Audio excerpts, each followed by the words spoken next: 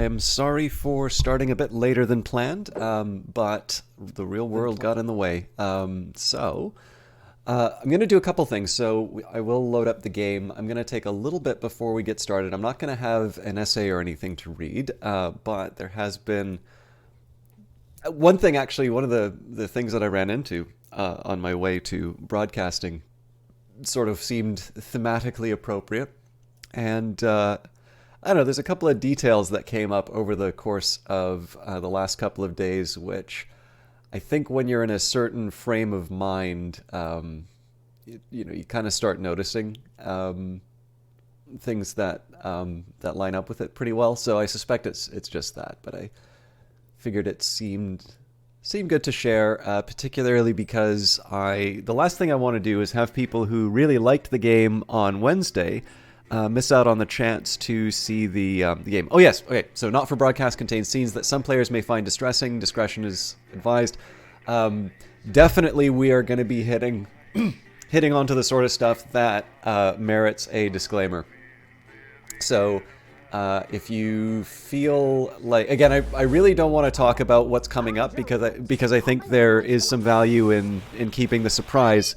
But I will say that chances are, if you feel like you will need that kind of a disclaimer, it's probably better that you give this one a pass, which is a shame because I think it's a really wonderful game. But obviously, you need to take care of yourself first.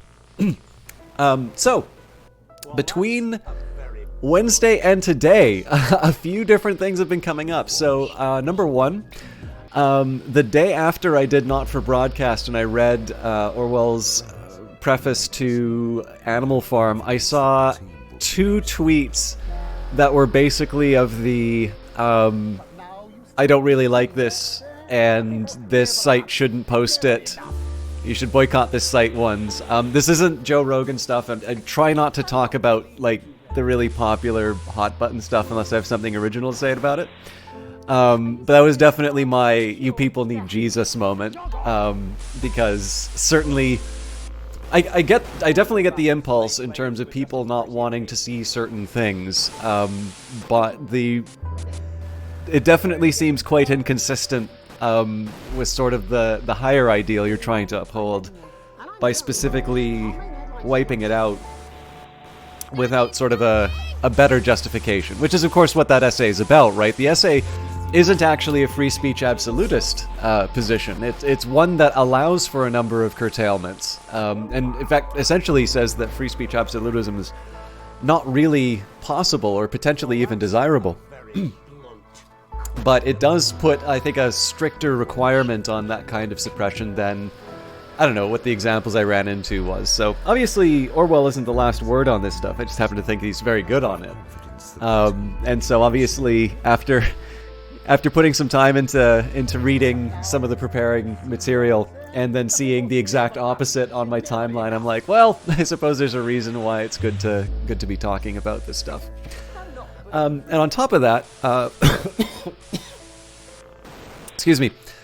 On my way to streaming today, I did want to take a quick minute to get a coffee, and I'm running low on what I've got at home, so I did actually go out to get it.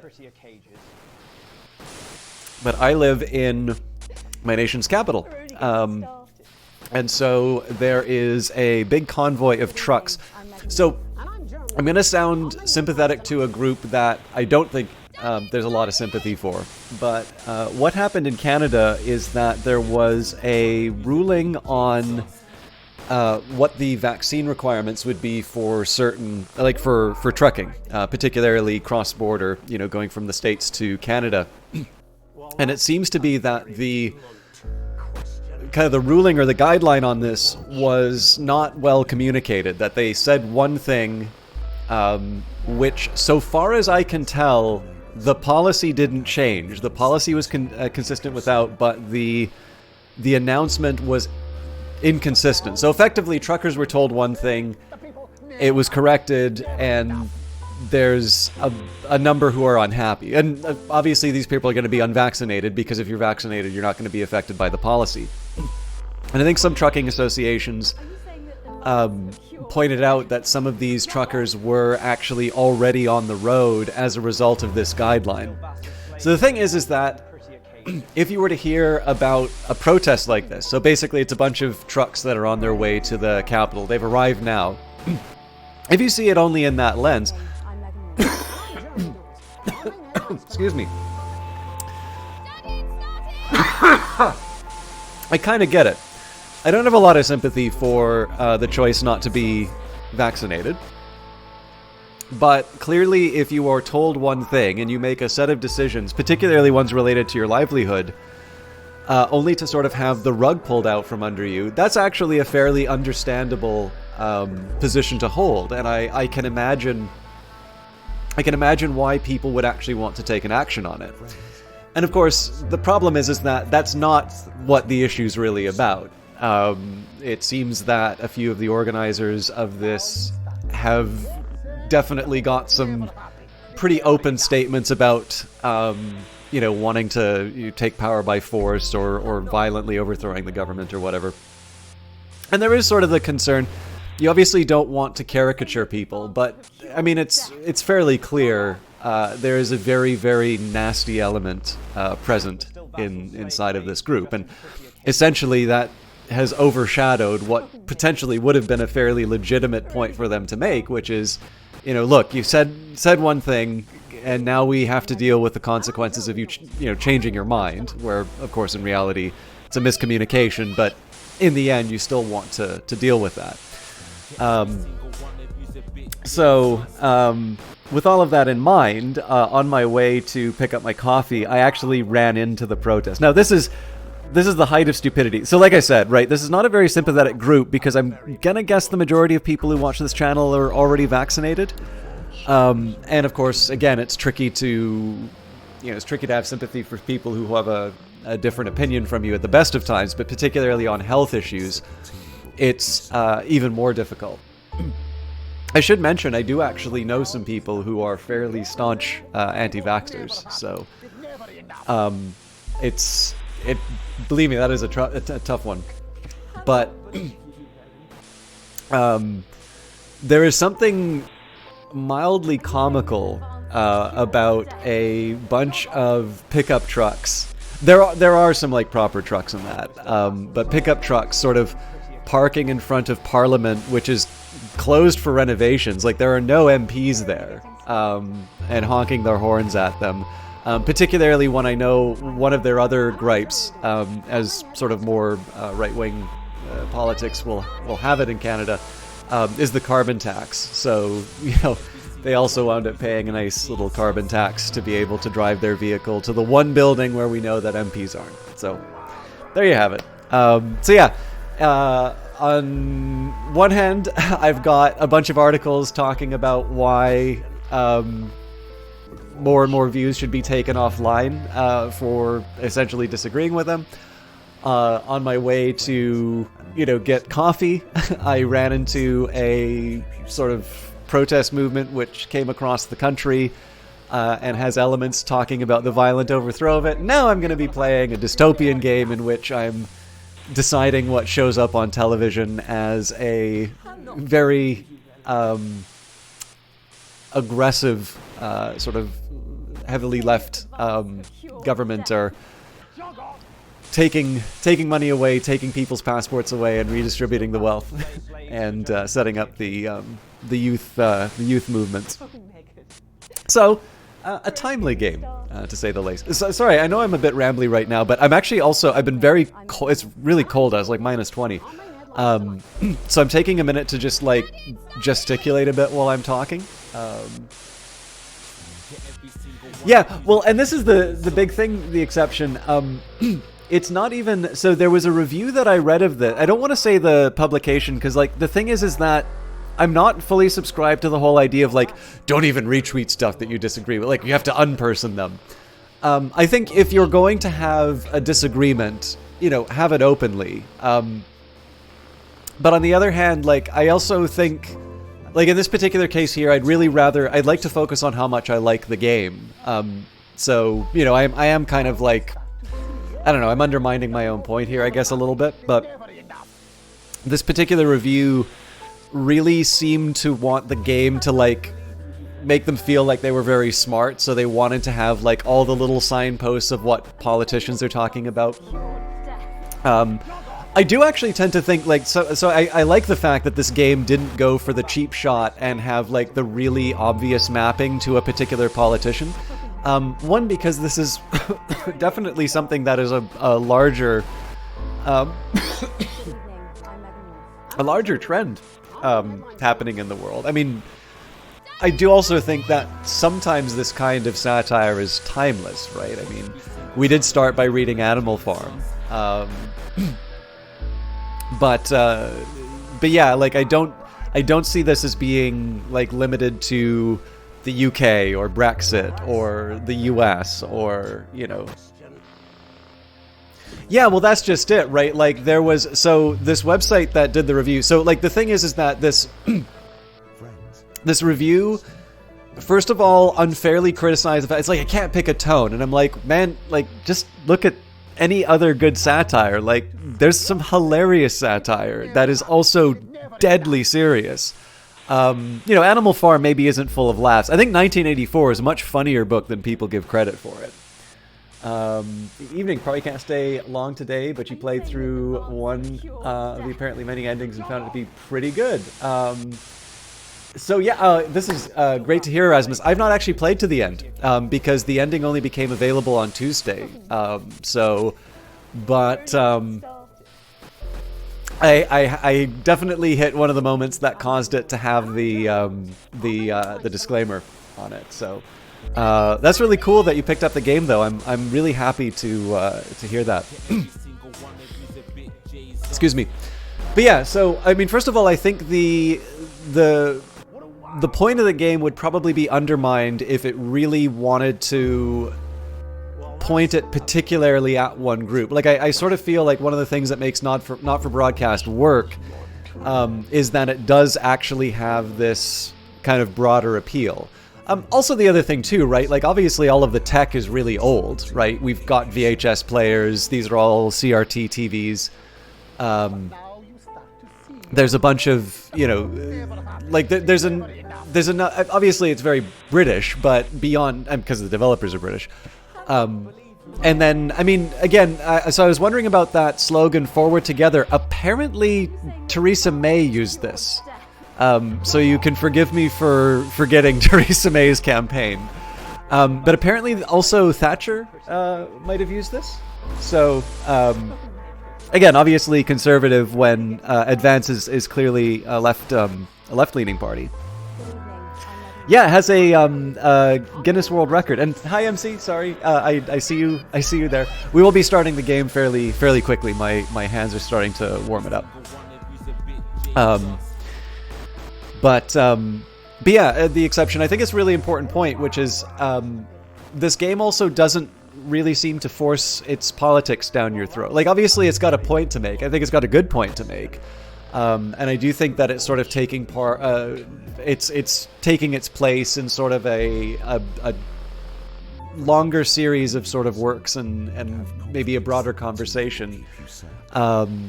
You know, again, it's one of the reasons why I wanted to read Animal Farm as opposed to just refer to like Papers, Please or something like that.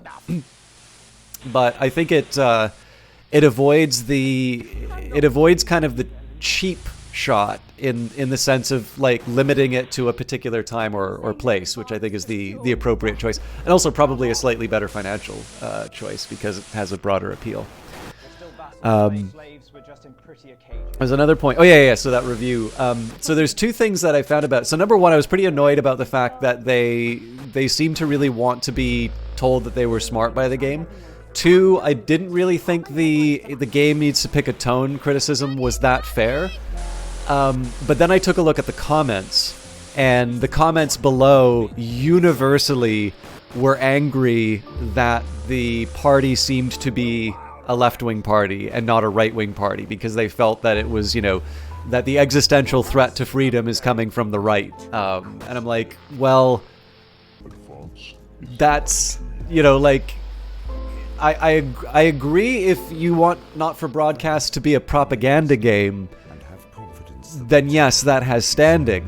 But maybe like maybe the game's trying to do something other than just be, a pamphlet for your party. So I don't know. Like I wasn't obviously I wasn't happy with that review, but I think I understood the review a little bit better because, like, I talked about this review in the previous episode, but then I kind of took a look at the comments and I'm like, well, you know what? I also kind of think that this reviewer knows who their audience is, so maybe the reviewer's just playing to the crowd. I'm not sure. Oh, interesting. Okay, yeah. Well, I mean, obviously that review is for the early access version, so they couldn't. I don't think they could have known what the ending was. But I'll take a look.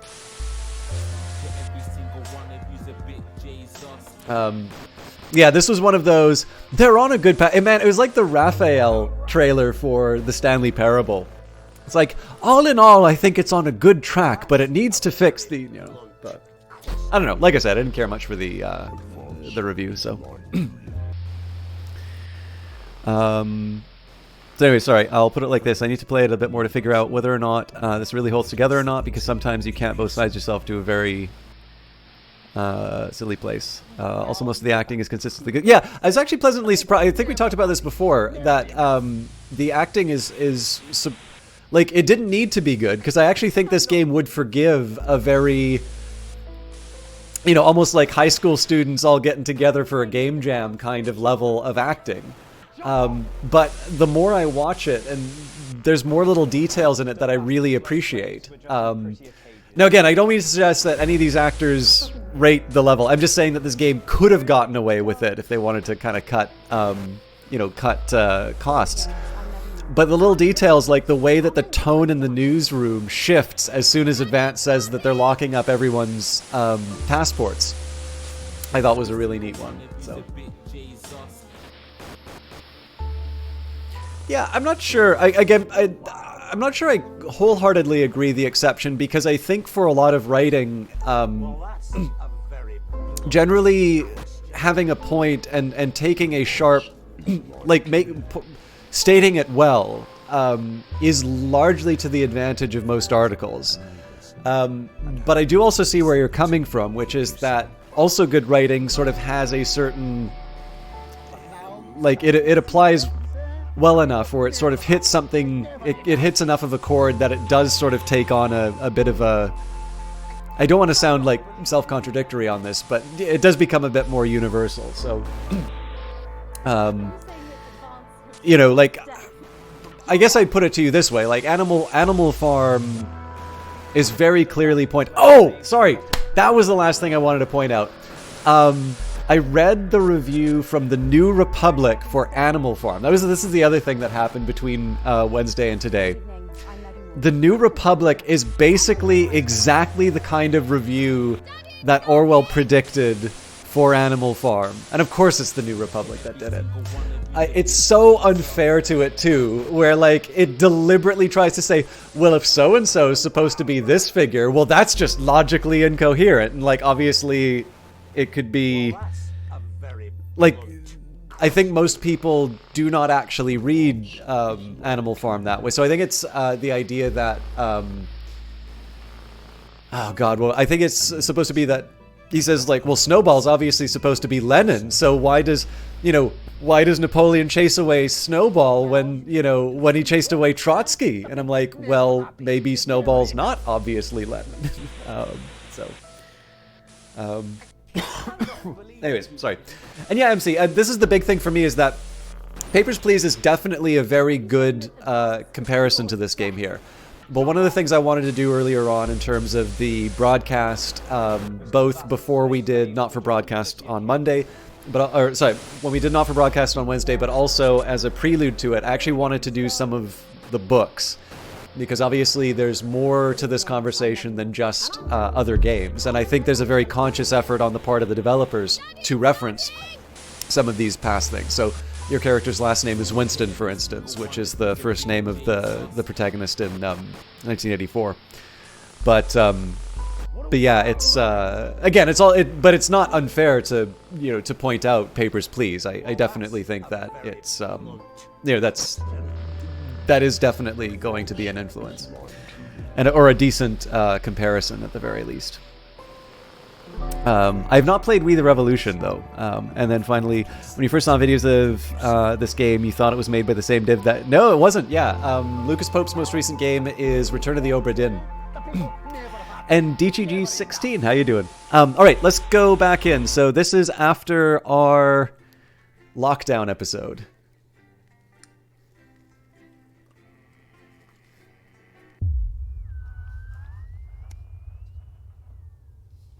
Well, that's a shame. Day 154, A Rude Awakening. The rhythmic beeping of the heart monitor brings you slowly back to consciousness. Opening your eyes, you are greeted by a semicircle of concerned faces. Your family, by your side, a reassuringly familiar sight in these new surroundings.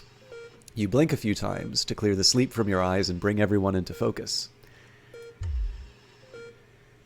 You feel a hand on yours, gentle but reassuring. Sam, there with you as always. Their expression, understandably concerned, is somehow more affectionate than ever. Chris chimes in from beside them. See, Alex is fine. We missed the game for nothing. You and Chris still aren't on great terms, and it's hard to miss the tone of disdain in their voice. Sorry, I completely forgot that Chris was the the sibling who hates you. I thought that was the kid for some reason. You remind yourself that this isn't about Chris and squeeze Sam's hand, smiling at them. The worry lines on Sam's forehead fade a bit. Lord knows you've both got enough to be anxious about without your health being thrown into the mix. With a final smile at them, you turn to the rest of your family. Just as you feel Susie's absence, you notice Charlie fidgeting, clearly trying not to look worried. As soon as you turn to look at him, you can see Charlie tense up, his concern clear on his face. So you're definitely good, right? He finally asks, quickly looking away. Of course I am, buddy. There's nothing to worry about. Charlie looks at you and grins, one of those infectious smiles that spreads around the room. It's always good to have him in your corner. Your smile fades as you notice your mother staring listlessly out the window. Despite all of your best efforts, she's not been doing well lately. You okay, Mum? Your mother starts, your call clearly shocking her out of a reverie. She turns to you and smiles, and you're grateful to see the increasingly rare recognition in her eyes. Yes, dear, of course. How are you feeling? You smile warmly and nod, but before you can respond, a doctor bustles in and ushers everyone out. She asks you, for what feels like the 100th time, how you're feeling. Surprisingly well, all things considered. Excellent. There's no sign of any real damage, just a bit of shock to the old system. Pardon the pun, she smiles. Not that we'd recommend you do anything like that again, of course. After a couple of days rest at home, you should feel right as rain. She turns to leave, but stops at the door. Oh, and the private room in care, the doctor gestures to your room, which you now notice looks rather expensive, has all been paid for by Mr. Bozeman. He left those flowers and said not to worry and take the rest of the week off. He'll see you Monday, apparently. Seems the least he could do.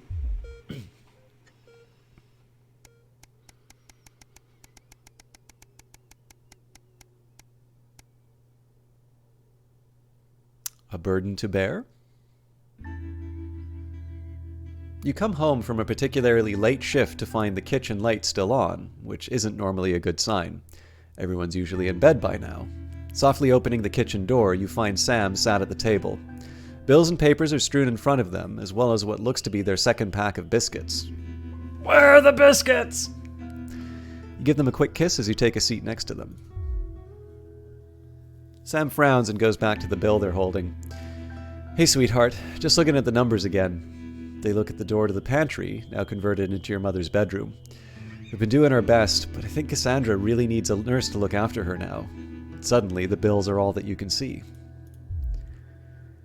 Fortunately, with the money that's been coming in, and what we've been able to save, we've got more than enough to keep going. With Susie home to help out, the nurse would only need to be a part-time anyway. Sam smiles at you.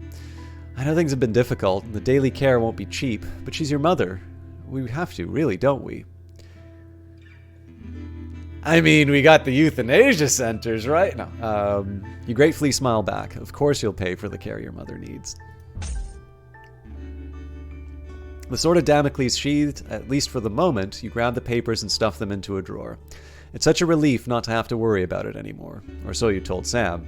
Hours later, you're still awake, staring at the ceiling, thinking, how long will the money last?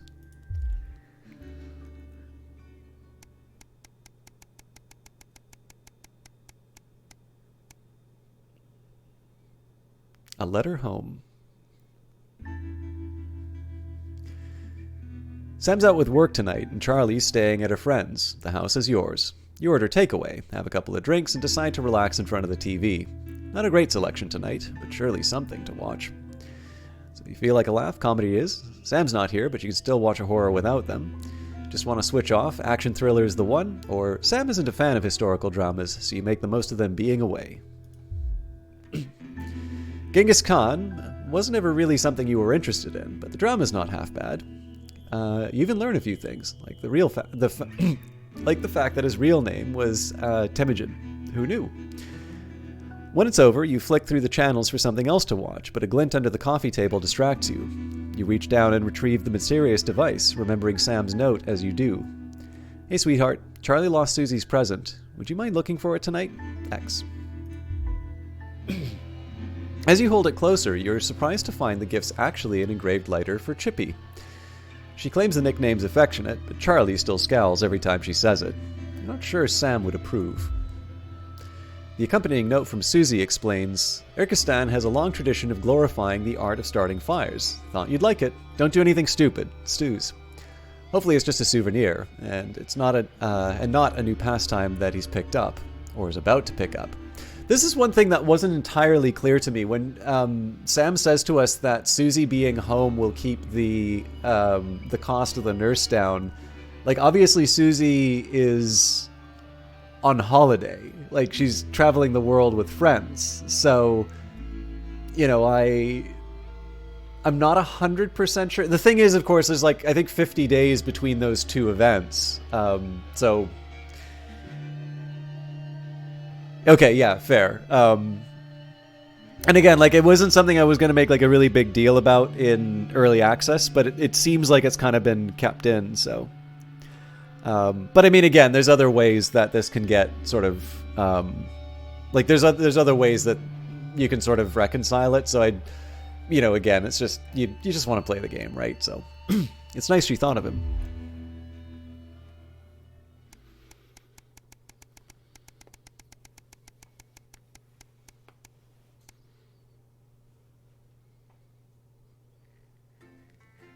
Play the telethon, an entire bonus broadcast in the extras menu. Oh, okay.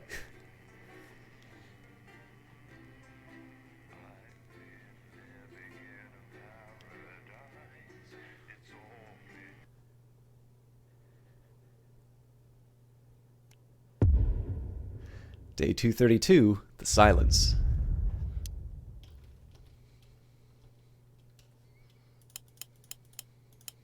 Oh, you're fired. What? You're fired. What for? Facial sabotage? Jenny? Problem? I want her fired today, now. Don't worry, Kath, it'll be all right. No, it won't be all right, Kath. Pack up your weapons of optical destruction and get out. You realise you're beginning to sound like me? I mean it, Kath. Stay where you are, Kath. Jenny? This is not Jenny's decision, Jeremy, or yours. It'll be all right. I'll talk to Buxton. Oh, good.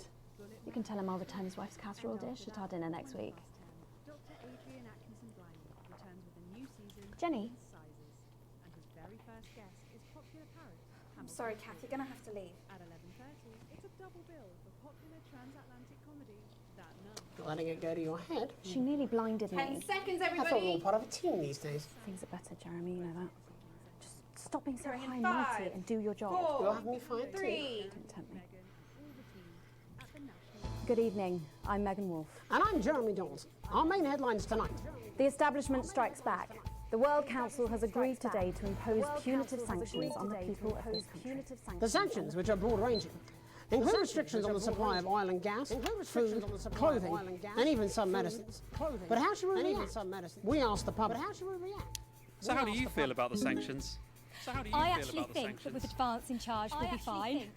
Of course the rest of the world will want us to fail, or it will be their billionaires next. But I trust Julia and Peter. I wasn't expecting that. Thanks, Patrick. Important stuff. Thanks, Patrick. Controversial Prime Minister Julia Salisbury attempted to assuage growing public concerns with the following official statement released earlier today. released earlier today. The international sanctions declared against this country today by the World Council remind us that now more than ever we need to come together as a team. Since coming to power, we have eradicated poverty and as a consequence seen crime fall to levels previously thought impossible. Our schools, hospitals and youth clubs are thriving, and our transition centres have enabled many thousands to unburden their loved ones with dignity. In any sane world, we would be held up as a model to emulate. Evidently, this is not that world. The privileged few have lobbied, and now they are striking back. But we will not cower before their tantrums. And we encourage other progressive nations of the world to continue to trade, visit, and share their cultures with ours. Do not be afraid.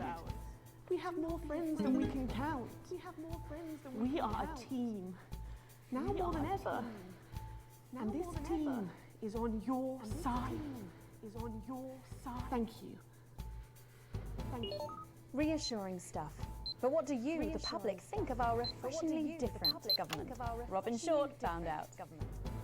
I was wondering if you could tell me what you think of the government.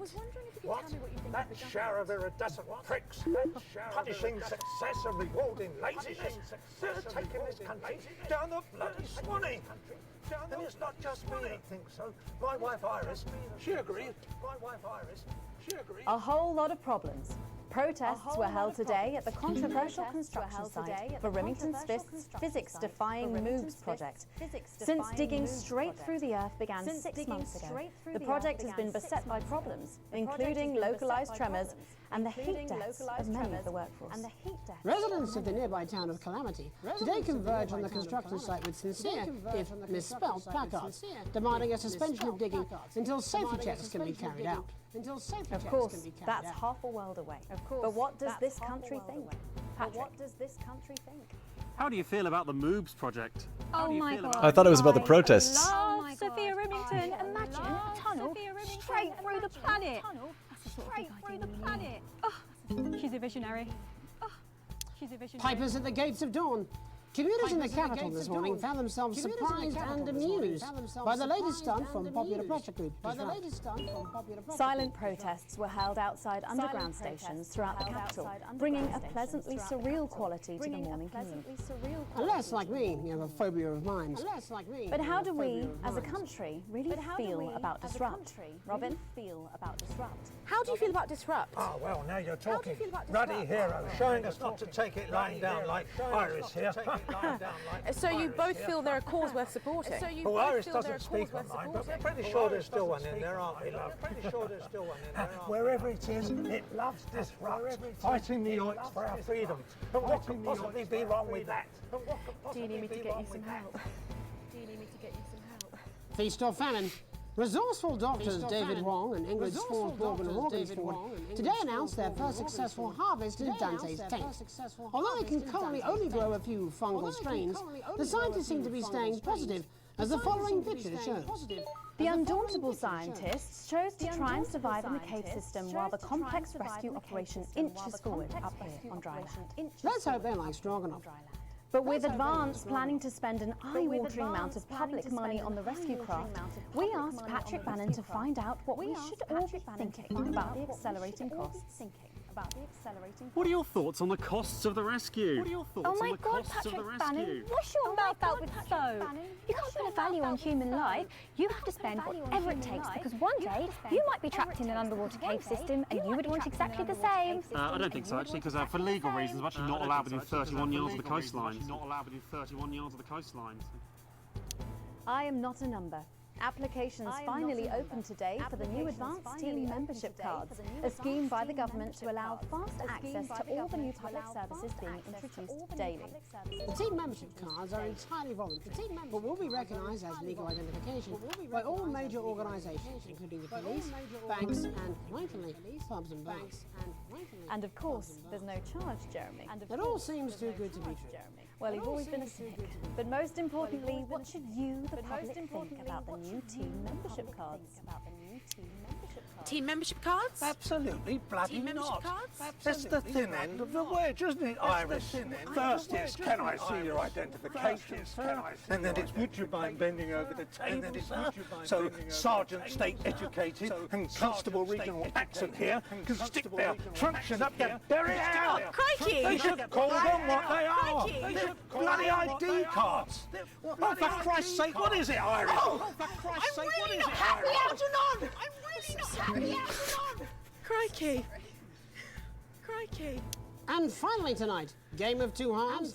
Fresh out of rehab, repentant celebrity sportsman Johnny Hansley is promising to turn over a new leaf. In a surprisingly energetic appearance on the Whitney Chinwag show this morning, Johnny showed everyone he's certainly full of life and raring to go. You better not try that on our sofas. I doubt they'll survive the frenzy. But what should we think of this exuberant behaviour? Patrick? Oh my God, fantastic! Oh my God, fantastic! Your thoughts there? Later tonight, in a break from our usual responsibilities, Jeremy will be taking popular rapper Jesus to task over his street credibility.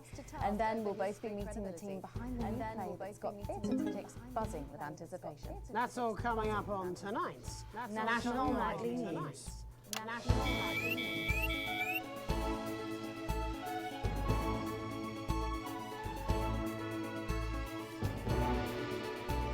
So one thing I find kind of interesting about this is while I'm busy messing around with the frequencies in that, I imagine chat actually gets a better time watching the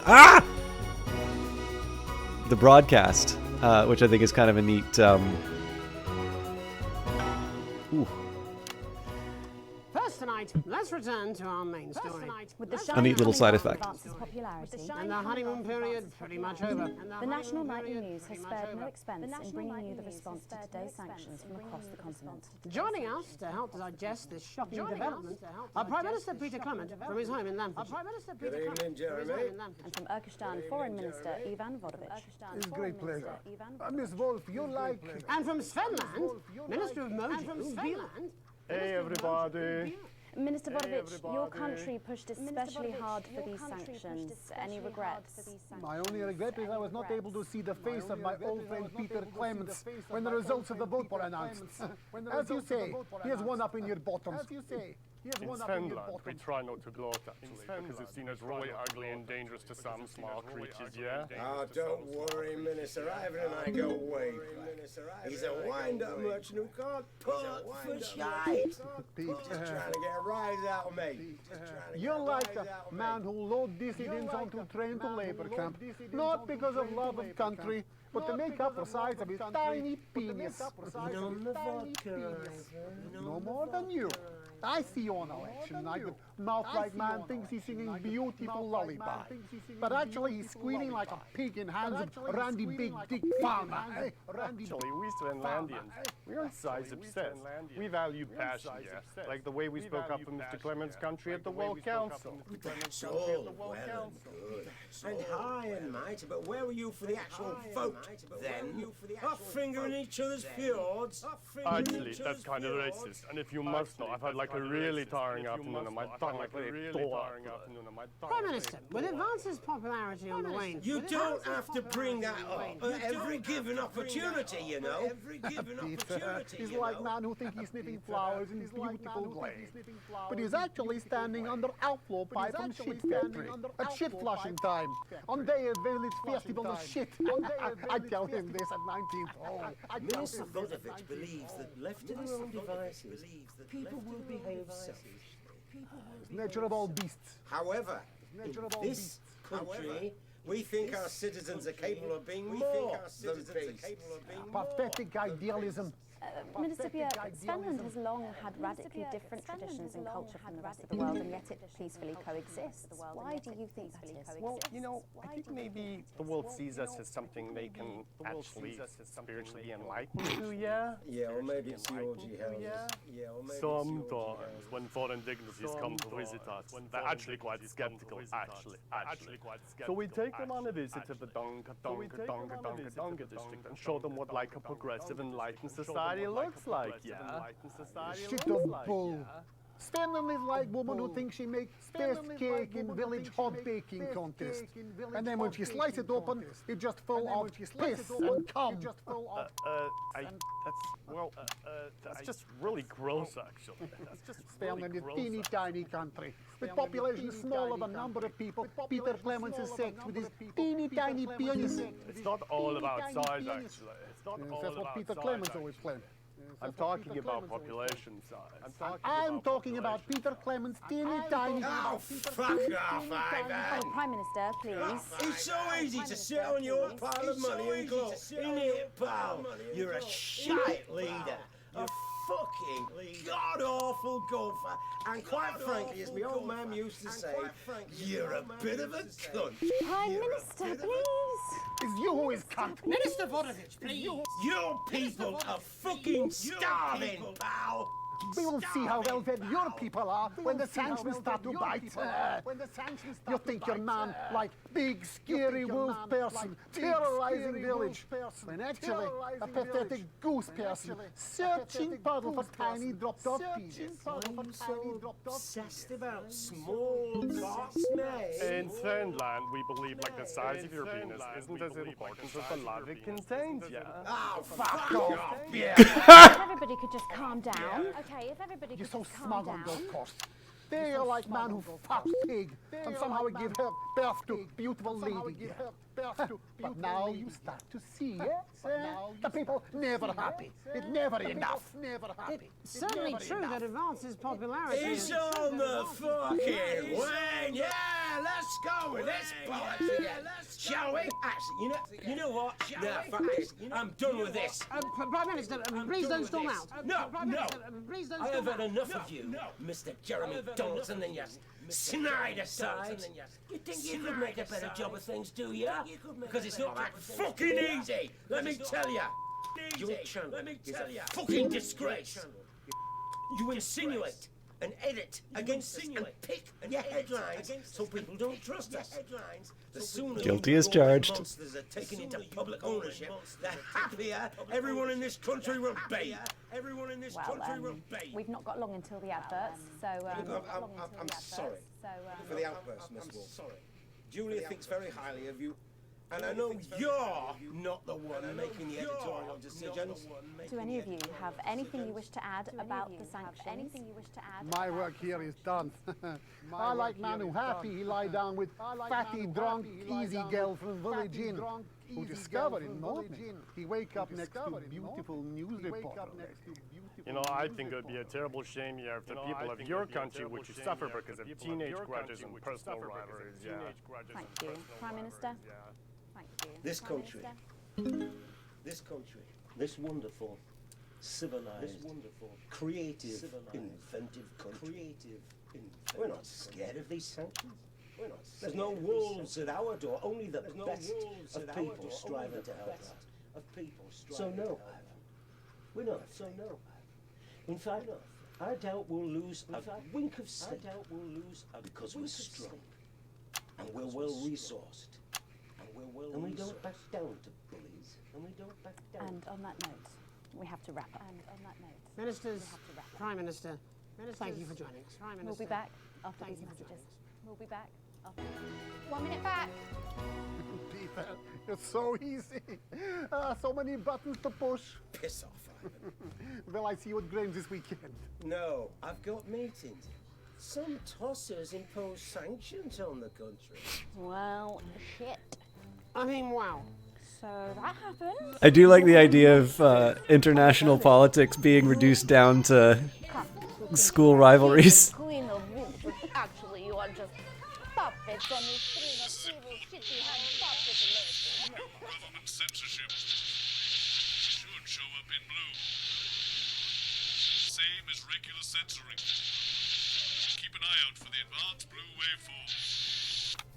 Catch the egg, name that fish. Keep the bucket! Wait, is that? Yes! It's the toy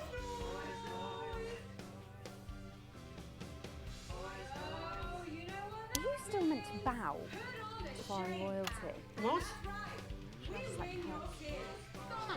Have they given you the Crown Prince report? What? Meghan? This is Jeremy, and he'll be interviewing you. Yo, thanks for having me on the show, man. It's quite alright. Yo, just a quick one. You're not gonna ask me about this, I gotta watch this ad. He put that get up on himself. Going in 5, 4, 3. Welcome back. I'm Megan Wolf. Later, we have an exclusive first look at a theatrical sensation everyone's going to be talking about. But first, it's time to go over to the culture spot with lovely old Jeremy Donaldson, who's joined by a very special guest. Jeremy. Thanks, Megan.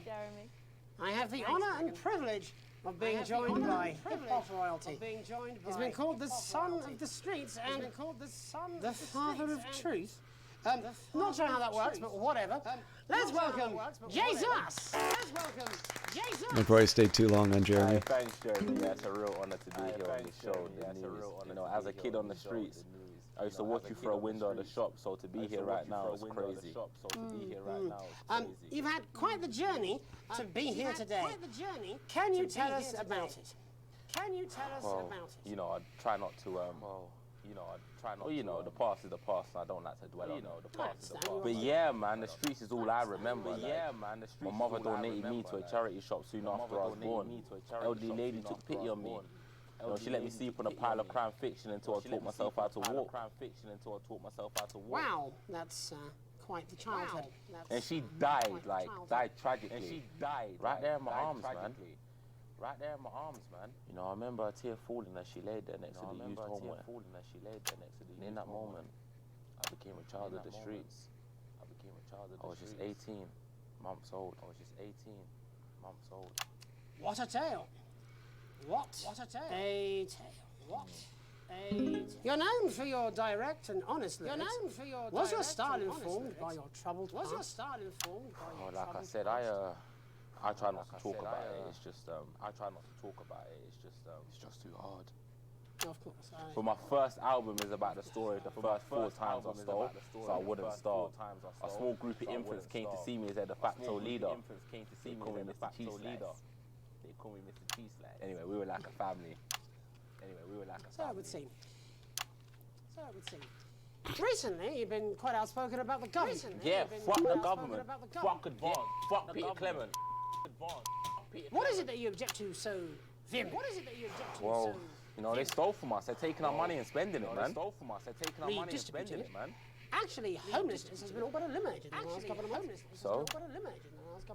Surely that's a cause close to your heart?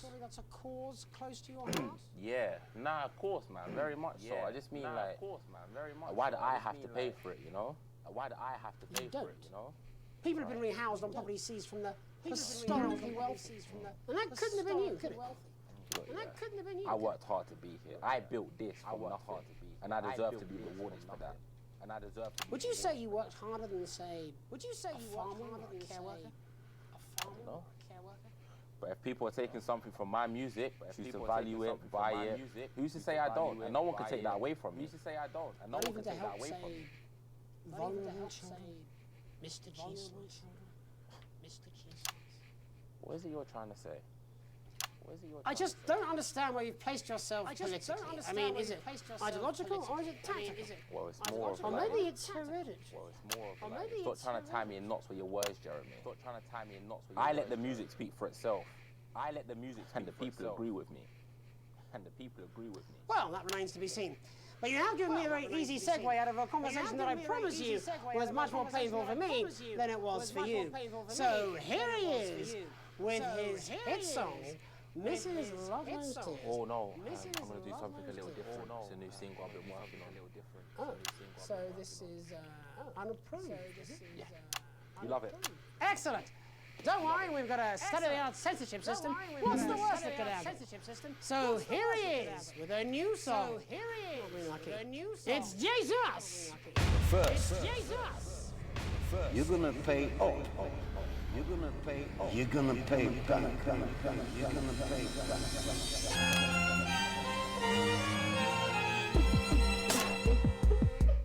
Well, we're all different races from many different places. At any given moment, only one could be the greatest. So you can feel the nation from your participation. Still two leaders in this motherfucking nation. Now we're getting sanctioned, talking about expansion. Why does Julius require a massive fucking mansion? So fuck all your schemes. I don't need your freaky team, and I don't need your help to achieve my fucking dreams.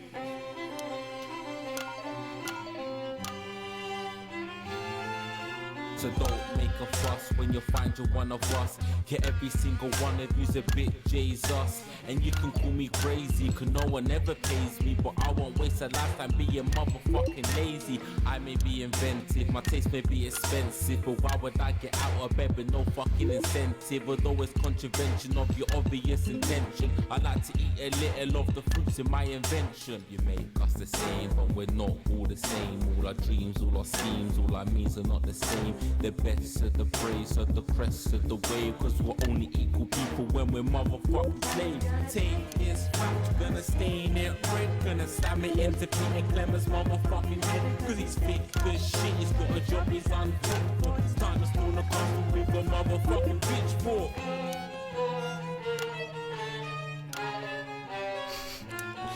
I missed a couple of swear words too. One's the push and the shove, one's the folks to feel the burden of their motherfucking loved ones. Ones who had plenty like a motherfucking Bentley. The ones who now finding out their bank accounts are empty. The ones of aspiration who had to flee a nation. The ones who built a business out of dreams of perspiration. There's all sorts of people, the good and the evil. It only takes a glance to see we're not all equal.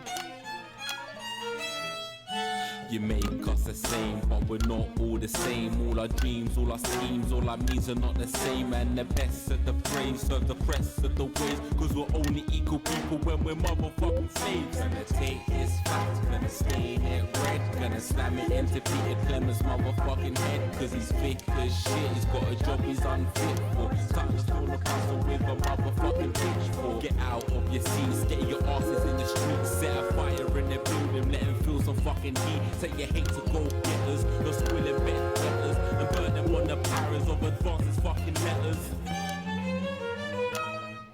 Gonna take his facts, gonna stain it red, gonna slam it into Peter Clemens' motherfucking head, cause he's thick as shit, he's got a job he's unfit for. Time to stone the castle with a motherfucking pitchfork. Chase that dream, you don't need a fucking team, and advances little dances aren't as hummus as it seems, cause they're stale and corrupt, then you're angry or wrong, then your hearts and your minds and your fists to destruct.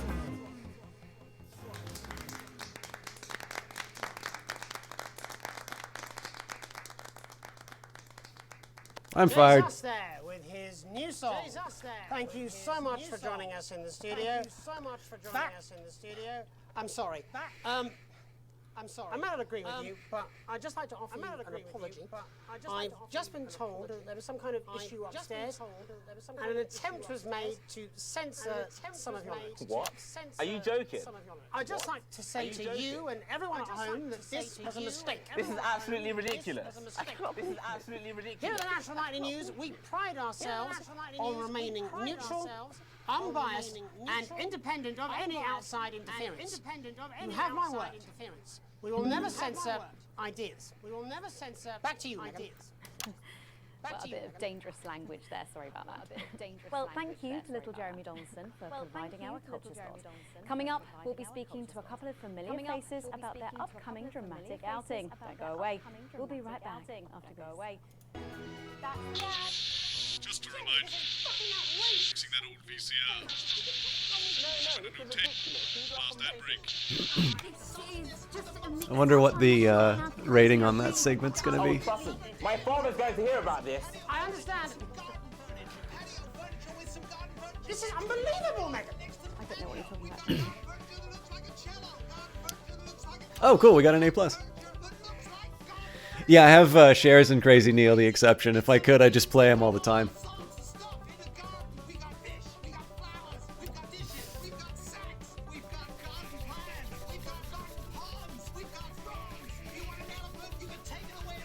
Crazy Hero Neil's the hero we need. Oh, here we go. Look at Tim. If we could just get you in position. Mr. Algebra! Say no more.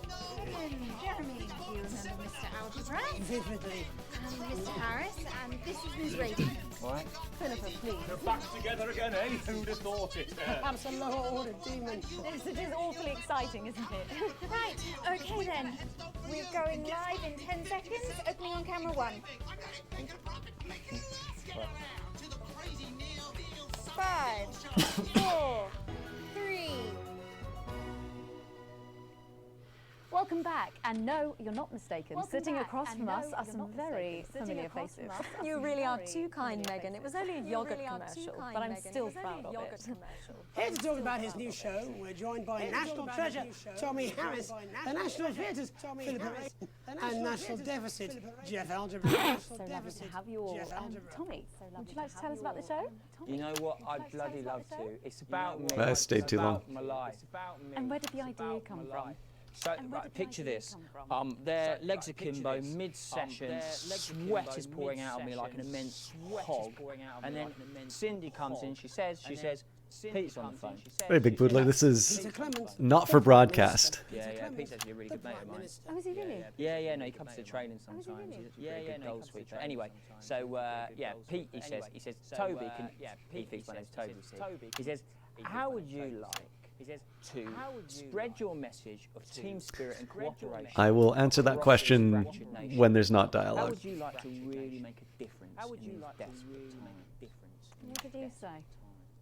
Yeah, right. What did you say? So, Jeff, the question on everyone's lips is, what in God's name are you doing here? God's name are Well, you doing here? After the success of my debut work and all the people that I've touched, I knew that I had a career in theatre. I've always been an admirer of Tommy from afar. So when my manager phoned and said I'd been offered the gig as director, I was ecstatic. I whipped my trousers off and got straight to work. Why did you do that? I do all my best work with my trousers off. No, I wouldn't say so. Right, Tommy, sorry, would you just give us a sense of what the show is actually about? It's about how hard it's been for me and some of the struggles that I've faced. It's like really getting to the heart of how tough it is to be me. I call it Tommy Harris. Jesus, that was hard. Catchy. We actually have some clips of the process of the show. Would you mind telling us what's going on here? Yeah, so the show is built around two things that are very important to me. It mixes scenes from my life as well as epic fantasy retellings of scenes from my life. But Dad, you promised you'd come to my graduation. I'm sorry, son. You're an embarrassment. But Dad, You're an embarrassment. you promised you'd come to my graduation. Back, demon! Back to the hells! Back, demon! Back to the hells! Philippa, what's it been like co-starring with Tommy Harris? I've always dreamed of treading the boards at medium-scale regional theatres, Megan. And for once, this show really gives me something to sink my teeth into. What's different about this show then? Tommy, Mr. Harris's show really lets me show my tremendous range as an actor.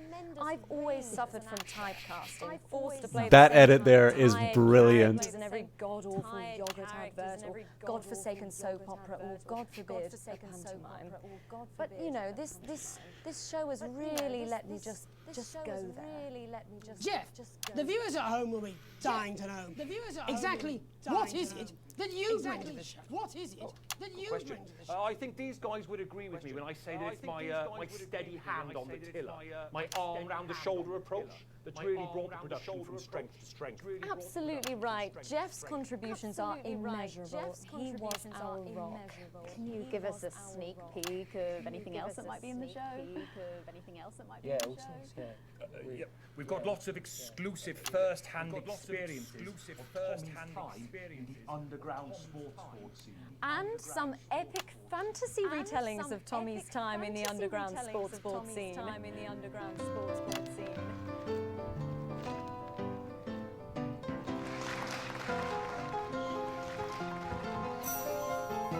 You'll never take the sacred path! And am I right in saying this was officially commissioned by the government? Yeah, all paid for by the taxpayer, which, you know, to be honest, is actually a lifesaver, really. Yeah, I think it's fair to say that without Advance's support, we'd have had to cut the finale. Which frankly would have been a travesty. God, Jesus Christ! You do this every night. You do this every night. It's a metaphor, absolutely. For what? I screwed up. For what? Oh, nope. And the public are footing the bill, are they? Too bloody right they are. Between the cost of my tour bus and the dry cleaning of my ties, I'm barely scraping a profit here. Amazing. And where can the folks at home come and see this for themselves? We're performing all over the nation. And people can see it for absolutely free, all courtesy of Advance. Isn't that incredible, Jeremy? Yes, it's unbelievable. Yes. Well, thank you all so much for coming. Next time we see you, no doubt, you'll have taken our jobs. That's all we have time for tonight. Join us tomorrow when I'll be interviewing the world's most attractive horse. I'm Jeremy Dawson. And I'm Megan Wolf. And from all of us here, have a peaceful night. That's the ads. Let's get reset for tomorrow, please. Hey, we must stop bumping into each other like this, eh? Dull and lifeless hair, fed up of dry and brittle split ends, and say hello to our seed gastrique. Yeah, so Big Poodler, this is, as Erasmus said, it's basically like Papers, Please for the news. So gameplay-wise, there's a little bit of a story, so you'll have sort of a, you know, visual novel or text-based RPG sort of interaction in terms of picking specific decisions and how it'll affect your finances and your relationship with work. But kind of the real hook of this thing, this game has got a Guinness World Record for the most amount of footage for a FMV game. And so essentially you're given up to four different links of footage. You need to edit the broadcast both for sort of aesthetic value, so that's what the segment grade is going to be. But the overall story for the game is that a fairly radical government has been elected. That's the tutorial. And you are also faced with an increasing number of decisions that you need to make with regards to ordinary censorship in terms of foul language. But this segment, they also introduced political censorship, and we had to face a decision as to whether or not we wanted to participate inside of that. So I'm really, really enjoying this. I think it's... So number one, I've said this a couple of times in different streams. I think as a whole, we need more funny games. And I can see why there are fewer funnier games, because first of all, it's hard to be funny. And then number two, if you're going to put the time and effort into making a game, it's a little bit like, writing costs less in terms of production. That doesn't necessarily mean... Sorry, Siri apparently wanted to get in on this. Writing in and of itself maybe isn't very costly in terms of trying to produce something. Clearly the effort that it takes is significant.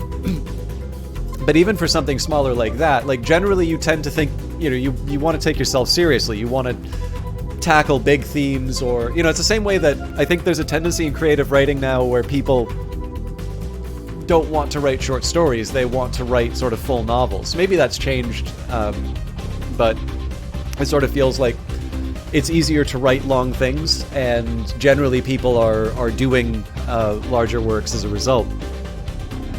But the catch is that funny works, and we need more funny. Like, I would say as a whole, it's something that we're still a bit underserved for. It doesn't mean that there aren't funny games. I just think that proportionately there's fewer funny games, and I think it's to a certain extent that if somebody's kind of taking a roll of the dice to make a game in the first place, they probably want to do something that they're really passionate about, or something that they sort of see as serious or worthwhile. And you need to be in a certain frame of mind to see comedy as an important thing, let's say. So there's a few reasons why I like this. Number one, I like satire. Number two, I like it because this is a genuinely funny game.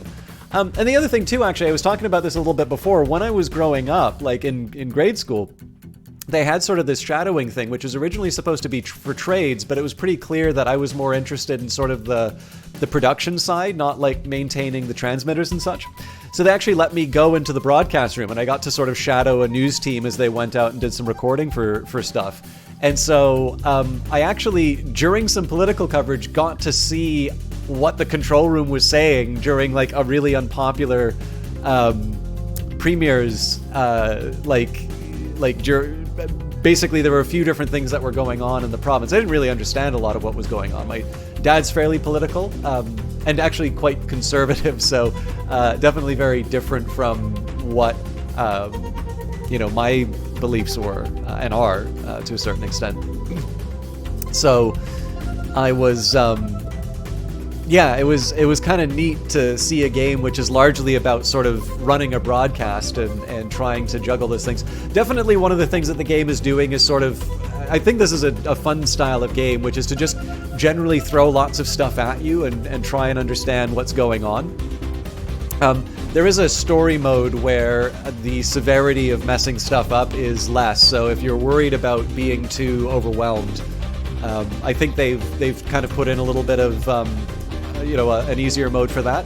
But for me, I do actually kind of enjoy the absolute madness of trying to keep track of things. Like, one thing for me was I didn't want to censor the rappers' political content, but obviously doing so, I sort of screwed up on the swear words because I was also trying to maintain the beat and largely failing to do so in the edit. And how you doing, Despair and Barty?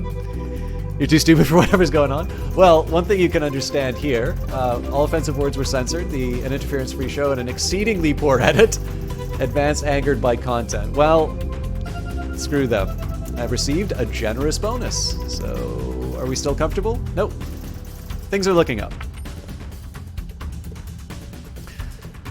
I think you can handle what's going on, Despair Embodied. But yeah, if you didn't, for you in particular, Despair Embodied, because I know you were talking about, how you really like read a lot of horror and you like horror, and also you were looking to read stuff on stream. If you take a look in the VODs, so on Monday we read a story called Animal Farm. It only took about 3 hours, so it's not that long of a broadcast. It's not a horror story, but I think it's a good one. And I think it's one that sort of speaks to some of the things that this game is about. And then yesterday's broadcast, we read the preface that the author wrote for that. You didn't like Animal Farm? Why didn't you like Animal Farm? And then, on Wednesday's broadcast, we covered the preface that the author wrote, but ultimately wasn't published for Animal Farm. Boring? Man, you've got a very interesting sense of boring. So what made it boring? Does anybody have any ads or segments of the broadcast they want to see?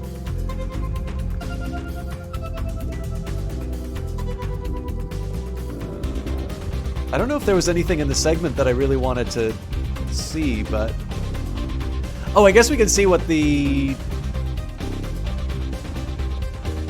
Yeah, so the...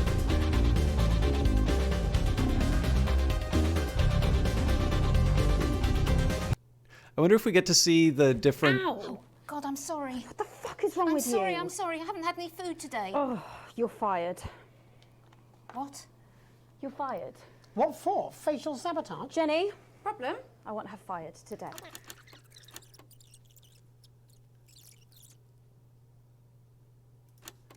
I guess we don't get to see what the... I guess we don't get to see what the recording for the... Yeah, I guess we don't get to see what the recording for the, like the sort of person on the street segments are. Let's see if there's any comments on the censorship while it's going through.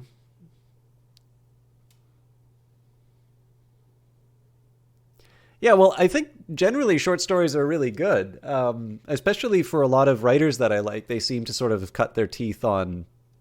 Are you still meant to bow? I think a lot of short stories are really good. Particular, like a lot of authors that I like seem to have cut their teeth on short stories. J.G. Ballard's a good example of one.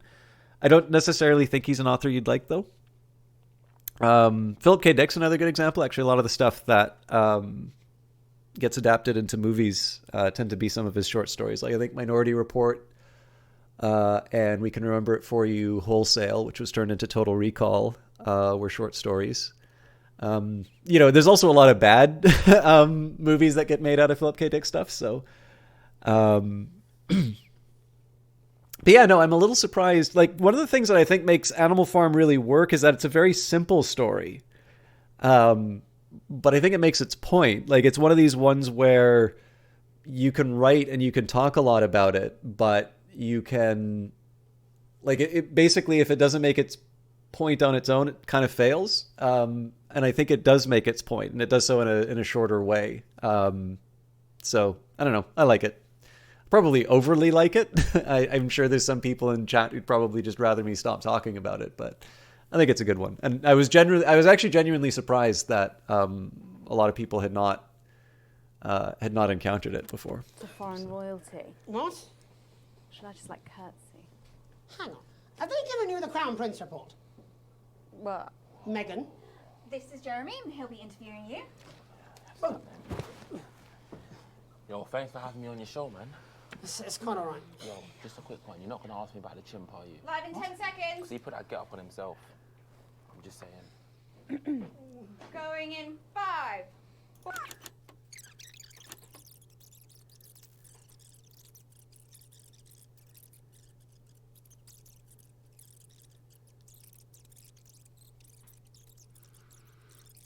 So what I'm just really looking for is to see if there's anything... A new song.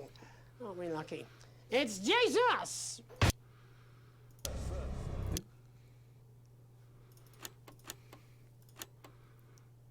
Okay, yeah, so it looks like it's all performance.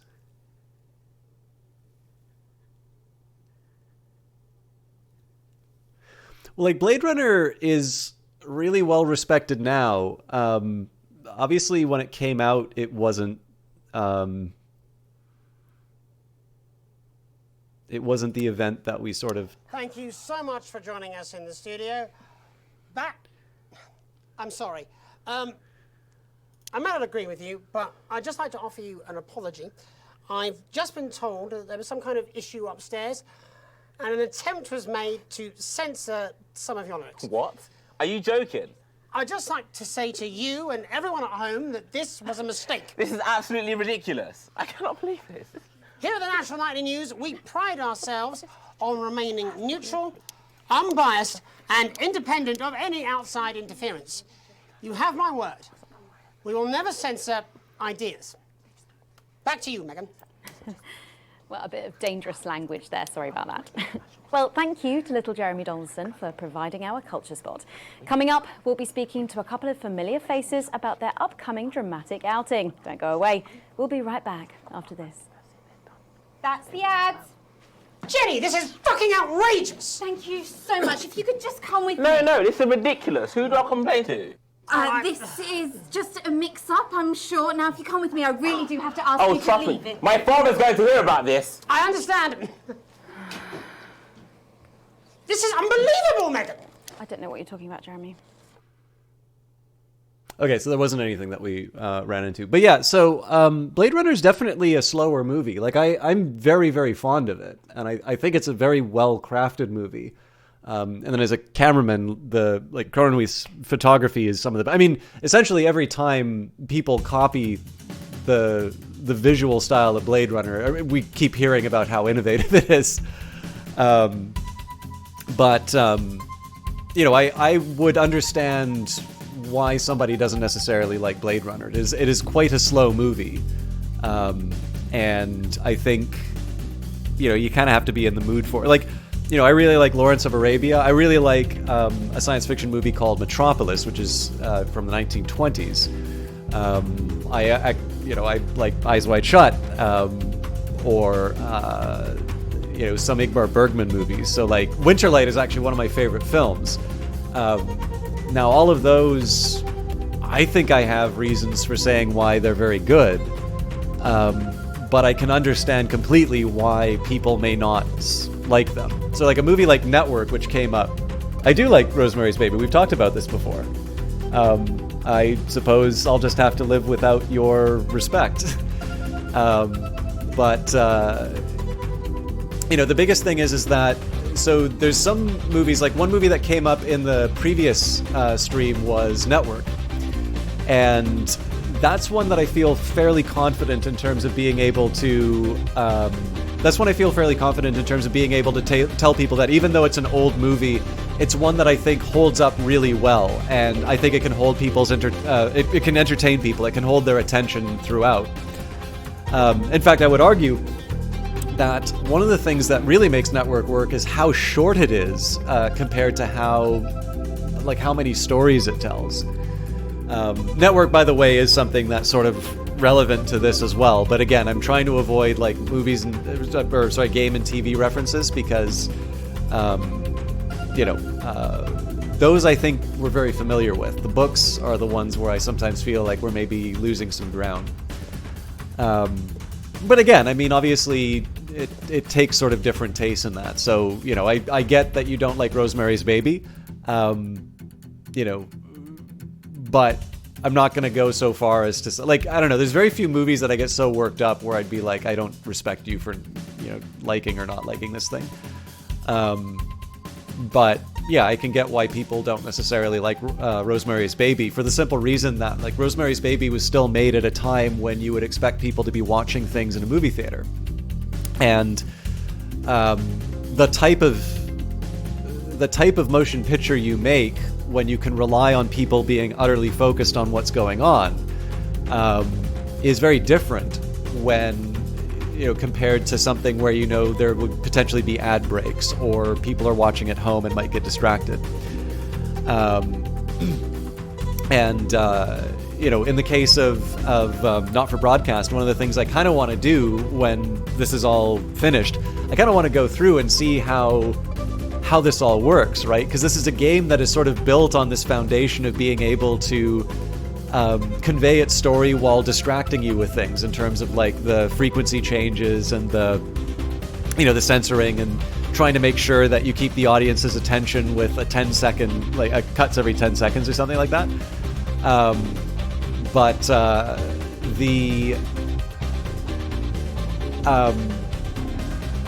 Like, again, when you go back and you watch the rushes, you're able to see, like, oh wow, you know, there's a tone that sort of changes in the broadcast room, even though your focus is on what the new prime ministers are saying. There's actually a little bit of character that's being revealed, and there's a bit of story that's being told. So I think there's actually quite a bit going on in this game that I haven't really realized yet because I'm really focused on my job as opposed to what's happening inside of, as opposed to, the overall story. And I think that's intentional. So the one thing I wanted, if anybody has an ad that they want to see inside of it, please let me know. I'm going to do Sports Board, and I might see the Advance ad, because I'm not going to play them, but I do want to see what the party's up to.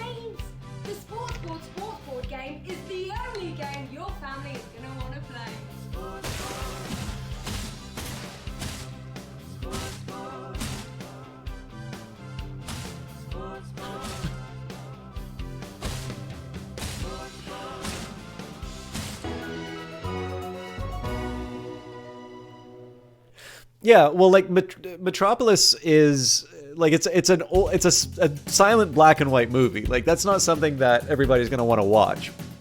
But in terms of influence, it's definitely a fairly big one.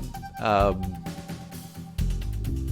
mean, I'm really impressed by some of the special effects inside of it. But yeah, it's again like it's a different, like, again, I'm not going to tell people like sit down and watch Winterlight. Like this is like it's family movie night. Like you just want to sit down and watch a priest wrestle with God's silence. You know, like Winterlight is basically pretty much the stereotypical like foreign film that some guy in like a beret that went to like NYU would watch.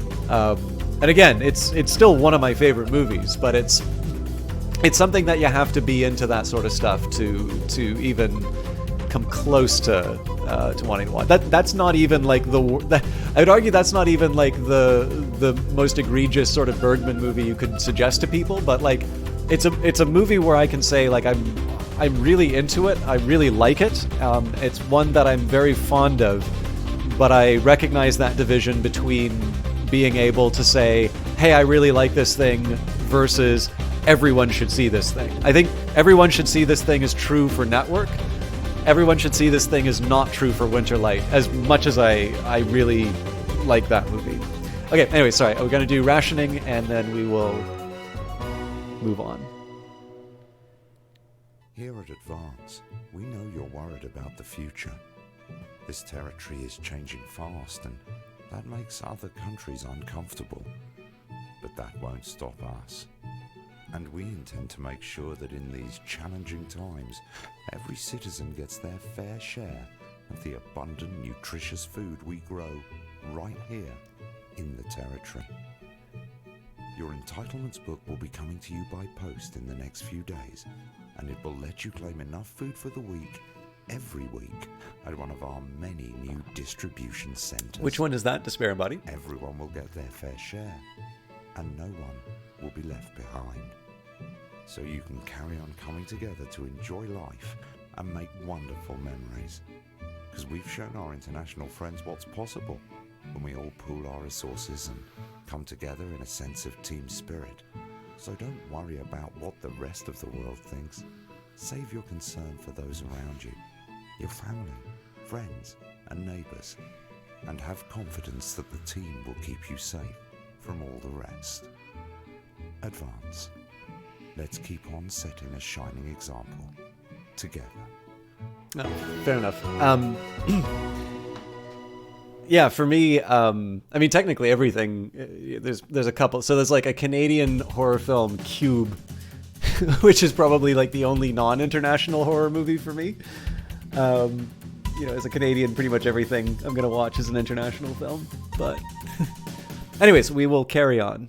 Serbian film, okay.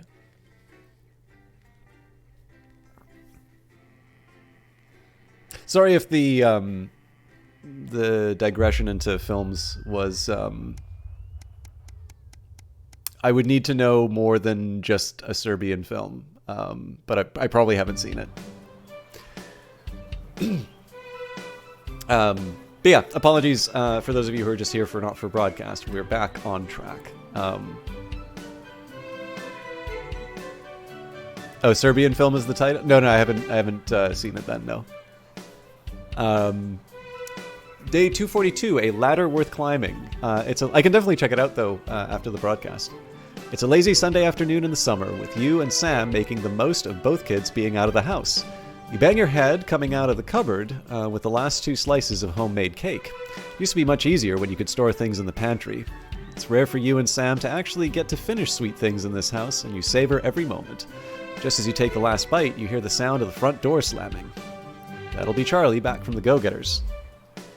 You can practically hear him running up to come find you, and he's grinning from ear to ear when he finally does. I have some really big news!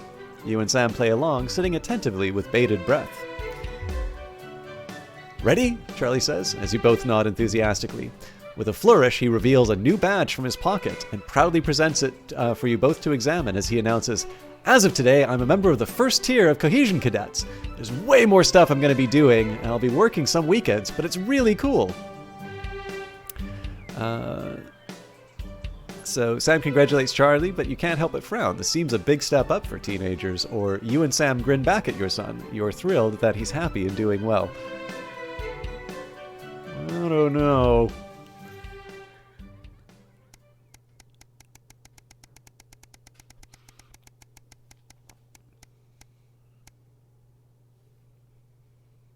A sign of things to come, day 278.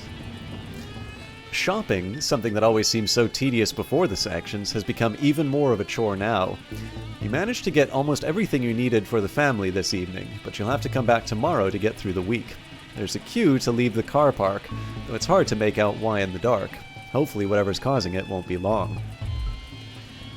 As the final car in front of you drives off, you realize that the queue is actually due to a checkpoint set up at the exit. A friendly-looking man in an advanced uniform, CCO emblazoned in a number of places on it, approaches your car and knocks on the driver's side window. You roll it down. Good evening. Nothing to worry about. I was just wondering if I could see your team membership card, please. Weren't these cards supposed to be voluntary? Sorry, I don't have one. Ah, that's not a problem. We've got forms with us right here, and we're more than happy to sign you up. The man gestures to his colleague behind him, a young woman in a similar uniform. She clearly received the short end of the stick and is stuck with the paperwork. I thought these cards weren't required. Well, strictly speaking, they're not, but there's also loads of benefits to having them. No reason not to get one. His smile fades a bit. When he puts a hand up to scratch the back of his neck for a moment, he leans over to you. His presence now seems a little intimidating. You make a good point. Sign me up. He gestures for his colleague to come over, and she quickly takes down your personal information, employment history, and also that of your family. There's quite a bit more than you were expecting, and the level of detail required is a little surprising too. Still, a few minutes later, you're done, with a promise of your very own team membership card winging its way to you soon. Saves you having to stop in the next queue next time. Yep, that's all great, thanks. Don't forget to keep an eye out for the new team lottery starting up soon. Lots of great benefits to be won. You have a nice day now. The man is all smiles as he pats the bonnet of your car and waves you off. So these cards are mandatory now.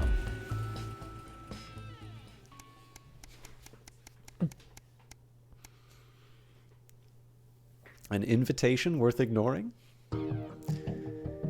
It's Saturday, one of your few days off, and you've made the most of it. But as late afternoon draws on, the invitation sits pinned to the fridge, staring accusingly at you.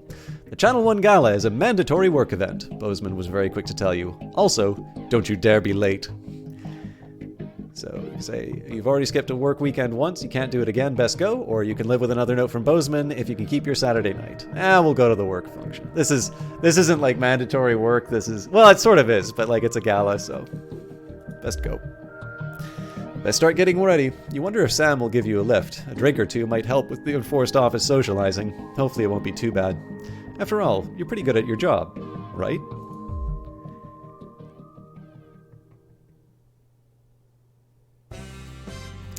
National News Night.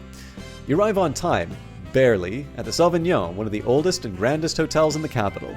You're surprised to see a queue to get in and quickly realize it's because people are being searched at the door by some very military-looking personnel in smart attire. While you're waiting, you can't help but notice just how very opulent the building is, possibly the fanciest place you've been to in your life. You submit to being patted down and, with a sigh of relief, are led into the hotel. Once inside, you're directed to the grand ballroom, and following the signs, you marvel at the sheer scale of the place and the amount of armed security guards. When you finally arrive, a very severe-looking woman at the door asks for your name. I'm Alex Winston. She curtly checks her list before whispering something to the waiter beside her. Made it just in time to be seated before dinner. Please follow Emmanuel here to your table. The waiter smiles at you and opens one of the great double doors, gesturing for you to enter. Immediately, you see why it's called the Grand Ballroom. You pause for a second to take it all in. You feel a slight tap on your arm, and Emmanuel gestures for you to follow him. He seats you at the table in the central floor area with a decent view of the stage. Clearly, you're in Bozeman's good books at the moment. You're sat with some colleagues you've seen around the Channel 1 offices before but didn't know very well. One of them informs you, far too excitedly, it's a very corporate evening of awards and speeches. At least the food should be good. By the way, I have been to something like this at a bank. It was tedious, but oddly enough, I did get some decent access to like really higher up. Like, I didn't quite appreciate it at the time because I was an idiot. But like, if I had wanted to sort of like move up the rung, that definitely would have been the time to like get in with the people who are like based in Toronto and like, you know, the people who might be running the bank at some point. But other than that, it was, yeah, not fun. But it actually looked a lot like this, so. Dinner is indeed lovely. With the help of the no doubt very expensive wine, conversation flows easily enough. In fact, much to your surprise, you're actually presented with an award. Best Newcomer to the Channel 1 family. Well, this was unexpected. As you walk up to collect it, you recognize the presenter as Dr. Adrian Atkinson Blimey of Incisors fame.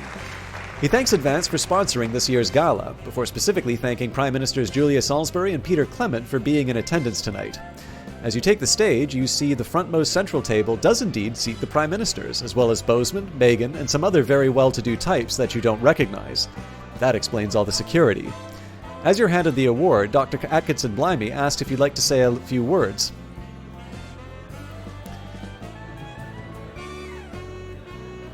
Oh, thanking someone for leaving the country. Remember, we don't talk about Molly after she leaves the farm.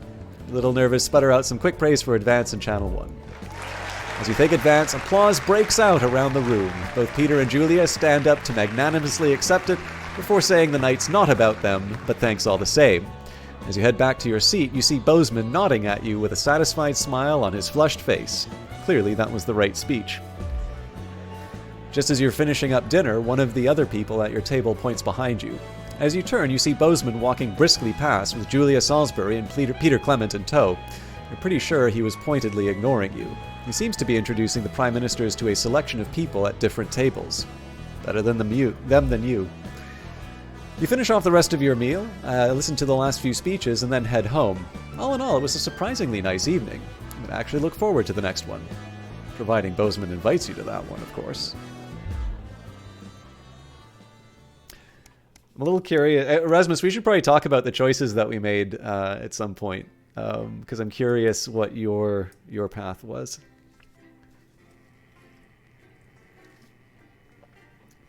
I don't think we've seen any of these moments. This we might have seen with Jesus, but most of these other ones I don't think we've seen yet. Day 296, the heat wave.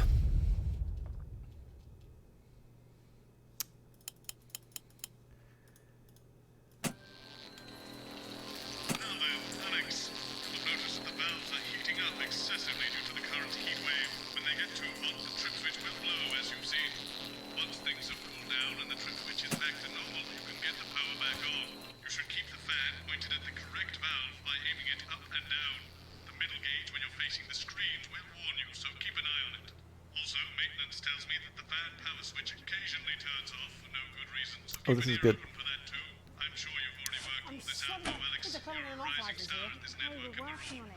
got someone to hose down the sun, have you? Yes, they've just got in their wax wings. Classical illusions are no substitute for air conditioning. You know, I genuinely thought you'd be in a better mood today. She's not even here. Yes, but he is. Our gun-toting handler. Who, Andy? I don't know what the fuck his name is, do I? He's here to keep us safe from people like Disrupt. More like keep us in line. I hate guns. Give me the willies. 10 seconds, everybody. So, we've got any actual real news tonight? Well, the world's on fire. That good enough for you? Going in 5, 4, 3. Good evening. I'm Jeremy Donaldson. Our main headlines tonight. Siege mentality. The World Council today established a military blockade to enforce the unjust and punitive sanctions. Oh wow, it's the same item. Entering their 10th week. In a statement from team headquarters a short time ago, Prime Minister Julia Salisbury issued a commanding response to this unprovoked escalation. Yeah, he's obviously really mad about what he has to say. The regrettable decision taken by the World Council this morning have left the citizens of this country isolated and fearful. But Advance have prepared for this day. Our stockpiles are large.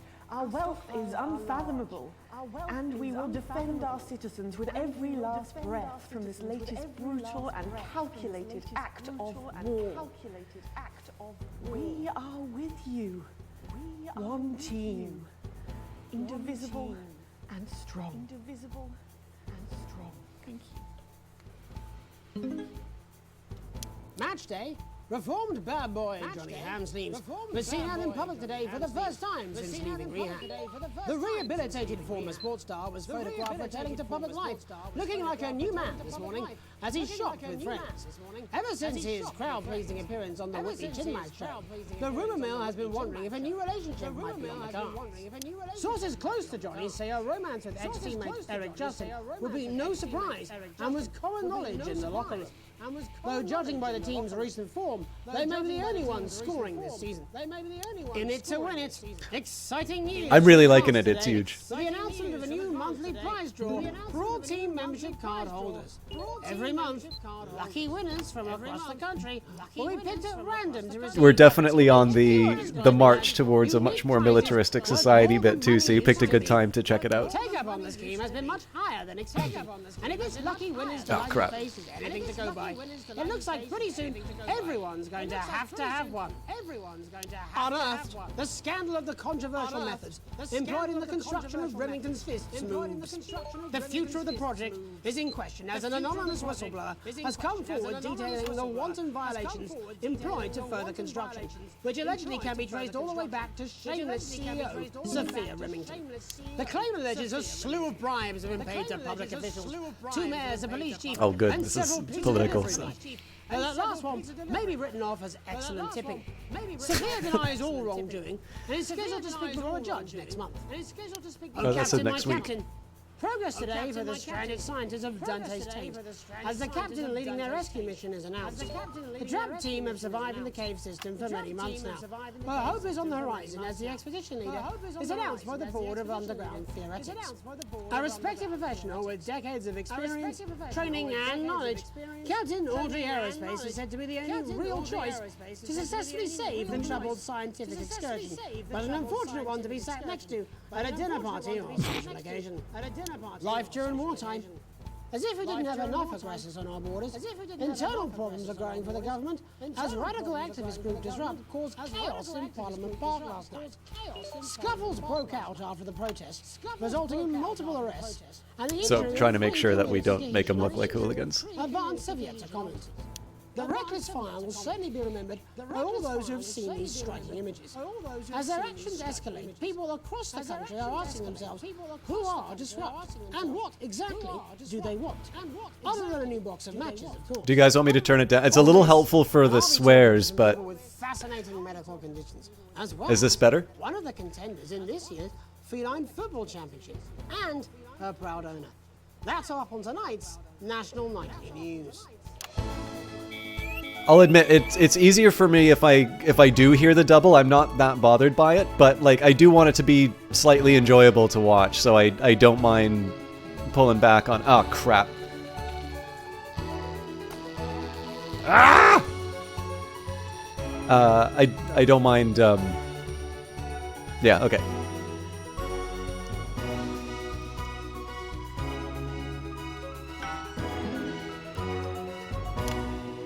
Nailed it. First tonight, our team of correspondents has been dispatched to every corner of the country to see how the people of this great nation of ours are coping with this unprecedented hot weather. First, let's go to Megan Wolf in Shining-on-Sea to see what the scientific community has to say. Megan, how's the weather there? It's absolutely glorious, Jeremy. Thank you for asking. Jesus. I'm here with Dr. Anna Burns of the University of Princeford. Are you enjoying the weather as much as I am? Oh, yes, it's wonderful, isn't it? My eyelids are sweating.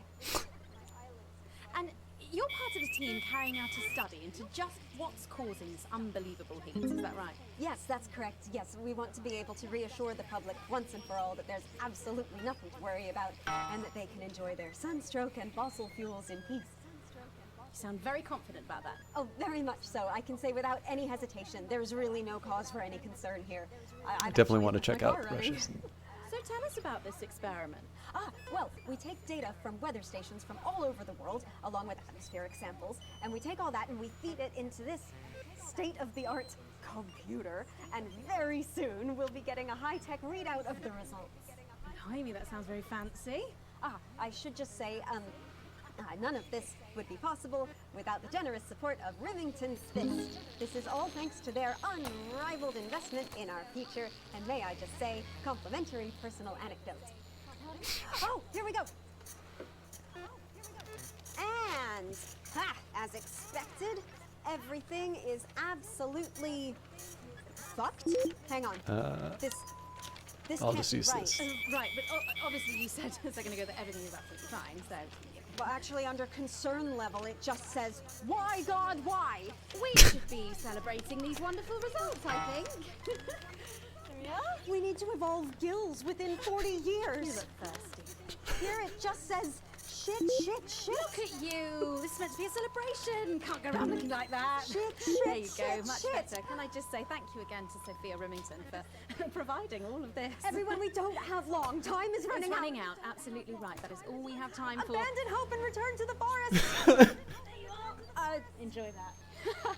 I'd like to thank Dr. Burns for just one opinion on the climate. The sea will reclaim us all. There you have it, Jeremy. Proof, if proof be need be, that everything is just fine. I'm Megan Wolf, here with science. Back to you. Megan Wolf there, attempting to do some actual news. Next, heads over to Robin Shaw. I like that. Who's in Scritchford with some of the winners of this week's team membership lottery. Robin? Thanks, Jeremy. I'm here in Scritchford with Gary Failsafe, a janitor at the local school, and Amelia Jackhammer, an aspiring poet. Both of you were drawn at random from those who hold team membership cards to receive this week's amazing prize. How do you feel? Filled with fervent euphoria. Yeah, good, yeah. And all that we had to do was fill in a quick form or two. Wow, that sounds so convenient. But We lost we're all the dying audience. to know, what have you won? That's right, Robin. I've won dinner with Julia Salisbury at one of the capital's top restaurants. Ooh, swanky. And I've been invited to Peter Clement's house to help him dredge the gutter in.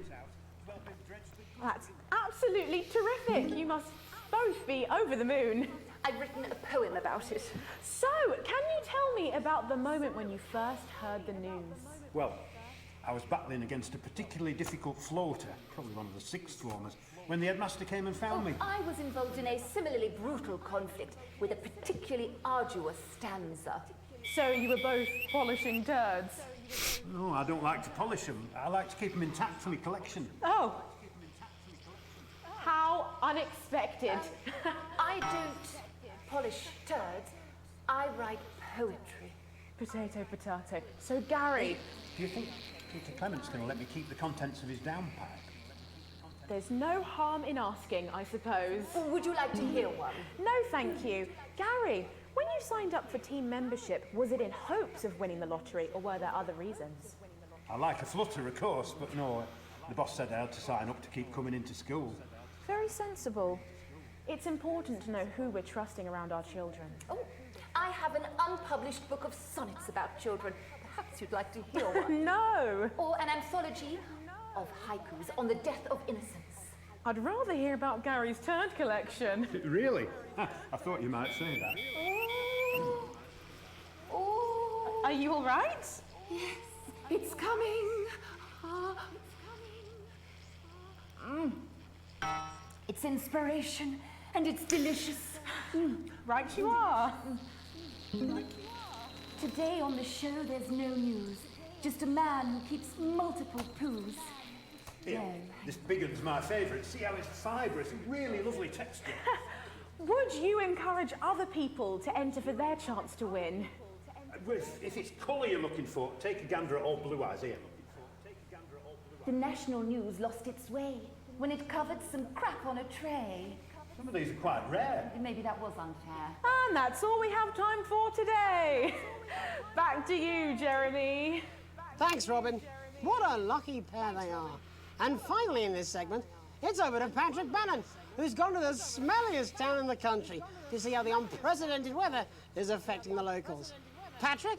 Hello there, Jeremy. Hello, yes. I'm here live in Grizzleford, which has recently voted the smelliest town in the country. And I have to say that, you know, in this heat, the smell really is. I mean, it's something else.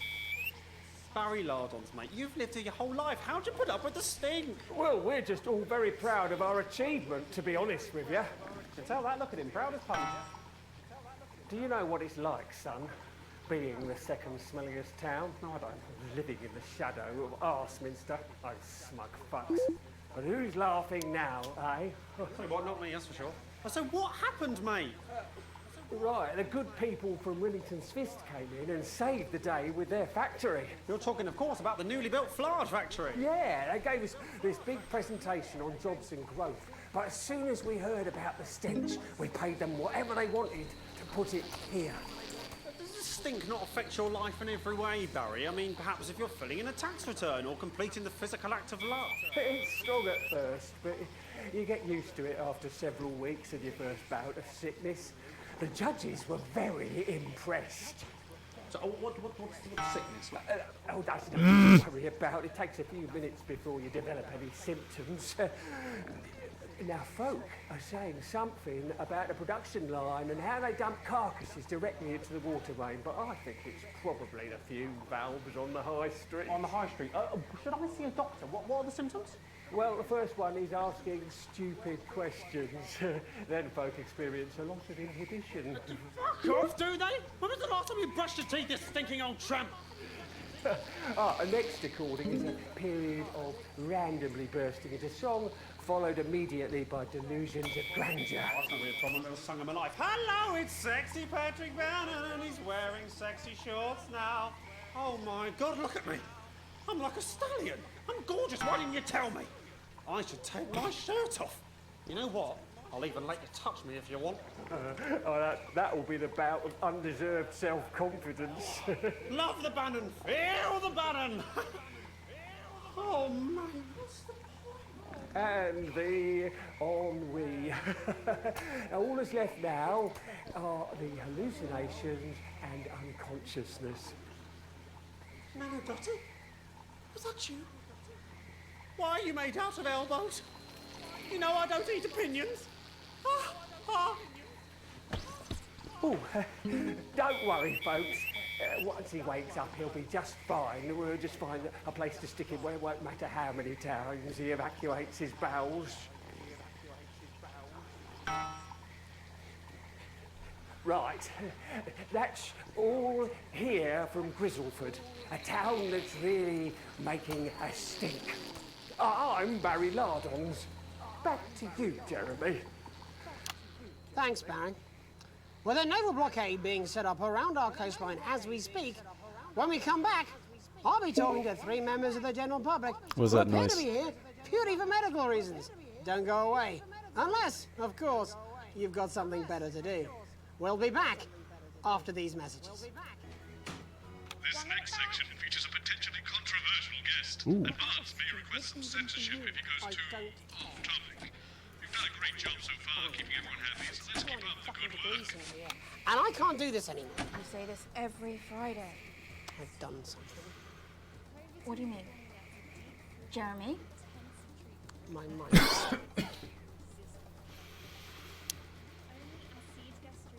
I wish I could see stuff ahead of time, but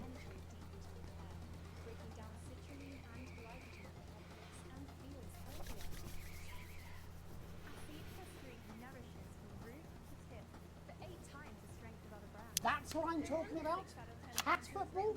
We should be doing an interview with the War Minister, or a report from Grentham Downs. Even the weather is more fucking relevant than this. Jeremy, please, just breathe. It's just something light to keep people's minds off things. Exactly, which is wrong. People's minds should be very much on things. Christ, it's so fucking hot! Please take your seats as quickly as you can. I can't do this anymore, Jane. I've had enough. That's it. This is just 10 seconds! Get over yourself, Jeremy. Why don't you stop feeling sorry for yourself for 5, 4, 3. Welcome back to the National Nightly News with me, your host, Jeremy Donaldson. Later, we'll be talking to the captain of the Territory's first cat football team, Professor Pumpkin. But first, I'm joined by 3 guests with some balmy bodily behaviours. joining me is a woman who's been hiccuping for over 9 months. Isn't that right, Miss Piercy? Yes, that's right. Ah. Tell us, what brought all this on? Well, it's all a bit of a blur, Jeremy, to be totally frank with you. See, I was watching your show and I remember seeing the news about the election, and it hasn't stopped since.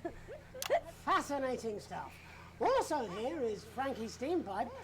Perhaps you could explain to us exactly what your physiological fourboil is. I'm here to say it's high time people like me were respected. We're constantly overlooked in the workplace, we're whispered about on buses, and we're asked politely to leave children's birthday parties.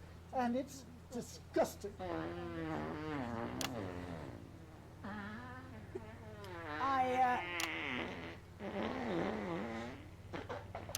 I'm sorry, my bowels have comic timing. And finally, I'm joined by a man who answers every question honestly, even when it isn't aimed at him. How do you cope with that, Mr. Truman? With a combination of booze, self-hatred, and hardcore pornography. Is that... Not according to my therapist. Well, in that case, let's speak to Rose. Tell me, how does the hiccuping impact you? I get shushed a lot, which is hard. At work, they've asked me to stop answering the phones. It's really affected my confidence. Well, I find it really fucking irritating. Do people tend to believe your story? Fuck no. Actually, I've been surprised at how much support I've received. And Frankie, why have you come here today? Because my wife left me, and I was hoping that the fame would win her back. We've started a group for people with ailments deemed broadly comical by society. It's called Take Us Seriously. That's right. And we bloody well mean it. And who's joined so far? A bunch of fucking losers. It's just us so far. And how much success have you had? Well, we've seen some real positive changes. I don't want to toot my own horn, but it's been a runaway success. Shit all. Not a single person come to our fun run, and all of our leaflets fell in the canal. Well, Miss Piercy, some people are saying your condition was actually caused by the shocking events of that night. What do you think? Come down, Mr. Donaldson, that's absolute rubbish. What it'd be like to have a pair of tits. Could you? I'm sorry, it's very hot. What was I thinking? That you're a team fuck puppet? No. Or a sellout cunt? Apologies. Just a reminder that he can't help it. And hey, if this isn't live television, then what is it? Fuckfest of propaganda masquerading as journalism. Right, Frankie, Rose, tell us, how can the viewers get involved with your cause? Yes, we're holding a sponsored run in Capitol Park next weekend. It's called the No Smiles 13 Miles. No, it's called the No Laugh Half. What did I say before the show? That it was the team pulling Jeremy Donaldson's strings. No, I didn't say. Wow, we may have to end that there, unfortunately. What a harmless bit of fun. Steady on! This is exactly what I'm talking about. We demand respect. Yes, well, later, I'll be talking to Professor Pumpkin, a ginger tabby with a world-class pair of penalty paws. Is that really necessary? No, it isn't. Let go. Not you. Unhand him at once. Enough! That's enough! Enough! What are you doing? Trying not to piss myself. Alex, cut. Don't you dare! Don't you fucking dare cut to the ads before I tell you to. Now, you in the broadcast centre, Bozeman's little scapegoat, you listen to me. You cut to the ads before I tell you to, and I will kill every single person in this studio. I am thinking about what I'm doing. I've been thinking about it for a long time. We all should be. Christ, it's so fucking hot in here. Do you remember when we used to do the real news? Before it was all lottery winners and bloody cat football? We are on the brink of a siege the likes of which the world hasn't seen in hundreds of years. The enemy is at the gates, and I'm stuck here talking to these three fucking idiots. I think my hiccups have stopped. You three, get the fuck out of my studio. Go on, now, go, before I change my mind. Jenny, lock the doors. Lock the doors. Yes, Jeremy. Now. Good. Yes. Now. Right. You in the broadcast centre. Alex, you listen to me. You pay attention. Now, I'm sure you've already loaded up exactly what you're going to play in the commercial, but today is going to be a little bit different. Look to your right. Yes, really. Look to I'm your assuming right. There's they're a already VHS talking. tape, and I want you to load it into one of the machines, and when I say so, and not before, you play it. You've got about 15 seconds, so I wouldn't waste any time. Now, all cameras. I assume you won't be playing that tape. This station does not negotiate with terrorists. I hope I've made myself clear. You seem to know what to do. Every single thing that comes out of this studio is either one-sided or banal. We're going to show the other side for you. For a bit of fucking balance. Like the good old days. Alex, play the fucking tape. I don't want to hurt any of you. If I see anything I don't like, I will not hesitate to start. You're going to get me in trouble with that. Let's hope you made the right call. Reset the system for the third segment. I imagine the ratings are going to be through the roof. I'm going to turn this up. Focus on the news. We are disrupt. We are the resistance. It's time you knew the truth. You know advance are lying to you. You know the elderly are not a burden. You know the rich were not all evil. And you know the team membership card is an ID card, no matter what they try to tell you. But why should you trust us? Another faceless organization. A shadowy figure with a distorted voice. You've seen it so many times in the movies. Well, this is not a movie. My name is Alan James. I used to try and shock people for a living, for entertainment. But now we live in a time where perhaps you need to be shocked. Perhaps we need to wake up. Advance are coming for our freedoms. They're coming for the fruits of our labors. They will take our wealth. They will euthanize our parents and smiling throughout. They will turn our children against us if we voice our concerns. We don't have to accept it. A great many people already won't. You can resist. You can disrupt.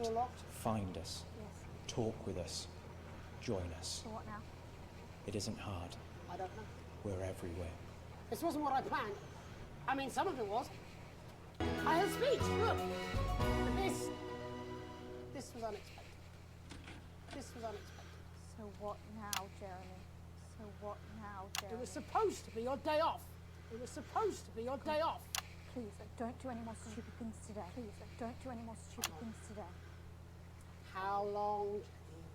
How long? You already lied. Welcome back to the National Nightly News. Welcome back to the National Joining me unexpectedly. Joining me very much unexpectedly with my last broadcast. I very much two new guests. Sorry, guys. Jenny works here at the National Nightly News and is someone I consider, well, a friend. And next to her is, what's your name? Andy. Andy's a policeman. Only we don't call him that anymore. He's a community cohesion official. Officer. Sorry? It's community cohesion officer, CCO. And how's that feel, Andy? Being rebranded? It's good. it's not about confrontation anymore. You know, the force had its fair share of problems. The team doesn't have as many. But it still has some. I couldn't say. Couldn't or wouldn't? I don't know what you want me to say. Christ, you're fucking useless, aren't you? We'll come back to you later. Jenny? Don't want to be on the news, Jeremy.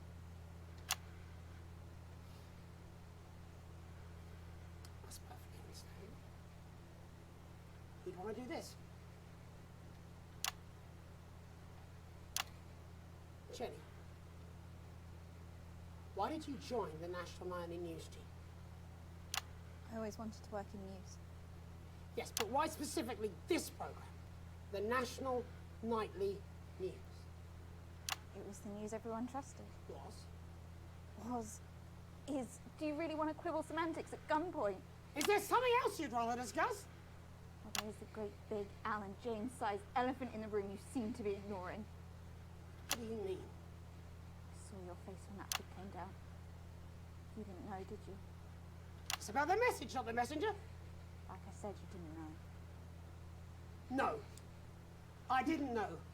The people I met were with... He wasn't there. God, I didn't know it was Alan James. I'm sorry. But seriously, Alan fucking James. You're flushing your life down the toilet for... God, I love you, Jeremy, but... He's a good speaker. He's popular in the country.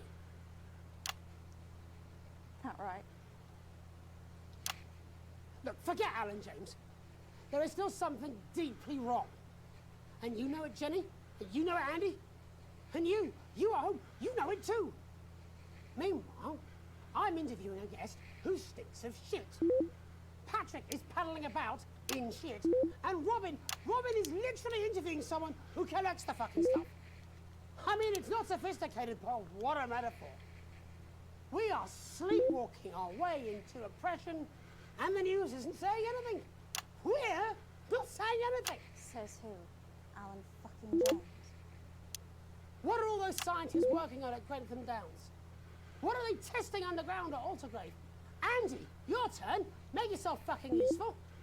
How many people have you brought in for consultations just because they weren't carrying or didn't have team membership cards? Oh, well, there's other forms of identification that we will accept. For how long? We're just here to help. Then why do you need these? Not really help when it's offered at gunpoint, is it, Andy? Let me demonstrate it for you. Let me help you. You read these cards and my notes on it, and you'll probably digest a fact. That'd be helpful, wouldn't it, Andy? Knowing a fact? What? I don't understand. Do you want my help, Yes, Andy? yes, whatever you say, yes. Security are here, Jeremy. Eat it. What? Eat the fucking news, Andy, or I'll force it down your fucking throat. Jeremy, stop. Go on. Really? Eat it. Eat it, you fucking bully. Jeremy, stop. They will kill you. Please, don't make me watch that.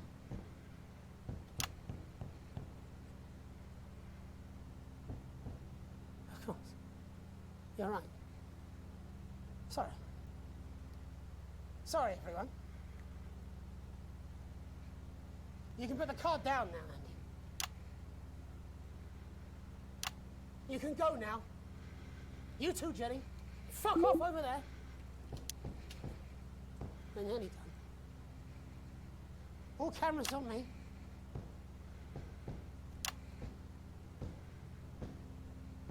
This new regime of ours is so seductive. I understand that. But before we all hand off our freedoms, should we ask to whom we're handing them over? Don't you want to know what's being done in your name? How many people were transitioned last month? A record high. Again, if you care. Shouldn't someone ask Advance how they plan to deal with this blockade? How many years or months of supplies we have? Why aren't we asking these questions instead of, whose shit is this? There's a cat backstage dressed as a fucking goalie, for Christ's sake. He's even got the little gloves. Anyway, that's why I arranged for you all to see that broadcast from the last break. I didn't know it was going to be him, but I guess that just about sums it up. We are all up Ship Creek with a paddle made of Alan fucking James. Christ, it's all so fucking pointless. I was going to quit tonight. Take a holiday. Try something else. Out of the limelight. Maybe try having a relationship. I hear they're nice. Never tried it. I loved them. And now, well... God, Jeremy, don't! I've tried my best to be honest with you, but this just isn't the news anymore. And I'm sorry. Dad. I've lost this Alex. fight. Alex, think of the consequences. I've let you down. Please, we can't show All this of you. cut to the ads. My name's Jeremy Now! Donaldson. Do it now! If you can, somehow. And I envy you if you can. Have a peaceful night. Jeremy!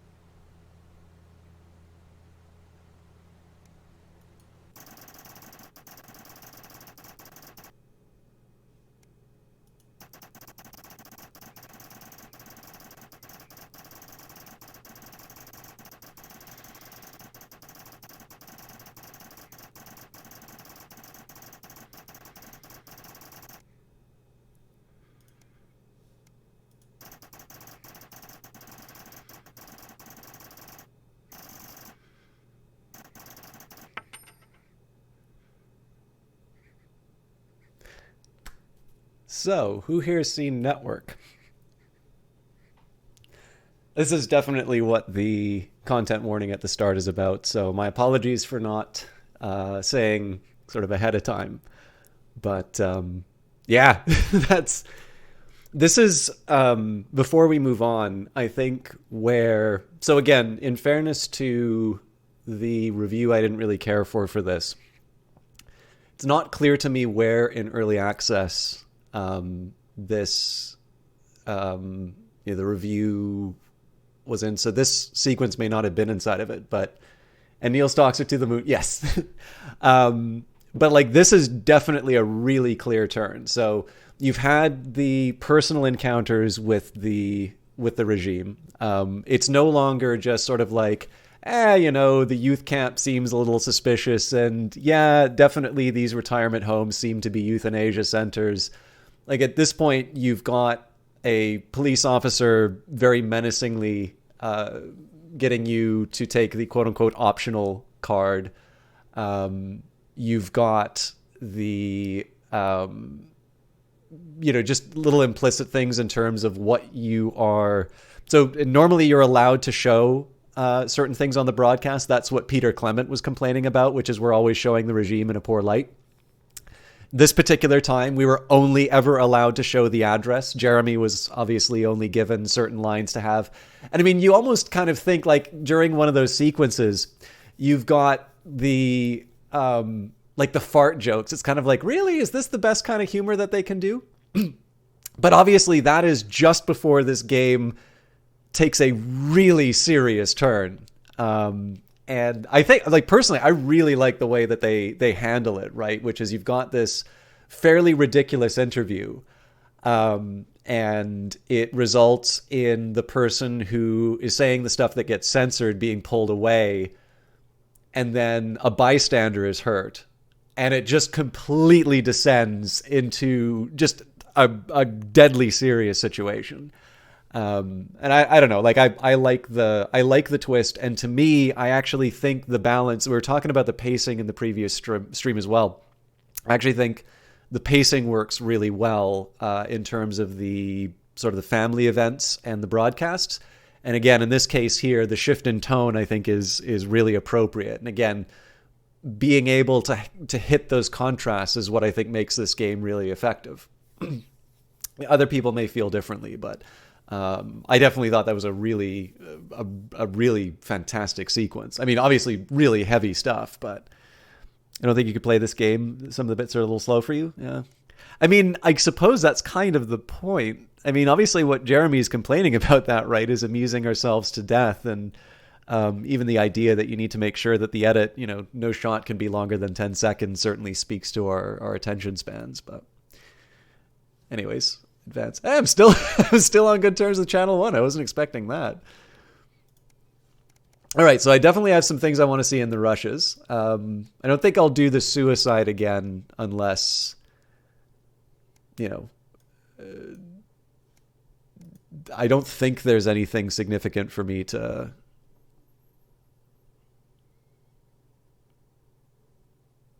see in that. All this, and I'll be talking to some people with fascinating medical conditions, as well as one of the contenders in this year's Feline Football Championship and her proud owner. That's all up on tonight's National Nightly News.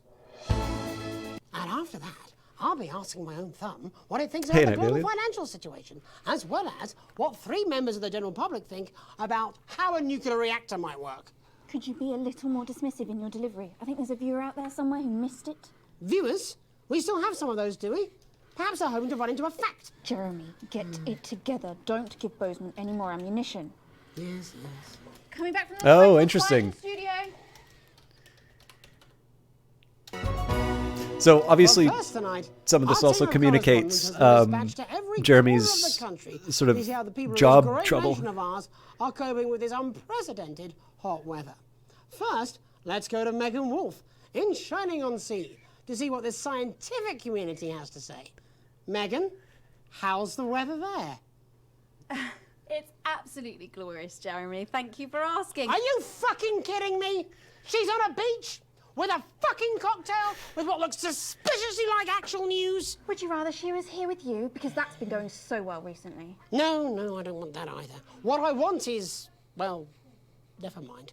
Right now, I'd happily settle for a desk fan. Bozeman will never approve it. Do you know they have dinner together? Who? Bozeman and Megan. And Bozeman's wife, who is lovely, apparently. Who could have thought it?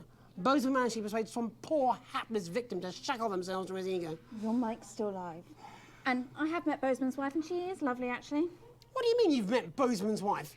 How come you've met her? I don't even know she exists. Because in the 8 years I've worked with you, I've never seen you attend a single workplace social event. I hate them, they're agonising. Yes. Imagine the horror of spending an evening with your colleagues. I really liked this interview, but this is Do interesting. you remember when you used to be fun? Yes, it was about the last time we did the actual news, wasn't it? Before your lot turned into this shit. I'm sorry. My lot? Well, it's not my fault, is it? Why are you even here today? I mean, it's supposed to be your day off. I am not talking to you. What? Hang on. This can't be right. Right, but obviously you said a second ago that everything is absolutely fine, so, you know. Well, actually, under concern level, it just says, why, God, why? We should be celebrating these wonderful results, I think.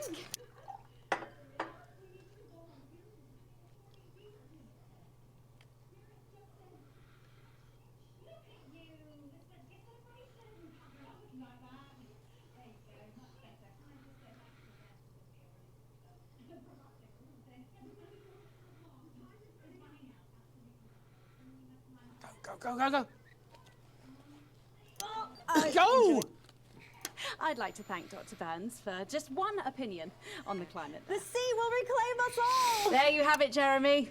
Proof, if proof be need be, that everything is just fine. I'm Megan Wolf, here with science. Back to you. Megan Wolf there, attempting to do some actual news. Next, heads over to Robin Short, who's in Scritchford with some of the winners of this week's team membership lottery. Robin? Thanks, Jeremy. I'm here in Scritchford with Gary Failsafe. Has anyone seen Jenny? Jenny? Jenny? Can I get a refill, please? I know you can hear me. Don't you walk away from me. Jenny!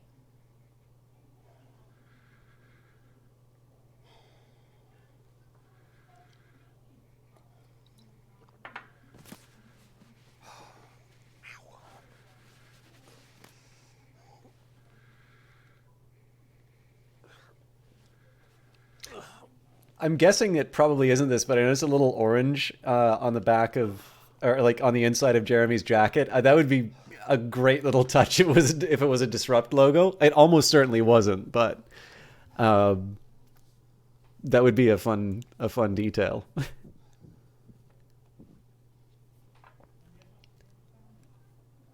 Sorry, I realize this isn't the most compelling stuff to just watch a person drinking, but I do remember seeing him talk, so I don't remember what parts he had stuff to do in. Makeup? No, not that. Look, I know it's not your job, but can I get a refill, please? Look, I know it's not your job, and I don't want to come over entitled like a certain co-host of mine, but my throat is dry, and I have to be sat here until the inevitable clusterfuck of an interview that is this, Gary the Shit Collector, comes to an end. So if you wouldn't mind, please. Well, go on then. Thank you. I was wondering if he was going to get her to drop off the tape.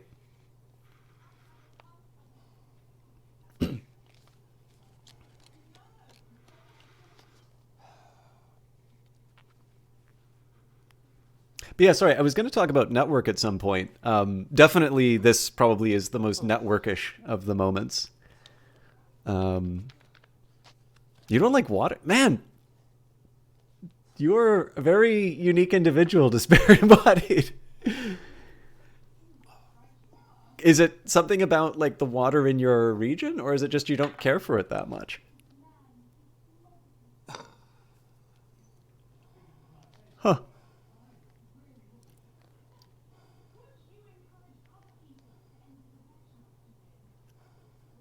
mean, I like coffee, but I definitely can't get enough water.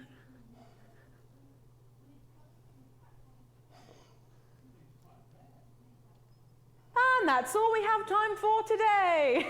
All right, there wasn't Back too much to in you, that, sorry. Jeremy. Thanks, Robin. What a lucky pair they are. And finally in this segment, it's over to Patrick Bannon, who's gone to the smelliest town in the country to see how the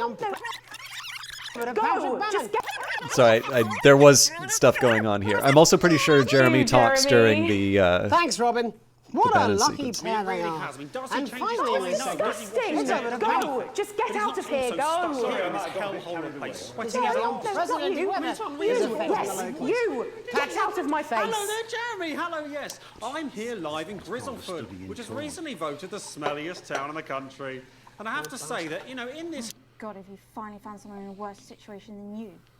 I'm picking up that she might be somewhat annoyed with me. For your information, Jeremy, me and my lot aren't the reason there's no real news left. I put plenty of ideas forward, but they always get squashed up the chain. Fucking Bozeman. No, not Bozeman, further up. Oh, tell me more. I shouldn't have even said that. There's, by the way, Well, I never noticed he took who's not the... looking presentable now, eh? Fucking arsehole. I never noticed he removed his jacket when I was doing the broadcast. So I've used it. He hasn't even got a fucking tile. I've seen a TV like that, Despair Embodied. There's a book called Neuromancer, which has a really famous opening line. The sky was sky above the spaceport was the color of a television tuned to a dead channel. Now, at least when I look at a television on a dead channel, it's like this really brilliant blue sky. Or this really brilliant blue. So, like, obviously, today that would imply a really nice day. But I suspect what you're talking about, Ant Wars, or the Salt and Pepper Wars, or I think I've heard a few different ones here. I suspect that's probably closer to what they mean. Have you noticed what's happening to him out there?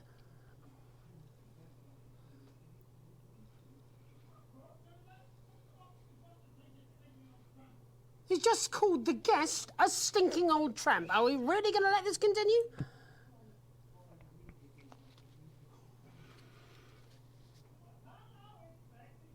Oh, Patrick, why?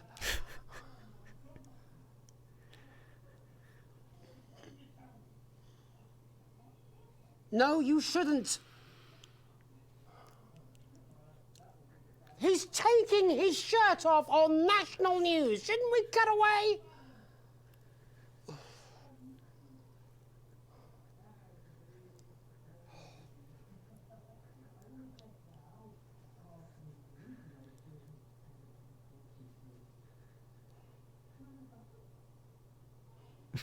I've looked like this at work.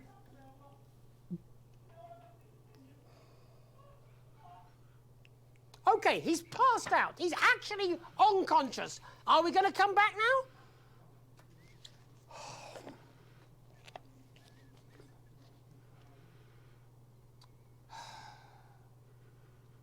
Apparently not.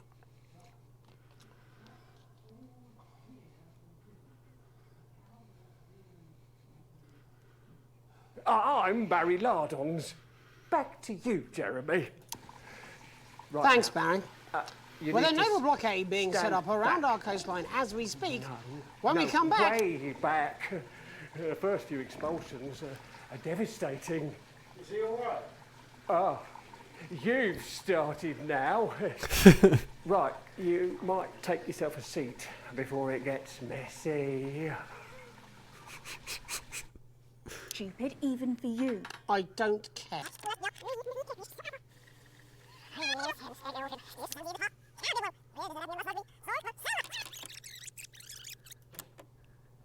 Thanks, Baron. With a naval blockade being set up around our coastline as we speak, when we come back, I'll be talking to 3 members of the general public who appear to be here purely for medical reasons.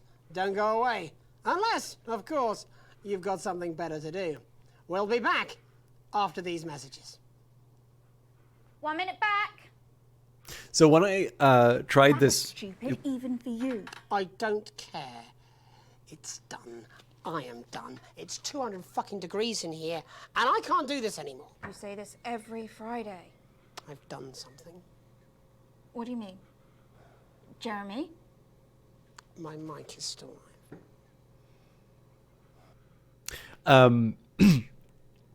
So one thing I didn't appreciate about this when I was trying it out, and sort of, I had a pretty clear moment when I decided that I was going to stream this. But one thing I really didn't appreciate is how much you get out of watching the rushes. So I apologize if I'm going through the game a bit slower than what you might have expected, but I'm really enjoying the little details that you find by going through the rushes. As always, if you have any ads or that you want to see, just let me know inside of chat. But I'm going to just try and get any of the silenced bits, and then we'll carry on. I can fast forward through most of Boiling Point, but I think there were a couple of bits that were silenced. That's what I'm talking about? Cat football? We should be doing an interview with the War Minister, or a report from Grentham.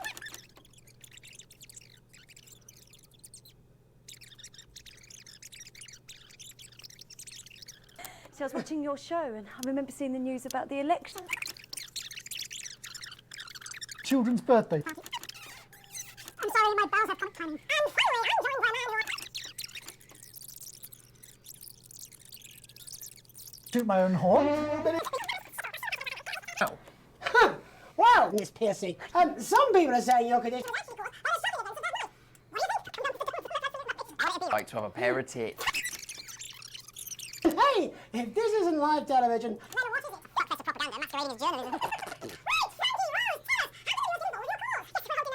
In Capital Park next week. The viewers get involved with your cause. Yes, we're holding a sponsored run in Capital Park next weekend. It's called the No Smiles 13 Miles. No, it's called the No Laugh Half. What did I say before the show? That it was the team pulling Jeremy Donaldson's strings. No, I didn't say. Oh, wow, we may have to end that there, unfortunately. What a harmless bit of fun. Steady on! This is exactly what I'm talking about. We demand respect. Yes, well, later, I'll be talking to Professor Okay, so there's no a ginger sound on tabby this. with a world-class pair of penalty paws. Is that really necessary? No, it isn't. Let go. Not you. Unhand him at once. Enough! All right. Let's watch the team membership cards. Our society has never been fairer. From the food that we eat to the education, transition and community cohesion services we all enjoy. Finally, by working as a team, we have raised living standards and are the envy of an increasingly jealous world. And with these newfound luxuries come new opportunities for those who have put the needs of the team before their own. From this month, everyone who has registered for a team membership card will automatically be entered into a lottery to win life-enhancing prizes. And why wouldn't you register? After all, the team membership card is your passport to your world-class public services, and it's absolutely free. Just be sure to have your team membership card with you at all times. It really is that simple. After all, how can we help you if we don't know who you are? Team membership cards.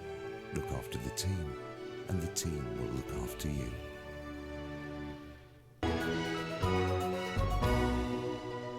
One of the things that was kind of interesting here, one of the reasons why I signed up for the team membership card was I kind of assumed, like most countries, they already had information on me, but the advertisement definitely suggests that it's collecting information that they didn't already have, so bad for me. Oh, this is probably Crazy Neil. Yeah, I'm happy to go without that one. I am curious about RS-85, I'm assuming is Remington's Fist, so I'm curious what the WoW box is.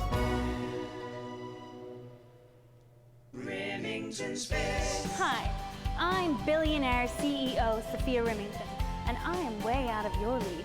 But fortunately for all you young men out there, I've got something even better to occupy your evenings. I I'm talking, of course, about the sexy new RS-85 Wow Box. Remington's Fist. Remington's Fist. I'm bored, Brad. Me too, Chad. I wish I could go down the arcade and shoot a few rounds of space refugees. Me too, Chad. But we spent all our cash there last night. I won't have any more until the weekend. Well, let's go take hard drugs, mug an elderly, or spit on a bum then, Brad. There's no other options. If only video games weren't so expensive. There has to be a better way. Don't worry, young layabouts. The RS-85 Wow Box costs no more than your allowance. And if you pre-order one now, we'll even throw in the groundbreaking new release that's sure to be Game of the Year. I sat down with the cutest dorks in the world and told them how to make a hit game. And here it is, A.T., the Alien Traveler. We expect demand for this baby to drive our sales into the stratosphere, so we've already made hundreds of thousands of copies of them at our desert facility in Leadwater. I'm Sophia Remington, and you can never have me, but you can have my mighty works.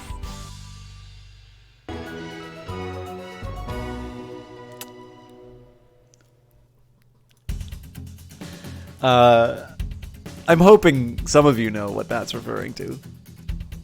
If not, I'm happy to try and explain. Nate Valian should know. He's like a master of old stuff.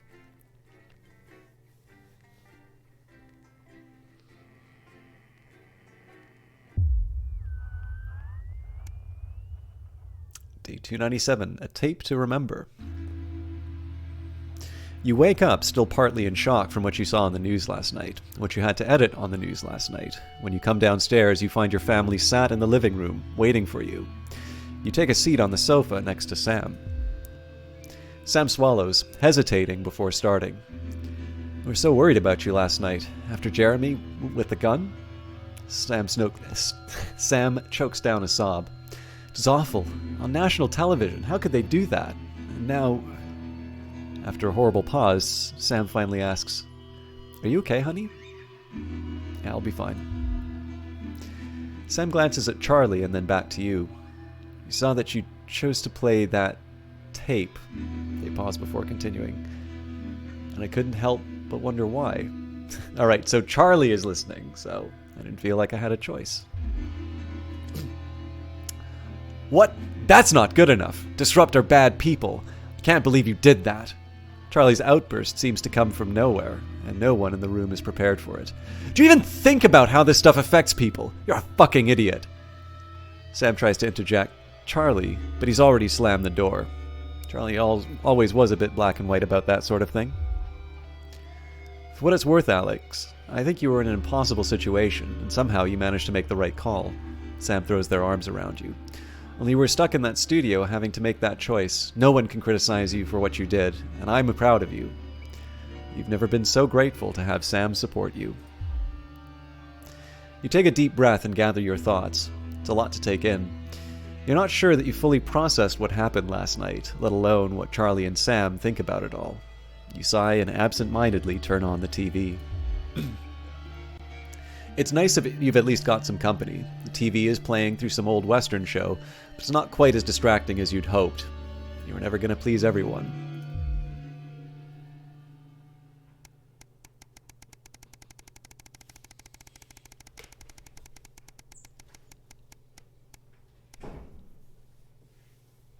A burden born.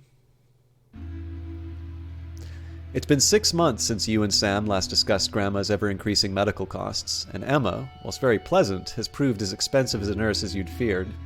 You can't quite believe that it's been that long already, but the sanctions are really starting to hit home now, and unfortunately the government's only solution to help the ailing elderly is a day trip to a transition center.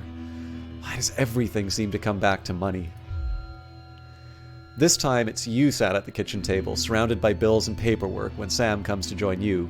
Today, Emma told you that there is really nothing more that you can do, except an expensive, experimental new treatment that may not even help. Sometimes your mum wants the treatment. More often, she talks about visiting a transition center. It's hard to know what she really wants. Sam puts a hand on yours. What are we going to do, honey? She's your mother. It has to be your choice. So I don't think she wants to live like this anymore. It's hard, but it's time for the transition center. Or she's my mom. We have to do whatever we can. Let's get the treatment. So oddly enough on this one, I'm a little torn because I think there is something to be said for respecting the choice. And there is something of an implication about her talking about going to the transition center. But there is also that really big problem. And this, at least as far as Canada is concerned, is something of a live conversation. So again, I may be oversharing here. My aunt is an Anglican priest. She is very unhappy with our government's decision to sort of investigate sort of the question of, medically assisted dying, to use a bit of a euphemism. And I'm on kind of the opposite side of this, except that so the tendency is to draw these things in very bold strokes. I think one of the big challenges with this is that this is a really hard situation to deal with, right? Where you want to be really certain about what someone's intentions are. I realize there's never going to be a stance that one can take on this that will make everyone happy. But yeah, I think one of the big challenges on this one is that the time to really have a firm decision seems to have passed in the case of Mum here, right? I'm kind of glad that this does present. I mean, again, I like the fact that this is actually a tough decision to make. One thing is I can afford it, so I am inclined to the experimental treatment. But I think at a broader level, I'm somewhat uncomfortable with the idea of not necessarily knowing what my mother's true intentions are on this. And more importantly, because I already have something of the reason why I wanted to talk a little bit about my own feelings on this is that one of the things that actually pushes my decision another way on this is also in my case, have an antagonistic relationship with Advance. I don't really want to see, I don't think their plan is a good one. I was going to talk about this a little bit earlier, but one of the things that I actually kind of like about the way that this game handles this is not just the euthanasia issue, but sort of the way that this government operates, is that the countries that are experiencing this democratic backsliding have something of a very common set of conditions. Part of it is that for a reasonable majority, things are actually reasonably comfortable. I think there is something of an assumption made in terms of people's, love of freedom or attachment to institutions that doesn't always bear out. And that in a number of countries, I'm sort of thinking of the sort of the Hungarys, the Polands, the Russias.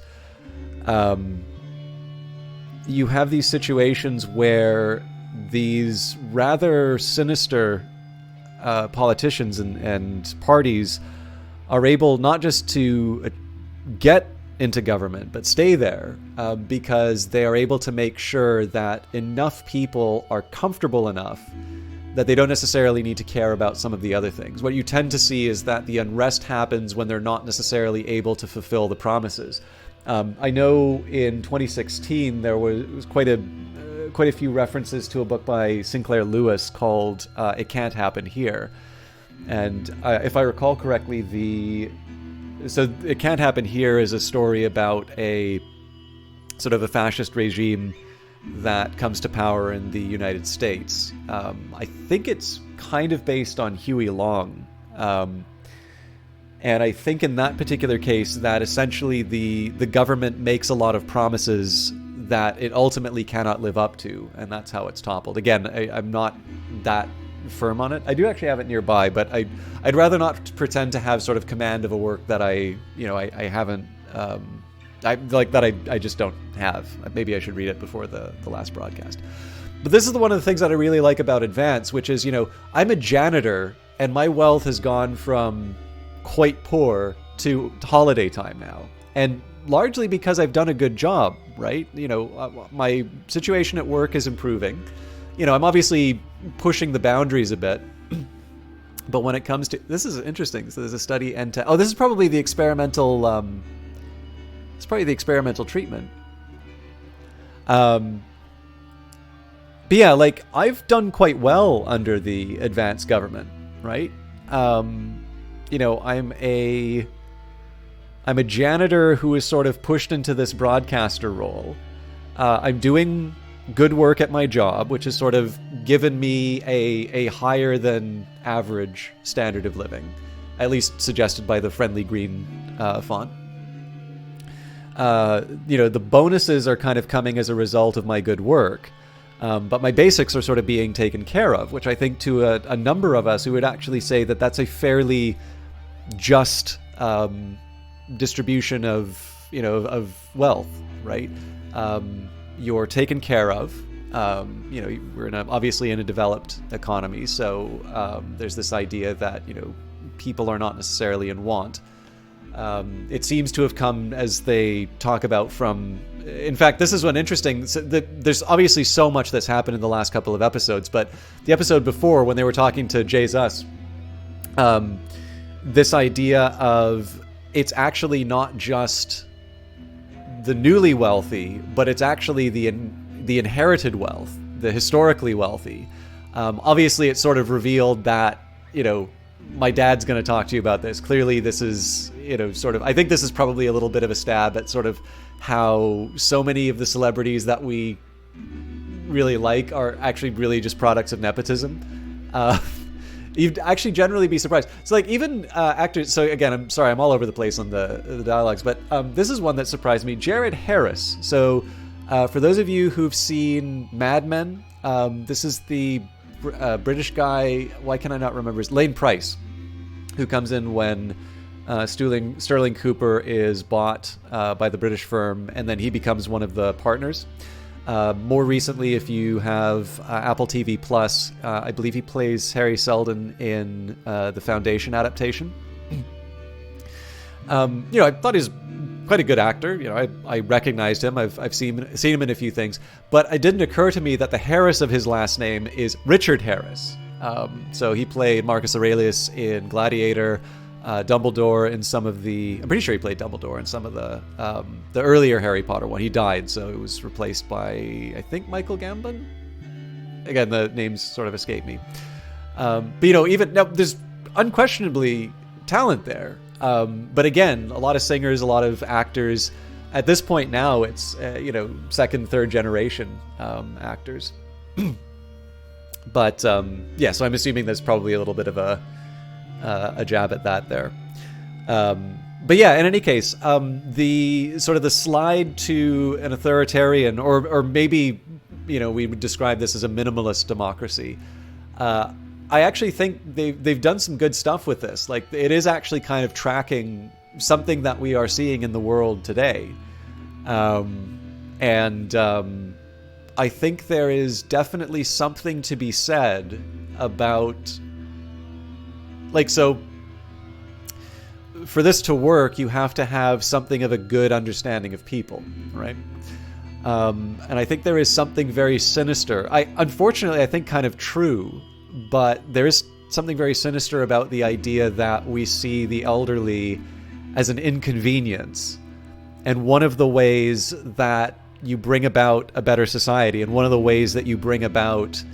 you know, a happy population is making it very inconvenient. Making it very convenient to get rid of them. And to a certain extent, like, there's two halves to that. Problem.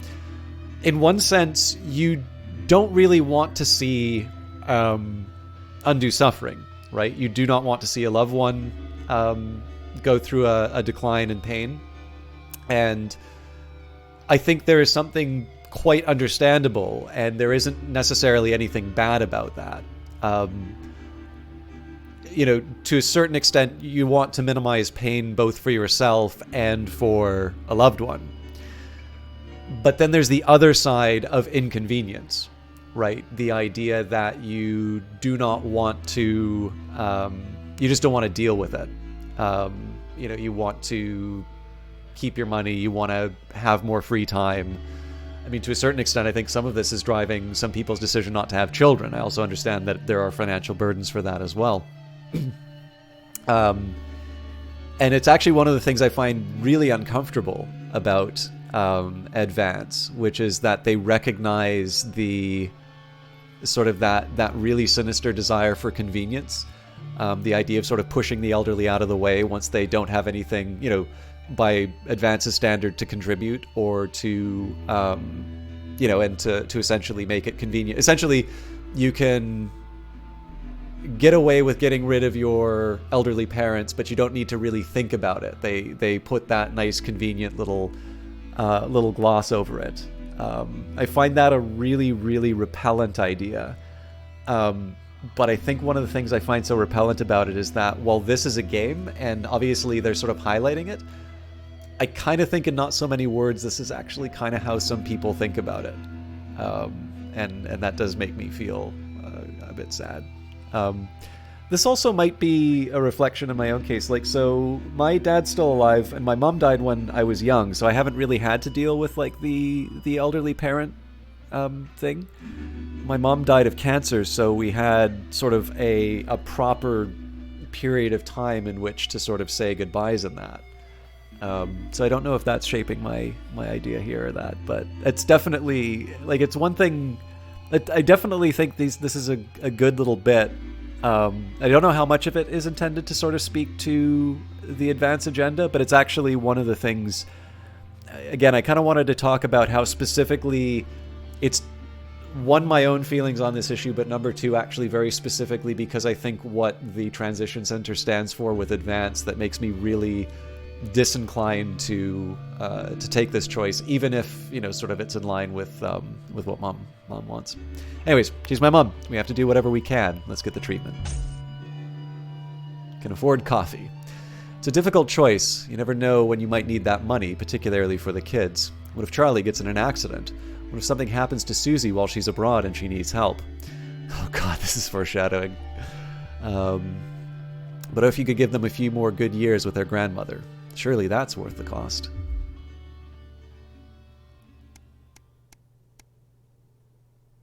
A holiday update.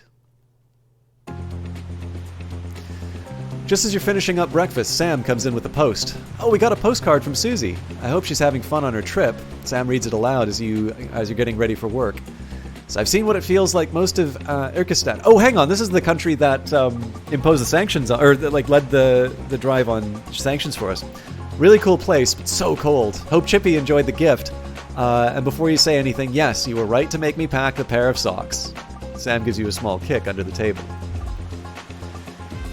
Next, we've got a train to Konislava. Much warmer and loads of beaches to enjoy. I couldn't have stayed there forever. I had to head to San Palmerino before it got too cold. And I'm so glad we did. We probably got 1 or 2 more stops before heading home, but I'll be back in time for Christmas, I promise. I hope everyone's doing well. Love, Susie. XXX. Sounds like it's been a hell of a trip, worth every penny. Also, 1 year of advanced government.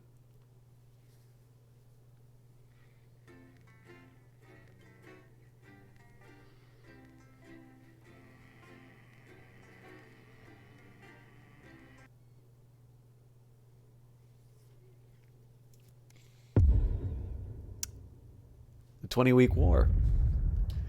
Good evening, Alex. It's Bozeman here. Hope all's well with the family. Just a heads up, we're expecting those troublemakers at Disrupt to attempt to hack the channel during the broadcast. So keep an eye on the interference screen and stay out of the orange. Let's keep the news on the air. It's important, now more than ever. Screaming at some pensioners while they try and fashion a nutritious meal out of a can of condensed milk. Do they spell nutritious with it? And some rhubarb. So, Julia's team have asked me to ask you to keep it light. What does that mean? Let's do that thing you do where you turn politicians into humans. Don't get drawn into talking about the war or politics in general. They do know this is the news, don't they? You didn't hear this from me, It's over to Patrick Bannon for all the day's sports board highlights, including all the tabletop action. Apparently, there's a crew at Team HQ right now. I think she's giving a speech or something tonight. They'll get it on the labels. It's our Oh, nightly great. So they get the brains and we get the performing monkey. followed at 9:25 by our unsettling play, Sometimes you sound just like him, you know.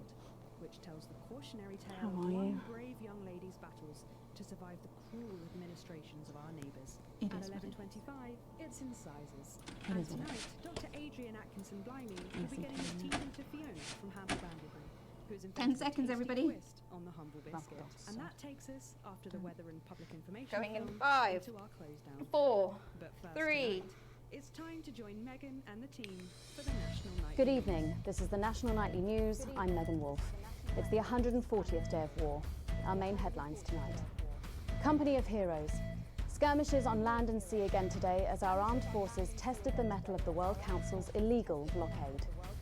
Advance's strategy of multiple small-scale incursions into the disputed zone is certainly keeping the enemy on high alert. Unable to work out Is everyone where okay or with when the next two volume levels?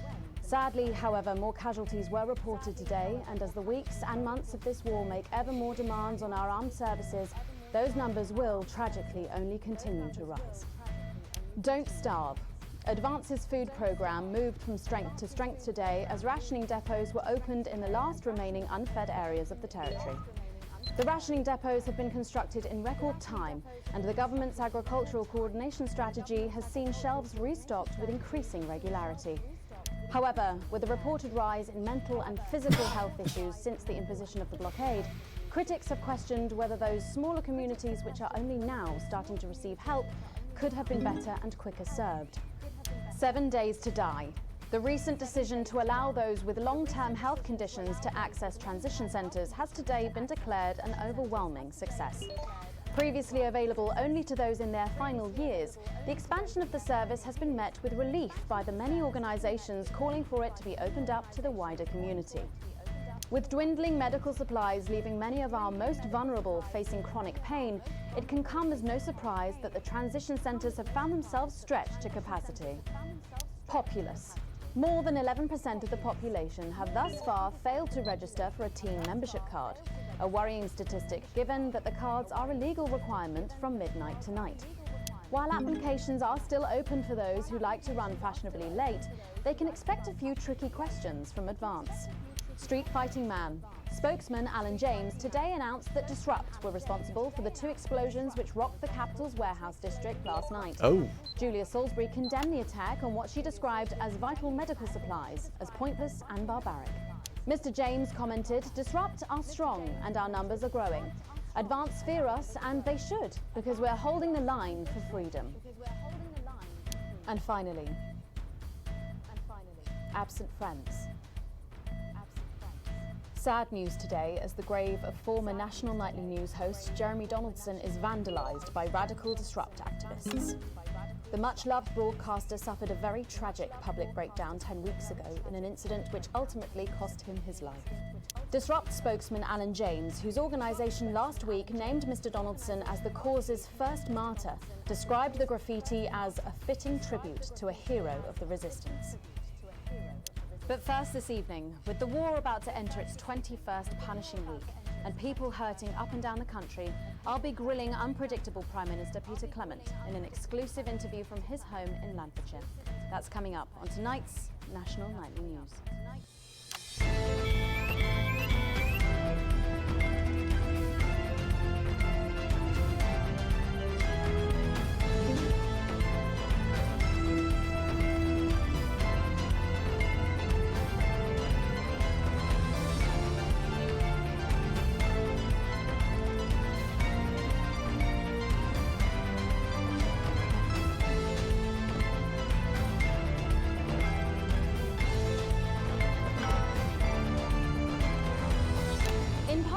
I'm a little overexcited to announce I'll be interviewing the one and only Lil C. And later we've got a new feature that's sure to keep you coming back for more. But first tonight, let's check in with Prime Minister Peter Clement, who's speaking to us from his home in Lanfordshire. Good evening, Prime Minister. Have we caught you exercising? Oh, have we started? Yes, that's right, Miss Wolfe. These things cancel each other out. Minor adjustments. I mean, nothing drastic. I haven't joined a gym or anything. As my old mum used to say, just because she won't take it up the shit, it doesn't mean you shouldn't try for a quick fiddle up the car park. Language, Prime Minister. Language. What? Quick fiddle? What's wrong? Oh, shitter. It's shitter, isn't it? Yep, that's the one. And can you tell us what brought about this new Last night, freedom fighters working for Disrupt destroyed a farmer-side storage facility in the warehouse district of the capital. You'll no doubt hear it described as terrorism, but our intent was not to provoke fear, but thought. No one was killed in the operation, which destroyed both the warehouse and all its contents.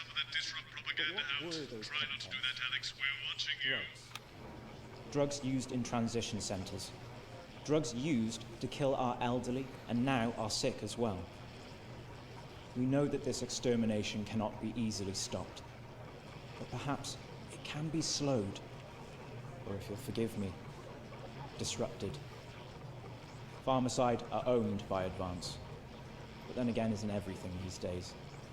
Advance make the glossy TV adverts, the drugs, the transition centres, and the law.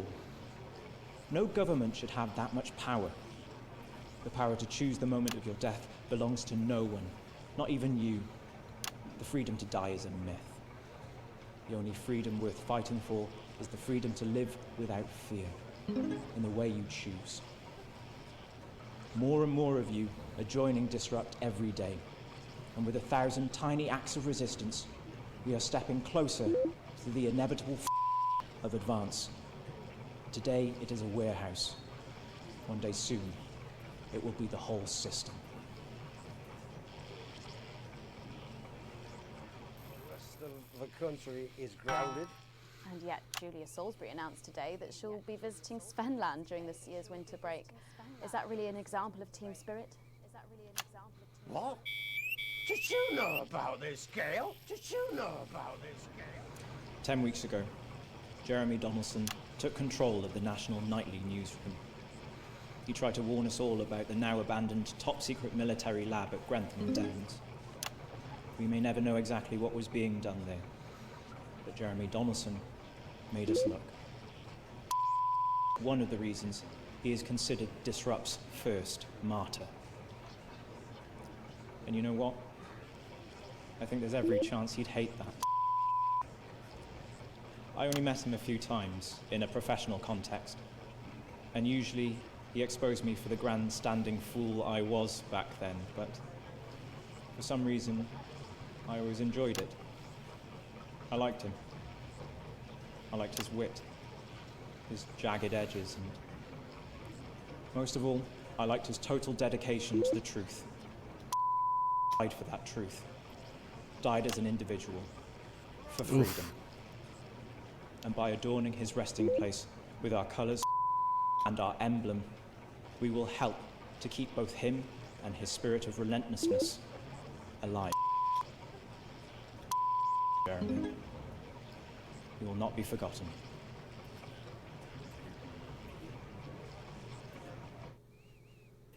You know, like him every day.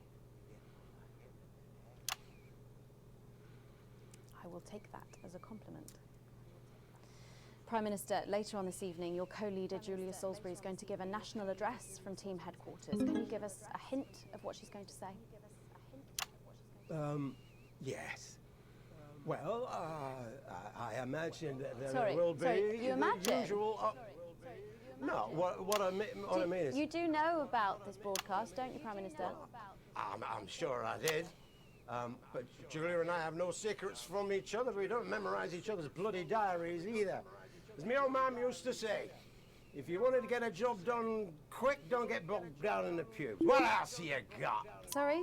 Only cards, what else? A little piece of my life do you want to rustle through? Get out, refill my last. Ah, come on. Come on. Okay. What music do you listen to when you work out?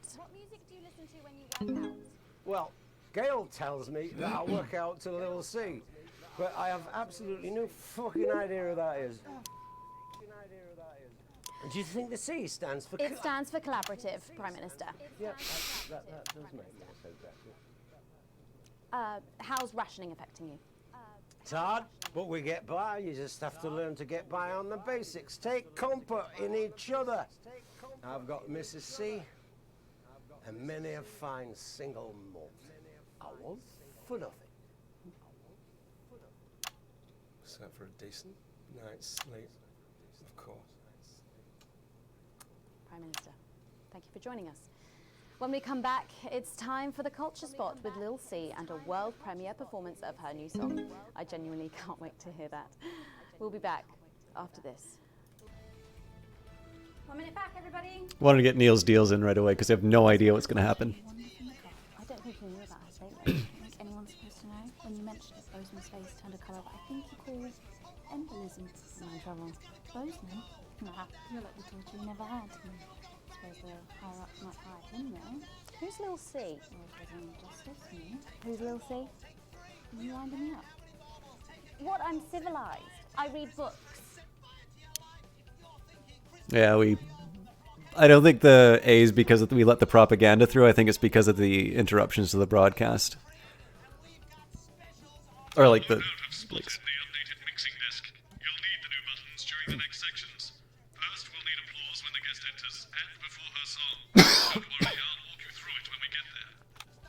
I miss Dave. Then again, we don't have a phone anymore, so...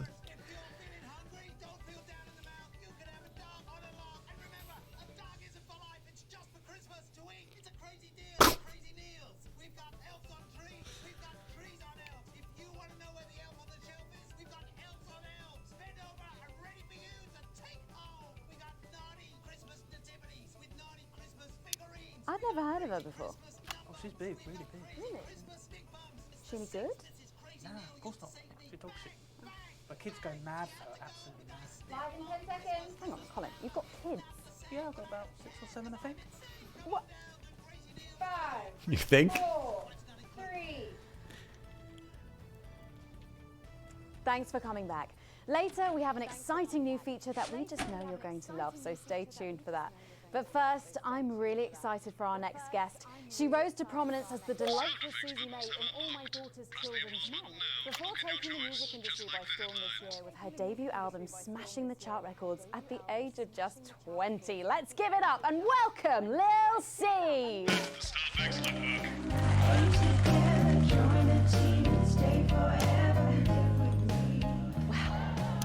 May I just say, you look incredible. Oh, thanks, babe. I'm doing this new regime and it really does work. Ooh, what's the regime? My manager suggested it to me. It basically involves bathing in like cabbage water and then having the leaves sucked out of you while you sleep. Wow, is that healthy? Well, look at me, Meg. The leaves are my only nourishment. Yep, they certainly are. Now, you'll have to forgive me, but I'm somewhat of a super fan, so I'm sorry if I get a bit starstruck. Oh, bless you. I've never actually heard of you before, so if you do get a little tongue-tied, I can always carry the interview. Oh, that's good to know. So your first album, F My Face Together, it hit shelves this summer and it just exploded. I mean, what was that like for you? Bonkers, just so weird. I was in all the papers and the magazines. Overnight, I went from that like annoying little girl from that show to that like sexy little girl from that show. Wow, that must have been bizarre. Not really, it was just like any other morning. You know, get up at 5, go on a 4-mile run, have 3 meetings on my cabbage bath, but then only then was my dad actually talking to me. Oh, of course. I mean, the famed country singer, Billy Bob Jeanshort. I didn't know you'd been estranged. There's nothing that strange about it, Megan. Okay, yes, he may believe that aliens told him to hate women, but there really isn't anything to prove that he's wrong. I'm assuming this is Miley Cyrus? So, this newfound explosion into your popularity, I mean, did that change your life? Well, I had to start wearing like nicer underwear, you know, for the paparazzi, but as my manager says, best to make the most of it before I'm 30. Is that right? So what's the album about? So I thought it was about like how pretty and great I am, but actually it's about monetizing youth, I think, or about like promoting an unrealistic standard of beauty or something. Your manager again? Yeah, he says insecurity is an opportunity. Oh, do you think he'd be happy with you telling us all this? Telling you all what? It really doesn't matter what I say here. I'll do my dancing and then this part will all be forgotten about. Oh, well, yeah, I mean, we're going to see some of those famous dance moves very shortly because you're going to be performing your new single, aren't you? Yeah, it's from my album Put It In My A Together and it's out. Put It In My A Together. My friend let her 13-year-old son join the Go-Getters. He's occupied now. Busy, even. His room's never been tidier. But he keeps notebooks he won't let her read. And sometimes she catches him staring at her. And last week, she found him searching through her papers. When confronted, he always had a plausible answer, a good answer. But somehow it's too good. Like it's been prepared in advance. Or possibly by them. We want to know what the news will no longer tell us. And when we find out, we will tell you. We will hack into your news broadcasts. We will defend your right to information. We will resist, and we will disrupt. Around the arse. I think things could have been different, like better. But I don't know. I love doing autographs and having somebody dress me. What's going wrong? Oh, Jesus. Did you always want to do music? I'm gonna retry from the checkpoint here. I genuinely thought I was in the... I don't really want to, like, screw up. Sorry, I don't want to reset every time I mess up, but I genuinely thought I was in the parameters there, so...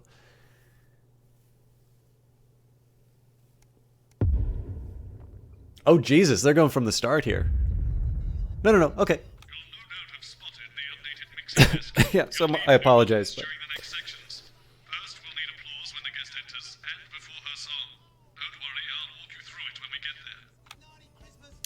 I've never heard of her before. Oh, she's big, really big. Really? Is she any good? Nah, of course not. She talks shit. But kids go mad for her, absolutely mad. Live in 10 seconds. Hang on, Colin, you've got kids. Yeah, I've got about 6 or 7, I think. What?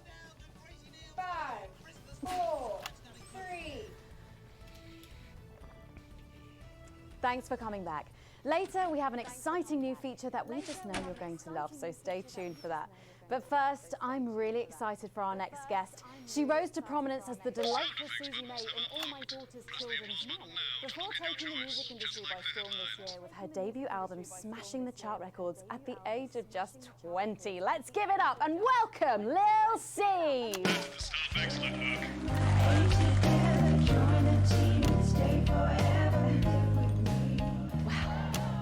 May I just say, you look incredible. Oh, thanks, babe. I'm doing this new regime and it really does work. Ooh, what's the regime? My manager suggested it to me. It basically involves bathing in like cabbage water and then having the leaves sucked out of you while you sleep. Wow, is that healthy? Oh, well, look at me, Meg. The leaves are my only nourishment. Yep, they certainly are. Now, you'll have to forgive me, but I'm somewhat of a super fan, so I'm sorry if I get a bit starstruck. Oh, bless you. I've never actually heard of you before, so if you do get a little tongue-tied, I can always carry the interview. Oh, that's good to know. So your first album, F My Face Together, it hit shelves this summer and it just exploded. I mean, what was that like for you? Bonkers, just so weird. I was in all the papers and the magazines. Overnight, I went from that like annoying little girl from that show to that like sexy little girl from that show. Wow, that must have been bizarre. Not really, it was just like any other morning. Get up at 5, go on a 4-mile run, have 3 meetings from my cabbage bath, but then only then was my dad actually talking to me. Oh, of course. I mean, the famed country singer, Billy Bob Jean Short. I didn't know you'd been estranged. There's nothing that strange about it, Megan. Okay, yes, he may believe that aliens told him to hate women, but there really isn't anything to prove that he's wrong. So, this newfound explosion into your popularity, I mean, did that change your life? Well, I had to start wearing like nicer underwear, for the paparazzi. But as my manager says, best to make the most of it before I'm 30. Is that right? So what's the album about? So I thought it was about like how pretty and great I am, but actually it's about monetizing youth, I think, or about like promoting an unrealistic standard of beauty or something. Your manager again? Yeah, he says insecurity is an opportunity. Oh, do you think he'd be happy with you telling us all this? Telling you all what? It really doesn't matter what I say here. I'll do my dancing and then this part will all be forgotten about. Oh, well, yeah, I mean, we're going to see some of those famous dance moves very shortly because you're going to be performing your new single, aren't you? Yeah, it's from my album Put It In My A Together and it's Put It In My A Together. My friend let her 13-year-old son join the Go-Getters. He's occupied now. Busy, even. His room's never been tidier. But he keeps notebooks he won't let her read. and sometimes she catches him staring at her. And last week, she found him searching through her papers. When confronted, he always had a plausible answer, a good answer. But somehow it's too good, like it's been prepared in advance, or possibly by them. We want to know what the news will no longer tell us, and when we find out, we will tell you. We will hack into your news broadcasts, we will defend your right to information, we will resist, and we will disrupt. Around the arse. I think things could have been different, like better, but I don't know. I screwed up on the swear, but having somebody dress me and tell me what to wear. Did you always want to do music? Well, ever since I was a little girl, I'd sit in front of the radio, and as soon as my favourite girl group would come on, I pressed record on my cassette, but then my dad would come in and tell me to turn it off and to go back upstairs and start practising again. Sorry, is your dad your manager? Yeah, which can be tough, and sometimes when it gets really hard, he'll say, "Make Quagler proud and you might just survive childbirth." Well, you know what, despite anything, you'll make me proud. Oh, if only your opinion was as valuable as his. And on that problematic note, you're going to be singing your song for us soon, aren't you? Tell me about it, So it's called These Babies Gonna Bring You Home, and I actually got sent the lyrics in the car on the way up here. But you know what, it's actually all right. And don't worry, all my work is team approved. All right then, well, you can go and get ready for that. We'll see you in a little bit. It was a very specific type of pleasure to chat to her, and I just can't wait to hear this. Whoa, so here is Lil C with an exclusive first performance of her new track, These Babies Gonna Bring You Home. Take it away. It's the Force's favorite, the queen of teams, here to break in your blockades, Lil C.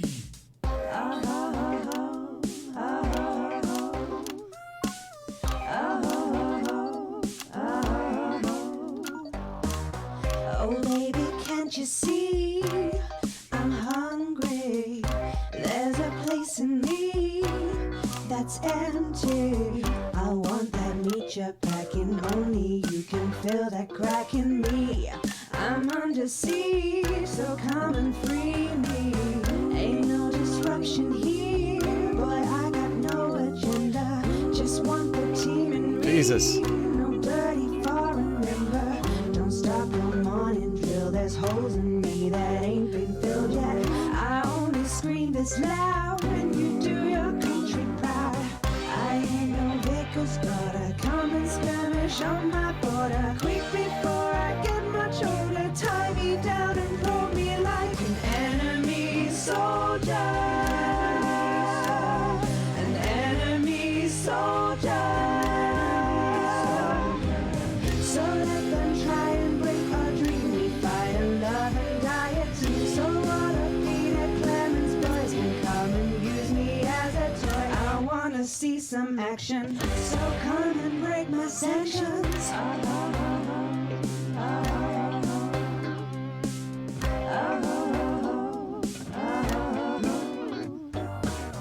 I've been this wild and free since Mama burdened me. She was only 53, but gave to save her family. Jesus. There's no one judging me if I'm the one that's in your fantasy. Don't die alone, these babies gonna bring you home. I ain't no Vickers, but I come and skirmish on my border. Quick before I get much older, tie me down and throw me like an enemy soldier. An enemy soldier. So what if Peter Clemens boys can come and use me as a toy and flip me over, grab my hair, rip off my clothes and dump them there. I wanna see some action, so come and break my sanctions.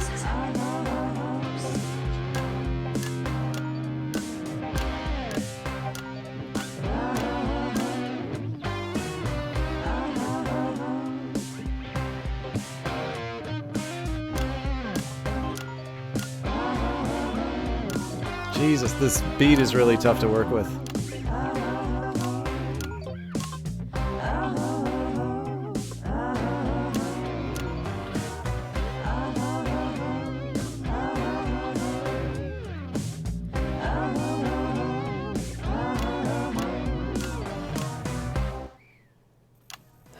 Well, if that doesn't distract you from the world outside, I don't know what will. I'd like to thank Phil C for doing that.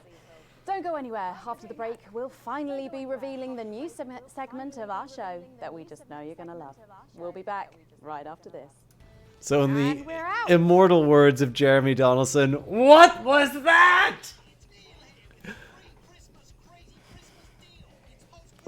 Can I just say, thank you so much for letting me do this. It really means a lot to me, you know. Yeah. To be able to promote myself on such a mainstream platform like the news. Well, don't worry about it. And you know what? Good luck for the future. Take care of yourself. This industry can be crazy sometimes. Watch out for that father of yours. Oh, no.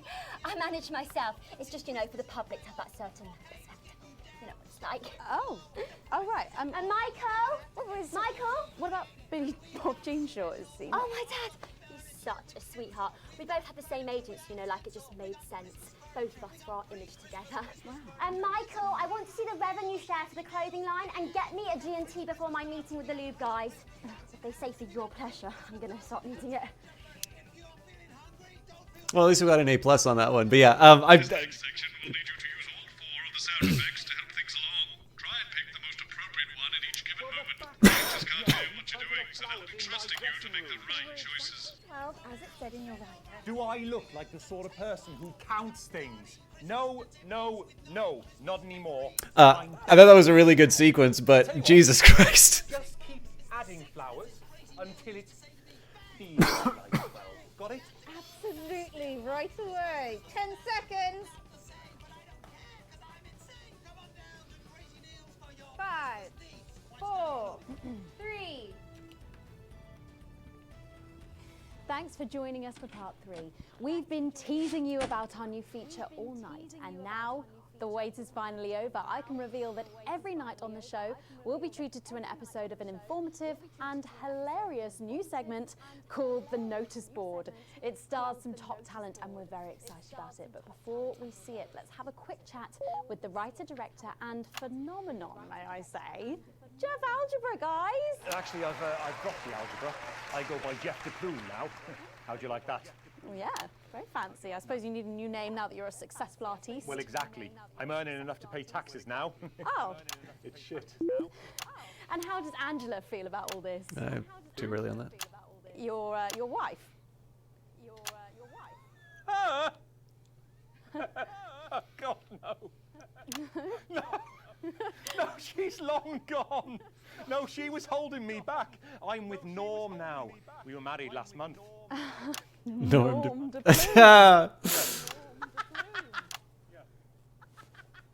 And why did you write this? What was your inspiration?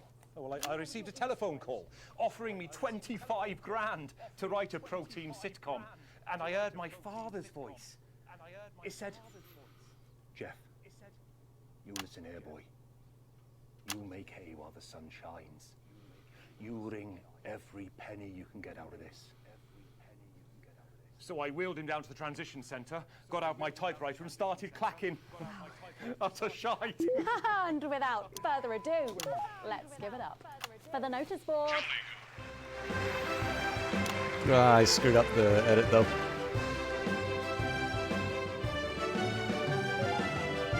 Excellent, you're unnatural. Keep it up.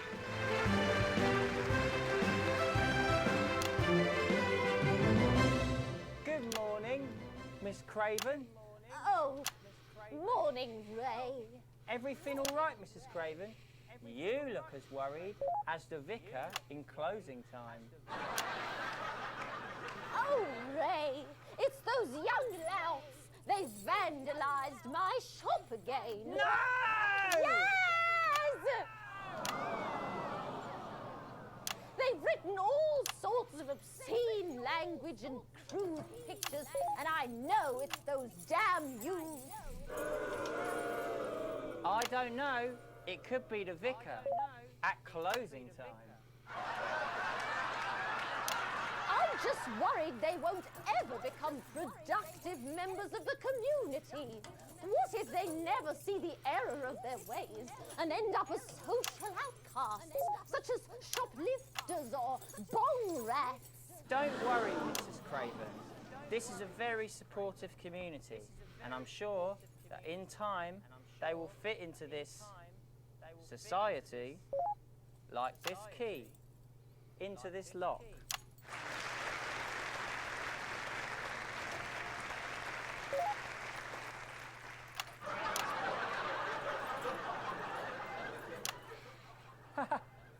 See? Works like a charm.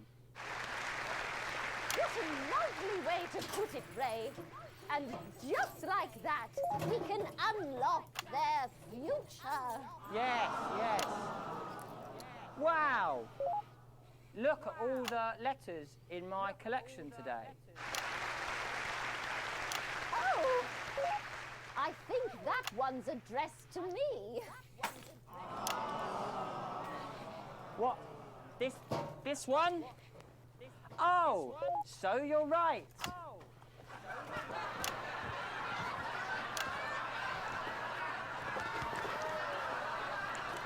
Here it is. It's a letter from my granddaughter, Brenda.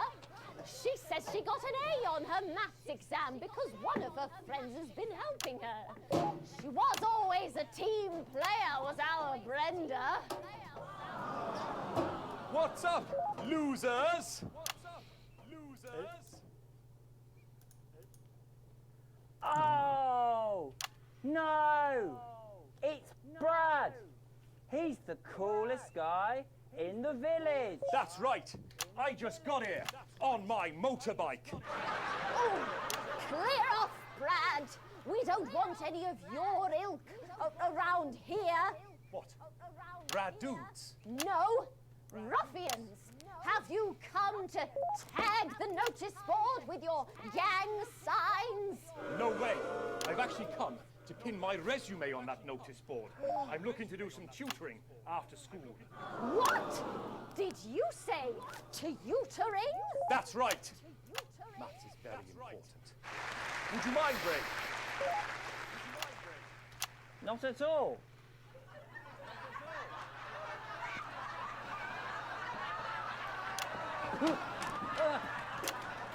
So you, a young person, have been spending your time helping others and not just urinating on churches or huffing glue? Hey, I haven't huffed glue for months. Well, blow me down! You know what? We misjudged you based on how young and cool you are and not on your actions. No doy. So it wasn't you who vandalized my shop last night or called me a rancid old crone from the back of a chopper? No way. It can't have been me. I was too busy helping my friend Brenda with her maths homework. Could you speak up there? I thought for a minute there that you said Brenda. I did, you daft old sow. Did you hear that, Ray? Oh, yes, what a wonderful surprise. I now respect you as a man. Put her there, Ray. Oh, what the heck? Give us a hug.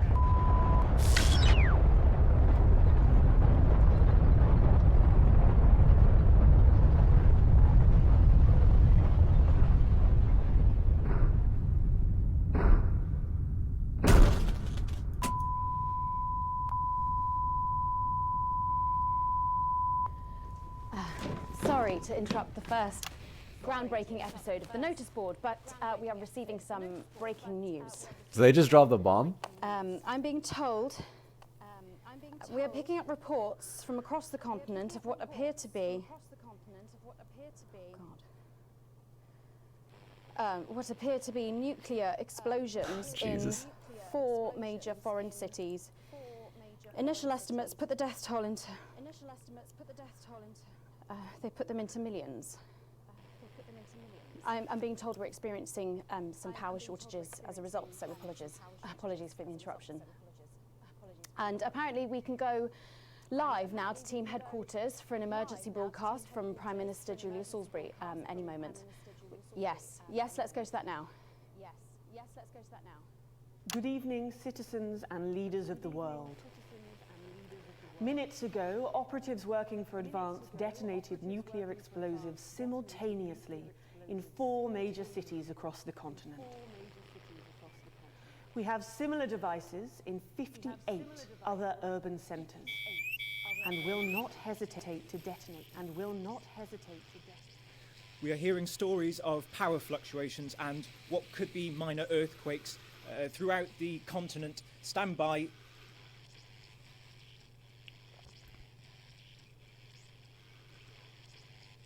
We've lost contact with our benefactors in Urkistan and Konoslava. All our equipment seems to be resetting. Oh God, that might be my daughter. Can we get this confirmed? Can we get this verified? I need this verified.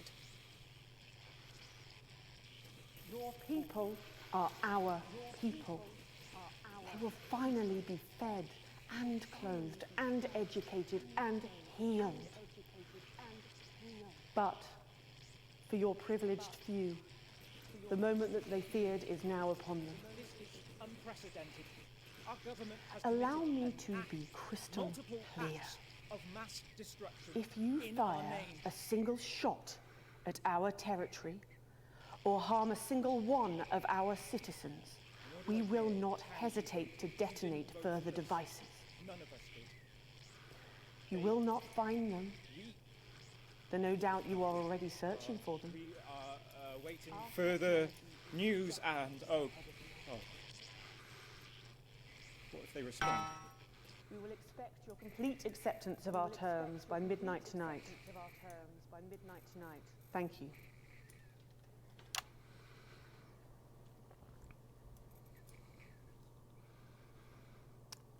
I don't really talk about my personal life in my job. It's not relevant or important. So many of you may be surprised to learn that I have a brother. His name is David. And right now I can't get his stupid face out of my head. He's a researcher and he's currently travelling the continent for work. And I don't know where he is right now. And I should imagine that there are many of you sitting at home tonight digesting this news, and you also have loved ones on the continent. In Urkistan, or Havia, or San Palmerino, or Konoslava, which is where David was when I last spoke to him 3 days ago. So when I tell you I know how you are feeling tonight, believe me, I do. But I also know that there's a flow to events. I see it every day here. I know that although tonight it feels like we may be in a time of fear and darkness, we may actually be at the break of a new dawn. We don't know that yet. We can't know that yet. But together we will find out. And I will be here every night, feeling what you are feeling. And with your help, maybe we can all get to that brave new world. My name's Megan Wolf. Let's make tomorrow better. And we're out. I've got people ringing around, but the telephone networks are overloaded. There is a lot that we are going to unpack in the rushes. Exactly which cities were hit, or Megan. We will find him.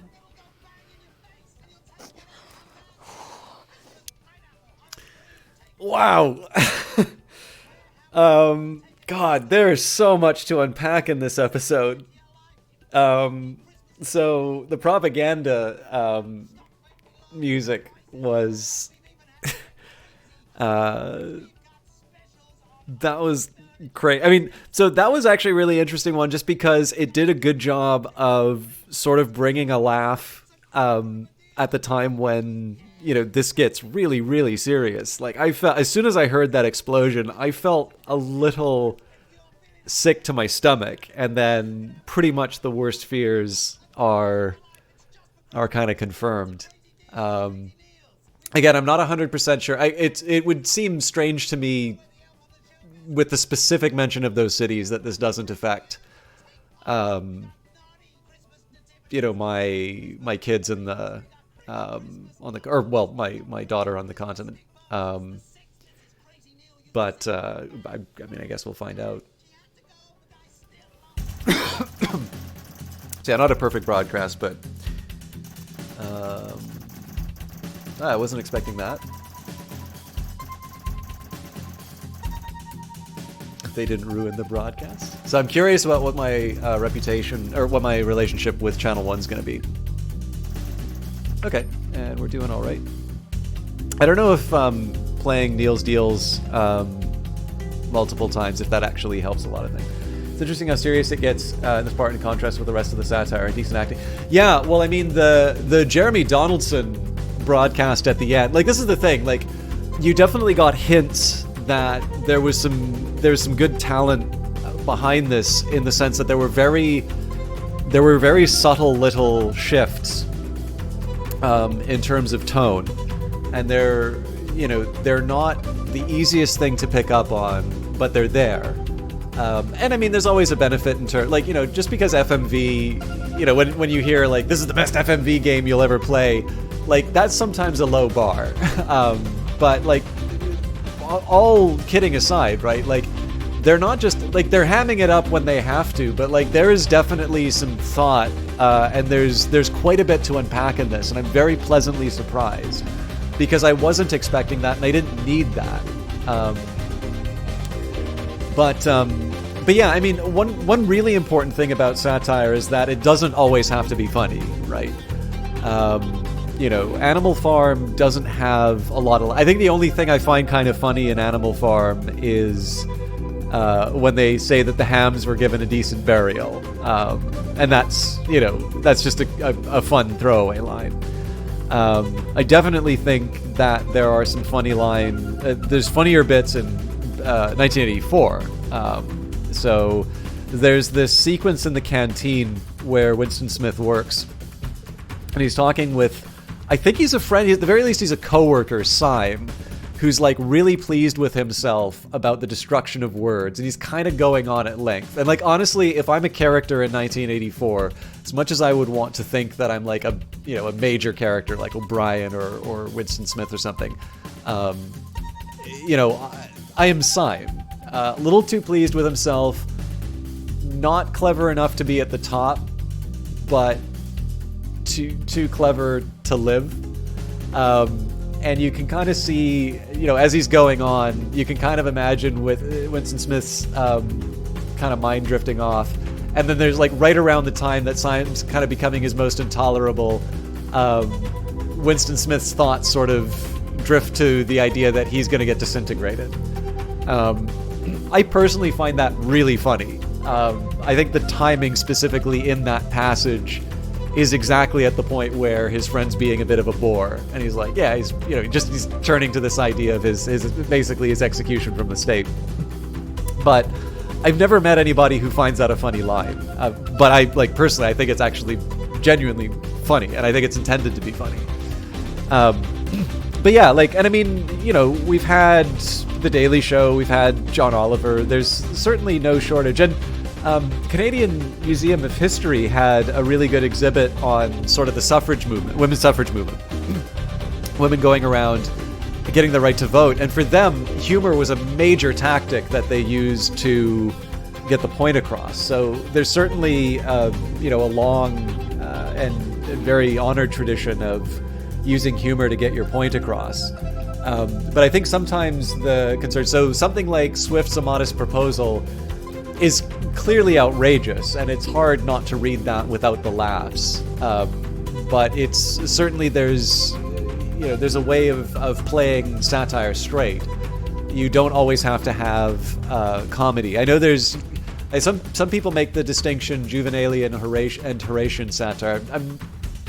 I don't know if I've ever really enhanced a conversation by going into those distinctions.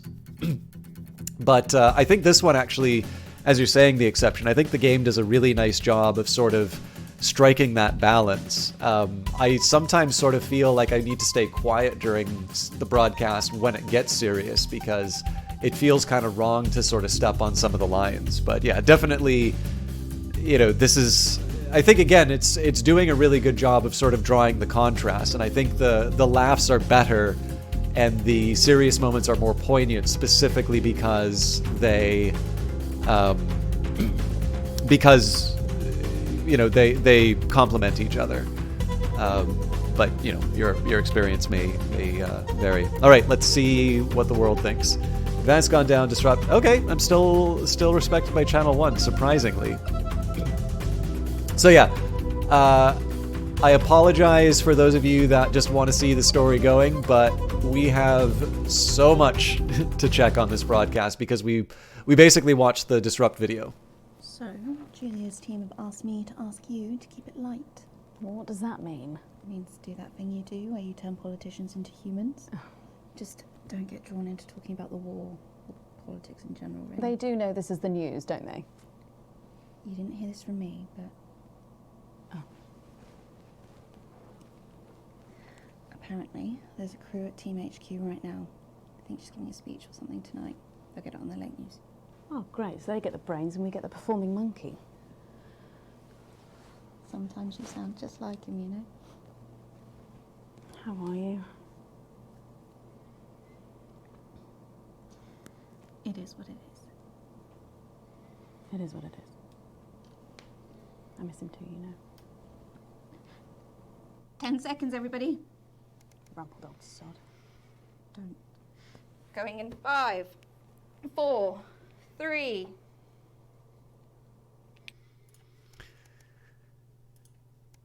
Okay, we'll skip the little C part, but I mean, unless you really want to see that again.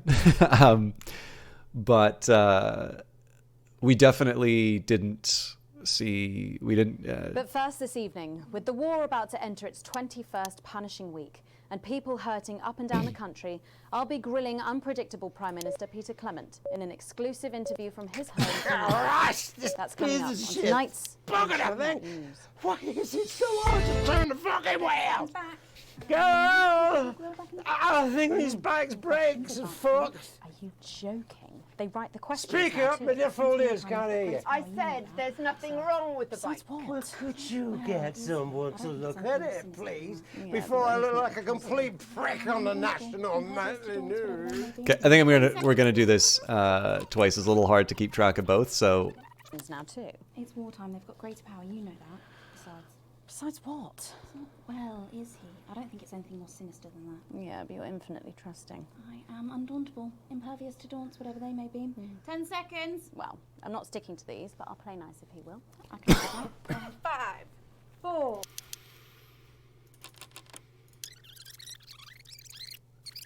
The fucking wheels! Girl, I think these bike's brakes are fucked. Speak up, my dear fool is, can't hear you. I said there's nothing wrong with the bike. Well, could you get someone to look at it, please, before I look like a complete prick on the national nightly news? There's no time. You're live in 30 seconds. Put your earpiece in, for fuck's sake. It's actually kind of interesting here because Peter Clement is the former TV star, whereas right, that's it. How long have we got? Julia Salisbury's a lawyer, so you can kind of see him being used to kind of push up. And looking surprised in 3. So yeah, I was going to say you can kind of see Peter Clement being used to push Advance over the top as like a recognizable name, and his sort of. So in a previous, I mean, again, it's hard to speak definitively about the game because it does seem that even small choices wind up resulting in different videos based on what Erasmus has been saying. But Peter Clement was the one who was sent out to give the government apology and was the one who sort of appeared in the video that was the apology for the Mr. Snugglehugs fiasco. But yeah, I mean, you can sort of see that he's been whether it's built that early or not, he's been progressively sidelined, whereas clearly the more competent of the two, Julia Salisbury, again, who's the lawyer, so wouldn't necessarily have the same sort of publicity for the agenda. is the one who's kind of taken increasing power over time. I mean, again, we'll see we'll see where the relation goes. If they're going full Orwell, he will be a traitor, branded a traitor, and no longer with us. But I don't know how much of an indicator. I don't think the game's quite going in that direction. I think probably there's going to be a little bit more about the resistance. 2, 1. Good evening, Prime Minister. Have we caught you exercising? Oh, have we started? Yes, that's right, Miss Wolf. Just a few minor adjustments. I mean, nothing drastic. I haven't joined the gym or anything. As my old man used to say, just because she won't take it up the shit, it doesn't mean you shouldn't try for a quick fiddle up the car park. Language, Prime Minister. What? Quick fiddle? What's wrong? Oh, shitter. It's shitter, isn't it? Yep, that's the one. And can you tell us what brought about this new you? Well, you know, Mrs. C and I were watching, you know, the night the blockade began, when Jeremy Donaldson, well, you know, and it were blistering hot, as I'm sure you all remember, and I were a bit wheezy from all the cigars and all that. And Mrs. C turns to me after the signal dropped away, and she were in floods of tears, and she says, "PC," she says, "I couldn't go on without you," she said. So I made a decision, and since that day, I have stopped smoking cigars. Except for Christmas. My birthdays. Weddings. State dinners. As well as that, I got this useless Rudy backwards doesn't go anywhere. And apparently I'm going on a walking holiday this Christmas, and that should finish me off for bloody good. Did you make the decision to holiday within the country this winter because of the blockade, Prime Minister? Well, Mrs. C has never liked travelling at the best of times. Yeah, the exception. These are certainly not the best of times. On that we can all agree. There's a lot of red tape involved in leaving the territories at the moment, as I'm sure you're all aware. Some of those forms are bastard long. All in it together. What? All in it together. Oh, yeah. Also, wait, is Gail the news seem broadcaster? Very advanced to be going abroad when the rest of the country is grounded. And yet, Julia Salisbury announced today that she'll be visiting Svenland during this year's winter break. Is that really an example of team spirit? What? This is where we came in. About this, Gail? No one tells me anything, Peter. You should know that. Why don't you know? Well, leaving that for a moment, it says on this card that a body like yours must take some planning to achieve. What's your morning routine? Well, I have a frigid morning routine. Rigid. It's rigid, for fuck's sake! Oh, yeah. A rigid and demanding plan that my doctor and personal trainer... Who's your personal trainer? Some prick called Claire. Is that on your card? I thought we might wonder. Prime Minister, speaking of planning, with the blockade in its 20th week and the people of this country reeling from its effects, what plans do you have to get us out of this mess? Well, that's a very blunt question, Miss Surely Wolf. one for which you, the democratically elected Prime Minister, must have an answer. Don't you get smart with me, Pat. I was a fucking national treasure before you were a twinkle in the milkman's scrotum. You want to talk about plans? Let me tell you about plans. That's all we do. Fucking plans and revised plans, and then meetings to discuss the implementation of plans and plans and yet more planning for fucking plans and yet more fucking plans. Well, that's good. That's good to know, Prime Minister. Do you know, I used to really like you, Pat. You were a breath of fresh air. But I've been watching you, and you know what? You get more like him every day. I will take that as a compliment. Prime Minister, later on this evening, your co-leader, Julia Salisbury, is going to give a national address from team headquarters. Can you give us a hint of what she's going to say? Yes. Well, I imagine that there Sorry, will be you the imagine? usual... No, what I mean is... You do know about this broadcast, don't you, Prime Minister? Well, I'm sure I did. But Julia and I have no secrets from each other. We don't memorize each other's bloody diaries either. As my old mum used to say, if you wanted to get a job done quick, don't get bogged down in the pubes. What else you got? Sorry? Only cards, what else? A little piece of my life do you want to rustle through? Get out, refill my last. Come on. Come on. Okay. What music do you listen to when you work out? Well, Gail tells me that I work out to Little C, but I have absolutely no fucking idea what that is. Izzy Stardust. Do you think the C stands for... It stands for collaborative, Prime Minister. Yeah, actually, that does make more sense. I think Peter Clement's a little more put together, don't you think? How's rationing affecting you? It's hard, but we get by. You just have to learn to get by on the basics. Take comfort in each other. I've got Mrs. C and many a fine single malt. I want for nothing. So for a decent night's sleep, of course. I'll wait till after this segment to say it, but... Prime Minister, thank you for joining us. When we come back, it's time... Well, that was a fucking ambush. Get on that phone now, right now, to that. Find out what that duplicitous bitch is up to. And get me a bottle of something stronger. This fucking government stuff is complete fucking bog water. You mentioned it, Bozeman's face turned a colour that I think you call embolism. Am I in trouble? Bozeman? Nah, you're like the daughter he never had. I suppose the higher-ups might fire him, though. Who's Lil C? Or if there's any justice, me. Who's Lil C? Are you winding me up? What? I'm civilized. So I don't read books. I don't know how much of this game you know about Izzy Stardust, but the motto for the party in this is "Forwards Together." And I was wondering where I had heard that before. I thought it was a Canadian political slogan. I still don't know where I got that idea from. But so far as I can tell, that was Theresa May's slogan. So as I said at the start of the broadcast, you can forgive me for not, remembering the stellar political career of, Theresa May. And then I think there was also some controversy over that because that was also, I think Thatcher used that at some point.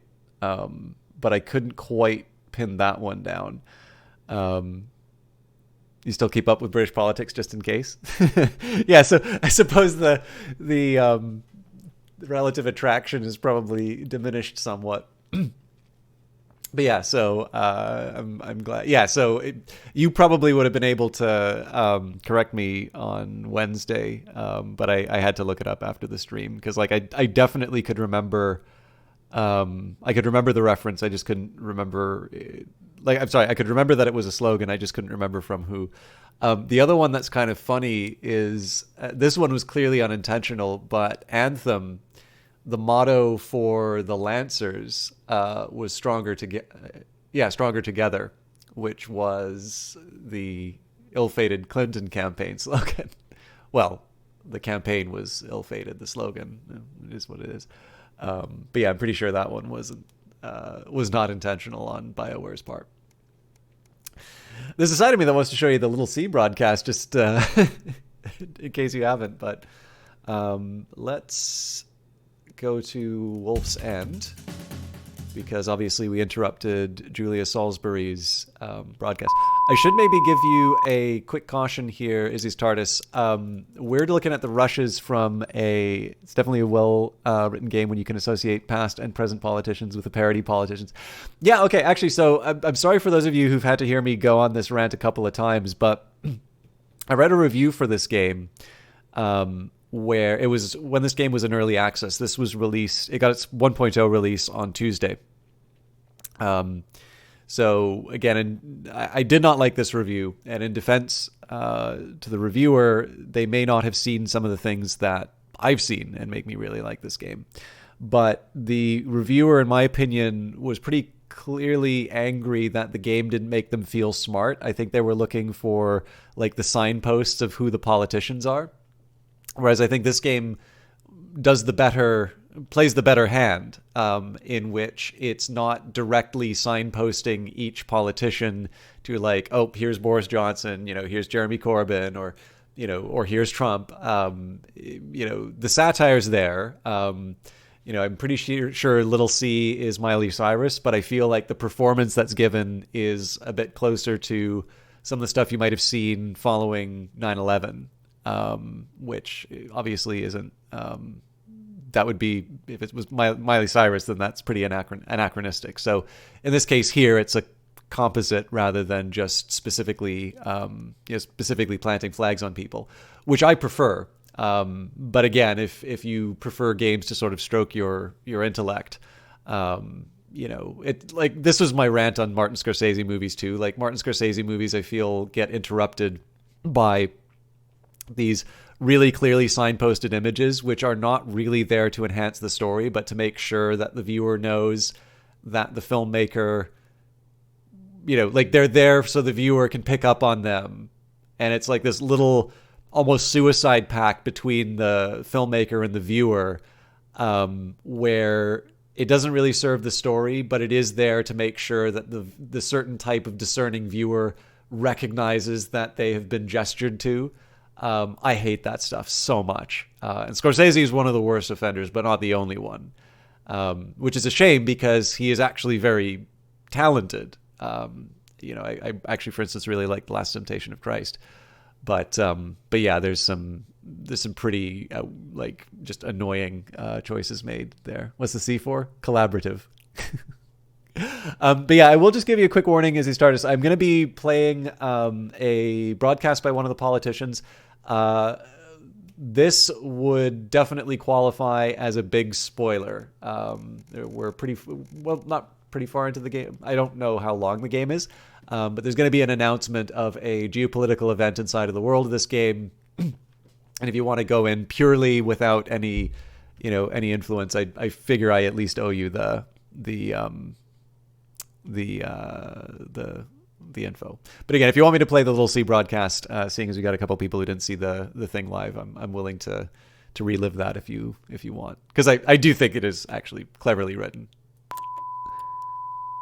You're just watching for the humor? Okay, cool. Sorry to interrupt the first groundbreaking episode of the notice board, but we are receiving some breaking news.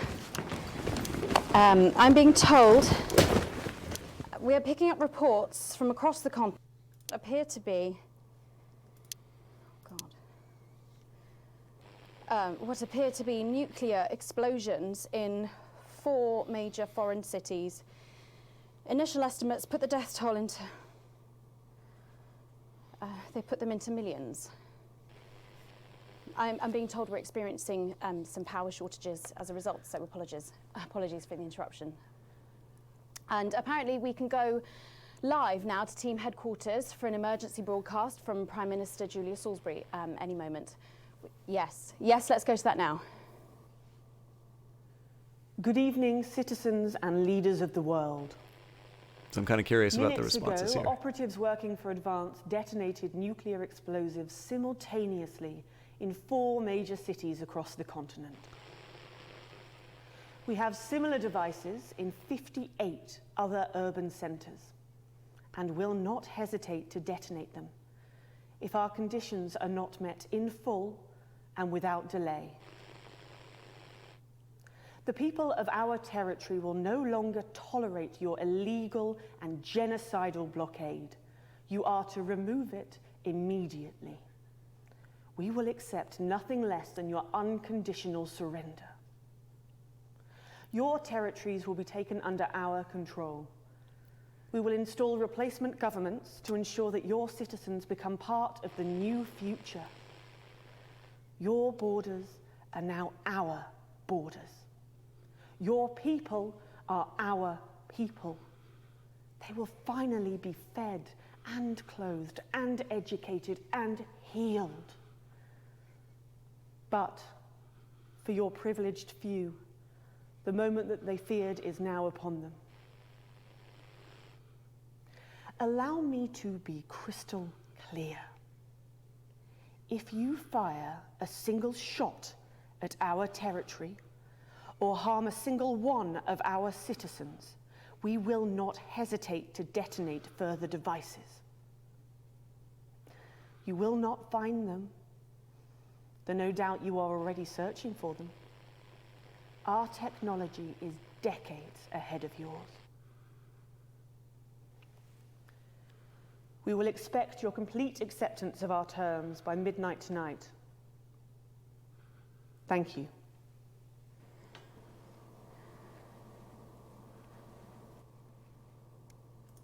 So we've heard that bit before. I was curious if there's any discussion during the...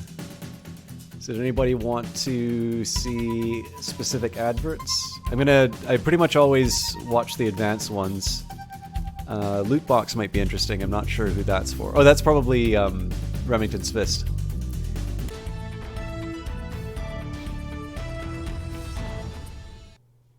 The enemy is all around us. A frightened world that looks at what we have achieved and dares not let it succeed. They have tried to starve us, but as a team, we have grown food enough for all. They have tried to hurt us, to cut off our medicines, but as a team, we have offered radical, compassionate solutions. And they have tried to scare us, to rob us of power and leave us in the dark. But as a team, we have lit a fire so bright that they will never quench it. We are at war with a brutal foreign enemy, against leaders who do not even treat their own people with the dignity and love that we have come to expect as standard. And if these leaders can sit idly by while their own people starve, well, whatever would they do to us should we lose? That is why it is vital that we pull together, that we encourage and educate our family, friends and neighbours so that they too embrace this new future. Because a team can only succeed when it pulls in the same direction. And while we certainly wouldn't call dissenting voices treasonous, we would raise an eyebrow at those who can't find it within themselves to show even a little team spirit. Advance. Together, we cannot lose this war. So join the winning team.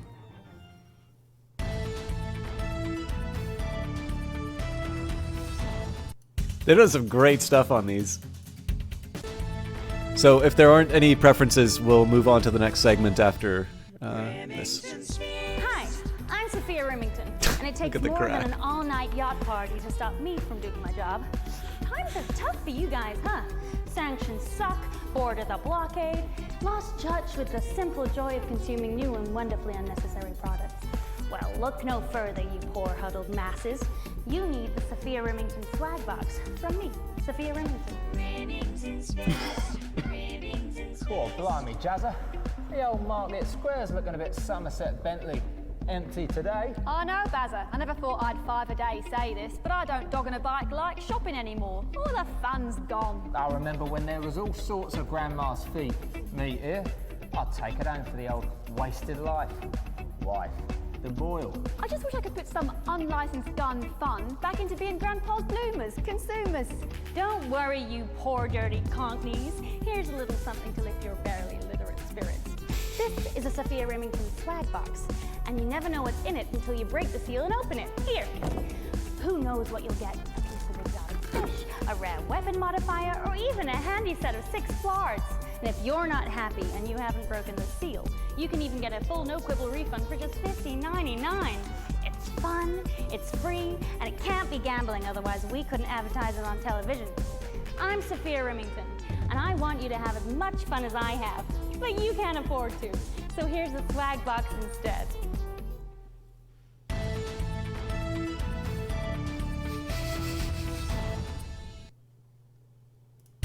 This is good stuff. Oh, I feel like if/when I play this again, I feel like I really want to do Eye of the Beholder next. All right, we watched the Disrupt hacks during the broadcast, so again, sort of last chance to say whether or not you'd like to see any of the other material.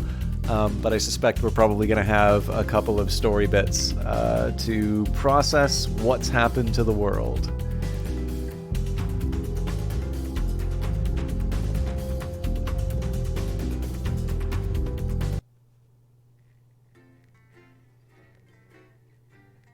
I am gonna check out this documentary too, but I'll save that for my own time.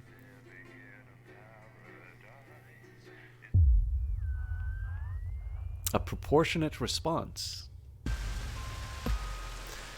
The rest of your shift passes in a blur, with the same words going around and around in your head. Operatives working for advanced detonated nuclear explosives. Initial estimates put the death toll into the millions. Did this just really happen? You pull into the driveway with no memory of the journey home. The light in the front room is on. Clearly someone else is still awake. The door creaks open into the living room, and you find Sam sitting on the sofa, staring at the TV. The screen is off, and they're clearly lost in thought. You take a seat beside them and put a reassuring hand on their shoulder. They don't look at you, but they do reach up and take your hand in theirs. Now that you're closer, you can see the tears flowing freely down Sam's face. Our little girl. I know, I don't know what to do. What the hell can we do? The bastards killed Susie and millions of others. All because of their fucking war, which we never asked for. Behind the tears, you see a fire. Raw fury you've never seen in Sam before. I hate them, Alex. I know you've never been a fan of Advance, but after this, they're monsters. I need to know that you understand that. We can't just be indifferent. We need to actually do something. Oh, man. So, I suspect Charlie is going to pick up on this, but I really feel like I can't. I really feel like I can't abandon Sam on this, so nothing could justify what they did, and anyone who tries is as bad as they are. Relief spreads over Sam's face like a wave, and they collapse against you, clutching tightly. Clearly this was weighing heavily on them. You're not sure you've even processed it fully yet, but at least you'll get through it together. Interesting, so they didn't mention Charlie, but that doesn't mean that he didn't hear a final farewell. Oh, it's not even a question. Okay. The last week has passed by in a blur. A rush of things to do, and all immediately forgotten. Your memory clouded by a dark fog. 9 days since the so-called Liberation Night and the beginning of Advance's new future. You weren't the first ones at the church today. You were staggered by the number of people who have come to mourn with you. Everyone is here for the same reason, sharing the same pain, the same sense of loss. It's written all over their faces, much as it would be on yours. You step away from everyone else, needing space to gather your thoughts. Your daughter, poor little Susie, gone. Sam has said little since that evening. They're still getting over the shock. But then you walk over and squeeze their hand, and they squeeze back tightly. You'll get through this together. You can only imagine how awful it would be to face this alone. There hadn't even been a coffin to bury. Sorry, as you came for the humor and got tragedy. Oh, Jesus. An academic exodus. And a seemingly ordinary morning, but as you get into work, you find a small crowd gathered in the break room. When you go in to grab your first cup of tea of the day, you can't help but overhear some excited chatter. You didn't hear? Yeah, another one's gone missing. What's that bring the total up to now? Oh, I should think over 100 at this point. They won't all have been reported or noticed yet. Sorry, what's going on? An excited young woman turns to you and begins to explain. Another professor went missing from Queensview University, with all the other disappearances over the last year. Scientists, doctors, researchers. She pauses before lowering her voice to a whisper. It's clearly Disrupt targeting the people speaking out against them. I even heard Advance are struggling to prevent further... A deep, familiar voice from behind you interrupts. What exactly is going on here? A silence overtakes the room as you all turn in unison towards the doorway. Bozeman clears his throat before continuing. I've told you before, I don't want to hear about these so-called disappearances. Come on now, people. Advance have been very clear that they've got nothing to worry about, which means they're not our problem, and unless they start classing cappuccinos as intellectual, I don't think anyone here has anything to worry about. Let's get back to work. Bozeman holds up a hand to keep you as everyone else files out of the room. Look, between you and me, this leave it alone malarkey comes from on high. It's out of my hands. So I would appreciate it if you would refrain from talking about it further. And make sure the news is in line with that school of thought, yes? He gives you a pat on the arm and a smile before leaving to carry on with whatever he does during the workday. It seems that, for better or worse, public ownership is now in full swing.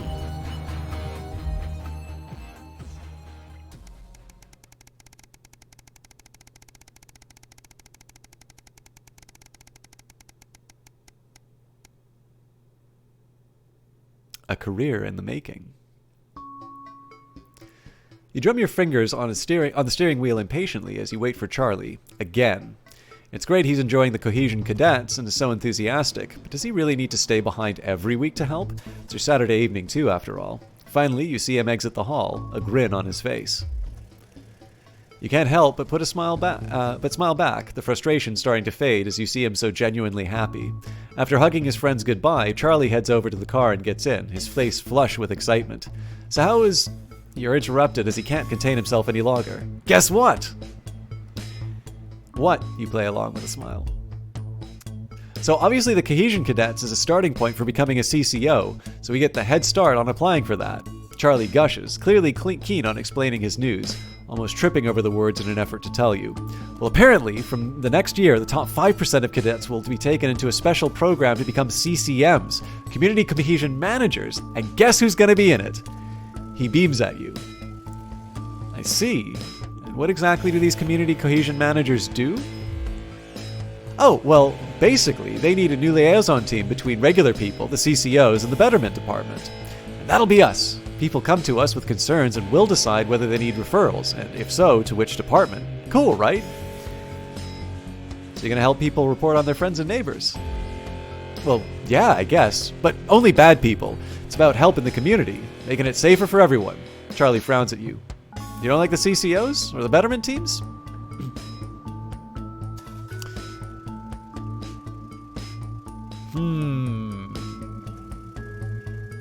It's not that. Forget about it. Well done, bud. I'm proud of you.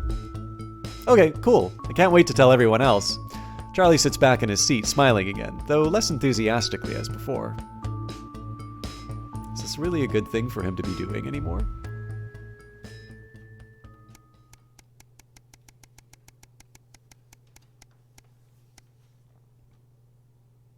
A spark to light the flames. You're surprised to find Sam in bed next to you when you wake up. They must have gone in very late last night from drinks with the folks from school. You decide to let them sleep in and enjoy a lazy Sunday morning.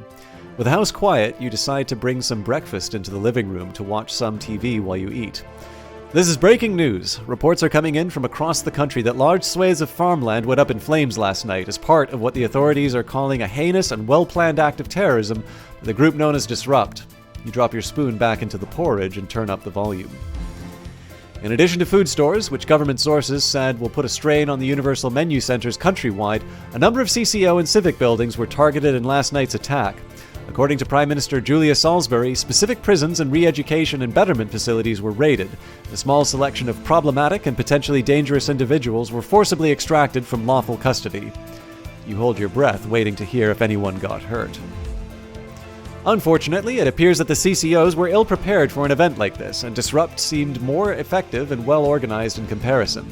While most of the targeted locations were thankfully empty of people, given the lateness of the hour, the Betterment Centers were fully staffed when they came under attack. 17 CCOs and 4 administrative staff lost their lives as a result of the brutal actions of Disrupt last night, with countless more injured and many seriously and rushed to hospital. Few Disrupt members were captured during the conflicts, but the vast majority seem to have evaded capture thus far. More on this story as it develops. You go to turn off the TV. You're interrupted by Charlie walking into the living room, bleary-eyed with a piece of toast. Anything interesting going on? He gestures to the TV. Mutely, you leave the news on as they cycle through the story again. Charlie watches in hushed silence. By the end of the broadcast, they're dubbing it the Night of Fire. Everything's going to be okay, right? So, I hope so. We'll have to see.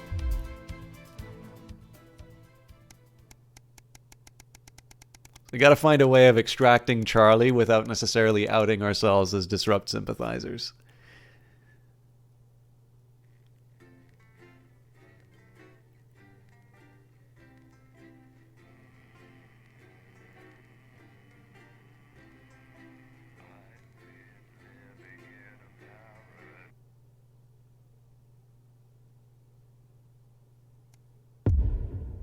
Day 1912, the Uprising.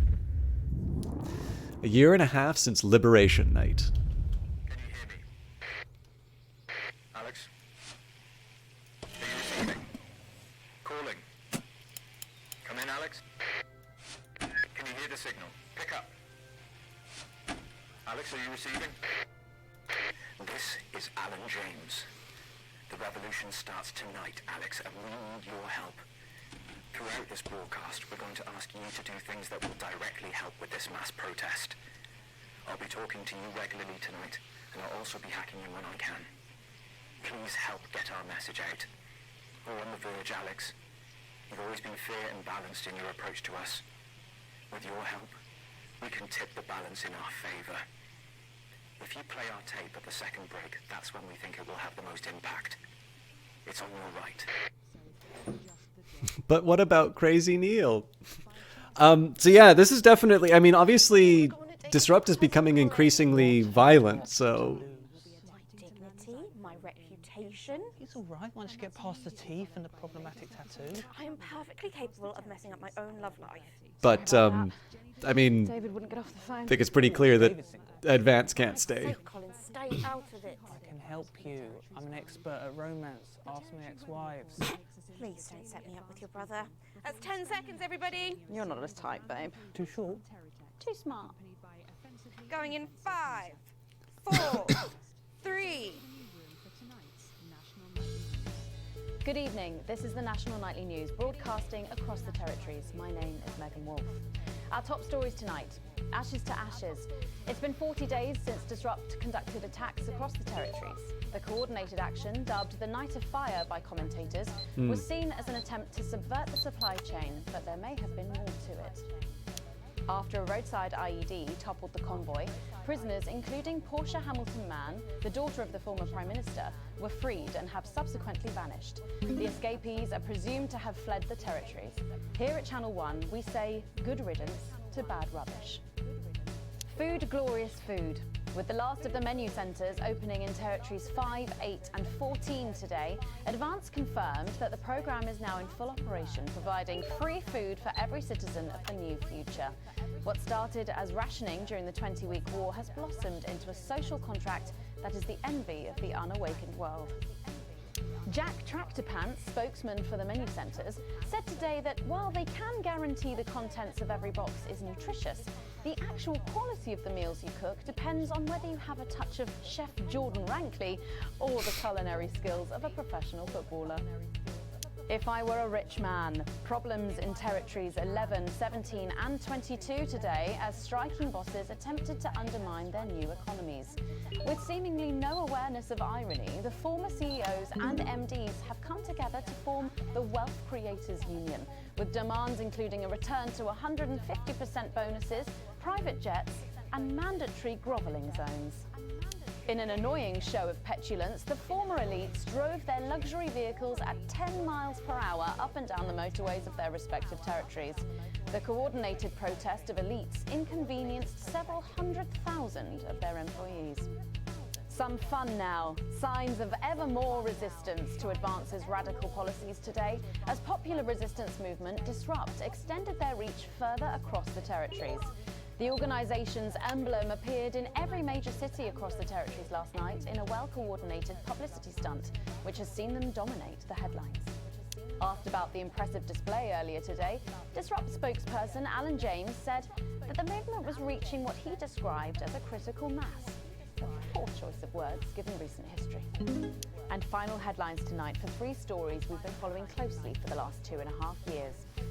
Foreign soil. A glimpse today of failed CEO Sophia Remington, who, facing serious criminal charges centred around the details of her pet project, has spent the last year in refuge at the Malvalian Embassy here in the country. Is this the Julian Assange With no moment? end in sight to her self-imposed isolation, the board of Remington's Fist removed her as CEO in absentia this morning by a unanimous vote. Sophia was heard to yell something obscene in Malvalian at the assembled journalists before slinking back inside. We didn't catch all of it, but it was something about our mother and a goat. Fun guy. Unexpected news today as 2 familiar scientists announced the birth of an extraordinary child. The underground struggle of doctors David Wong and Ingrid Svorsborg-Horgensvoord captured the hearts of people around the world.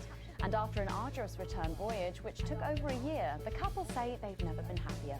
Baby Dante is said to be healthy, if a bit partial to the airing cupboard. Man United, a happily ever after for Johnny Hamsleeves and partner and I wonder if this is the last Eric mission. Justin, who finally tied the knot this week. Speaking as the pair headed off for It their definitely honeymoon feels like in they're Heritage closing 15, things Johnny off. acknowledged that there would be many in the football world who wouldn't accept his choice of partner.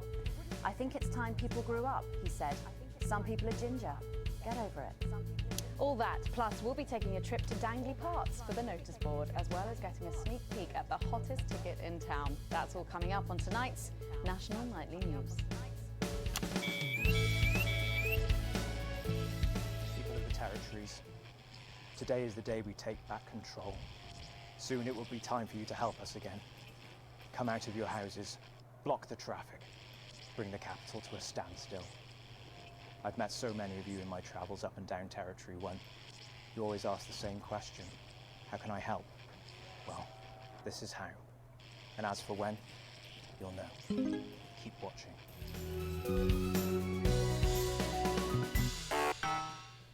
But first, 500 days after the loss of a fine leader and a great man, the start of tonight's programme is dedicated to remembering and celebrating the life of Peter Clement. Patrick Bannon is live from Parliament Park, where Julia Salisbury will be breaking ground on what will soon be a memorial garden in Peter's honour. Patrick. Listening to that old bitch lying through her teeth about missing that poor bastard. Patrick. I don't know what I'm going to do. We're live. Because I'm not being funny. Things were better with Peter, weren't they? Patrick. They were, and I don't mind saying it. They were, because he held her back. But now there's no stopping her. Hello, Patrick. We're Of live. course, can't say that, can I, Francis? No, not with public ownership. No, with public ownership, you can't say anything these days. She's lost it, mate. She's completely off the rocker. I heard from an aide that... Hello, Megan, you join me here live from the what? Hello, Megan, you join me here live from the what? Oh. Seems like we've lost some signal there for a moment. Well, we will be going live to that groundbreaking ceremony just as soon as we can get Patrick back. Meanwhile, let me just say, I think the memorial gardens are going to be gorgeous. I've had a sneak peek at the designs and Alana Marsh has done a fabulous job. Oh, okay, all right, it seems like we have got the signal back. We can now go live to Patrick Bannon in Parliament Park. Patrick. Thank you, Megan. I'm Patrick Bannon, and we are indeed live here. Apologies for the technical difficulties there, but any moment now, Julia Salisbury will step out on stage behind me. Alex, Bozeman here. The boys in editing have just informed me that the eulogy footage isn't fully cut together yet. You're going to have to do it on the fly. For goodness sake, make sure you make it look good. Slowly gathering since this afternoon. This is Alan.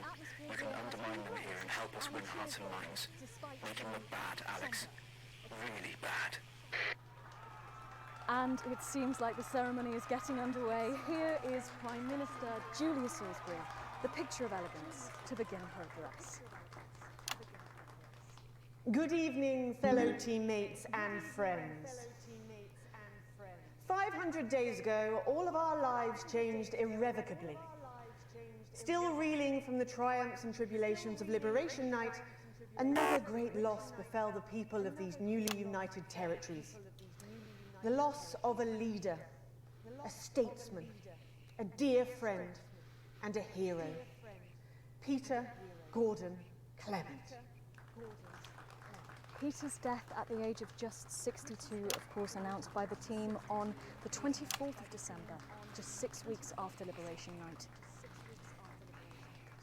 Born to a working-class family on a housing estate in Rotherham, Peter first trained as a carpenter before getting his start on television. First moving and building scenery, and then developing into the personality that we all knew and loved so much. Just the Job first hit our screens over 25 years ago, running for 11 series, winning multiple awards, and charming audiences up and down the country. Peter taught us, all of us, not to be content with the way things are, not to accept inequities, no matter how small. But he also taught us what it took to fight them. Courage, integrity, empathy, and hard, bloody graft. Across a career spanning 3 decades, Peter Clement was known for shows including Wake Up, It's Saturday, and much later, late night chat show Petey, which at its peak drew millions of viewers. Peter was by no means a saint. Trust me, he once told me he had more regrets than he'd had stolen dinners. He always did have a knack for a turn of phrase. But it speaks to the strength of his character that he chose to share with us his mistakes alongside his achievements, his faults as well as his talents. Peter had the heart to give it all he had for the people of these united territories. Famous for his potty mouth, it's estimated conservatively that Peter Clement uttered over 1.5 million swear words during his career, though some sources put this figure well in excess of 2 million F-bombs alone. Gripped by illness as he was in the weeks and months leading up to Liberation Night, he wasn't the man we loved.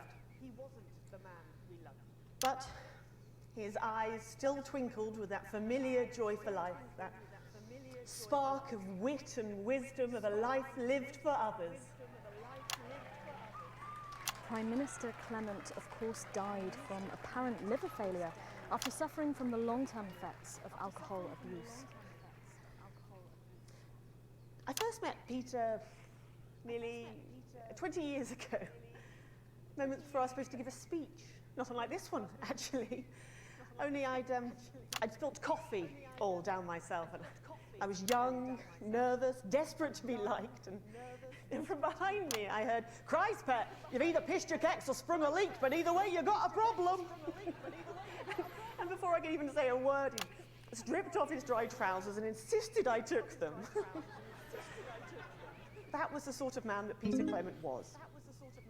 Kind, compassionate, sensitive, a brilliant thinker, a natural leader, but mostly a good man.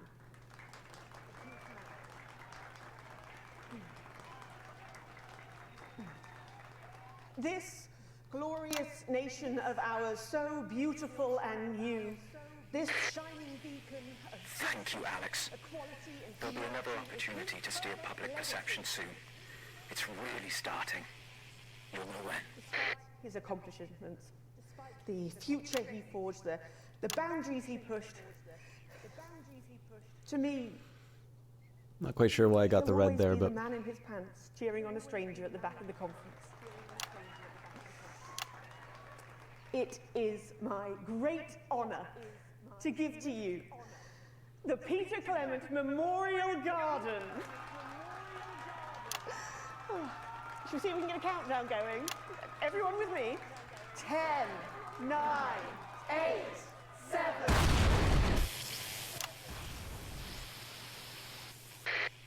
Now, Alex, control the message. Mom, we have to get you to safety. Come with us. I'm not leaving, I can't. You two, come with me. Don't panic.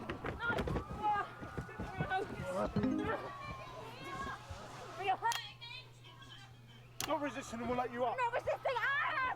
Fuck What are you doing? Not resisting! You all saw! Not resisting! Turn the camera off. National Night News. We have the right to be here. I said turn the fucking camera off.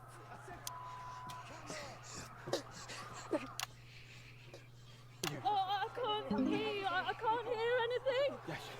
Medics are coming. You sit down. I can't hear you. I'm from the National Nightly News. Well, then you can consider this payback. Salisbury's still here.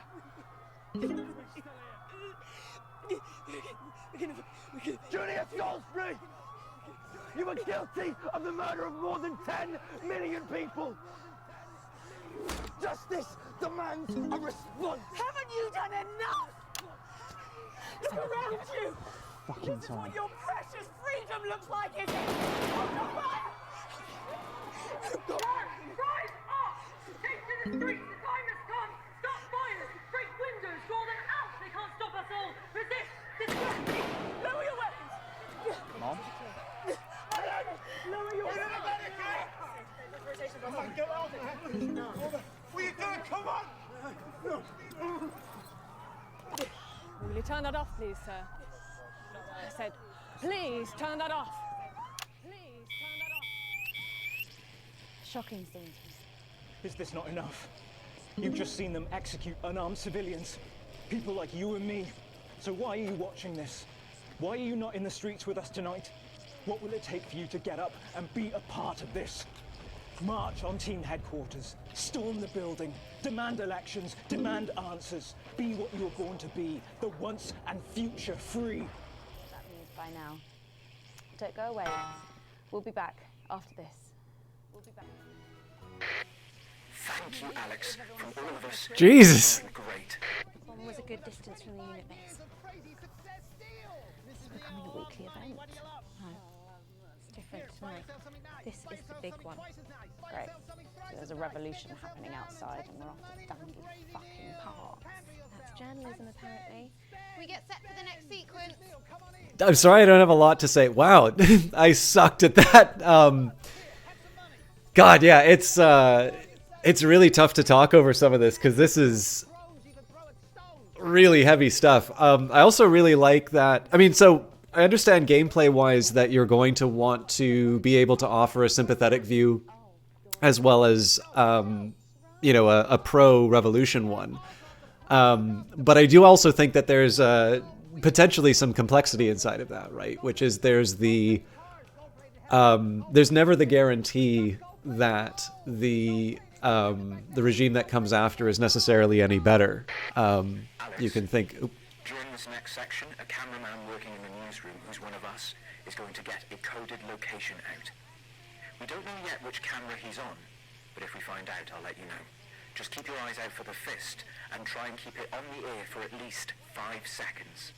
Our operatives will do the rest. I'll just take a quick second to go through. You did a lot better than another playthrough you saw. That level makes it seems hard to steer. Yeah, I mean, I like it because, of course, it's, you know, it's definitely feeling like if we're not at an ending, we're definitely getting close. They've closed off a number of different, and I'm really sorry to pause the broadcast, but it seems like we have a bit to talk about. But sorry, just one second.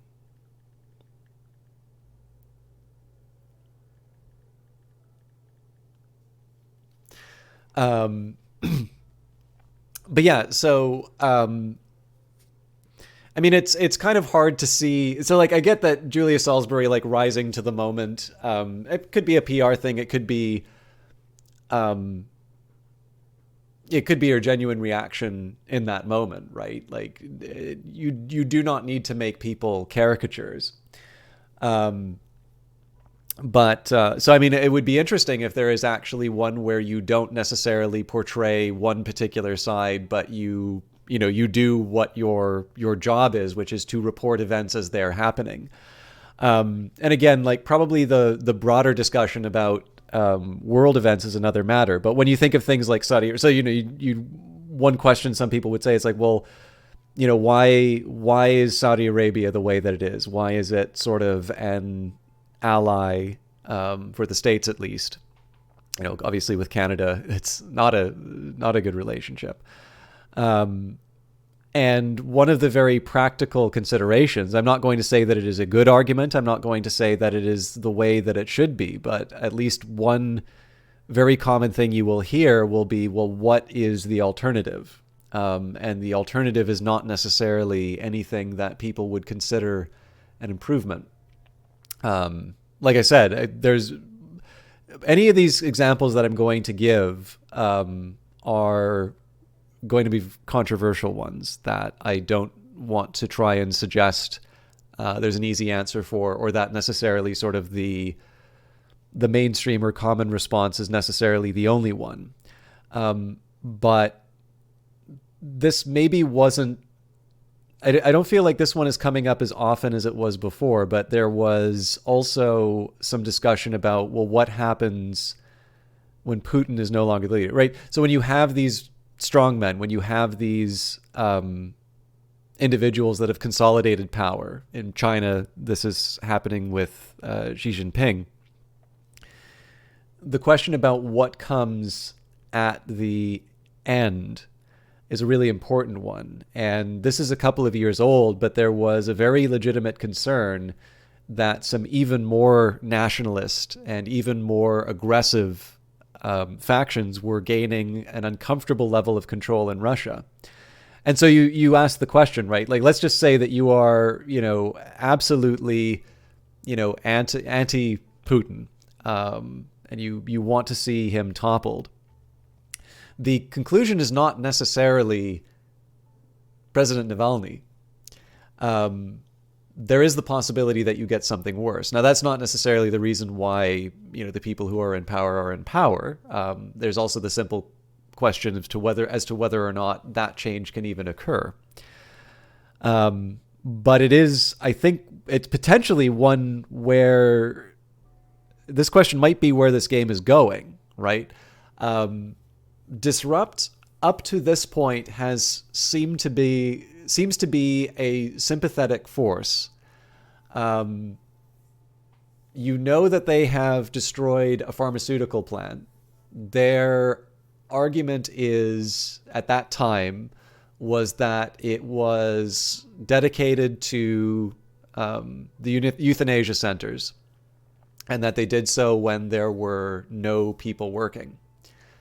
That's different from the last action that we've seen. The last action was destroying food, and there were officers that were killed as a result of it. Now, we've seen a bombing. We've seen, that this is now to the level of armed conflict. And I mean, again, you may ask the question, well, is there any other way? But the important thing is, like, in this particular moment here, and this is one thing I really like about this moment in this game, and it's why I want to take the time on the pauses. I genuinely don't know who's right on this. I know I don't like Advance. I think the use of atomic weapons has already completely shredded any legitimacy for Advance as a government. The fact that Disrupt is calling for elections does not nearly mean as much as it should.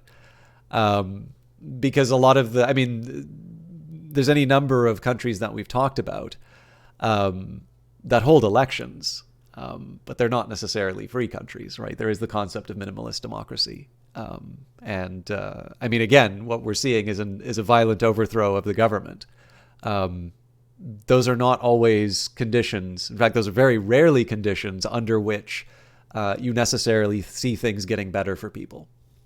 So I do very much like the fact that, I'm making my decisions. I'm making choices in this game, and the game, seems to be responding in the way I expect it to. But I'm sort of going in here, unquestionably, very unsure about whether or not I'm making any of the right decisions. And if that was the intent, they've done a fantastic job of demonstrating that.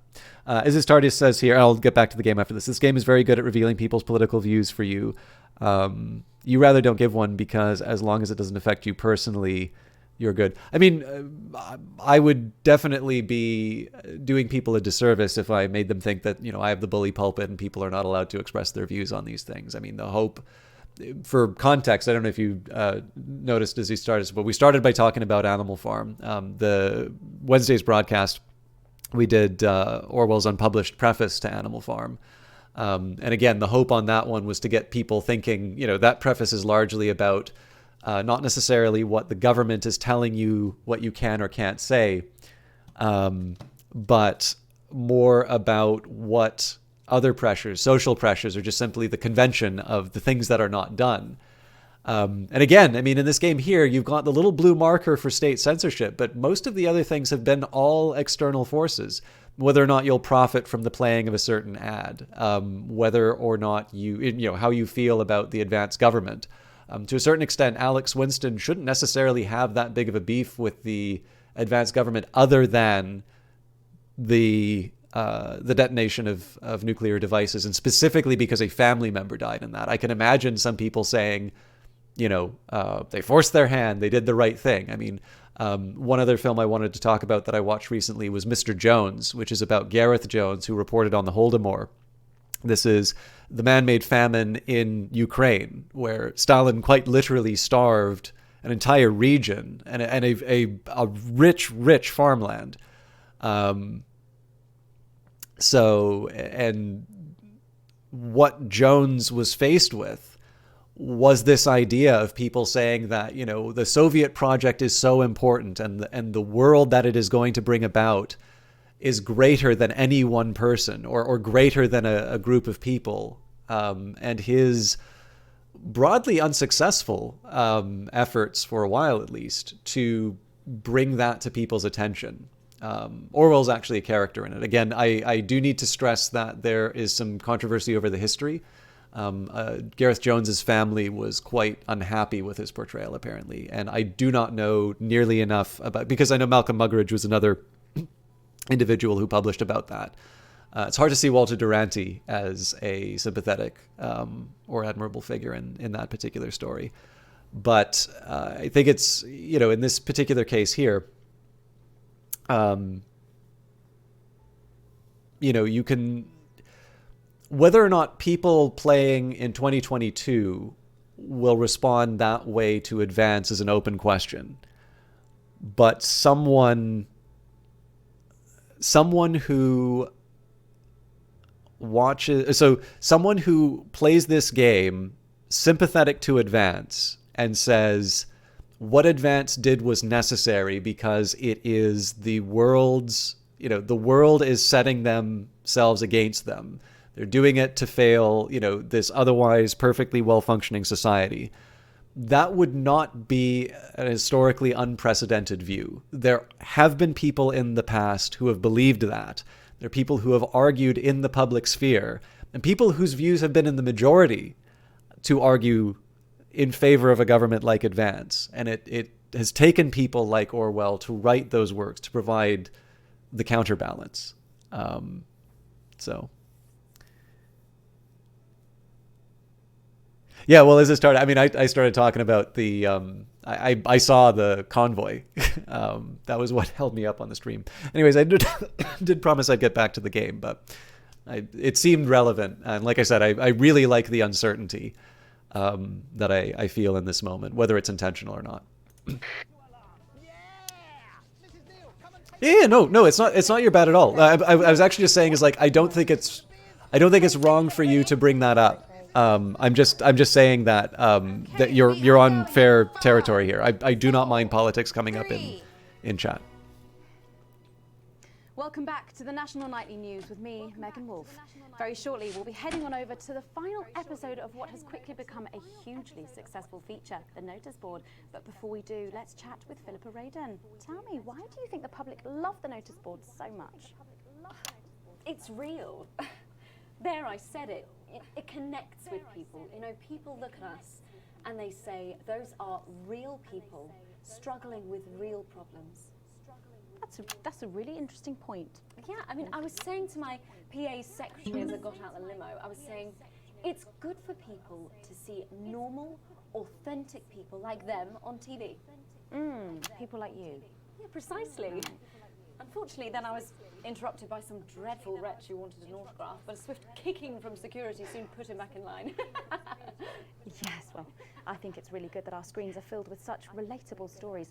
So, the Notice Board is coming to an end after a sensational time at the top. What do you think has made this show so successful? It's a combination of so many things. My hard work, my talent, my look. Wow, you really have a lot to thank you for. Hey. You're welcome. We've just heard our man's on camera for. I have a real sense I was responsibility now. We go. A sense I've been entrusted with something precious. Get back to the interview, Alex. For good. Yeah, that's really important, that we should use this platform to do good in the world. I agree. That's exactly it. So I've decided to help as many... Excellent work, Alex. That's the location shared. Next, you'll need to give them the go. Is that better access to education, or reducing child poverty? No, by adopting as many as I can get my hands on. Oh, okay. Angelina Jolie. How many children have you adopted? Oh, we're well into the double figures now, Megan. I stopped counting in the late 30s. Goodness, that is a lot of children. Yeah, once we finish putting them into the guest room, I'll have to put a futon in the laundry cupboard. Oh, you really are some sort of hero. Hey, I live a privileged life. What can I say? I mean, any child I can take on is a child rescued from suffering. The children, were their lives really that bad before? Oh, they're Northerns, I presume so. Okay. I'm assuming Izzy's TARDIS is gonna get that reference. 1,000 children have a celebrity parent. I'd never thought of it that way before. And I'm doing everything I can to fix those numbers. What do you think it is about your life that's so desirable then? Well, it's mainly shame and panic interspersed with expensive bottled water, so actually, if anyone wants to, I'd happily trade. Now that I can relate to. Right, you better go off and get ready. That was Philippa Radin sharing some thoughts about her lifestyle. I think it's really important to stay grounded and keep everything in perspective. Clearly, not everyone else agrees, but that's enough from me. Let's go now over to Dangly Parts for the final ever episode of the Notice Board.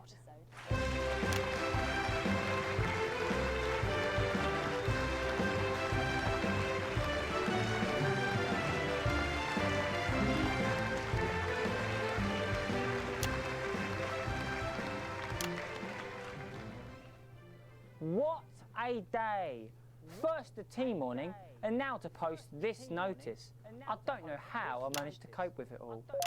Oh wait, perhaps I do.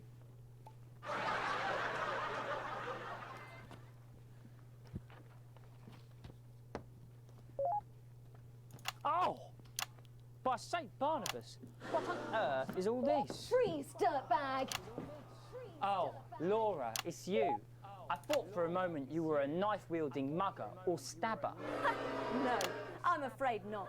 It's just me, a community cohesion officer, responsible for keeping crime at record lows. Of course. I keep forgetting that thanks to you and your colleagues, violence on our streets is a thing of the past. What's all this, Vicar? I know! It's a disgrace. Somebody... It's time for the go code. Give us 3 boos in a row, Alex. That will start the pincer movement. We might just pull this off. Push forward! 3 boos, Alex. Careful, Vicar. It looks heavy. Ha!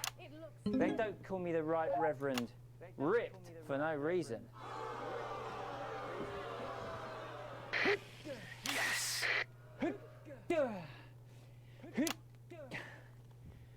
It's no good. It looks like all those crucifix classes were a waste of time. Perhaps you, a young CCO, would be able to move. 2 for 2. Fantastic. I'm glad that it gave me the 2, because I genuinely thought that was the third one. Looks like all those lifting classes were a waste of time. It's too heavy, even for me, a strong and capable You did it, Alex. We're good to go. to lift this. Did someone call for the best firefighter in town? Hiya! Well done, Captain Evans. You're so much stronger than us. Especially me, the weak old man. It's the least I could do for my community.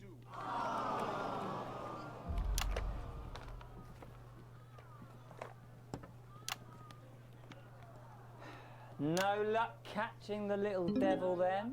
Unfortunately not. The ferret struck again last night. When Ray opened the post office this morning, he found that every single stamp had been pre-licked. My God! Some people have no decency. Sadly, if we don't catch him before tomorrow, we may have to cancel the village fete. Don't worry. We won't let that happen. Will we, Vicar? No, no, no. Laura, tell me, why do they call him the ferret? Some say it's because of his sneaky nature. But really it's because whenever he strikes, he always leaves behind the foul stench of urine. Never fear, officer. We'll catch this pissy nuisance and save the village fate. Or my name's not Captain Danger Evans. The community cohesion team are doing their best, but they simply don't have the smarts to solve this mystery. But I know someone who does. Someone who's about to blow this thing wide open. Me! Blackout!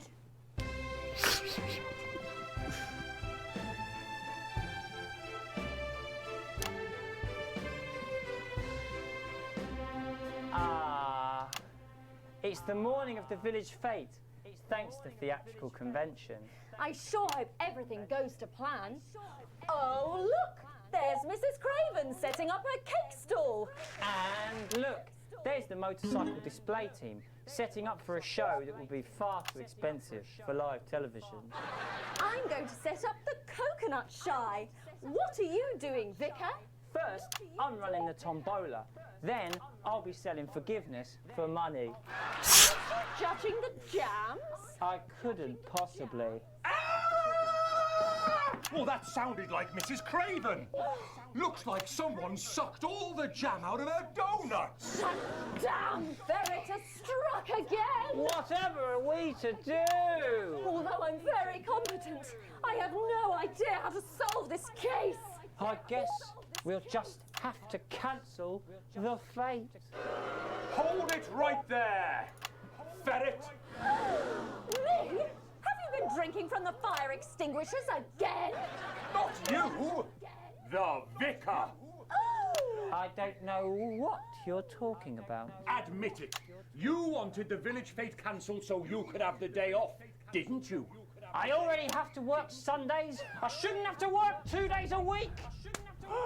But how did you know? Well, my first clue was the smell. Yes, I do smell of urine.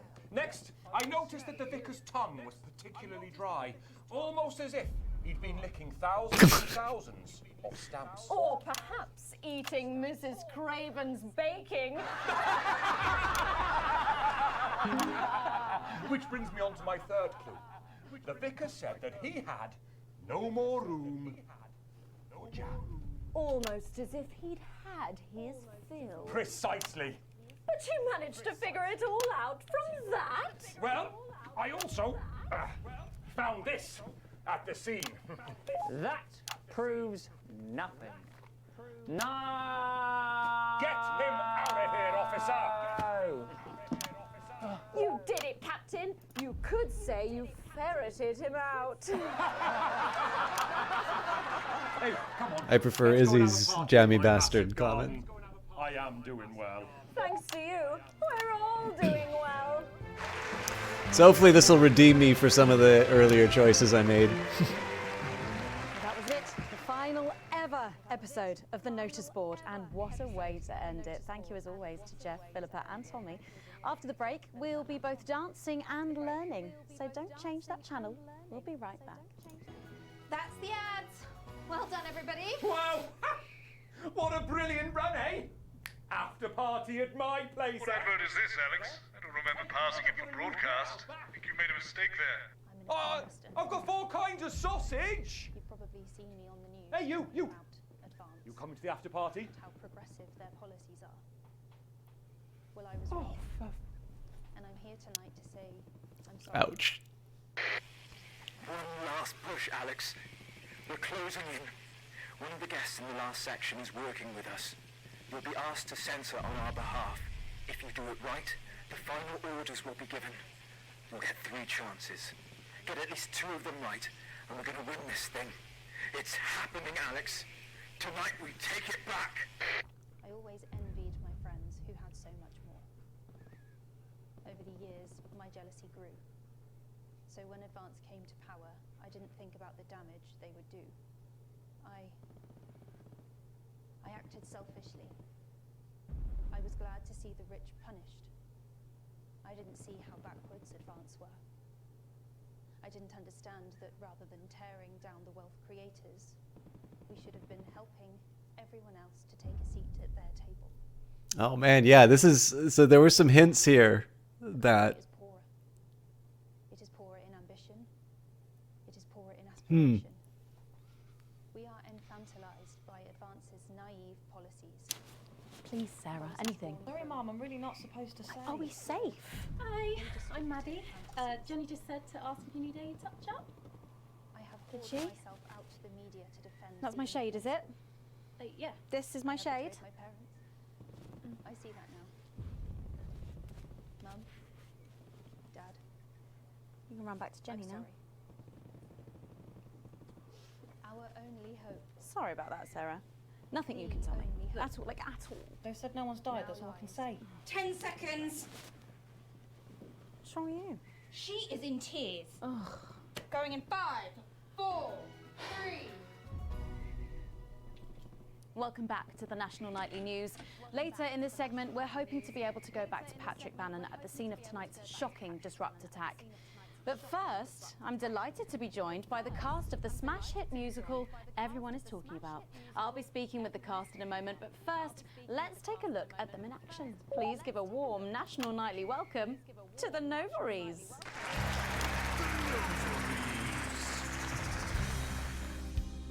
Hello? Doctor?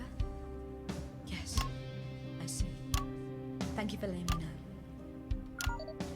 I have a decent life. I'm a happy, loving wife. And my job is well paid and fulfilling. I have a husband, John. Ugh, this is impossible. And I have to tell him something that is absolutely chilling. We share coffee in the morning and we make love every day. We take time alone together to talk and laugh and play. We prioritize our needs. We do charitable deeds. But the flowers of a happy life are now beset by weeds. I'm home. Oh, darling John. Oh, dearest John. There's something very wrong. I've just had a conversation with our doctor, David Wong, so please be seated. This news will make you feel defeated. The scans revealed a lump. You poor unlucky chump. Is it cancer? Worse, oh, John. We're having a baby. How can this be? Oh, woe is me. Why has this happened to me? I always wear 2 condoms for the maximum of safety. In our tiny flat, we built a peaceful habitat. Now our lives are fucked. We're having a baby. Now you can't have any wine at book club. And there won't be any time for foot rubs. Now your hair will stink of weed. And you'll start to disagree. And forget about that holiday in Territory 3. No more waking up at 10:30. In fact, you're never gonna get a good night's sleep again. No more snap decisions to go on to a club. You'll be lucky if you even make it out to the pub. Why can't we be more like our gay and lesbian chums? The only glue they have to deal with comes from personal bums. Now when I take a sick day at home, The parasite won't leave you alone. how he's grown. We're our top priority. I look after you, and you look after me. Ain't no trouble and strife. We got a childless life. No one wails and no one bawls. No one draws things on the walls. A happy husband. A wonderful wife. We got a childless life. We're having a baby. We're having a baby. Changing nappies daily. We're having a baby. No more weekends by the coast. Now your kid is uppermost. It's more than a passing craze to have childless days. We're having a baby. Food and drink thrown everywhere. Death trap toys at the top of the stairs. Every parent prays to have childless days. We're having a baby. No more spas and no more. We're having a baby. 18 years on bills and leaves. Time for a whole new phase. We're having a baby.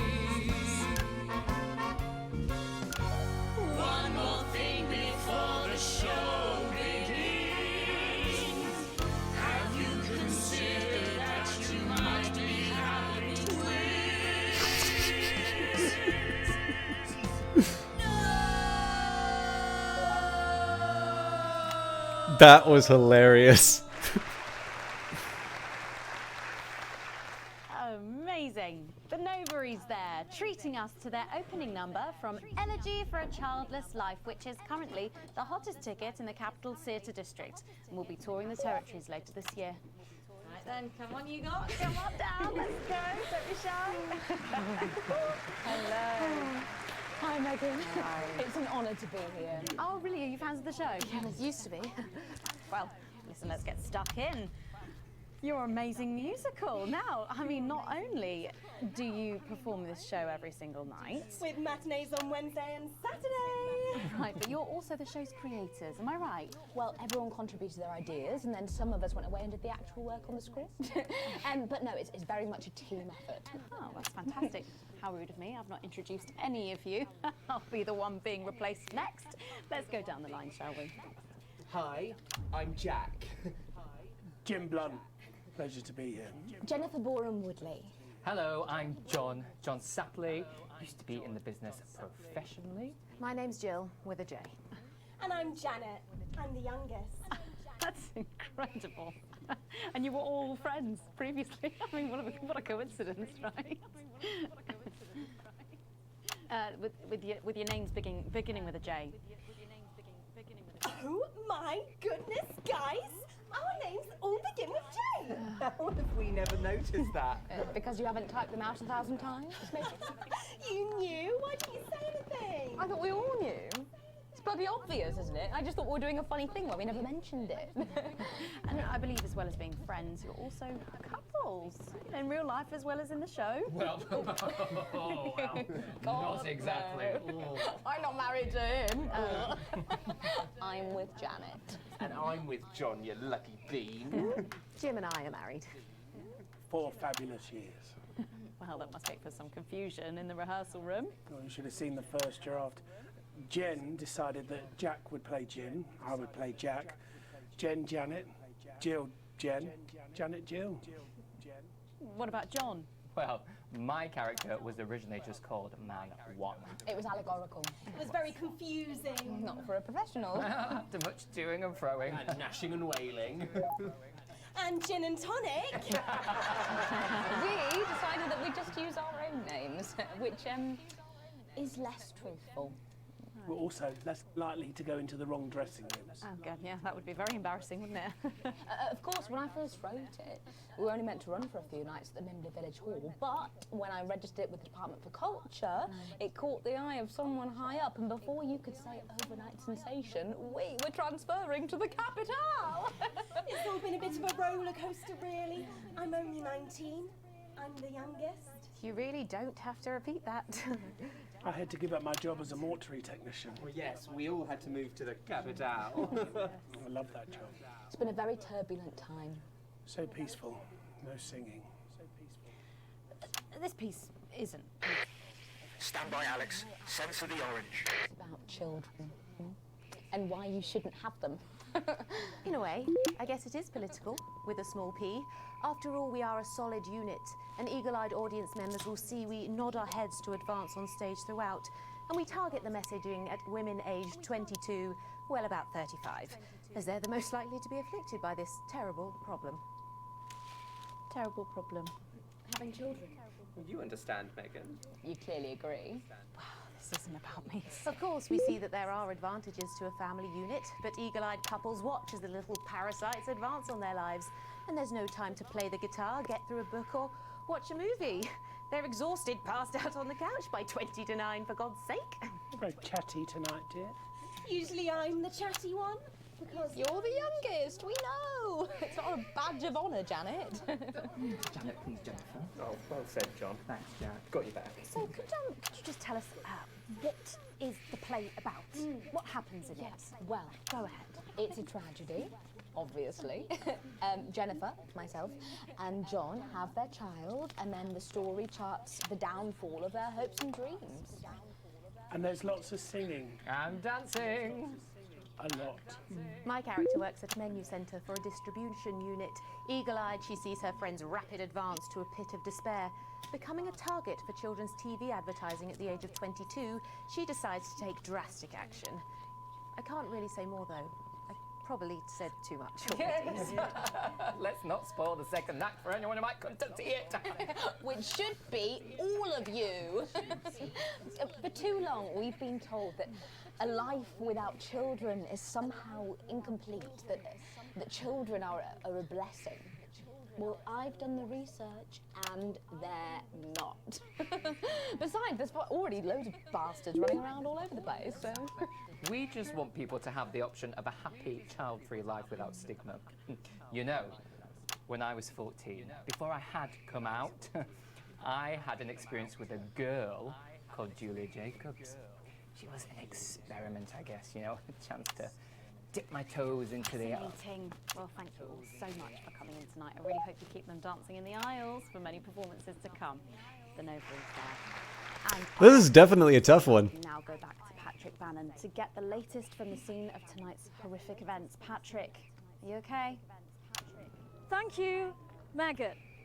This is Patrick Bannon reporting from the scene of tonight's devastating and symbolic attack tonight this evening.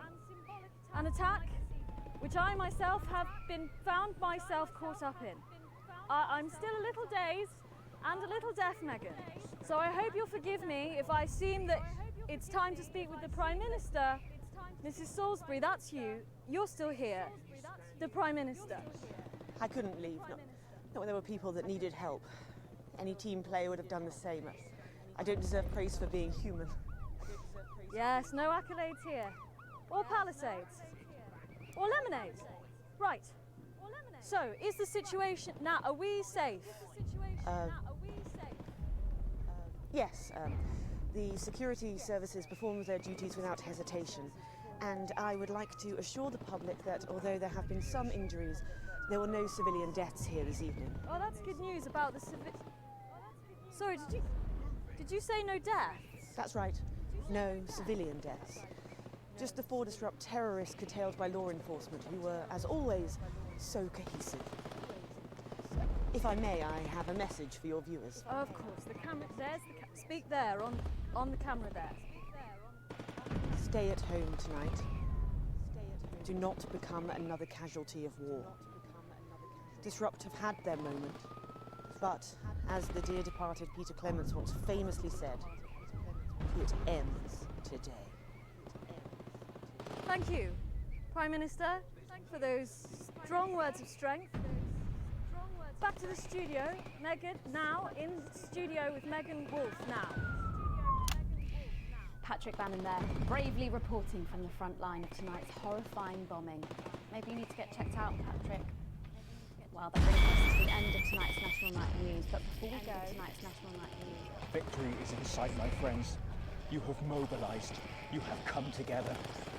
From our agents and the television networks risking arrest and getting those words to you, to the many hundreds and thousands gathering to invade team headquarters.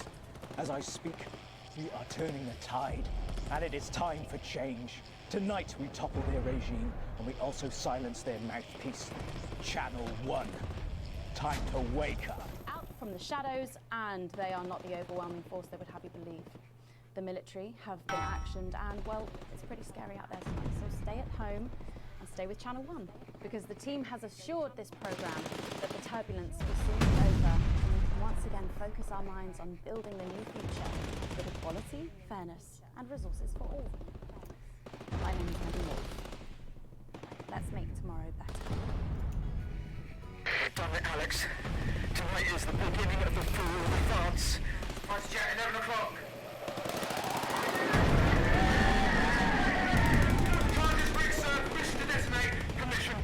Oh, we're gonna get blown up.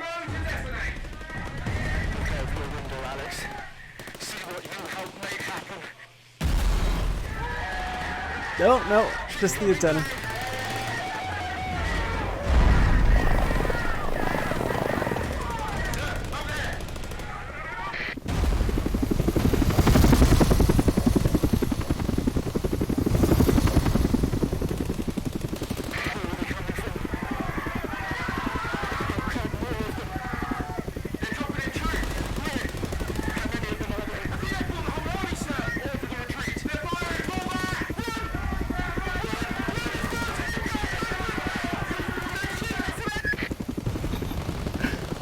My phone just gave me a high heart rate warning.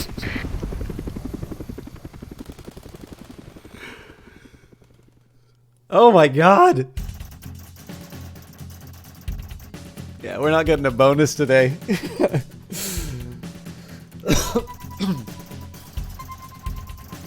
Disrupt destroyed the Channel 1 broadcast tower. All offensive words were censored. An interference-free show, an exceedingly poor edit.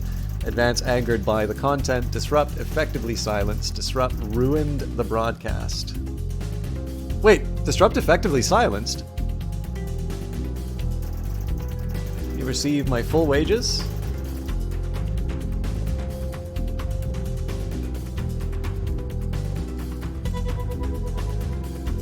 Well, I mean, Advance is still down and Disrupt is still up, so I want to see what the deal is.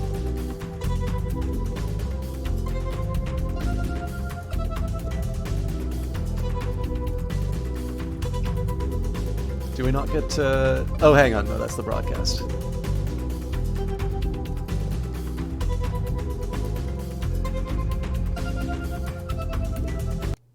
Because I don't want to go on a date with your cousin. We've already done this.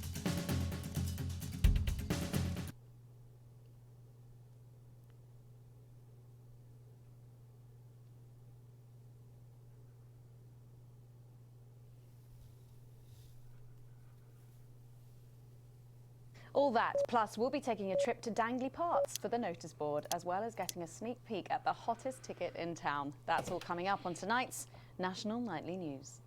And titles, 30 please. You know, I was so pissed off with Colin yesterday, and I couldn't remember why. And I racked my brain, and it was a dream. That'll be all, thanks. He had the body of a goat and the face of my mother. I'll tell you all about it later, yeah? Yeah. Jenny, I want her out of here by the end of the titles, and I want a new one by the break. Mariah? Yeah, she's just complacent, and worse, she's a dream person. Right away, maybe. But first, 500 days after the loss of a fine leader and a great man, the start of...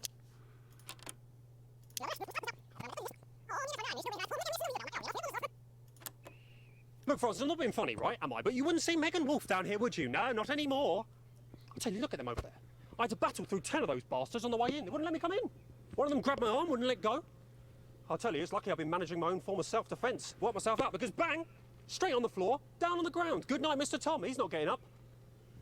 I'll tell you what, I'm getting sick and tired of this. If I'm going to stand around here for too much longer, listening to that old bitch, lying through her teeth about missing that poor bastard... Patrick. I don't know what I'm going to do. We're live.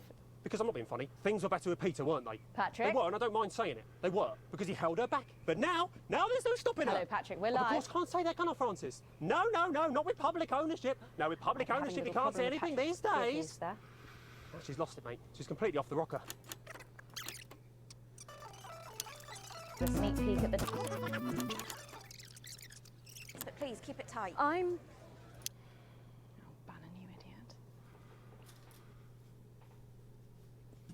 So it's kind of interesting to have seen her shift. Yeah, I'm really curious about the ending on that, because again, there's lots of different paths that this game seems to be able to take through. So I'm curious if there's a... Like, it seems like we went pretty heavy on in favor of Disrupt, but again, it may be that it's always it could be that it's intended to sort of be some give and take. So I'm definitely going to mess around with it a bit.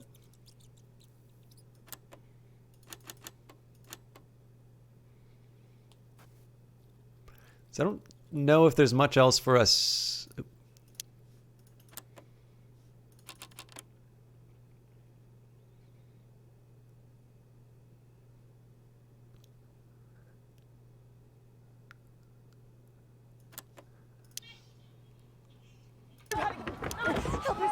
We need a medic here!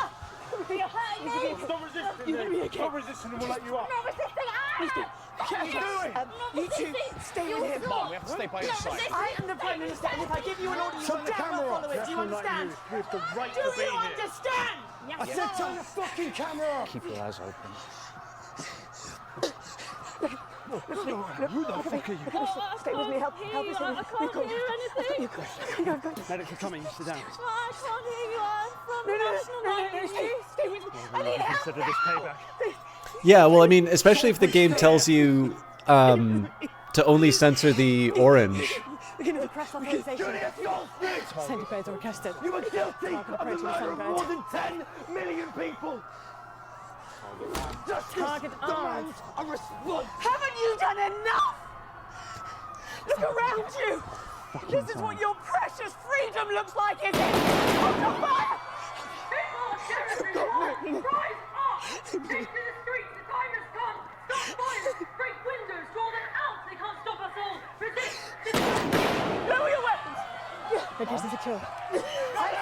Lower your weapons now. Centipedes authorization was granted. Now. Will you guys come on? Will you turn that off, please, sir? Shut that off. I said, I said please turn it off. turn that off. Shocking scenes from the capital there, exclusively on the National Nightly News. And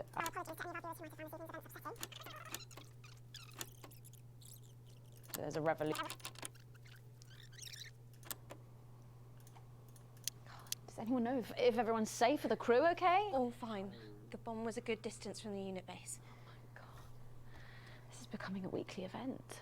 No, it's different tonight. This is the big one. Great. So there's a revolution happening outside and we're off to dangly fucking parts. That's journalism, apparently. Can we get set for the next sequence?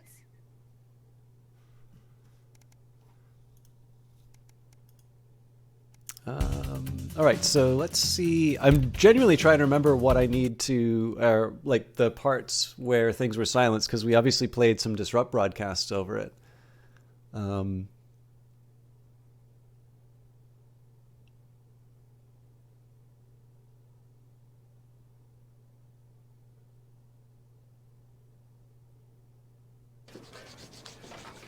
Megan, this is your new makeup artist, Craig. No. What? No. 10 seconds, everybody. Sorry, Craig. It's a no. Okay, we are going in 5, 4, 3. Welcome back to the...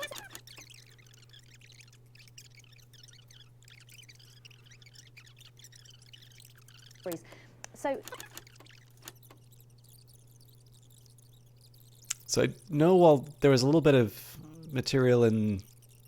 That's enough for me. Let's go now over to Dangly Parts for the final ever episode of the notice board.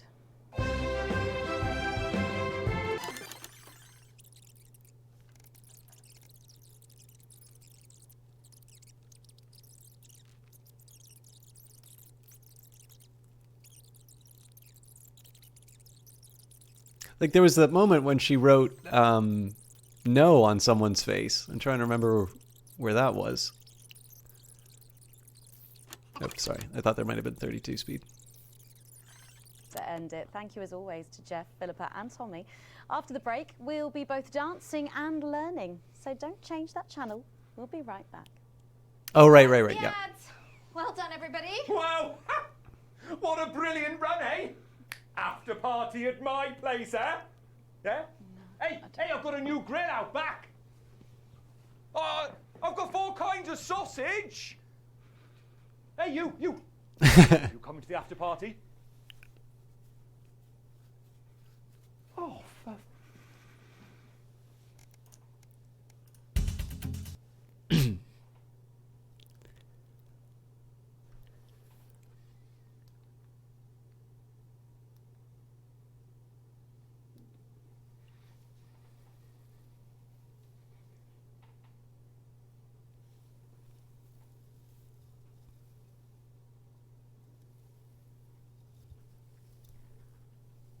Again, sorry for the silence on that. I'm really engrossed in this. Please, Sarah, anything. Sorry, Mum, I'm really not supposed to say. Are we safe? Hi, I'm Maddie.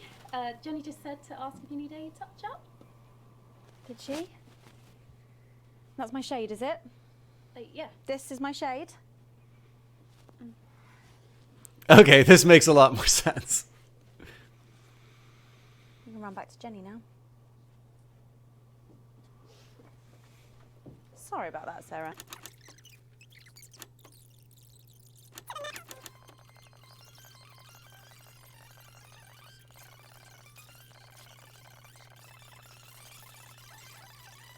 This was hilarious. It's a little...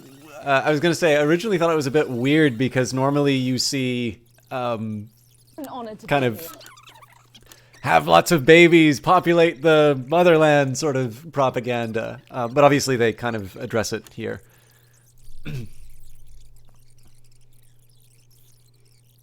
Not in this game, obviously, but just as a general thing. You understand the seriousness of the game, but you also like the humor as well, because it's like you don't see this in... Yeah, well, again, I think toes into the they do a... I think they do a really wonderful job of making the contrast work You have well. to cue me. I can't hear properly. Oh, this thing's useless. Are we live? What's happening? No, I can't hear. That's no better actually. Was that a It looked like a fight now. Okay. On your go to go. It's Patrick. Are you okay? Thank you, Megan. This is Patrick Bannon reporting from the scene of tonight's devastating in the newsroom. and symbolic Right. attack to Wait, don't- Nancy. Oh, no, sorry, if you An could attack just stay where you are until which the end I of the show. myself have Just a been couple of minutes, found if you don't mind. myself caught up in. I'm still a little dazed and a little deaf, Megan.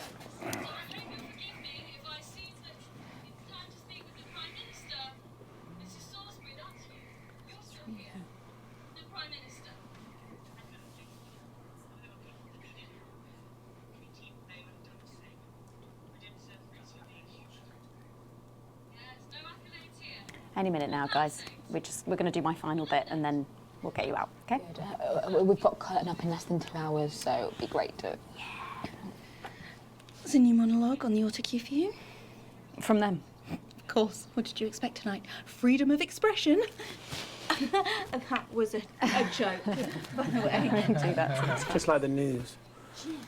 Oh, come on, we shouldn't even be here. Look what's going on out there. It's important that we were here. People need musicals in times of darkness more than ever. Do they, though?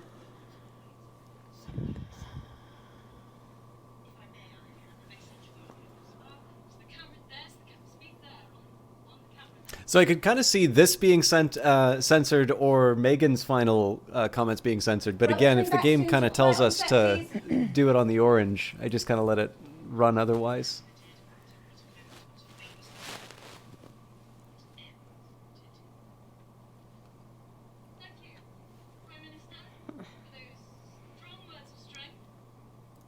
Back to the studio.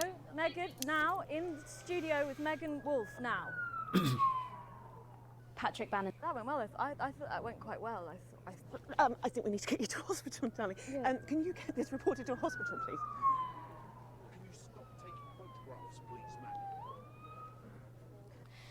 Throughout the programme tonight, we've been receiving reports of disrupt activities throughout the territories. Through a series of coordinated attacks, these terrorists are attempting to undermine Advance's vital work.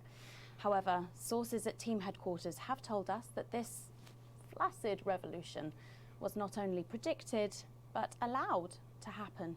Our government have lured Disrupt out from the shadows, and they are not the overwhelming force they would have you believe. The military have been actioned, and, well, it's pretty scary out there tonight, so stay at home and stay with Channel 1, because the team has assured this programme that the turbulence will soon be over, and we can once again focus our minds on building the new future with equality, fairness, and resources for all. My name is Megan Wolf. Let's make tomorrow better. Interesting. So it definitely so now that I'm focusing on the... Just then. Surprised that there's any room in there with all the lies. Excuse me, miss. Can you come with me, please? What? Jim? Oh, for fuck's sake, Jill, what have you done now? Sorry, sir, can you please stay in your seat? That's my wife. She'll be back in a minute. Just need to have a conversation first. We're going to need an understudy. I'll call Jackie. If she's not free, we'll use Jessica, Judith, Justine or Gemma. Oh, Jenny can sing. Oh, Megan can piss off. Yeah, Megan thinks about doing that a lot these days. Yeah, so it definitely sounds like that's intended. All right, I was going to try and wrap it up, but I'm pretty sure we gotta see.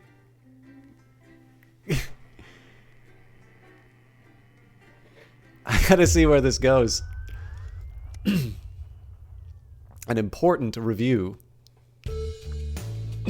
You arrive at work a little early despite a stressful journey in. You still aren't quite sure of everything that happened, though if the swarm of CCOs all over the building is anything to go by, this isn't just a Channel 1 matter. This is confirmed when you are informed you need to speak to Bozeman immediately and are escorted to his office. You sit nervously outside waiting for your boss. A few minutes later, the boss man arrives, disheveled and with a stern-looking CCO in tow. Yes, Winston. Good. This is Specialist Ables. She will be observing this interview. Please, come inside and take a seat. The ruddy-faced man bustles into his office and leaves the door open for you to follow. The few times you've been here before, it was immaculate, with everything in its proper place. Not so today. It must be serious for Bozeman to be this flustered. So, Alex, do you know why you're here today? Bozeman's eyes are sharp, and his gaze fixed on your face from across the desk. Ables is standing behind you, out of sight, but definitely not out of mind. Not really, no. I wasn't involved with anything that happened yesterday. What happened last night was nothing short of the accumulation of a heinous, outrageous campaign of terror that Disrupt have been reaping on this nation and its territories. Bozeman shoots a glance behind you to your left, where the CCO observer is standing. And it is, of course, our duty to root out this rot wherever we find it, to prevent anything like last night ever happening again. I've been asked by Advance to perform interviews with all staff members involved, and we'll be submitting a personal review of your performance, both during the incident in question and throughout your time here. This can only end well. He shoots you a quick smile. Don't worry, it'll all be fine. Arranging some papers, Bozeman clears his throat and begins. Obviously, a lot happened last night, and I have a number of interviews to conduct today, so I'd rather none of them take any longer than necessary. Please be brief, concise, and clear in your answers. You nod. So let's start at the beginning of the broadcast and work our way through. After the attack at the memorial, you seem to have portrayed the terrorists in quite a sympathetic light. Why? I did what I felt was right in a very stressful situation. Yes, of course, and with everything in flux, you weren't to know what would happen next. I'm certain you did the best you could, Alex. You always do.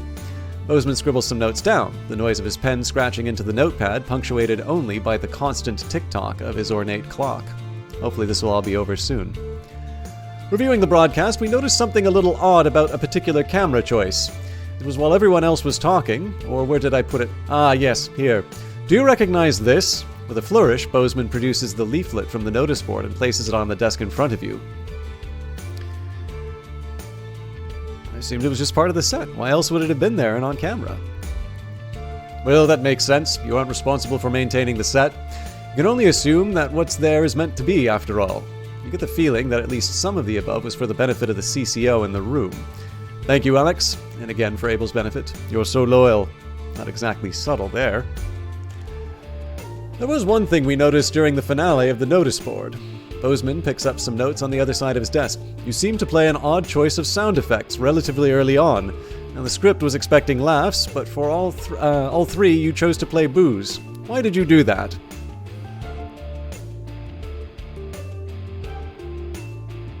I felt they were the most appropriate choices. Art is subjective, after all.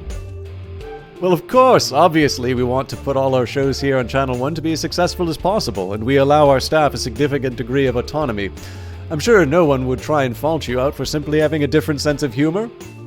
Yeah, you can see Bozeman is frowning as he writes this, clearly not convinced by his own words. Maybe he likes you more than you thought. How many other people will he be interviewing today?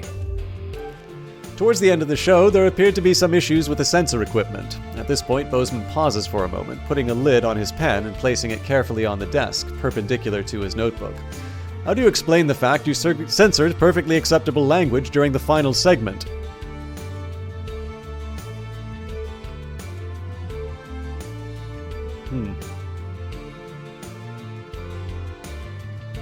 There seemed to be an issue with the machine. Frank probably forgot to do his checks again. I suppose it's certainly possible the machine could have malfunctioned, much more likely than the malfunctioning of such a competent employee. We'll make sure to have this maintenance look at it right away. With the price we paid, I expect it to last at least another 20 years, just like the last one. Bozeman chuckles. How many questions will you have to answer? At this point, Bozeman took out a pair of glasses and placed them somewhat delicately on the end of his nose. Then the portly man leaned forward to examine his notes in detail. Now obviously, we expect the odd bit of interference here and there, unavoidable. However, he paused, turning the page at an agonizing pace, interference is not the same as terrorist propaganda. Would you care to explain how quite so much of their messaging found its way onto our airwaves?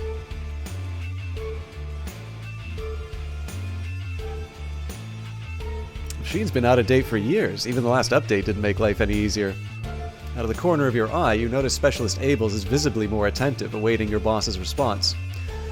Well, it's certainly true that accidents happen, and with the various stresses of last night's broadcast, I don't think anyone could begrudge you a slight drop in attention. Bozeman smiles warmly at you as Abels returns to their passive stance. You offer a strained smile back. A loud creak breaks in the growing silence as Bozeman leans back in his chair. The tape of poor Mr. Brightman. Did you play it? Help me understand. Why play that tape? As you meet his gaze, you're almost surprised to see an earnest concern in the old man's eyes.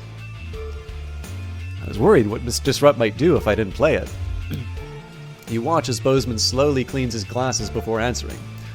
Well, at the end of the day, you chose to do it, Alex. I don't know if I'd have done the same in your shoes, but I think it's clear enough you thought it was the right thing to do, and that's all we can ask of you.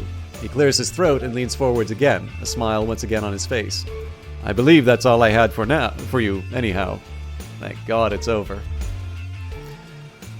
I think that's all the information we need now, Winston. Bozeman looks questioningly at the CCO, but by the time you've turned around, the moment has passed. Best just go home for now. There's no work for you until we get the new satellite tower up.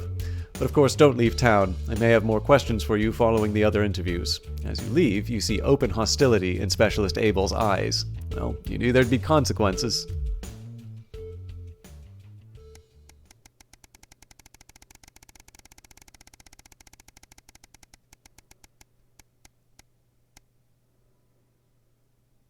A message delivered, day 989. The newspaper falls to the floor, slipping from your numb hands. The headline whirling round and round your head. This can't be true. How could it be true? Has it really been 2 months since that day? You find yourself back there, rushing back home after a particularly long and stressful day at work. You're already late, but if you keep it to the speed limit, there's no way you're going to hear the end of it. You could probably shave 10 minutes or so off the journey if you wanted. They're going to be mad either way, no point in speeding. It seems everything's against you that evening. You just have to stop at every traffic light, every stop sign, every junction between you and your destination. You're well over 45 minutes late by the time you finally pull up at the house, only to see a Betterment vehicle parked outside, lights still flashing. What's this about? The CCOs are leading someone from your house to the van, your son's voice calling for you. Then the doors shut and it's driving away, the spinning lights blinding you as your vision starts to swim. Charlie. And now you're in the break room. People at work have started avoiding you. Some of the show's crew have started giving you funny looks. Bozeman's even been micromanaging you less than usual. It's just a misunderstanding. It'll all be over soon. Charlie had loved Advanced. From the go-getters to the Cohesion cadets to the Cohesion community manager he was on track to become. You and Sam had both gone to see him at the Betterment Center last week as soon as you'd been able. Even then, he'd been positive, making friends, explaining that the system was there to help people and that he was actually able to do that while staying there too. Just couldn't have happened. That headline. 5 simple words in bold black type. Disrupt terrorist dies in Betterment. Winston was particularly violent, attacking a Betterment mentor. Died in the infirmary after failed attempts at resuscitation. And the eternal question left unanswered. Was it his fault or yours?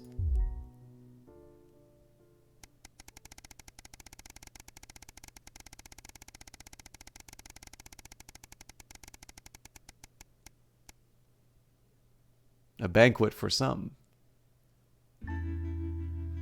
It's your anniversary, and this year you've got a plan.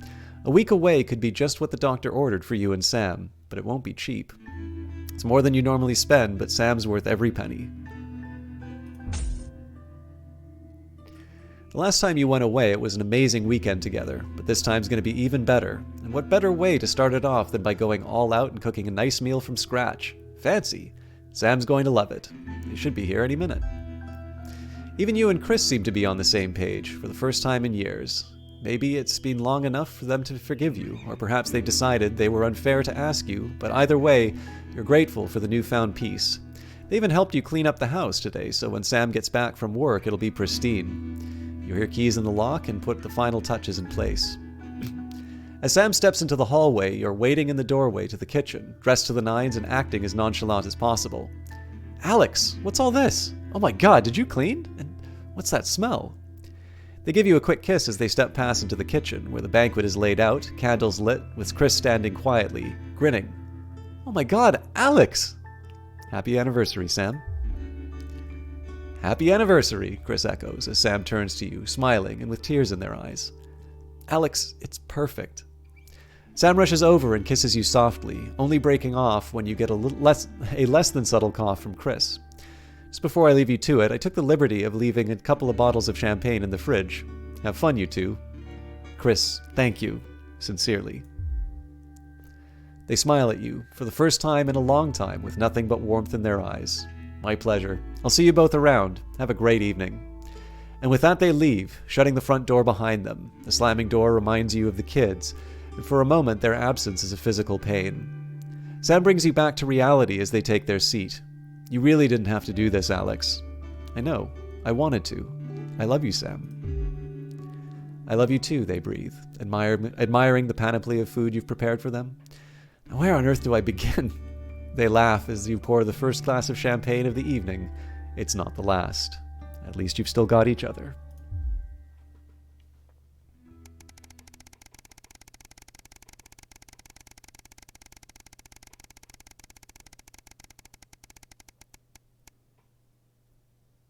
A job down. Everything's ready. You and Sam have been trying to watch Bullet Man for years, but you missed it in the cinemas, and it never seemed to be in stock when you went to pick up the VHS. Now you're just waiting for them to get home so you can start. You hear the front door open and put a bowl of popcorn on the coffee table. We're all ready to go. Get your butt in here. Sam comes in with a vacant stare, ignoring both the film and snacks as they sit down next to you. You have to actually nudge them to break their stupor. Sam, what is it? I've just been let go from work. Sam is staring into space. Apparently there just isn't the need for 2 nursery teachers anymore. Not enough children, so they can't justify the expense. Honey, I'm so sorry. It'll be okay. You'll find another place. No, you don't get it. There just isn't that demand for younger years teachers anymore. Not just here, anywhere. I don't know what I'm gonna do. What are we gonna do? You pull Sam into a hug. I know things are tough, but we'll think of something. How, Alex? We're barely scraping by as it is. Now, Sam starts to sob. We're gonna have to sell the house. I can't see any other option. We've got too many debts to pay. If that's what we have to do, fine. It's only 2 of us living here now anyway. I suppose you're right. Still, I hate the idea of losing this place. Think of everything that's happened here, Alex. They fall silent, thinking. Eventually you start the film, but neither of your hearts are in it, too busy thinking about the future. Still, a house isn't everything. It's the people who make it a home. Home is where the heart is, after all.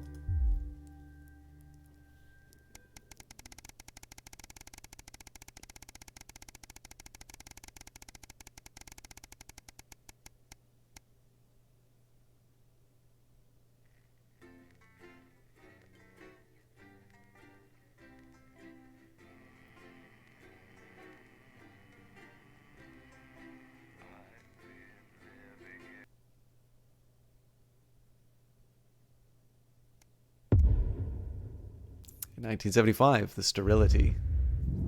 3 years since the uprising. Hello, Alex. Here we are again. I know things aren't as exciting as they used to be, but Advance's Bring Your Daughter to Work Day initiative should add a bit of spice to the mix. We make do, eh? I completely forgot to watch the adverts. At 9:15, What Music is Best? A rundown of the top-selling songs across the territories. Expect catchy tunes and scenes of an inappropriately sexual nature, not one to miss. At 10 p.m, it's time for Julia's Diary. They're trying to boost up the children again. Extracts from her diary in front of a warm fire. Then at 10:30, it's the latest episode of our drama series, Betterment, which tells the inspirational story of Emily Dennisworth. and the brave doctors and technicians struggling. And this is Jenny. She's the floor manager. Hi, Stacey. That's Colin. He, too much. Don't talk to Colin. Not getting involved and bring your daughter to work, eh, Colin? Nah, we don't believe in it. All right, come and sit next to Mum. Believe in what? Just days. How did it all go so right? That's followed by the territory. Atta girl. 10 seconds, everybody. Actually, I'm sorry to do this. If you can give me a second, I need to go to the bathroom, and I suspect we're going to be here for a bit for this broadcast. So I'm just going to take a quick break. And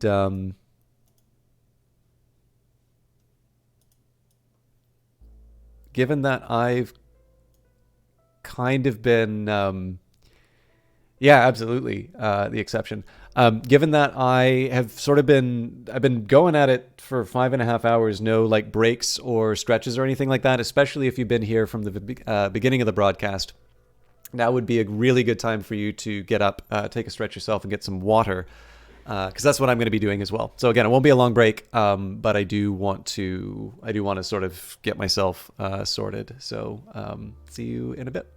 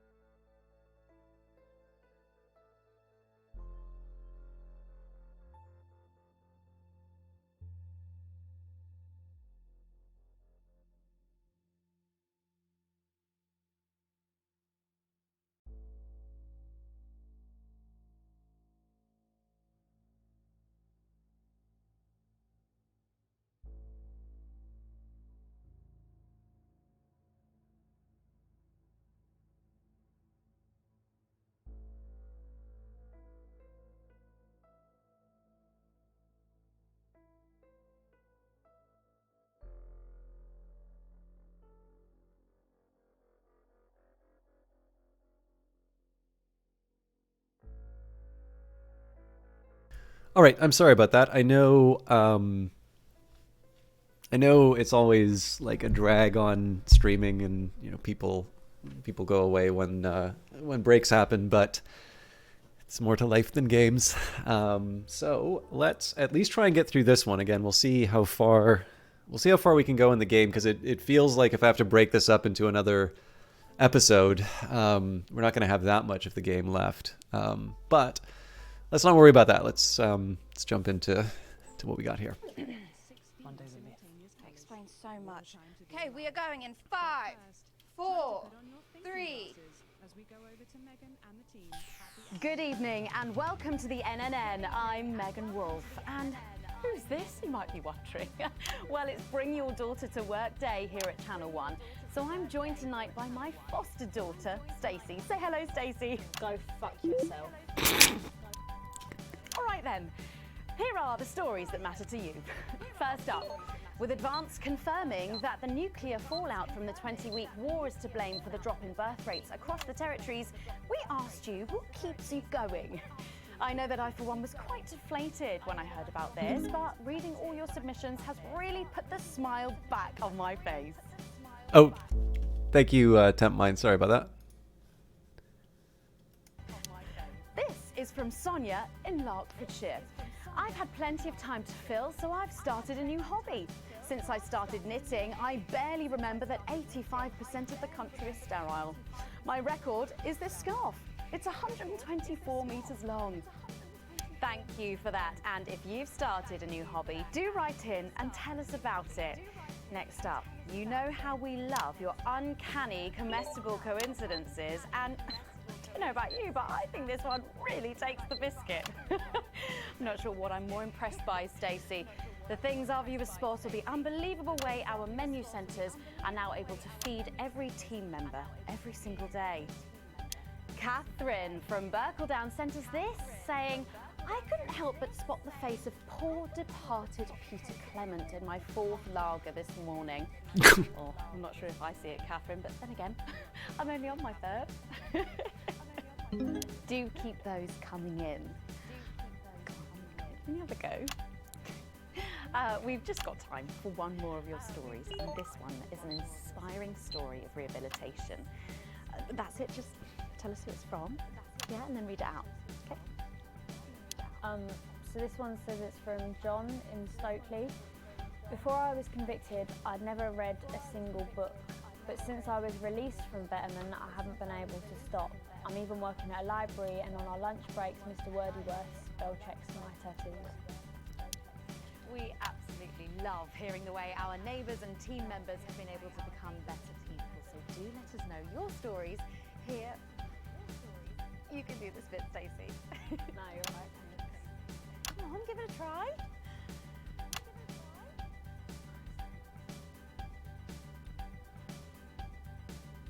Let us know your stories here at the NNN.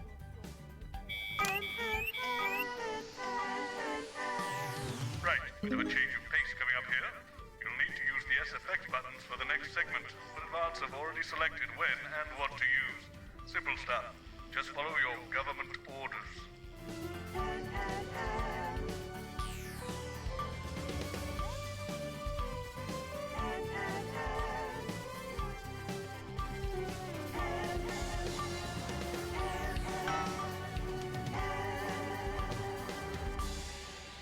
First up tonight on the NNN, it's time to celebrate this week's team lottery winners live from the Shakespeare Theatre right here in the capital. We're going to hand over to Julia Salisbury. Suppose you don't think much of her either, eh, Stacey? She's got a lot more going for her than you wankers. Okay, surprising vote of approval there from Stacey. Let's go live to that right now. Good evening, everybody, and welcome to this week's Team Awards. Of all the many duties I have as team leader, this is by far the most pleasant. As I so often say to you, the uneven past is now, following the demise of Disrupt, firmly behind us.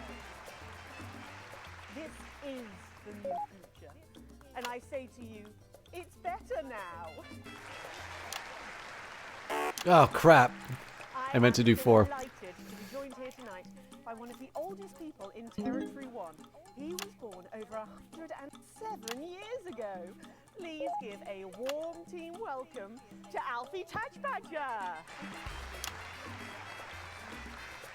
So, Alfie, you must have seen so much in your lifetime. What have been some of the highlights? Alfie? Is he all right?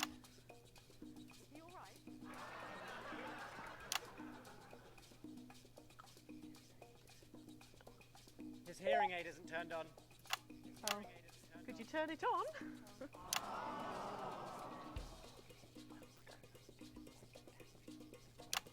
He says it drains the battery.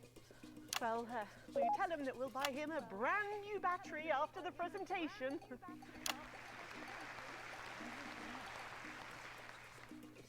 Yeah, he says that's fine then.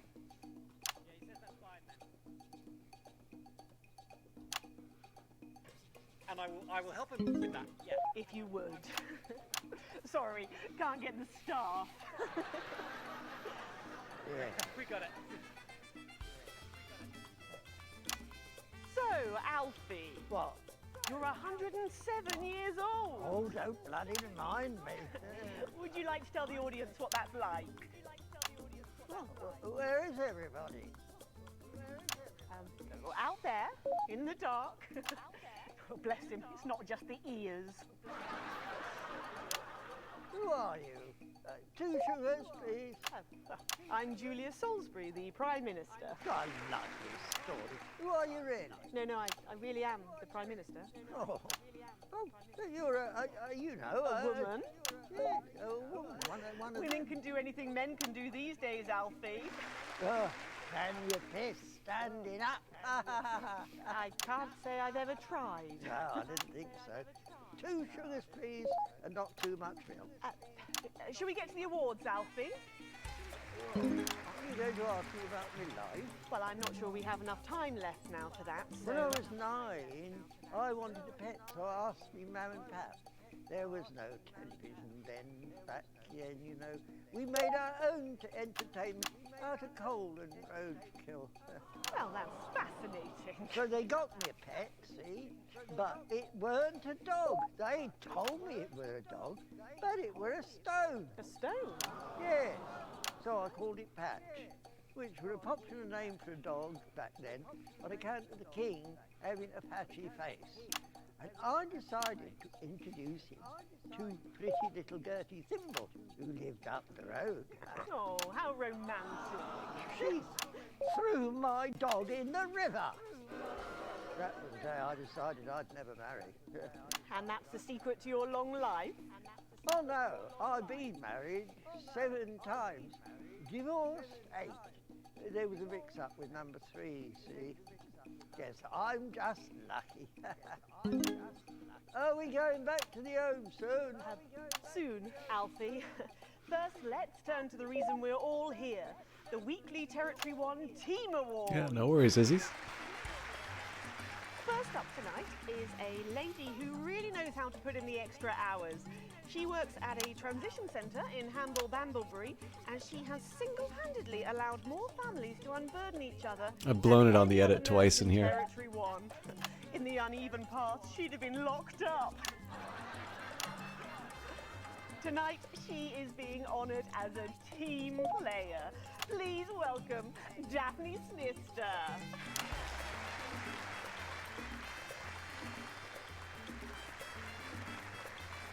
Are you here to change me? Just give her a medal, Alfie. There's a good boy.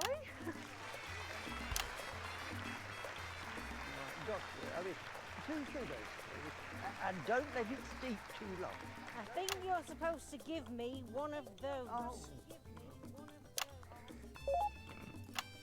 Well, There he goes. Look.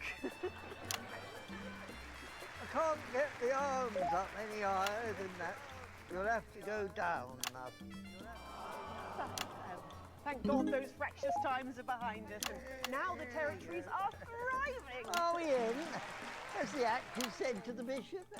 Yes, thank you. I've got it from here. Well done. Daphne Snister, everybody. Now, open your envelope and find out what you've won. Don't hold back there. She's tougher than one of Peter's homemade Eccles cakes. Got it. I've won a holiday for 2 in Territory 15. Used to be called San Palmerino, didn't it? I believe it did, yes. Why couldn't we have stuck with that then? It's easier to remember. We're all one nation now. Hang on a minute. Isn't it still on fire? Daphne Snister, everyone. Oh, what about my change? I've been in these wide fronts for 3 days now. We'll get to that, Alfie. Oh, right you are, love. Next up tonight is a couple from Farnley who, after a rocky start losing their family's ill-gotten gains to the Assets and Wealth Act, have really embraced the new future, setting up a community farm and petting zoo in their local area for all the local children to play. Please welcome Otho and Lobelia Jackson Randiganis.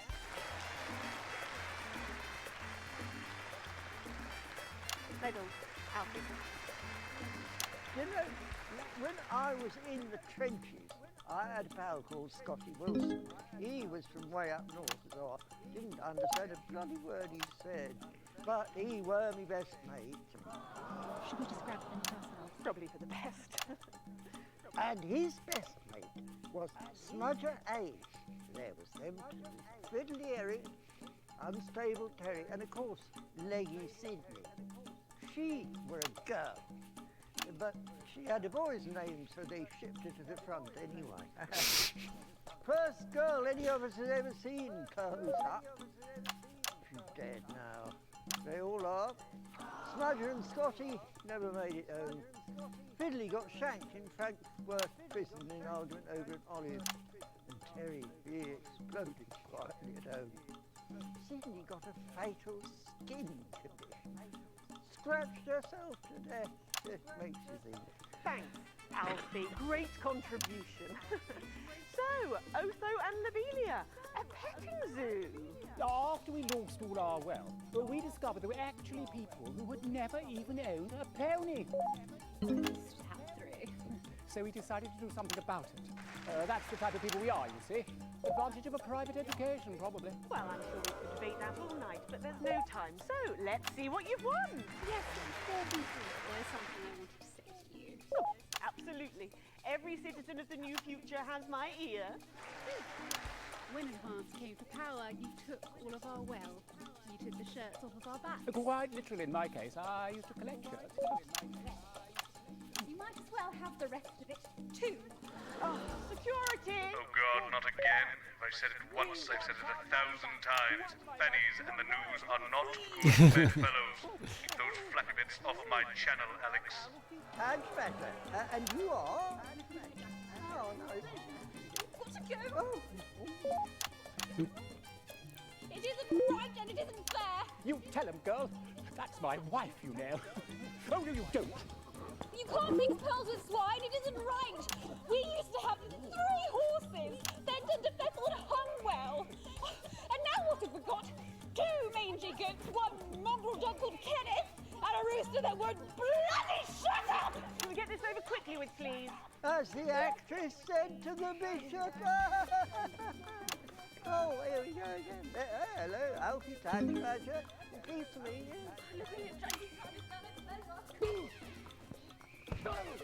Stop them! Oh, don't worry, love. I'll protect you. Oh,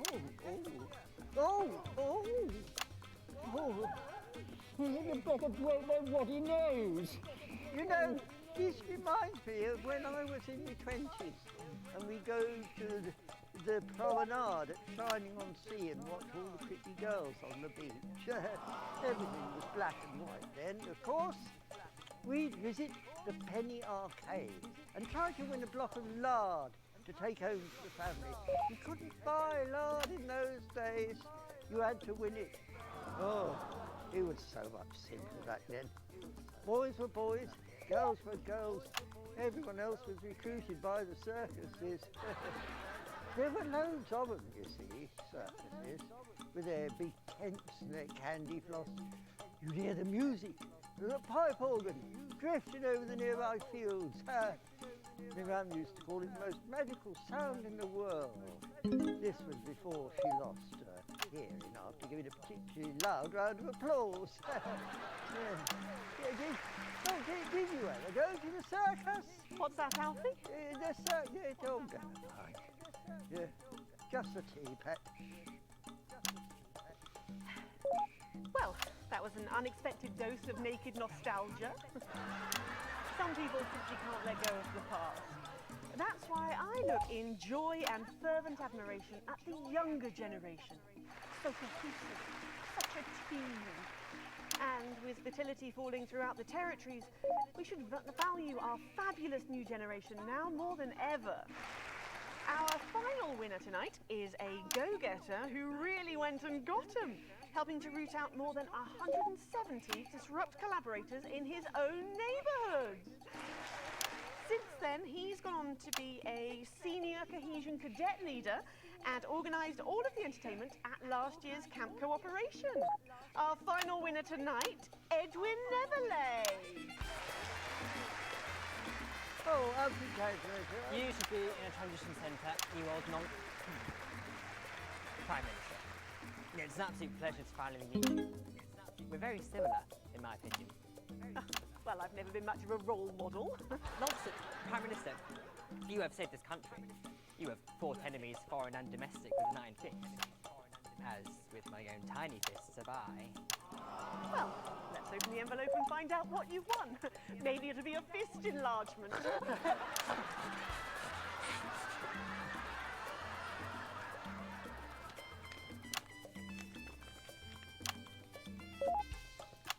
A year's internship as a behaviour coach at Betterment. Let's show the fools where they went wrong, eh? Well, actually, Betterment is about rehabilitation, Edwin. Absolutely. And if they don't reintegrate, we retaliate. Just like you did on Liberation Day. Thank you for this award. And I love how nervous she is with the force that she's created. be a team player. That concludes tonight's award fair. Join me next week when, hopefully, things will be a lot more normal. Back to you, Megan. Prime Minister Salisbury there at a highly eventful team awards ceremony. Any thoughts on this week's winners, Stacey? The nurse was fucking scary, the pretties were saggy, and that little prick will never lose his virginity. Succinctly put there, if a little profane. After the break, we'll be going live to a star-studded premiere. You won't believe who's on the red carpet tonight. Don't go anywhere, we'll be back after this. All right, that was a brutal sequence as far as editing. What's that? You're off already? I know you had to take the day off work, Petunia, but... Oh, I see. No luck still with Theodore. I'm so sorry, darling. Of course. I'll speak to you later. Oh, Alex. Completely forgot what I was going to say. Blasted all. Still, I'm lucky to have her. Some kind of tragic comic disaster. That. Do you reckon he's watching us somewhere? They made little D after little C. Are you receiving us? Are you fucking with us? Oh, right. So she can swear. Oh, wow, we got an A.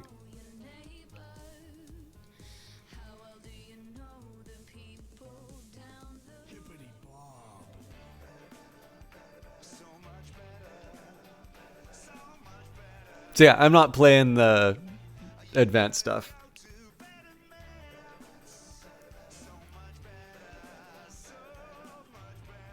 So, Patrick and Robin are just going to grab her pan and then you've got these generic links on your to glue it all together.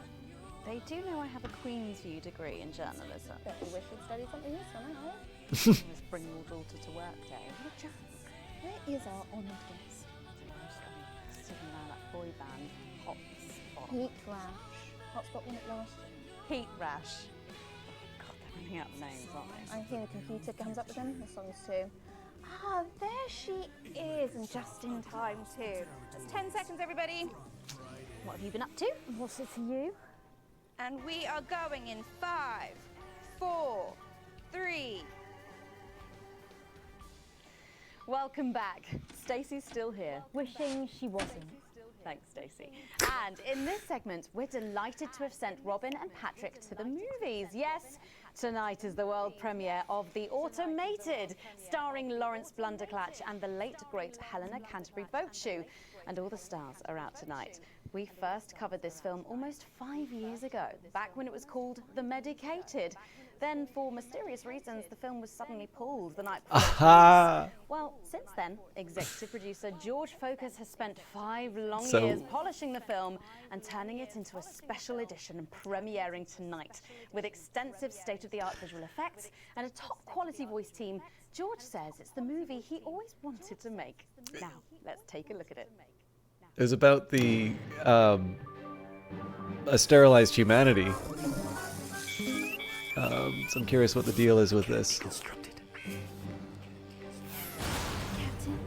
I can't deconstruct it. Robots.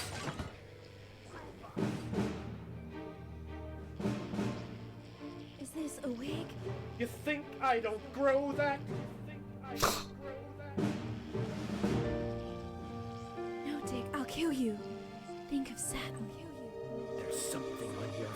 Chief Harrison. I wish you were real, baby. Flesh and blood. Captain Quasar. But you're just ones and zeros, baby. If only I'd noticed. Captain Quasar. You rusted, but I didn't notice. Captain. I'm buffering, chick, you said. Got one on you. God damn it, blast it off! Here's a map. What's a map? Okay, so head north on Interstellar Avenue, left at the asteroid belt, and a tricky three-point turn at Uranus. What are these symbols? This corner, this is the key. Shut it down. Yes, we could shut it down. Yes, we could shut it down. But we have to ask ourselves, who are we?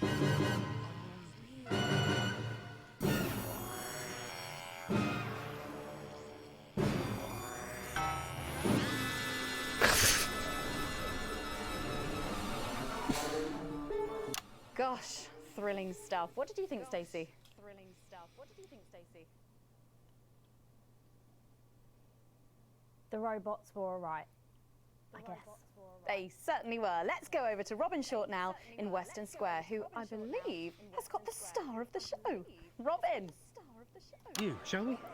Yes, we are live from Western Square with a man who needs no introduction, Florence Blunderclatch. How has your evening been so far? Magical. Absolutely magical. My most dear friends all gathered here to celebrate my work. One really couldn't ask for much more, could one? Well, on that note, with award season just around the corner, are you hoping to add to your collection for a third time? Well, I really couldn't say. But if the association deigned to honour me for a fourth time, so be it. It's really not for me to say. But let's just say that I know of 3 little gold men who are getting rather lonely. Absolutely. Because I've won 3 little awards. And each more deserved than the last. Well, it's safe to say that your career has gone supersonic in the last couple of years. How's that? Man, they're merciless with the Stephen only yesterday.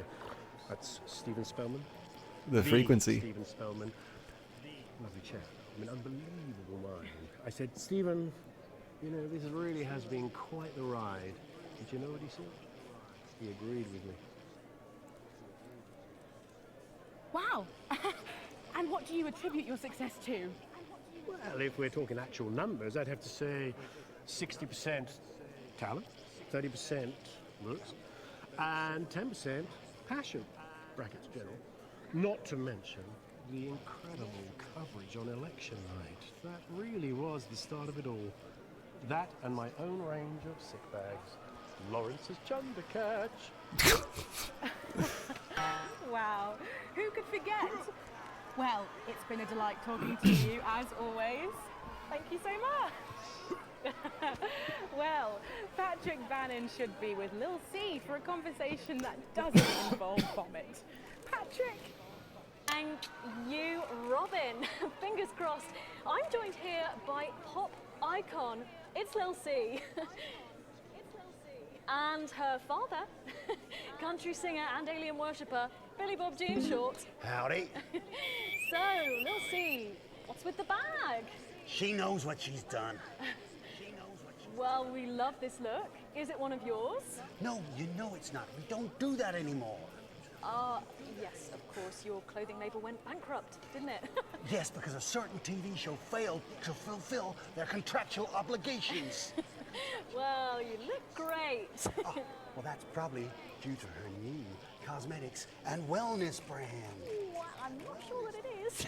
Let her show you. God, I'm so bad with this frequency bit now. She calls this one Glands. Wow, it's scented.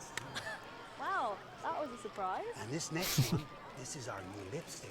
We call this shade Lips. Oh, wow. Why is it so salty? It's organic.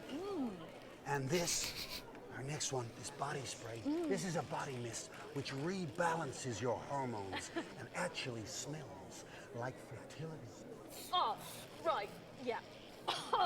Wow. You feel that? Yeah, that burns. Oh. All this is part of Lil C's new range, straight from my veins. Oh, Good lord. Breeze Craiglor! So, you're retiring from the music industry. That must be hard. Well, she's way past her prime, Patrick. It was very hard for her to accept at first, but the industry's very, very sure about these things. Well, should we convince you to release just one last album? We do actually have another album ready, but that's for the label to release in case she dies over the next 10 years or so. Oh, really? Well, given the way she's going, you might get it by Christmas. Well, we better let you get back. Now remember, we need the money. So, she's also available for parties, weddings, funerals, and bar mitzvahs. Thank you, Lil C. That's Lil C there. Oh, and it looks like Robin has got hold of Jesus. Is it obvious I'm sweating, Robin? It absolutely is, Patrick. Jesus, I almost can't believe you're here. How have you been? You know, I like to meet Jesus. peoples every now and then. Makes them feel close to me. Right, yes. And to be close is to be human. And to be human is to be apart. Oh, that was good, write that down. Rachel, write that one down. It's good to see you've done so well for yourself. I'm pretty sure it is, Izzy's. If it was never for your show supporting me and my music, I never would have transcended. Now, there are rumours going around that you might be running for office. Is there? Okay, yeah, there's no question. Yeah, that's absolutely true, yeah. But you're aware that elections have been suspended in the territories? No, I'm not running to be no Prime Minister. Oh, you're not? No. I'm gonna be King of the Moon. King of the Moon? Yes. No, sorry. You're running for King of the Moon? No, not running. It's my birthright. And does this have anything to do with promoting your upcoming hip opera, Jason Space? Hush now. Cynicism is so unmoon. Okay. And how long will this last? Will it go You don't vote for last year's kings? Living as a Mouse fiasco? Or maybe your foray into ventriloquist beats? I don't make the moon rules. I merely live by them. So, are you looking forward to seeing The Automated? You know, I don't believe in film. Alien, thank you for the How shall I raid. keep thine image still unholy? That's track 4, Jesus Christ Megastar. Thank you for your time, and good luck with your new life in space. And with you, my child. God, that was tough. Well, Megan, that's what success looks like. I'm going to see if we can grab someone else to have a chat. Back to you. Thanks, Robin. But I think Stacey and I are probably in quite enough trouble where we are. So, 3 big names there, Stacey. Yeah, big names. Any thoughts about them? Maybe from your generation's perspective? You won't like my opinions. Go on, try me. Well, Bumbanonk is so old he's like 1 week away from a transition centre, so who cares? And Lil C was cool when I was like 12 or something, but now she's just another fucking loony. And Jesus is a disrupt-loving wanker who should have died with the rest of them 3 years ago. You're right. You agree with me? No, you're right, I don't like your opinion. But thankfully, we can go back to Patrick now, who has another familiar face to catch up with. Oh, Patrick, what's the atmosphere like there? It's absolutely electric, Megan. I can't quite believe it either, but he's here. It's Crazy Neil. Hey, hi, ho, how you doing? Neil, our audiences just love you. They've really, really connected with your ads over the years. What's it like suddenly being so popular? It's crazy. People stop me in the streets, they expose themselves, they write me threatening letters. You know, the stalker has become the stalky. A real taste of Neil's own medicine, if you know what I mean. Yeah, and what's been the most challenging thing about being so famous? It's places like this, you know, being around actors and rock stars. They're real crazy, and Crazy Neil knows crazy, and I'm used to being the loudest. Very much so, Erasmus. Yes, I can imagine. But I know what you're thinking. Hey, Neil, where's the crazy deal?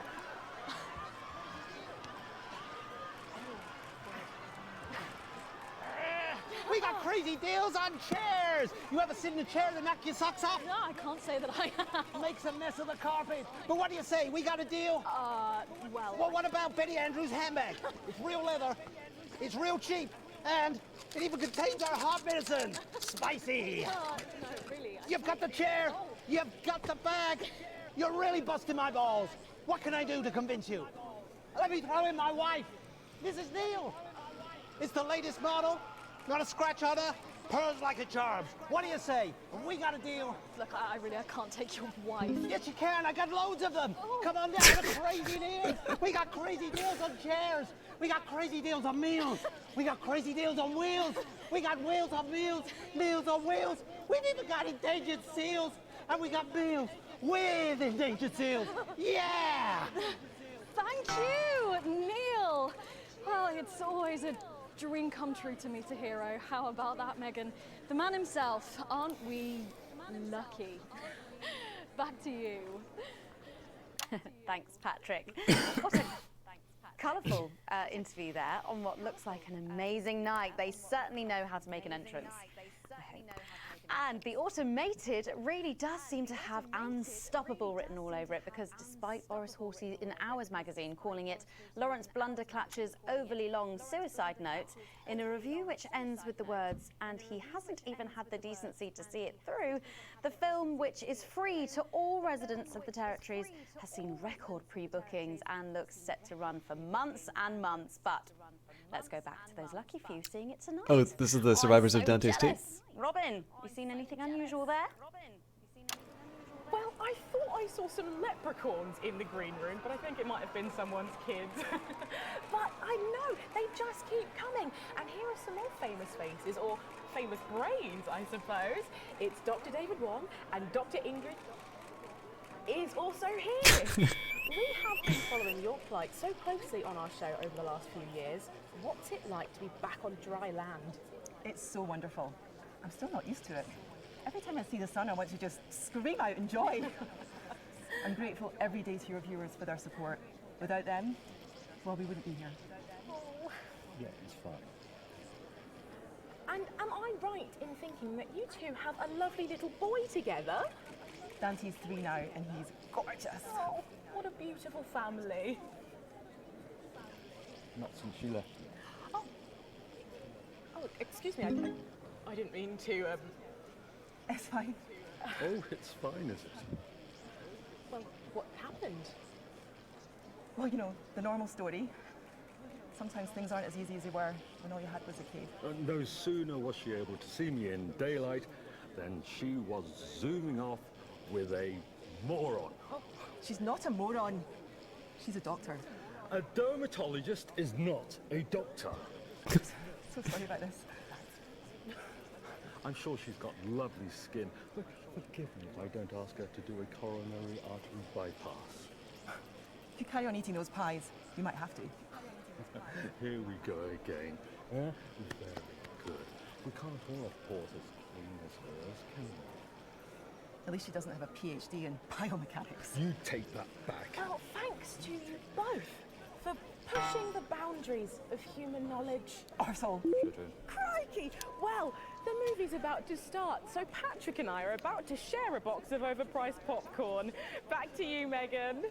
Thanks, Robin. Lucky you, and enjoy the movie. The Automated opens in cinemas across the territories this weekend. What a star-studded event, eh, Stacey?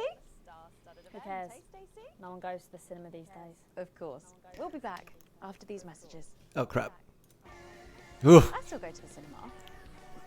Get yourself a video recorder, like the one at the home. Yeah, I've got a video recorder. It's just not the same, is it? You're right, it's better. No unevens chatting and chewing all the way through. What about a kiss and cuddle on the back row? Doesn't that happen anymore? In public? What's wrong with you? Nothing's wrong with me. Feeling better? Alright, you are? Gotta get set up for heat rash. I think Ronnie's on something. I know he is. It was on his rider. Apparently it's medicinal. Ronnie's always high. Give him orange juice. God, she speaks. He's a stupid cunt. And just like that, you wish she wouldn't. Oh, I wasn't expecting an A+ out of that. I'm good. But yeah, so Erasmus, I can't remember when you were done, but this has been absolutely nuts. I actually got a heart rate warning on my watch during the revolution. Wow. Hello there, Stacey. And yeah, I really, really like this. No, I'm sorry, but if we can't be polite, you're going to have to wait in the dressing room. Whatever. Do you want to go and wait in the dressing room? Hmm? No. No what? My favorite, though, clearly, was when she comes on and her very first line is like, go fuck yourself. So, this definitely feels very long, but it's got some good laughs inside of it. I'm very curious where this is going. 4, 3. Welcome back. For our final segment tonight, Stacey and I are delighted to be joined by Heat Rash. Their new album, Girls and Why We Love Them All, comes out this weekend. So, let me see if I can get this right. It's Nolan. I write the songs. Ronnie. That's what it says on my tattoo. Oh, you've got a tattoo of your name on yourself. Okay. In case he forgets it. This raconteur, you must be Chinny. Why do they call you Chinny? It's because of this ugly old thing. I don't know what you mean. God, you're so fucking embarrassing. Dale. Crikey, Dale, you do not look old enough to be in a band. I get that a lot. I'm actually 23, the oldest one. I have a growth disorder. God, I'm so sorry. I didn't know that. It's so co-PT. He's only messing with you. He's actually 58. Okay, right, I see. You're going to be a handful, aren't you, boys? Mum. You must be TP. What does TP stand for? Tiny prick. It stands for team player. I see.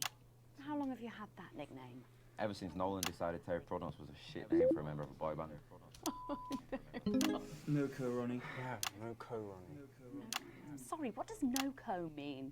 Ah, it's the opposite of SoCo. Fuck's sake. SoCo. Yeah. So cohesive. You preties say cool. Right, okay. Thank you, Stacey. I'm sorry about her. Not your fault. She's uneven. So, you guys met through a popular show on one of our rival channels, didn't you? Yeah, team players with a Z. So, how did that work then? Well, actually, Dale and I knew each other from school. We were actually classmates. And Fuck's sake, Nolan, mate. Give someone else a chance. We all went on team players. We all auditioned. The judges put us into bands. And, yeah, we went to their houses and they just put us into bands. it's an example of how we're greater than the sum of our parts when we work in harmony. And occasionally singing it. So every week on the show, they get these bands and they give them a song that the producer just found from under the bin somewhere. Actually, I write the song. And the public would phone in and decide which song they like best. Right, and then the losers would be eliminated. Yeah? Mum. What? No-co. Pretty. So no-co. The band who get the most approval get to play their song again. Sure. So what happens to the losers then? Mum. What do I keep doing wrong? We don't use the L word anymore. You mean losers? Would you please stop saying that? That word is a pejorative. It's a word designed to diminish. At Go-Getters, I learned very early that we only win when everybody wins. But, sorry, that's not real life, is it? That's just sports board, no? Thought you were SoCo. Yeah, I am SoCo. Nah, you're a shrinker. Can't be friends with shrinkers. She doesn't know what you're talking about. She doesn't understand. So I do understand, actually, Stacey. What's a shrinker? Well, a shrinker. What's a preety, Mum? What's a preety? I think it means someone who's older, doesn't it? Pre-territories. It's someone who turned 18 before the new future. We call you preties. Uneven. Mimis. Nonks. It's not her fault she's old. She can't help it. I'm that old. I'm trying to help you here. I don't think I need your help. See? Total Mimi. Is that so? Yes, obviously. Yes, obviously.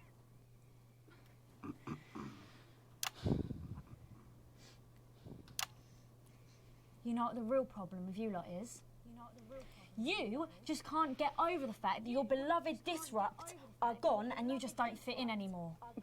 But the truth is, Disrupt were violent, no-co, pricks being led by a fucking psycho. I'm glad they lost, and you should be too. Listen, not everyone over 30 supported Disrupt, Stacey. Not everyone, no, but one fuck-off lot of you did. So-co, Stacey. So-co. We've all learned maybe a little bit more than we expected to there. I'm genuinely delighted to have met Pete Rash. And before we end the show tonight, I think you're going to sing for us, aren't you? Yes, that's right. We're going to sing a song from Girls and Why We Love Them All called Pieces of My Heart, which is about a real relationship I have with an actual girl. Oh, Nolan, give it a rest, mate. No one cares. Come on, let's get on these stools, lads. Right.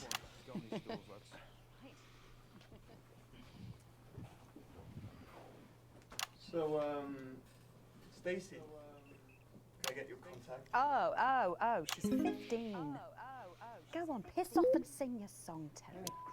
Right you are.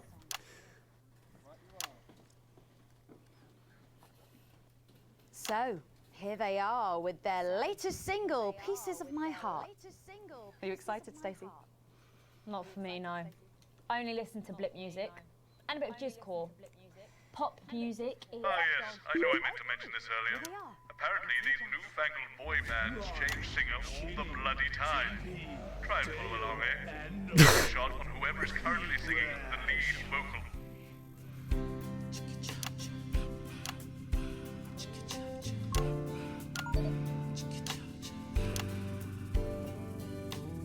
I saw you standing by the man you sent with a brand new pair of Lakers, baby. Do you remember? You took the first of the pieces of my heart.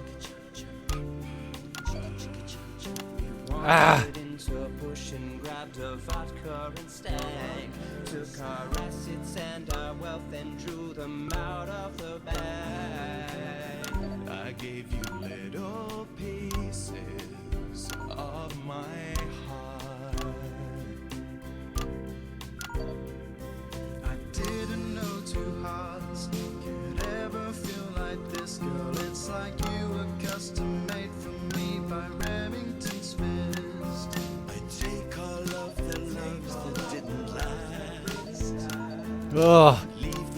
I was starting to get a combo there, but Share the new future as my bride. You snatch me inside. There's no need to hide all the times that you cried. As my old man used to say, you blow me away. I just want you to stay. I don't want you to pay. You make me crazier than Neil today. On Liberation Night, girl, I was sitting beside you. We sat there shaking all the way through incisors. We held each other as things fell apart. We took a train through all the territories and we threw away the rules and wrote our personal stories. You took a dozen pieces of my heart. I didn't know that life could ever feel like this, girl. It's like you were custom made for me by Remington's fist. I take all of the loves that didn't last. I leave them there, the uneven past. Share the new future as my bride. Snatch me inside. There's no need to hide all the times you have cried. As my old mom used to say, blow me away. I just want you to stay. I just want you to play. You make me crazier than Neil. Make me crazier than Neil today. And now I'm staring at your membership card. There's your picture beaming brighter than a handful of flaws. I'm trying to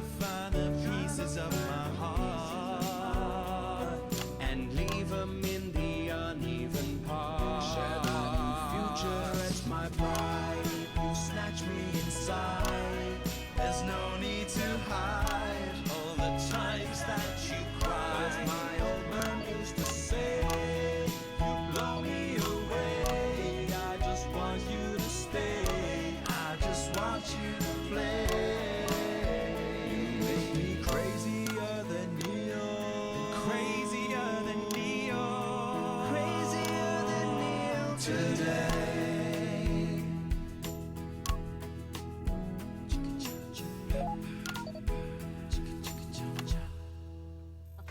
Wow. Fantastic. Thank you, Yukash. That was actually really good. Best of luck. Thank you for coming in. Now it's almost time for final thoughts tonight. And I've actually asked Stacey to write a few, and they're just being programmed onto the auto cue now. Now I have no idea what she's going to say. So fingers on that bleep button in the broadcast room, just in case. Take it away, Stacey. My name is Stacey. I guess you know that by now. Don't know why I put that in there. Anyway. I don't watch the news. There's no need. You hear all the important stuff from your mates, so I don't know what's considered important anymore.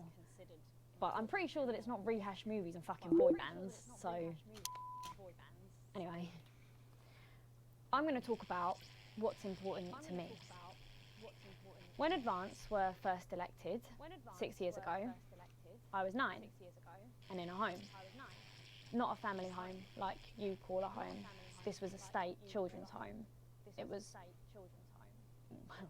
fucking awful, actually. It was like a Charles Dickens book.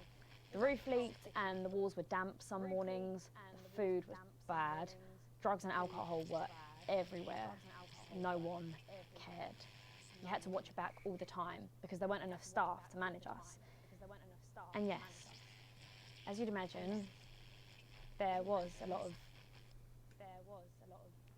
some bad stuff went down there with some of the staff. Okay. Not all of them, but the others knew, and they didn't stop it. And then Advance won the election. And like a miracle, things started to change. They got better. Had nicer food. The home was not just repaired, but redecorated and kitted out with books and sports stuff and musical instruments and video games. Most of the staff were fired, and the new ones, which there were more of, spent time talking and working with the bullies. And you know what? A second miracle. It worked. The bullying stopped. My life, got better. Because finally, there was enough money to do the good things, and Advance had the guts to do it.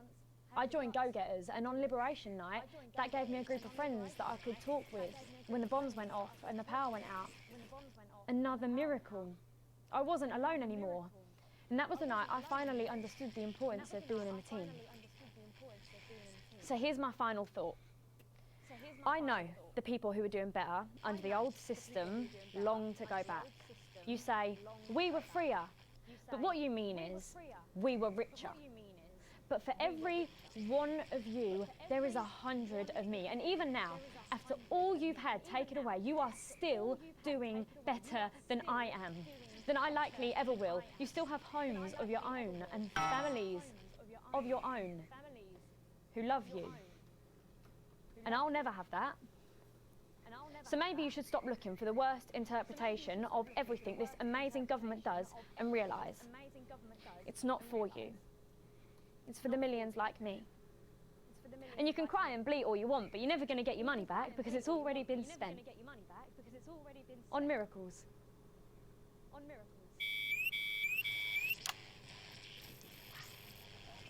Stand by. Stand by. Let's keep making tomorrow better. And we're out. I was about to totally give up hope until they did that interruption. More than all right. I think you might have actually given them something to think about. So I guess going to be taking me back to the home now then. I was thinking we could go out somewhere and, I don't know, have a meal. So there's going to be a lot of rushes to check out, About but options? what did everybody think of that? Of course, Miss Wolf. Security will be standing by. So they're always there then? There was a thing a few years ago now. Oh, with that Jeremy bloke? I heard about that, everyone did. Were you here back then? Doesn't look old enough. Yeah, she does that. Nailed it.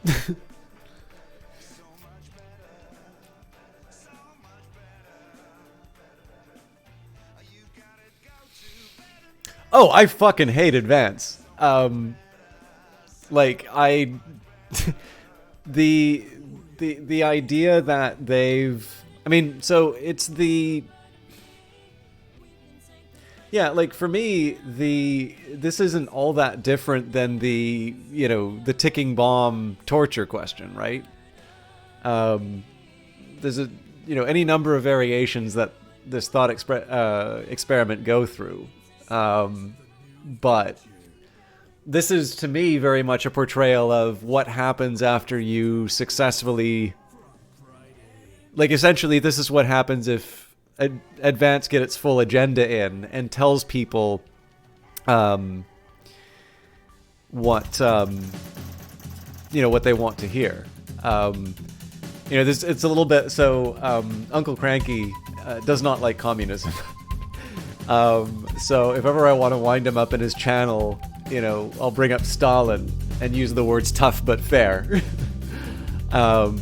You know, this is, again, it's a little bit like we were talking a bit before, how in regimes with democratic backsliding, one of the things that enables that is a degree of comfort for enough people to not care.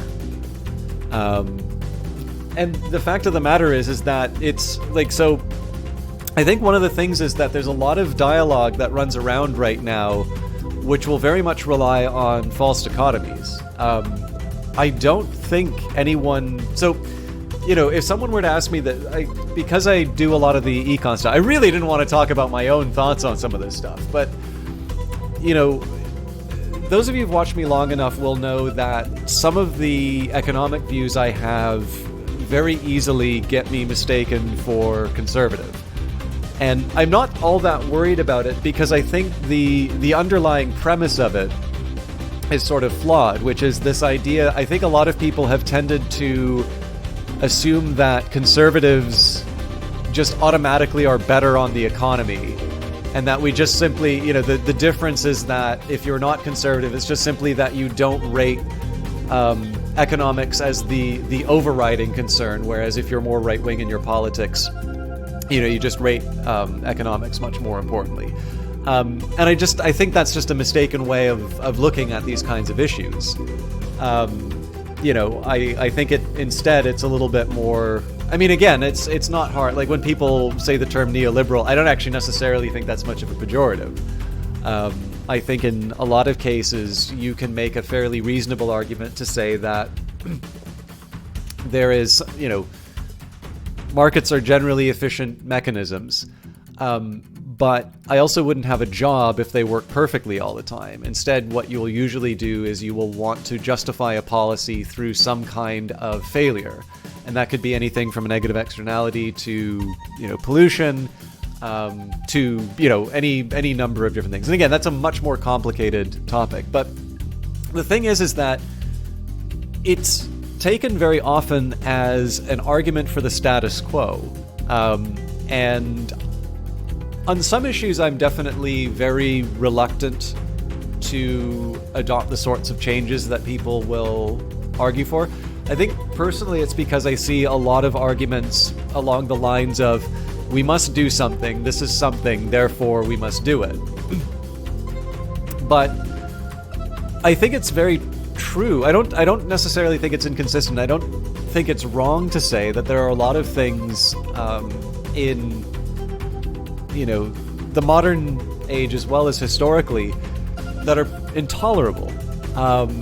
I don't really think there's a lot of people who can sit down and argue for the status quo.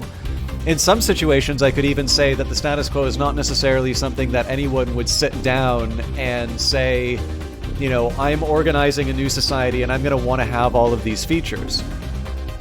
The really important thing, and I think this is kind of the central question that's being asked here, and I think to a certain extent it's being approached in Animal Farm, and I think it's the tremendous difficulty that people, you know, responding to news that the Soviet Union was not what it was. Again, I'm just simply invoking Animal Farm here. I'm not trying to like redo the Cold War. Is that the thought of this ideal society, this grand experiment, was actually this very malevolent thing. That can be a very, very hard pill to swallow, particularly if you're very invested in that idea. So the thing that I see, I think the one part that makes me just in my guts, there's a lot of background. I'm actually really happy to talk about my background and specifically why I'm really, really unsettled by ideas like Advance.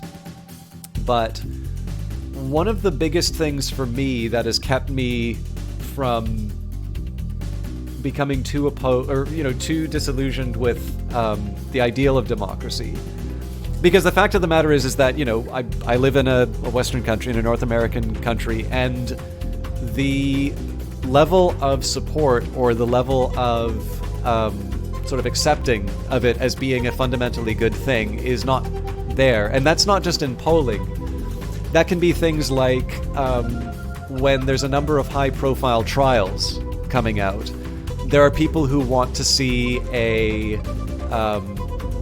want a foregone conclusion.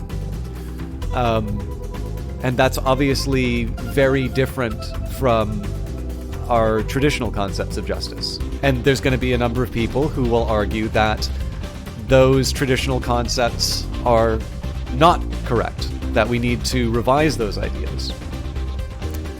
And again, you can point to historical examples, in terms of societies that we're proposing as better ordered, but do have flaws, right? And I mean, in this case, you just simply draw, the United States, one of its original sins, slavery, a great sin. And it's one that, it's a legacy that the United States is still dealing with. And again, you can even just take a look at it in terms of the types of people they support. It can be the way that they talk about things, how willing they are to say that, well, this is opposing, and in the name of the greater good, we want to make sure that this idea isn't, that you just simply can't read it. Something that, again, as I said, the Orwell essay that we read at the start of this game was not a free speech absolutist position. It is one that actually talked about situations under which you would suppress speech and under which you would do things like suspend habeas corpus. It was certainly much more narrow than some of the examples that we'll see today. Or at least ones that people might be supportive of today.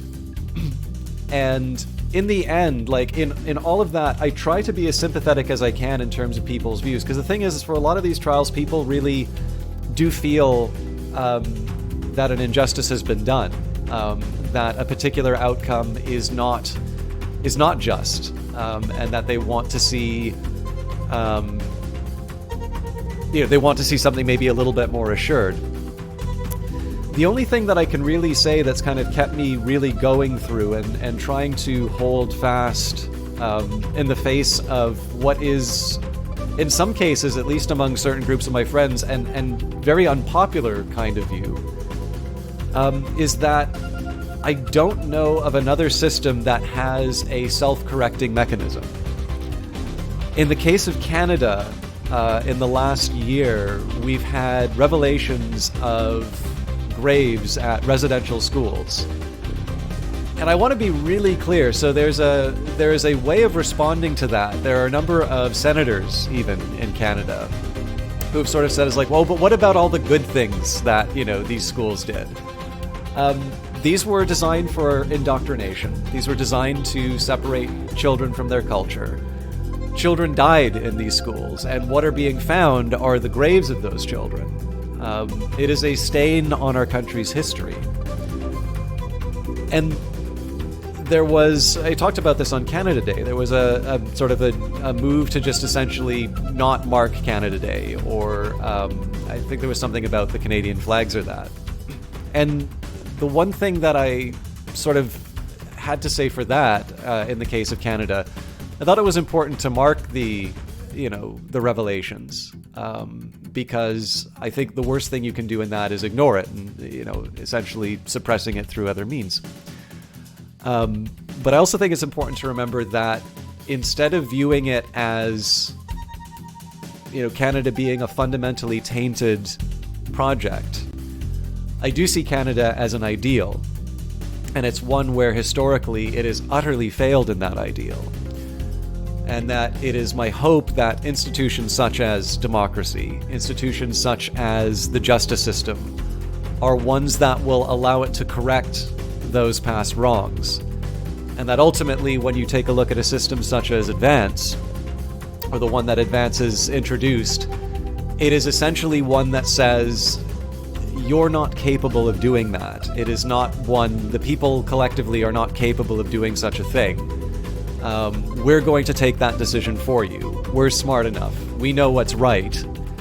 And even if that means, seizing territory, holding the world hostage, and detonating nuclear bombs, that if it costs millions, as long as we can make sure that, we've achieved the greatest happiness for the greatest number, and of course we're going to be the ones to calculate that ledger, in the end, history will show that we were right. And again, in the end, it's a point of view that I am increasingly alarmed at how quickly a number of people who I've known sort of growing up seem to be sort of approaching in terms of their thoughts. And again, I don't think they would necessarily say, I'm full on Team Advance, but definitely there's more than a few shades of that sort of thought. And it's just one that I haven't really been able to bring into myself. And that's in the end where, like, when I take a look at that, it's like, I get it, right? I, in a lot of cases, have seen people harmed. I've seen people who have been utterly failed by the existing system that we have.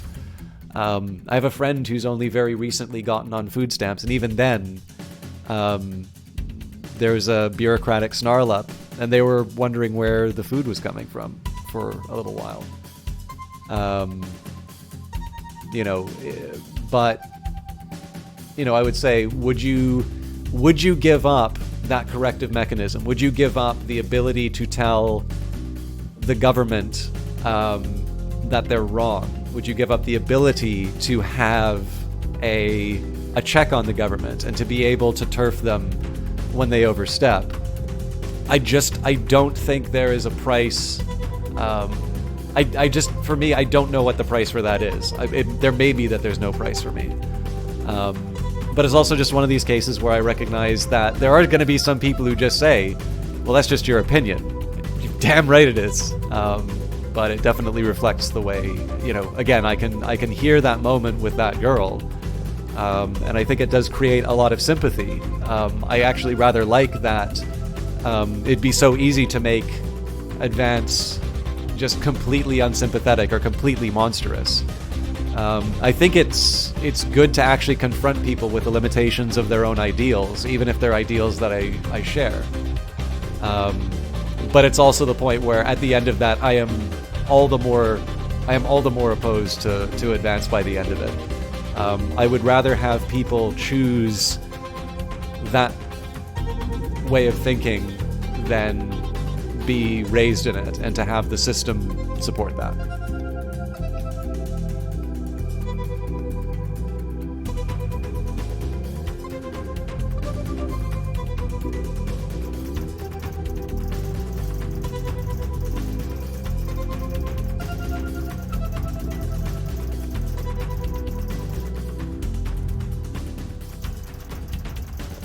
Yay! Can I get my house back?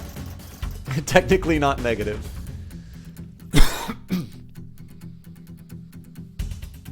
I think I might have missed the context a little bit, Erasmus. Do you mind unpacking that a little bit? I think I know where you're going, but just for the sake of clarity, because especially because you've seen this thing to the end, I'm actually really clear on it. Anyways, I am really sorry to monologue on that, because I think to a certain extent a number of you don't need to know and don't care about my feelings on this, but I don't know. It seemed like the right time.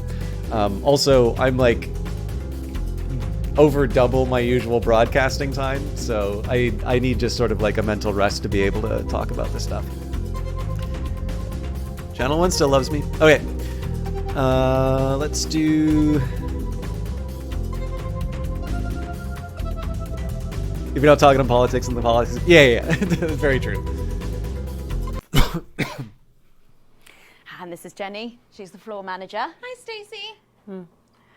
That's Colin. He, do you know what? Just don't talk to Colin. Not getting involved and bring your daughter to work, Colin? Nah, we don't believe in it. All right, come and sit next to Mum.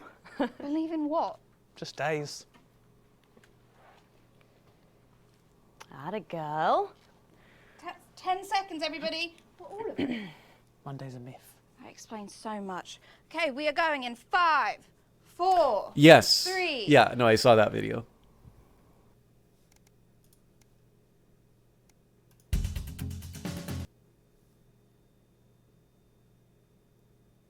Oh, sorry. So you're saying it's Jenny is contrasting with sort of the... Because like the one thing about the way that she looked, I wasn't sure if that was like a hostage video or not.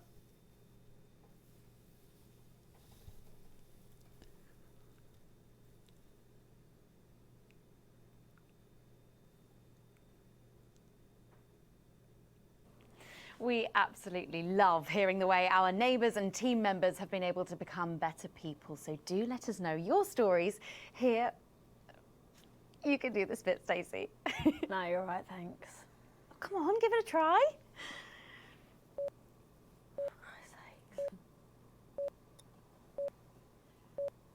Let us know your stories here at the NNN.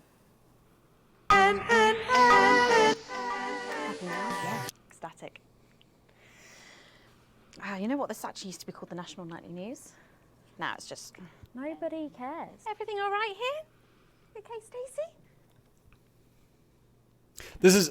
So I don't know if this is a deliberate touch or not, but like I took the NNN as just... This is almost kind of, I guess, a bit like Fahrenheit 451. Anyways, just the reduction... I mean, I guess to a certain extent, it's a bit like the new dictionary, but essentially just continuing to oversimplify things. Glass of water? Sorry, the dictionary in 1984. Kill me. Oh, sorry, I forgot my murdering kit today. Pity. Do you want me to leave? No, Stacey, I just want you to try. Coming back from the titles, quiet in the studio. First up tonight on the NNN, it's time to celebrate this week's team lottery winners live from the Shakespeare Theatre right here in the capital. We're going to hand over to Julia Salisbury. I suppose you don't think much of her either, eh, Stacey? She's got a lot more going for her than you wankers. Okay, surprising vote of approval there from Stacey. Let's go live to that right now. Good evening, everybody, and welcome to this week's Team Award. Shut up, please. Oh, it's nice to get an opinion. I want to hear it. That right now. Good evening, everybody. Oh, it's nice to get an opinion. I want to hear her. Can you shut up, please? Stacey, if we could just reduce the word we've got to shut up so that Stacey... Including you, Mum.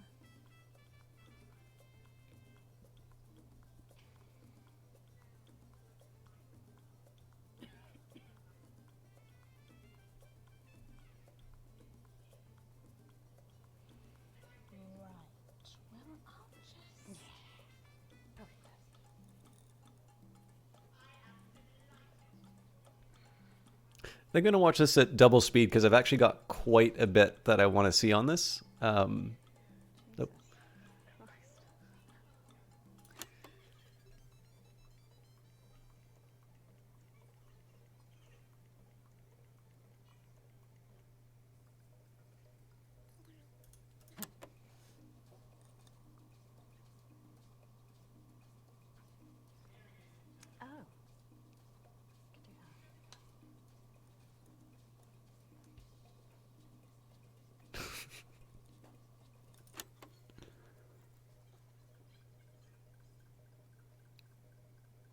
I do feel a little bad zipping through some of this because, again, there's little details that we pick up. Like, so for instance, one thing that I was fascinated with, right, is a child of the new regime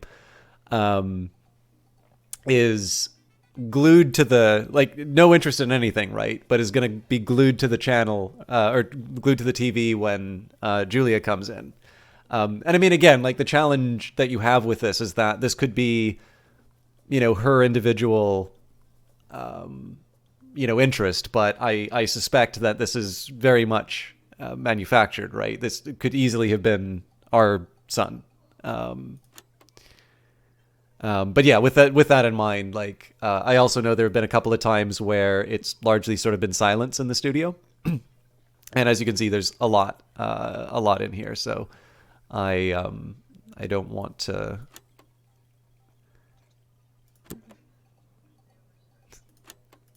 I don't want to push too hard on your tolerance. Although if anybody has an ad or anything that they'd like to see, I did forget to do the advance ads previously. This one I actually sucked at editing because the speeches are so damn long. One thing that might have been interesting, so I think this wouldn't have worked in the game, but I did not see this during the award ceremony. Yes, I mean I loved it. God, what was it, like Neverlay or something like that? That was fantastic. I definitely loved the way they just absolutely skewered the well, you know the type.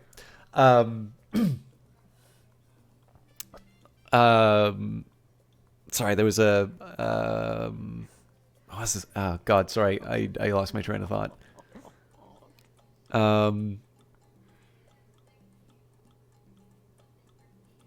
Right. Okay.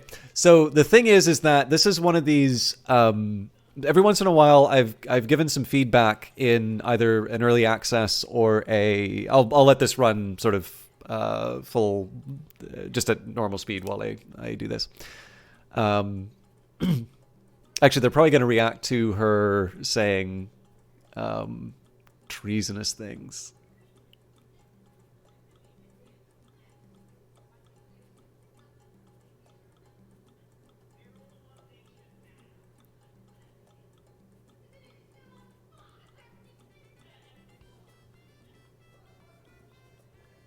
Guess not.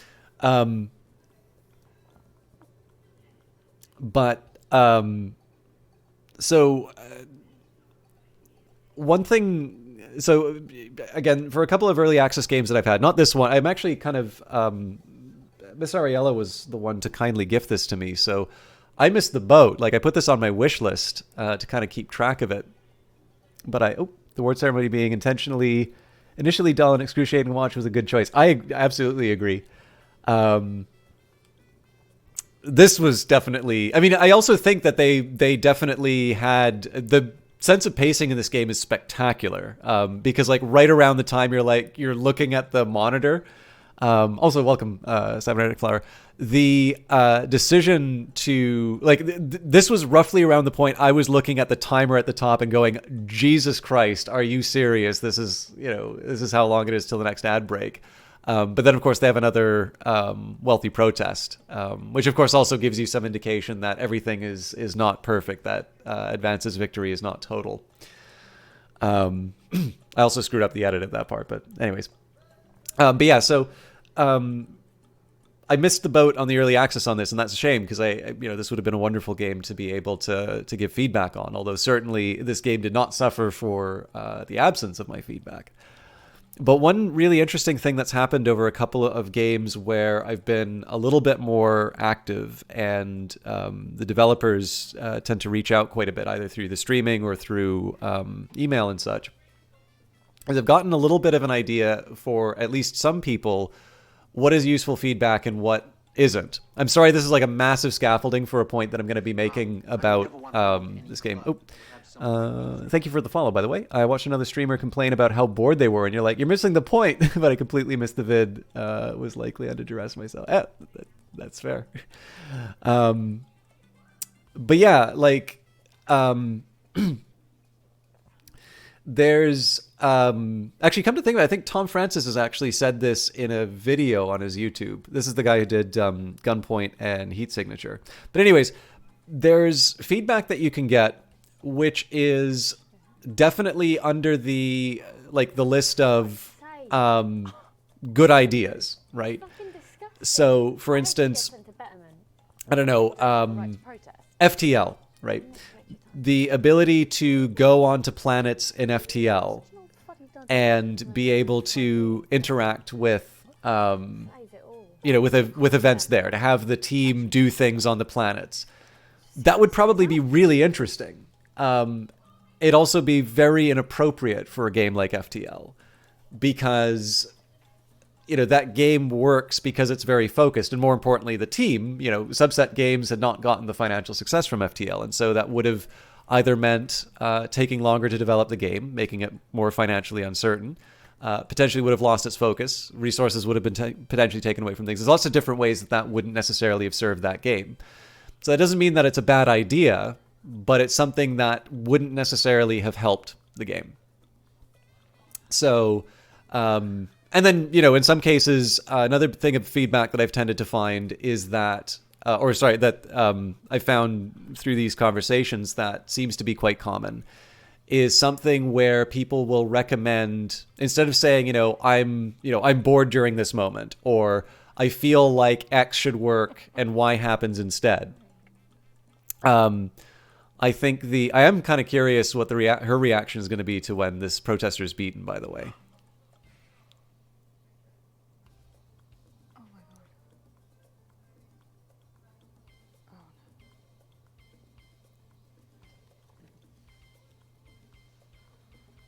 That's really interesting, the way the music lines up with the truncheons. But yeah, here's the thing, right? So every time you want to seem sympathetic, does this, I know she's talking about the benefit to herself. Is this the kind of compassion that you want to see with your fellow citizens?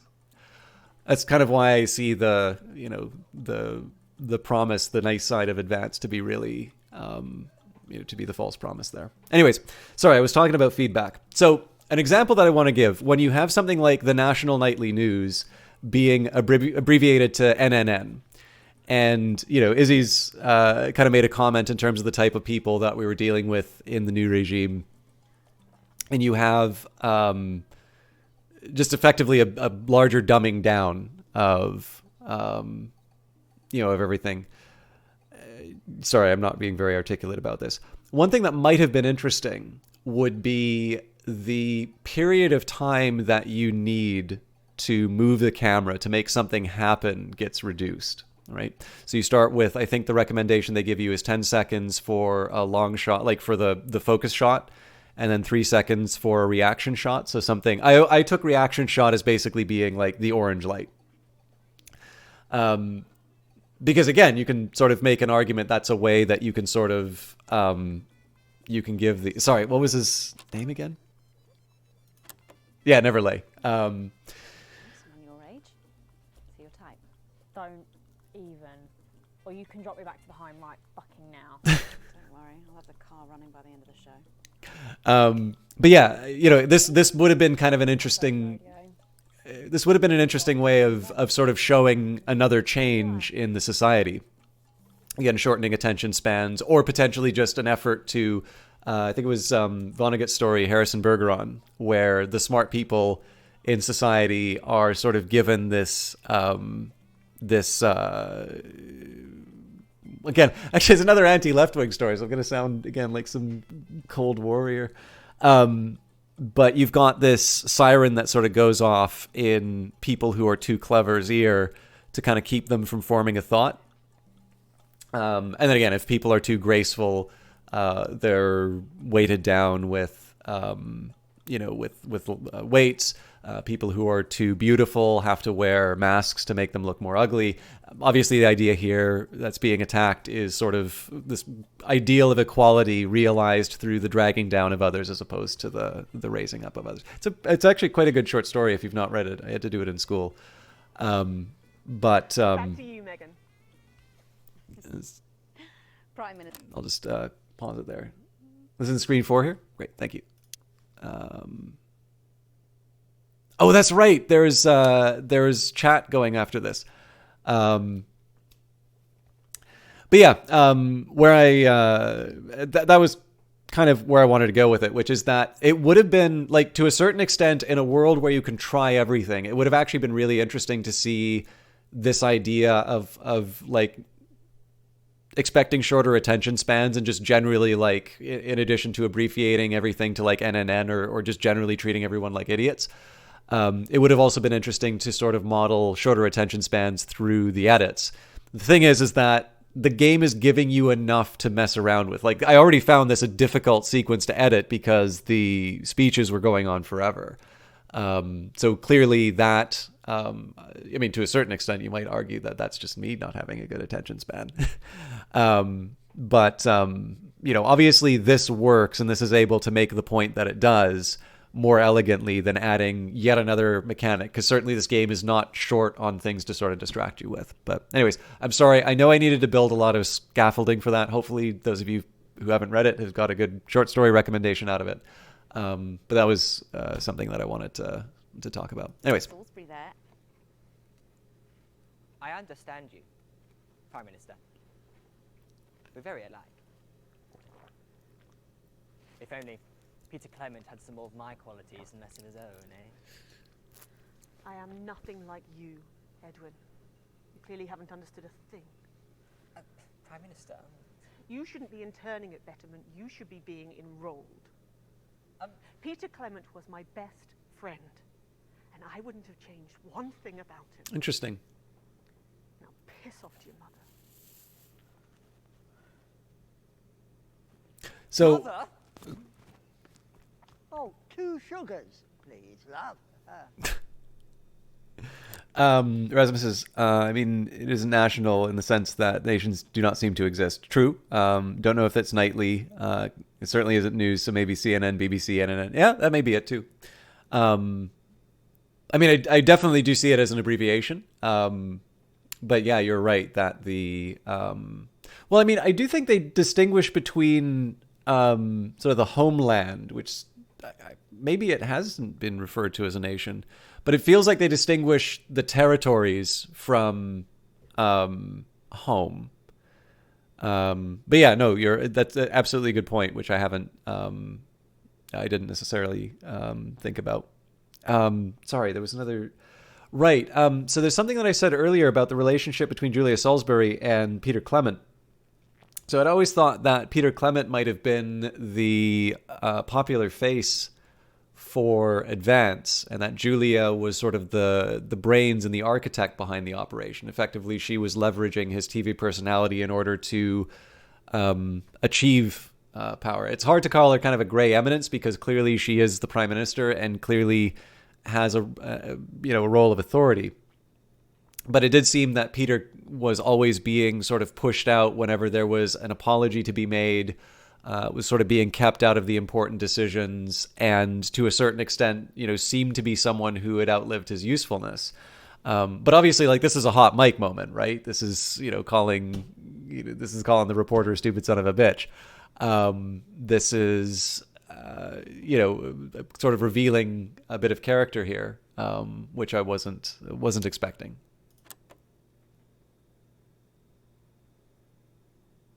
I gotta admit, I've not read The Hunger Games, so... Tragicomic disaster.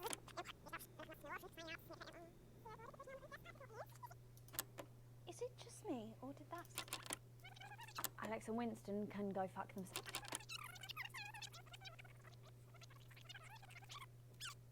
Be back after this. And we're out! Somewhere else in this building, in a tiny room, all by themselves, is a person called Alex Winston. Now, I would really appreciate it if you could get through one sentence tonight without making them reach for the bleep button every time you do. Do you think we could try that? Alex and Winston can go fuck themselves. Is it just me, or did that segment remind you of the good old days? Well, like everything's spiraling out of control into some kind of tragicomic disaster. Yeah, that. I didn't hear her at the start. Do you reckon he's watching us somewhere? Laughing. I think he is. Jeremy, are you watching us? Are you receiving us? Are you fucking with us? Oh, right. So she can swear. Is there anything on the red carpet? I mean, I don't mind fast forwarding through a bunch of it, but like I said, I knew this was gonna... No? Okay. So, Patrick...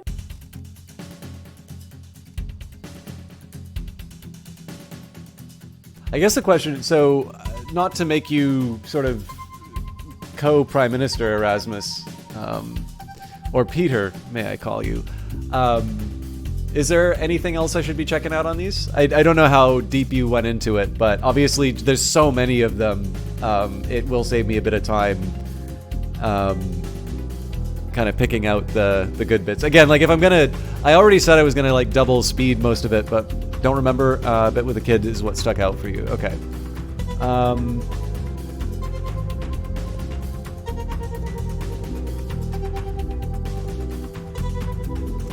Let's try Studio Link 1.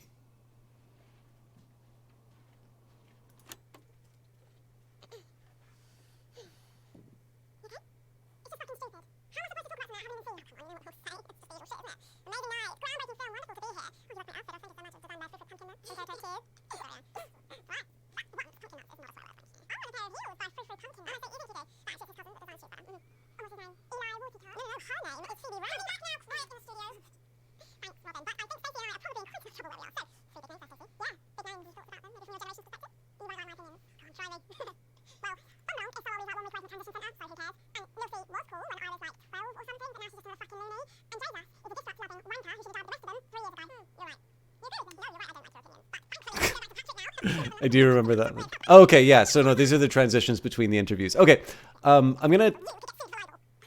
It was not funny. It was crass and it was cruel, and it makes you look just so. Oh, don't be a bloody hypocrite, Randy Cunn. That is when the cameras are not rolling. There is a difference between who we are, this side of the camera, and then who we show the rest of the world. So you're fake. That's what you're saying. Everybody's a little bit fake, I'm Stacey. fucking not. Stacey, come back. Stacey, come. Fuck's sake, come back here. Yeah, okay, so this is why I was wondering about some of this. I think I'm going to run the risk of missing something really cool, just, again, because of the hour, and I know I've been sort of trying people's patience. One thing I'm going to do, though, is check out the... we've definitely heard enough of Songs of the New Future. Let's try the anthem and Together, because that should be pretty short.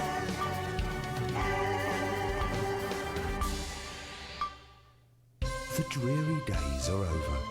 The uneven past is far behind us.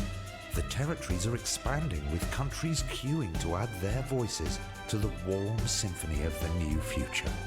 It's an exciting time, but there's one thing missing, and that's where you come in.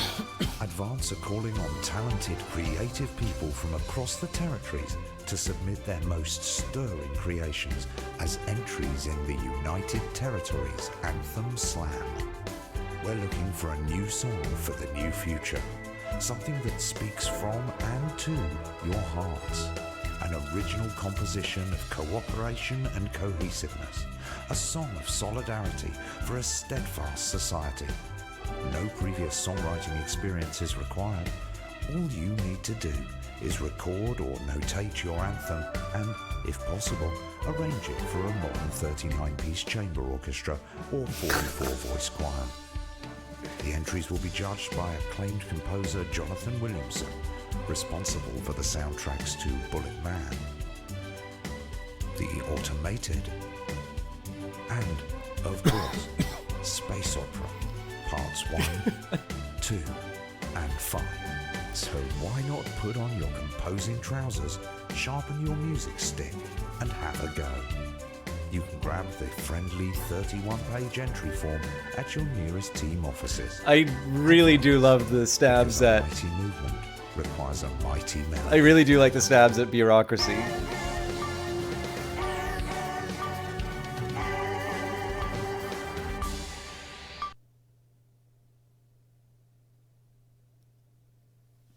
Yeah, I actually, so I've only seen bits of Eurovision. I haven't actually seen. Yeah, I do know what it is. I've just never like sat down and watched it the full time.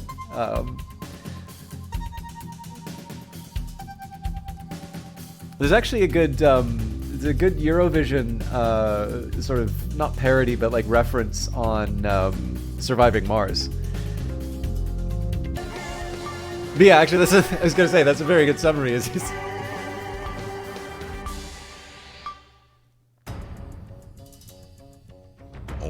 fighting has long passed, the dark clouds of war still loom over our united lands. And we all know who forced our hand. The tyrants of the world would spread their oppression to our team. They still let you in Eurovision? Eurovision? The right to our children, even as they still refuse to feed their own. But they have underestimated us, for though they may have scarred our bodies, they will never damage our will or break our mutual bonds. Birth rates may be challenging, but happiness is everywhere. Satisfaction radiates from every metric. We are producing more and faster than ever before. We have more time to focus on our inner lives, for leisure, for art. We have less stress, and we are healthier than ever. Our new future is secure. We are strong together, as a community, a team, safe from the divisive despots beyond our borders for whom cohesiveness is an alien concept. Every day, across these territories, neighbours support neighbours, and friends reach out to friends, strengthening and protecting each other through cooperation, through unity, as one. Advance. You know, always together. I've kind of suggested this in the past. One thing that has really surprised me about this game is that I care quite a bit about the characters. Like, I really do like how the characters have been drawn in this, and I'm becoming increasingly engaged with the world that this, that this game is building. It's not one I would want to live in, but like, they've really, I mean, again, I get that it's part of the game, and like, if the videos don't work, then most of this thing isn't gonna work, but there's a lot of care that's gone into this, and I am really surprised in how engrossed I am in this. Like, I'm actually quite curious what the wiki for this is gonna look like after a couple of months, because I feel like there's quite a bit that you can draw in terms of like little details, just by looking at. I found it kind of disturbing that even though it's set in the past in an alternate universe, it's all seeming so familiar in the present day. Yeah, I mean, look, there's a reason why I wanted to refer to books while streaming this. I think these are very... So, like, the thing is that I don't want to go into too much detail on this conversation, and this is more of a time thing than rather it being an interesting one, but I had an interesting chat with someone about the different dystopias, like Brave New World versus 1984, and people's reactions to them. And they are the child of immigrants, and they had pointed out that, they found it kind of interesting that the assumption with something like 1984 is that couldn't happen here. Famous title. And that, something like A Brave New World was far more likely. And I do think that there's something to be said for institutions, and I do think there's something to be said for history, but I definitely think that the broader point that people make, that again, the idea of amusing ourselves to death, the idea of the less, forceful, regime. I mean, again, this is something that Huxley wrote Orwell about. I don't think there's anything that makes the Brave New World scenario more likely. Historically, that hasn't been true. I do think it would be more likely you see a Brave New World as opposed to 1984, in North America, if you had to have one of the two dystopias. I hold out hope that we don't approach that. But I mean, I don't want to ascribe motives to, that friend's parents, but it's likely, whether they consciously knew it or not, that they were avoiding re-education camps, because that definitely is what happened in that country around that time. Oh, thank you for that, Erasmus. But the other thing too, and I said this earlier, we are going to do 1984, by the way. the thing for me about 1984 is that I think the focus on the video cameras and the brutality misses. Maybe it doesn't miss the point, but I think it's overdone. I think there's a lot that's said about language. I think there's a lot that's said about information and the way you think in these kinds of regimes. And I think that's the much more important and the much more salient point. Because I think a lot of the themes that this game deals with are live conversations today. Again, I don't mean to be the alarmist type to say, people who want to see a conclusion. So like, here's gonna be this will be the last thing that I talk about, and then we're gonna go on to the next segment. And this is gonna be something that I know is gonna rub people the wrong way, and I just gotta deal with that. This is something I was going to talk about at another point, so we can explore that later. When we talk about Orwellian language, right, it's the idea of sort of a distortion of words, or the sort of gymnastics that your brain does when you use those terms. Now, it's very common today to hear something like social justice warrior thrown around as a pejorative. But I do think there's something very interesting in the idea of social justice itself, because it implies that there is an alternative kind of justice, that justice isn't justice anymore, but that there are different kinds, and that we need to think of them, and we need to have the appropriate frameworks. And again, the reason why I say this is going to rub people the wrong way is that there's a lot of normative claims that can get made about that on its own. And I realize that by wading into that, it's very easy that you're going to get labeled, as being a member of a particular group where maybe you don't want to really necessarily be involved in either one of them. But I do think it bears, terminology like that, I do think bears some consideration. It can be well-meaning. It could even be that you agree largely with the positions. But I do think that there is something unexamined with the idea that you are now distinguishing between different forms of justice. And it would be helpful to consider whether or not there are implications with that term, whether or not we do need a description of these things. It's, the more maybe inflammatory or kind of the old saw that you might take would be something like pro-life versus pro-choice. Obviously, those are intended to sort of dress up certain positions. And I don't know, I don't want to be the alarmist type to say it's like, we'll see, people who want to see, have foregone conclusions for certain trials. This is clearly, the last stop on the train to Nazi Germany, right?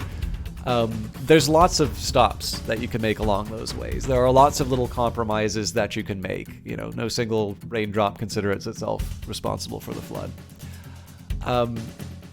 But I do think there is some value in thinking it through, right?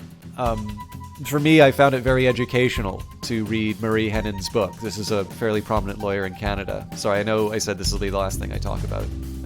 Doesn't mean that I'm not going to go on for a while, though. Marie Henon is a criminal defense lawyer, and I think she gave a very good argument as to the importance of that role and why the vilification of defense attorneys, particularly when they are defending publicly unpopular figures, is not particularly healthy for democracy, right? We should actually want people who are unpopular in the public press and for doing reprehensible things, right? Let's not forget, it's not to suggest that there's this perception, well, what about the victim's right? Why does the defense get all the rights? Henon's position is certainly, when you are in the dock, you're gonna wonder where all those rights that people keep talking about are. You have the full power of the state specifically being brought to bear on you to deny your freedom.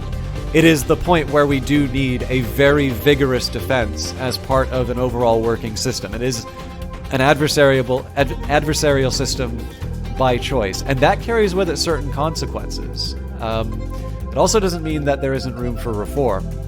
But again, it does come back to that one question, which is that we are at a time where, at least on certain subjects, we expect an outcome. And when we don't get the outcome we expect, we call that a miscarriage of justice. And I think the value in that, the challenge is that we get very tied up in, well, what do you mean you support the killing of babies? Or what do you mean you support this, really wretched action? And the problem is that you are not supporting that. What you are supporting is a system that will ensure when it's for instance, the communists, I think they were.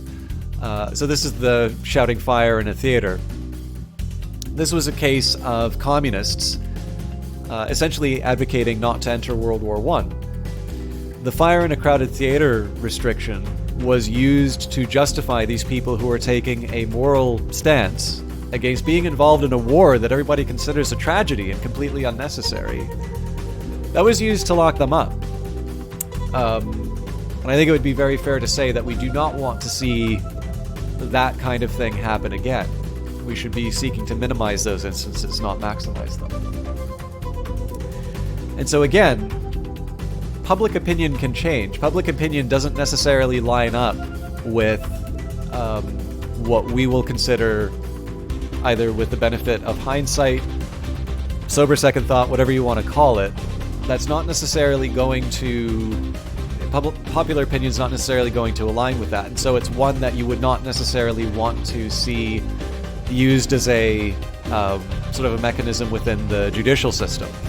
For those of you who are interested in this topic, by the way, in the States, there are some...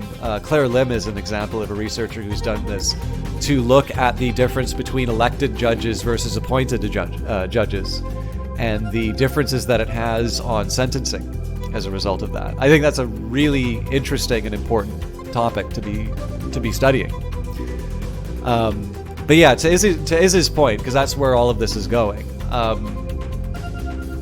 it's hard to sort of look at Canada. I mean, even in the States, right? We've definitely had some very uncomfortable scenes on the television, but it's not at a level... We're not at the advanced level, right? We're not at this point here.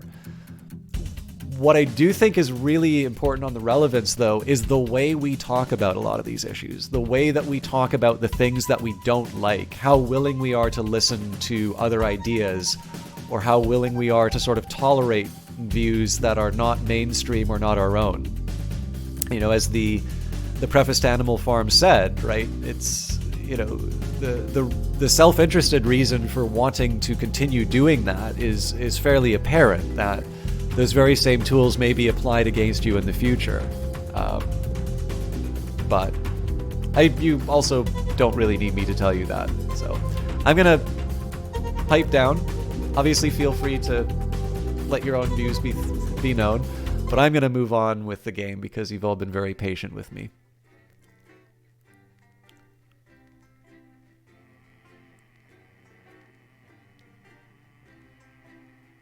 I'm also going to take a second here to save Erasmus's link.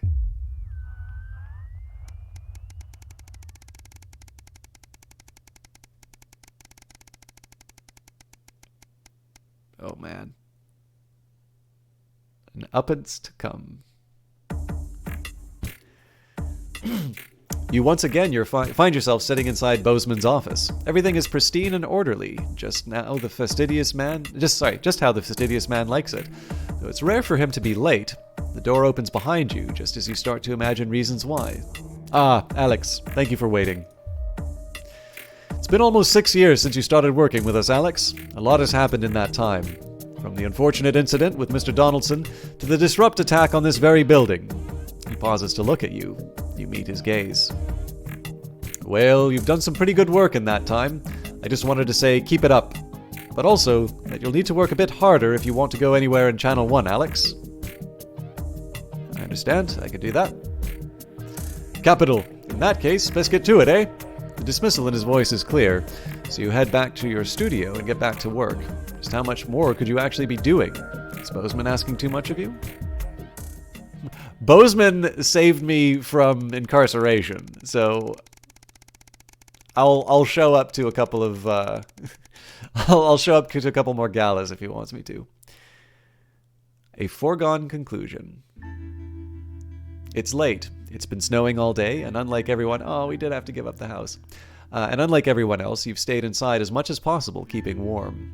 Normally you enjoy the snow, but today it's been nothing more than an irritant. Still, tomorrow you've got the day off, and it might actually be able to enjoy it. Sam always gets excited when they see the snow. When they were younger, they'd always wrap the kids up and take them out to play in it. It's been a while since that happened, though. Oh, is this videos of my old broadcasts? That'd be interesting if it is. This new place still doesn't feel quite as cozy, especially as you can't afford to put the heating on. I know that. It's minus 20 out right now. I'm kind of cold. Although I could turn the heating on. I'm just being stubborn. Sam bustles in from the cold, carrying some groceries. You could use a hand, please. Lots of stairs from here to the car. Their arms are full, and they're clearly struggling to get everything in the kitchen. But then you've been at work all day, and they've spent most of the time at home, as usual. Oh, sorry, of course. I'll be right there. You rush over to help them with their bags. Sam shoots you a grateful smile. I got most of it. There's just a couple more left downstairs. You head out, getting most of the way to the lift before you remember it's out of order. When you grab the bags, you realize Sam has picked up everything to make fajitas, your favorite. Clearly, it's not all bad. You forget the weather and the unpaid bills as you cook in your delightfully tiny kitchen, laughing together like you used to. For the first time since moving in, you think, as Sam flicks sour cream across the table at you, you're making happy memories again. Money isn't everything. This is exactly the reason why I chose to put the money. So I didn't know that the house would be at stake, but it's absolutely the reason why I chose to splurge on the anniversary with Sam, and why I'm sad, but I'm not. I'm sad, but I'm not unhappy about this ending, if that makes sense. I'm sorry, I don't mean to completely... I'm spending this much time talking about Orwell over the past 3 streams. I don't want to wrench the meaning of words too much, but I hope my lack of eloquence at least brings across... despite my lack of eloquence, I hope the idea came across.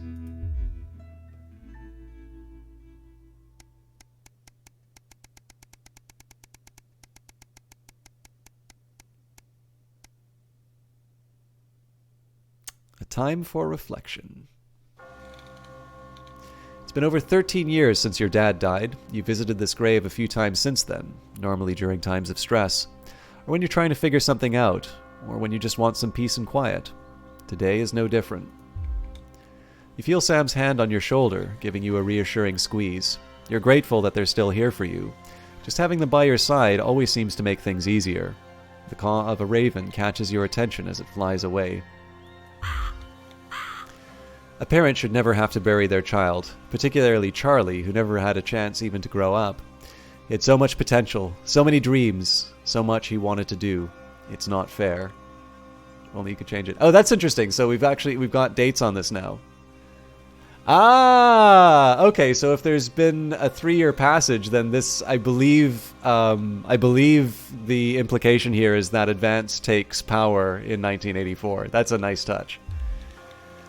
Susie, poor Susie. What you wouldn't give to have her back, even just to argue with you.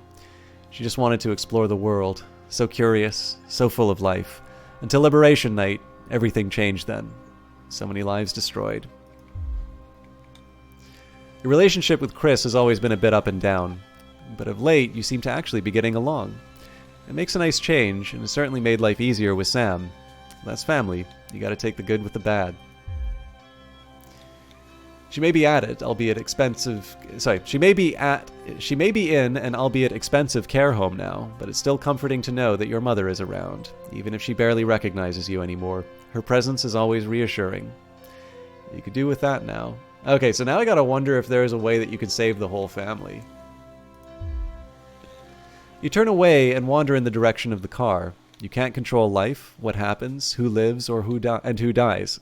The game, anticipating my very question. All you can do is keep going and see what gets thrown at you next. What is life if not a series of little decisions that define us? And we'll never know which ones would take us one way and which would bring us here. This, as anything, is the invitation to play again. And I can assure you, so those of you, I think Erasmus can probably back me up on this, but I think it's fair to say that this game definitely goes to some pretty interesting places, even on the basis of what seem to be some fairly trivial choices. Like, there is a reason why there is a Guinness record for the amount of video in this. Like, it does seem like they have covered quite a few contingencies. Again, this was gifted to me. Like, it's nice to not have to give the like usual. I was given a key by the for the broadcast. Like, this is just me gushing about a game I really like.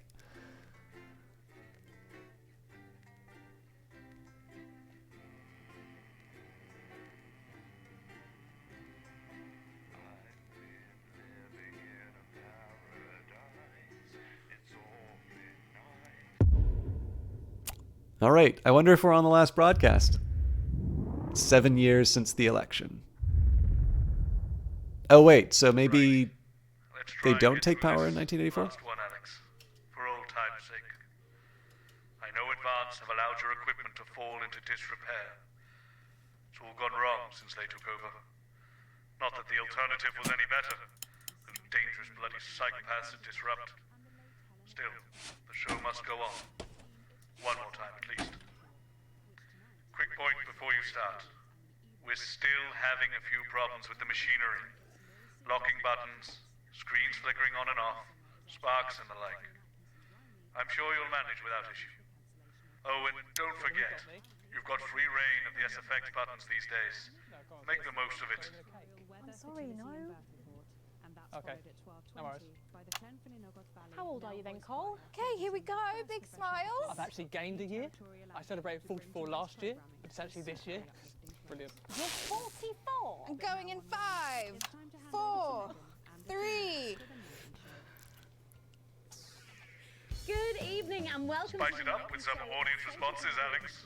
I'm Megan, and I'm joined, as always, by the inimitable Robin and Patrick. How are we? Well, we have got so much going on tonight. I'm excited. I'd say I'm about a 12, Megan, on the excitement scale. Yeah, exactly. We have got so much SoCo stuff coming up. We sure do. We have celebrity chef Jordan Rankley, who will be cooking up a storm. We'll be announcing the winners of our big competition, Visions of the Future, and we'll be joined by a very special guest for a game of Wheel of Truth.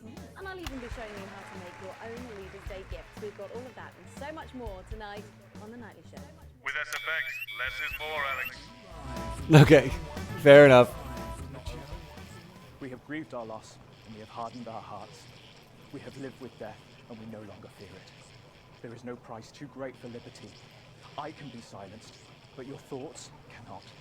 And each day, just like before, we gain hearts and minds. Because the truth is like that. Irresistible. We're back. And we're only getting started.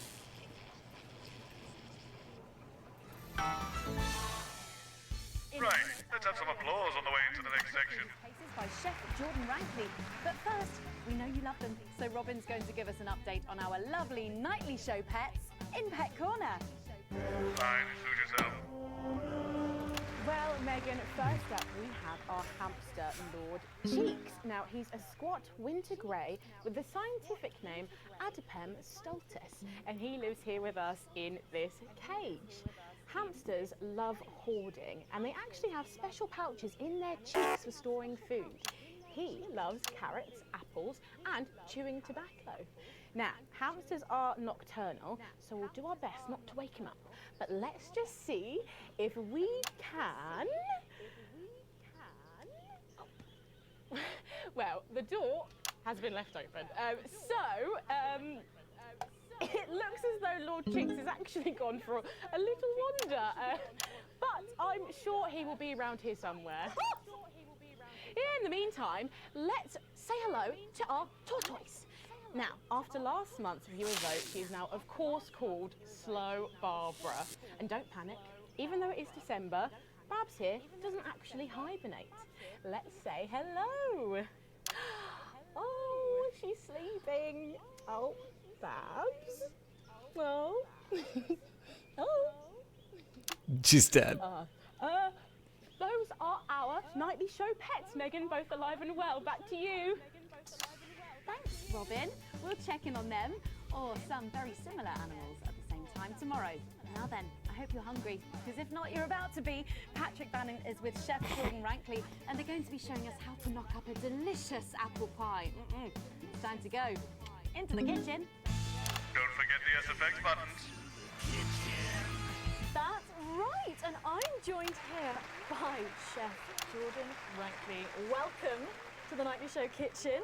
How does it compare to the kitchens you're used to? I love the colours. It's vibrant. It's fresh. It's fun about all the arseholes. Yes? Sorry? What? So, you own 6 restaurants. You've been awarded 9 Ballon Masseuse across your career, and you've worked alongside the best chefs in the world. Tonight you've got me. Oh, are you worried? Am I fucking worried? Are you worried? Are you fucking worried? Yes. So, what are we I'm on utterly today? mystified by the We've got a family over for Leaders' Day. the Hungry, choices for. delicious apple pie. Ooh, lovely. It's got sweetness. They've really got Ramsey down on this. Of that pastry. Incredible. Wow, okay, so how do we start? So we're going to start by making our filling. So we've got about 1 kilogram of fresh cooking apples here. Fucking beautiful. And we're going to slice these up perfectly. And then straight into the pan. Your new show, Demon Kitchen Heart Eater, starts on Friday here on Channel 1. So, tell us about that. So, teams of young chefs come into my kitchen, and one by one I destroy them emotionally. And if there's time, I teach them some basic knife skills. Fuck me, Patrick. What are you doing? What? Shit. Is that how you cut? Fuck, you'll lose a fucking finger. Oh, don't worry, I've got spares. Right, so once we've done that, we set these aside whilst we make the pastry. Yeah? Yep. Bowl. Yeah? Okay. Sugar. Butter. We mix that together, and then a whole egg. Okay. What are you doing, you fucking donkey? Are your brains the size of that fucking egg? Oh, no, chef. No. Shit. Right. Mix that with a wooden spoon and work in that flour, okay? Work that into a nice ball of dough, just like that. So, what does the notoriously fierce Jordan Rankley do to unwind? Shit in bed. Yeah. What's that? What is that? Well, it's a bit lumpy. Lumpy? It could fucking pass for a sack of spuds. Touch that. Touch it. Yeah? Pathetic. That goes into chill. Now, we're mixing our filling. I love how well they have gotten how Ramsey shows work on this. Like, this is one of the best parodies I've seen. Which is your favourite? Are you mixing that or fucking it? What? Are you going to light a candle? Take it out to dinner? Fucking mix it, for fuck's sake. Right, now we're rolling out 2/3 of our pastry. Bit of flour into the dish. And the filling goes next, right? The filling goes next. Why are you watching this? Do you remember how it feels to be informed? To feel connected to what has happened in the world? Do you remember Jeremy Donaldson? Because I do. I remember how he died. And now I watch this excuse of a program and I realize he was 100% right. Disrupt's first martyr died protecting this show. If you could see it now, you'd wonder why he bothered. And then brushing the whole thing with a beaten egg. Lovely. Okay. Ta-da! What do you think? Oh my god. You, come here, you. That's a disgrace. I'd rather jam my eyeballs up my fucking arse than look at that. I'd rather use my tongue to tie my shoes after a fucking shit-kicking contest, you understand? Then it goes in the oven for 45 minutes. Oh, put your fucking head in the oven while you're at it. Useless. You! Come here, you! You're the worst fucking thing to happen to food since cyanide. Do you know that? I tell you what. Fuck off!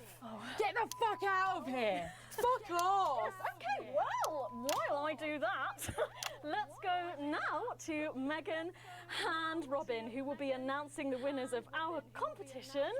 Visions of the Future. A bit more audience reaction would be nice, Alex. Well, that looks delicious. If you want to follow along at home, then make sure you write in with a stamped addressed envelope and we'll send you the fact sheet. So, Robin, look at all these amazing entries to the Vision of the Future competition. Yes, we challenged you to show us your predictions of the future, and we were just inundated with entries, weren't we, Megan? From wacky inventions to global problem solving, they are all amazing, and we had the best time looking through each one. It was so tough narrowing it all down, so we have some amazing runners up.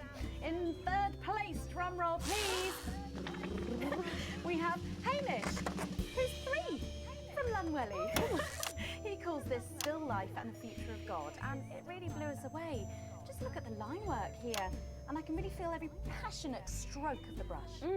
If you look here, you'll see a beautifully rendered, what I thought at first was a smiley face or perhaps a cat. But I think if you really look, you'll see it's actually a representation of the seeming futility of death through the eyes of the living. Indeed.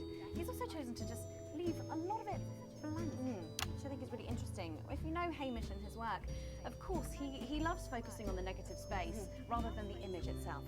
Stunning, absolutely stunning, and such talent from one so young, Megan. But next up we have our second place entry. So in second, drum roll please, we have Keith, 41 from Dungleys. Yeah, Keith, we were sort of aiming this towards our younger viewers, but still, he has sent in his idea of the future, which he's calling Ravaged Earth. Indeed, he says in his really rather detailed notes, deprived of basic resources, society will resort to a brutal system of weekly battles to the death, where only the victor may breed. He also says at the bottom here, either that or about the same, but maybe a bit worse. I really love his attention to detail. You can see the sort of gladiatorial arena, and then what I can only assume is Keith himself pulling off this chap's head and shouting, "Come back to me, Linda!" Oh, Keith. Maybe if you spent more time outdoors and less time entering children's competitions, she might not have left. Special one there. And finally, of course, it's time to reveal our winner. All our runners-up will receive a day out at an inflatable Happy Land on an industrial estate just off the A40. Sorry about that, Keith. But our lucky winner will win the chance to spend the day at the Department of Change to see how our teammates are actually making the new future a reality every day. And the winner is, drum roll please.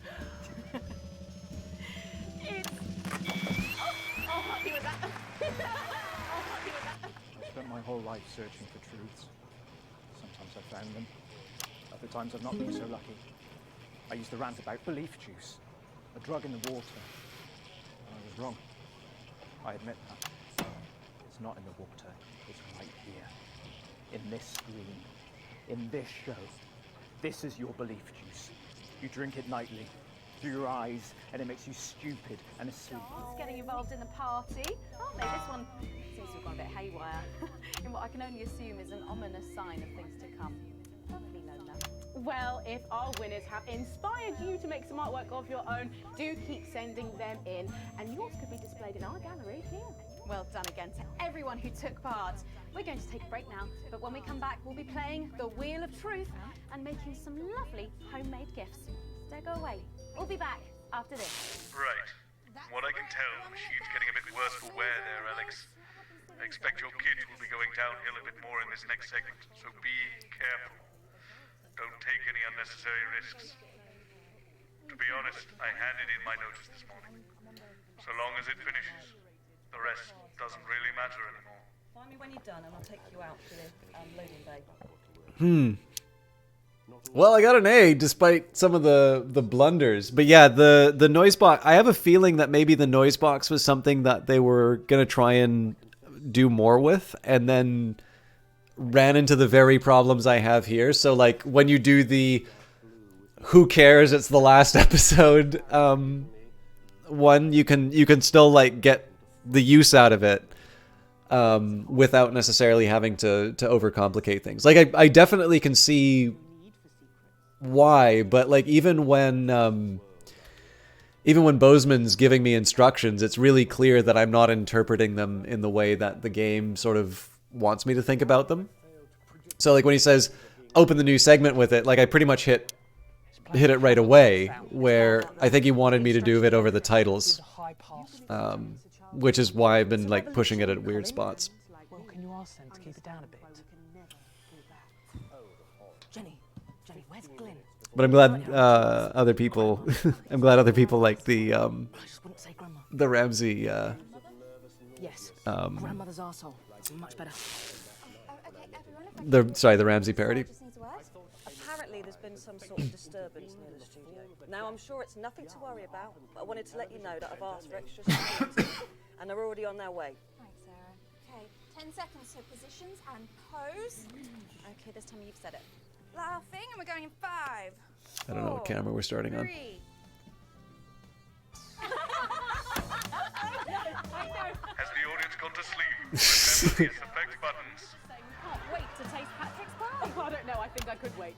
Well, here it is, fresh out the oven. Wow, it does look amazing. Jordan, how did our Patrick do? Well, let's just say that pie's got more crust than my grandmother's arsehole. Well, thank you for that. Well, come on, try it. Dig in. Okay. Whew. Oh my God. Oh Lord. Oh, that's really something, Patrick. That's delicious. But now you better go and get ready for that next feature.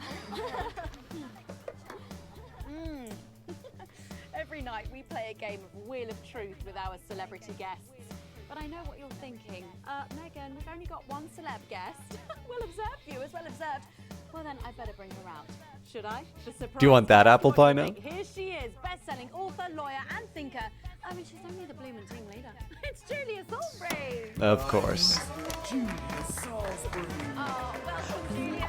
Darling, so good to see you. Oh, Megan, you look incredible. Stop it. I was just about to say the same thing. Now, don't get too comfortable. It's time to head over to Robin and Patrick as we play Wheel of Truth.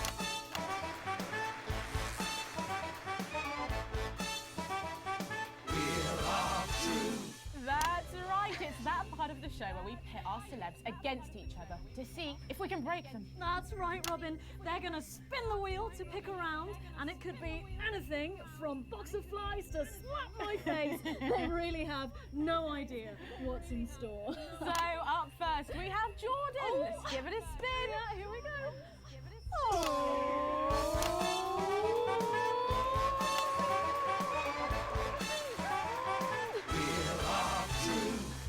Okay, let's see what you've landed on. Okay, it's fact or fib? Jordan, is it true that you've been known to order takeaway for a dinner party and pass it off as your own cooking? Just one fucking time. One time. Well, I think if that pie was anything to go by, you did them a favour. Oh, not so fast there, Julia. Fact or fib? We've heard you've got a very interesting way of saving time during the laundry. Oh my God! Go on, why don't you tell us about it? You absolutely no, I can't. Okay, that's okay. Still alone.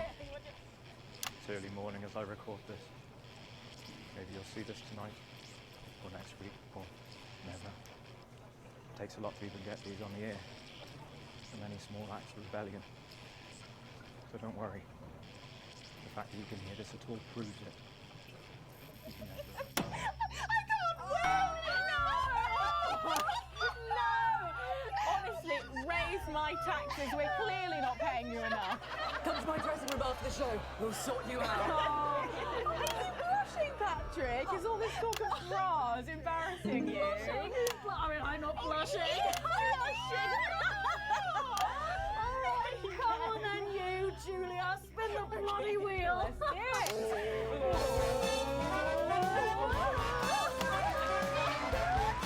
So I'm so bad at the reactions. Okay, here we go. It's guess that face. I'm going to show you a picture and you simply have to guess that face. Okay, you ready? Here we go. Julia. Oh, who's that? Oh my god! Is that you? Yes! Look, it was a very difficult time fashion-wise. That hairdo is fucking hilarious. No, don't. I think it's sweet. A mullet is as popular now as it's ever been. Oh, well, don't get too ahead of yourself there. Jordan, who is this? Does that look familiar at all? Wow! Well, I'm glad I was getting fashion advice from someone who managed to make 7 look like 85. Shit, hell. Where did you find that monstrosity? I look like I'm haunting the fucking place. Right, we've got to move on. Jordan, let's have another spin. Okay, here we go.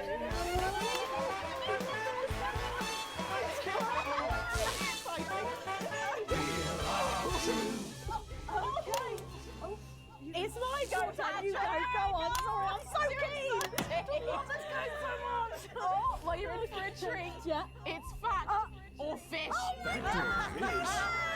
Okay, if you look under your podiums, you will find a lovely fish smoothie.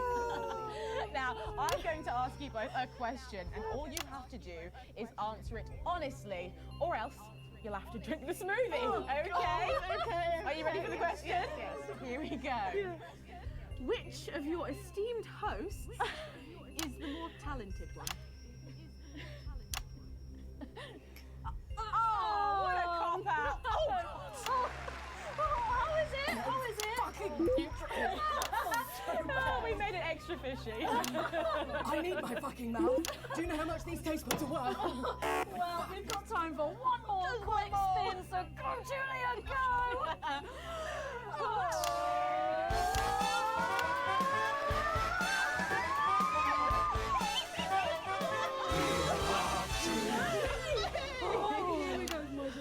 Okay, so, Julia, take a look in that box under your desk there.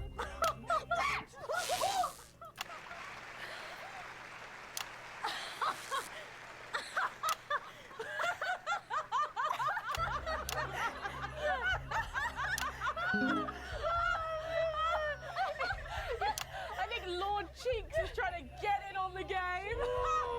Bless him. Julia, what have you got in that box? It's not cheese, is it? Cheese! It's not cheese! Juggling balls? What am I supposed to do with these? Wow! Give it a go for us! But I have absolutely no idea what I'm doing. Come on! Yes, let's all dance to a tune. Dance, puppets, dance. She's doing it! She's fucking doing it!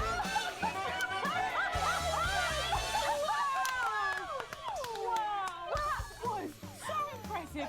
I have to say, unexpected. Well, gosh, that was our game of Wheel of Truth, and my God, wasn't that fun? Okay, it really was, wasn't it? But now it's time to head over to Megan in Crafty Corner. You're taking the piss now. Right, you join me. What do you want from me, Bozeman? Ably assisted by Julia. Come on over here. Goodness me, I don't know how you're keeping your dinner down. I can still smell that fish. Well, to be honest, I've had worse. I used to eat at Peter Clement's house. Oh, well, I hope you've got your artsy hat on, because today we're going to be making something very close to my heart. It's our little studio. Look at that. Isn't it adorable? Oh, all of us there on the sofa. Wow. Oh, it's gorgeous. Oh, is that all you in there? Yeah, it is. If we can just get a little zoom in, there we are. Oh, I don't know about you, Julia, but I always leave my holiday shopping to the last minute. Oh, every year. I do it every year. Well, luckily these make amazing gifts. Shall we get cracking? Oh, yes, please. We're going to start with a shoe box here. And Julia, that's it. Grab those scissors. I just want you to get rid of this front panel here. Perfect. Will do. Are you big celebrators in your house, Julia? Oh, yes. No, in my house we show our love through food, like big dinners, loads of drink. That's the best bit about any holiday. It's all that food. Biscuits as well. Absolutely right. Cutting along the line there. Do be careful with the scissors at home. Make sure you're being supervised if you are a child. There we go. Fabulous. There we Okay, so it's going to look a little something like this, and I've got one here I made earlier. We painted it with a bit of poster paint, white to match our lovely curtains here in the studio, but you can obviously have whichever backdrop you like. Like a nice shiny gold number. Well, exactly right. So we're going to make bits of our set now to put in the studio, perhaps a little desk. So I'm just going to grab this piece of card. I've just got it from a little cereal box packet. I think I'll give you this one, Julia. Shall I? Thank you There so you go. much. And all you need to do is cut along the lines there. Fabulous. So what's the best part of any Leaders' Day dinner, do you reckon? I don't even have to think about it. Really? I love the 3 potato pie. 3 potato pie, I don't know that one. You know, with the chips covered in the mash or wrapped up in a jacket potato. That just me that does that. I don't know, but that sounds starchy. Well done, Julia. So now she's folding over a little bit there. What it's going to look like at the end is this little rectangular shape there. And we're going to pop it in the middle, bit of sticky tape on the back there so it sticks down. Now we need a sofa. That's what we need next. We're going to make that out of a lovely paper cup. Have fun down there. Knocking it all over. I got one though, Megan. Good, fantastic. You're just going to cut along the line here, down the middle. Exactly right. Then when you've done that, around the bottom and again around the top. Well done. When you're done, oh, there we go. It's going to look a little something like this. And look what I've done there. I've stuck some felt down. Nice and comfortable sofas. Yes, can't have our tiny Megan having an uncomfortable sofa, can we? Absolutely not. She'll be on the phone to her tiny agent and getting someone tiny fired. Yeah. Well, there's only one thing missing, isn't there, Julia? What is that? A higher caliber of guests. Nearly. It's people. So all we've done to make our little people is we've stuck a cocktail stick into a bottle cap. We just need a face for that now. I've got a good one here. I know it well. It's me. Lovely. I'm going to stick it down there. A little bit of sticky tape. Oh, my felt's going everywhere. There we go. Oh, I'm a bit lonely. Let's take Robin and Patrick over. Sitting down on the couch over there. There you go. And, well, I'll make myself just comfortable. Just And these, of course, are all made and cut out of our favourite newspapers or magazines. You can have any guests you like. Julia, is there anyone else you'd like in the studio? Oh, yes. Well, I'm going to be playing Wheel of Truth with Ronnie from Heatran. Nice. Yes, put that away. Yes, he's going to be teaching me choreography, and I'll be teaching him foreign policy. And of course, you can decorate them however you want. Perhaps you're a bit, I don't know, nostalgic for the old look of our studio. We've got the blue studio down there. Or even a bit of retro red. I've got Sheila Quickstep being interviewed there by... Oh, sorry, that's not supposed to be... Oh, well, we're out of time, I'm afraid, Megan. It's time for a break. When we come back, I'll be on the couch of chat talking to some of you, and I just cannot wait. We'll be back after these messages. Okay, before we suffer through the last... What's that? Seems to be a little kerfuffle in the corridor. One moment. This is in control. Starting off here in Territory 1, make sure you wrap up warm because we've got lows of 5 or 6 degrees. But as we head towards Leaders' Day later in the week, there's a 100% chance of festivity. Should we be worried? We've got the Prime Minister here. It's good that she's here. She's the reason for the extra security. Are we going to need it? Possibly. They're back. It's not very reassuring. I know. Good thing I'm not your mum, right? That's a fair B. I have no idea what I'm doing now. So not all sunshine and rainbows. No rainbows in sight over Territory. I'm curious. I mean, it seems to me like we only have one segment before this whole thing's going to get wrapped up. The fact that Jeremy's present is very suggestive, especially because something's going on. But I'm not sure what to make. I'm really not sure what to make of it. Warm smiles heads across Territory 5, who are still under a blanket. It's bad, Mum. Not like before, so much more than we were expecting. And they're better organised this time. Like someone experienced is running things. Well, we stopped them before, we can do it again. Thank you, Sarah. One more thing, Mum. Apparently there's chatter about you. I've requested backup, but well, we're stretched pretty thin, Mum. I receive death threats like other people receive post. I've learned to take it all with a pinch of salt. Of course, Mum. Thank you, Sarah. That sounded deeply worrying. Oh, you get used to it. I have. I hope I don't have to. What didn't Bozeman tell you? Tell us what? Oh, I'm sure he'll tell you when the time's right. Forget I said anything. You literally didn't. Going in 10 seconds. I don't think she likes me very much. Oh no, that's just how she shows love. 5, 4, 3. Welcome back to the Nightly Show, where it's time to get a little intimate with the Prime Minister on the couch of chat. Prime Minister, it's great to still have you with us. Thanks, Megan. Although maybe now's the right time to tell you that you're going to be seeing an awful lot more of me. Oh, she's going to become a host. Well, I am delighted to announce that starting next week, I will be the new... Miss Salisbury, could you get ready to accompany me, please? Please remain in place, Mum. It won't take a moment. Sit rep. We do apologise to our viewers at home for this unexpected interruption. I'm sure it's nothing to worry about. Right, understood. Everyone, please remain calm. How can I help? Can you clear everyone out of that I thought that was a gasp. Okay, everyone, if we could just clear away from these studio doors. Yep, that's right, just behind the cameras, please. Do those doors lock? Is that Colin with the headphones on? Hey, mate, can you lock the doors? Can you not hear me? Colin! Colin! You can't hear us. I'll do it. No, miss, too late. I'll do it. I'm law enforcement! Load your weapons on! You two stay at the door, lock it tight, and don't let anyone in. Now listen, there's no need for anyone to... Sit back down! Of course, whatever you say. Are we still live? Yes. Yes, we're live. Good. It's time for some real news. You, mic me up. Is it working? I just need to check. Is it working? Yes, it's working. Good. Over there, on your knees. Now. Over there, on your knees. Next to him. Move! You, next to him. Move! You okay, Colin? Shitty birthday. Not the worst one I've had, though. Let them go, Mr. James. It's me you want. Don't flatter yourself. You're not the target here. You're just a bonus. Oh my God, is it me? We're not here to take out a person. We're not here to take out a person. We're cancelling the whole fucking show. Which camera? I know you're watching this. In your vans, planning your counter-attack. Please, try and control yourselves. Well, I'm sure you know the rest. Alan, we can talk about this. Oh, we will. I have a lot of questions. There's no need for anyone to get hurt. Where was that attitude during the uprising? You know, the night your thugs killed my friends. There are innocent people here. Says the woman who killed 14 million of them. No, I don't feel any great need to answer to you. In fact, get over here. I don't take orders. Come here! You move when I tell you to!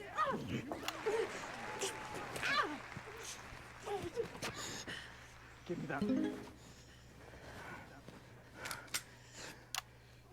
Alan, don't do it. You're not an executioner. What am I then, eh? You tell me, Megan Wolf, what the fuck am I? Just a man who's just way in over his head. Don't patronise me, you smug bitch! I'm not one of your little helpers! Get over here! Kneel beside her! You're just as fucking guilty as she is! Guilty of what, you fucking psychopath? All of it! She sat there, smiling, and let it all happen! Jeremy Donaldson died for this programme. And she let it become this. Bread and circuses. Bread and fucking circuses! Don't you say his name. I beg your pardon? I said, don't you say his name. You don't get to do that! You don't get to do that! You're angry at the wrong person, love. She's the one that killed him. The first victim of her benevolent slaughter, not the last, though. All I am hearing is crazy.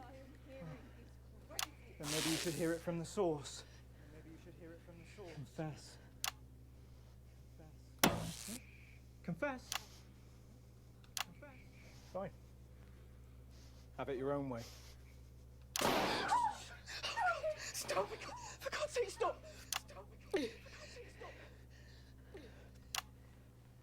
Answer my questions. Or she dies next. Yeah? Then who? Tell him what he wants to hear. Ask your questions. Better. First question. How did you actually think this was all going to end? In a better world. Bullshit. It's the truth! When we came into power, everything was broken. The system worked for so few. There was hunger and poverty and real pain. But you never saw that, Mr. James, because you were doing just fine, thank you very much. And my side? We were too weak, too meek. It was all good intentions and second chances and playing by the rules. Well, you know where playing fair gets the people at the bottom because of fucking nowhere. Someone had to be prepared to actually fight, to do what was required. So I did it. Because no one else was going to. 14 million people. To save the 60 million here? What would you have done? Let us all starve to death? You should have found another way. There was no other way. Is that how Peter Clement saw it? Peter was weak. I loved him more than I have ever loved anyone, but he was soft. He wouldn't have allowed it to happen. And afterwards, he couldn't sleep. It haunted him. I think he would have killed him in the end anyway. But that's on me, Mr. James. What's on you? We're not discussing me. Didn't you hear? Disrupt died on the night of the uprising. Then how have we been watching you for months? Watching me? You're not the only one who knows how to get people on the inside. We knew you'd pop your grubby little head up again, and we've been collecting information just in case you did. There's a recording. A meeting of the so-called Disrupt leadership. Tiny hidden cameras, very high-tech. Perhaps the public should see what your bosses are talking about when there's no one else around. We have people at the network jamming your signals, messing with your broadcast room. We'll stop you. We have people too, and they've been doing this an awfully long time. Prepare the footage on screen 4. I guess it's up to the broadcast room. You in there. If you play that footage, she dies. Play it, Alex. Play the tape. I've seen it. It's important. You can blow us up anyway, so just play the fucking tape. Play the fucking tape. Don't let them play that tape. You take those screens.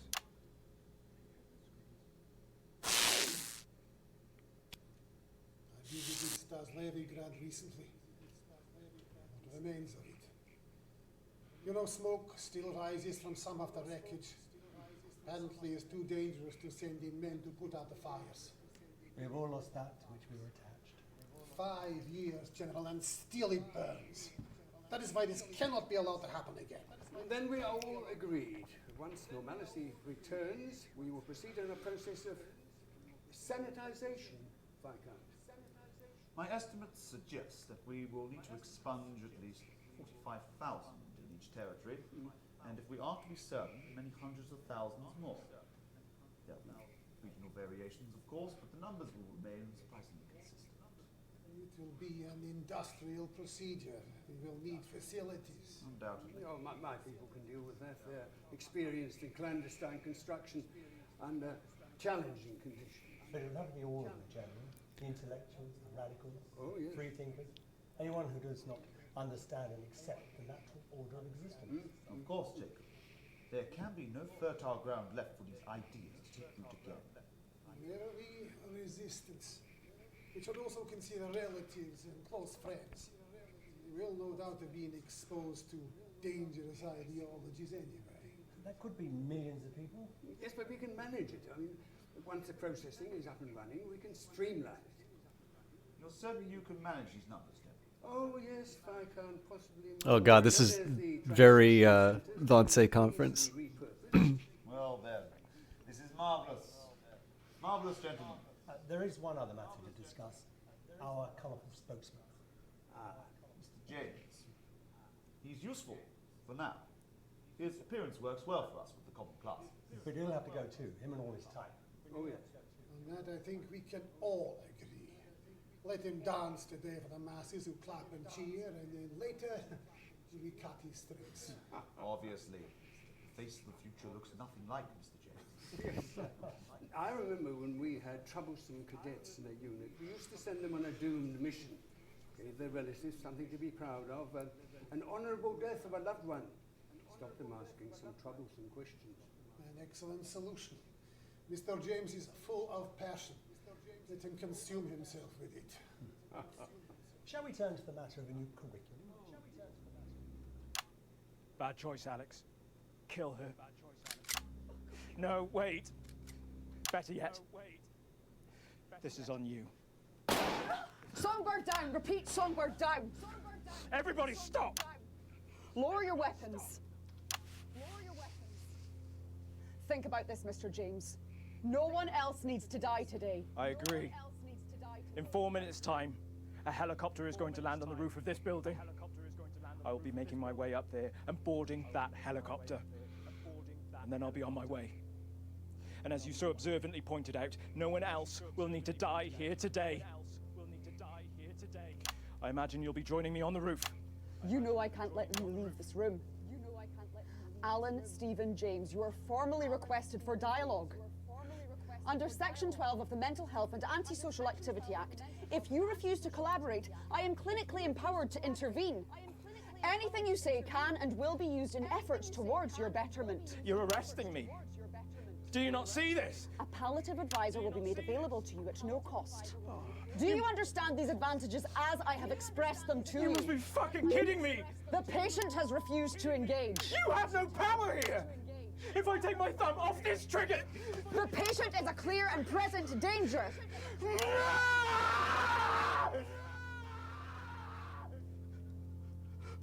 I don't understand. Centigrade received. Target neutralized. Headquarters, I can confirm intelligence. The device was sabotaged by person or persons unknown. 4 civilian casualties present, including Songbird. Is anyone else injured? All other hostages traumatized, but otherwise unharmed. Why are these lights on? You're broadcasting your live. Control, any transmission stopped immediately. No, you can't just cut the signal. We have to say something. We can't just leave them. We have to say something. I think everyone's seen more than enough.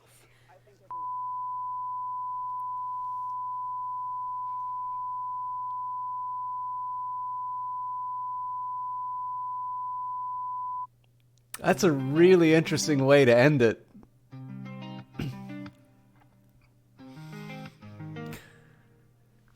I really, really love this game. I should probably... I'll let the credits run for a little bit. I would... Oh, Lawrence Blenderclatch remains beloved in the nation and hated in the industry.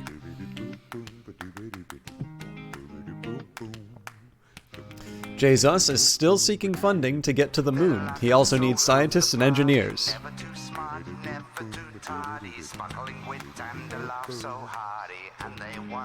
Little C's new album, Be On My H, has flopped. Her father seems indifferent to the result. Praglar is unhappy.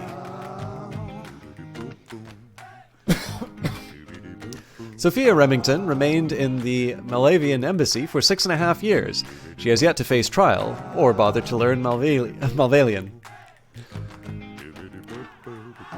20 years after David and Ingrid's bitter divorce, baby Dante developed his superpowers and destroyed all marine life south of the equator. Overcoming a lifetime of persecution, Eric Justin went on to become a leading figure in the increasingly militant gang activist movement. Johnny still kicks a ball around from time to time.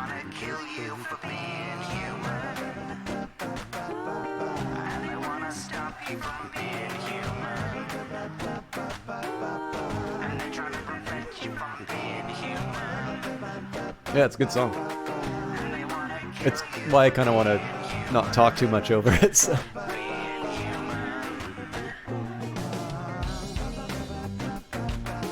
Although I hope this isn't under DMCA.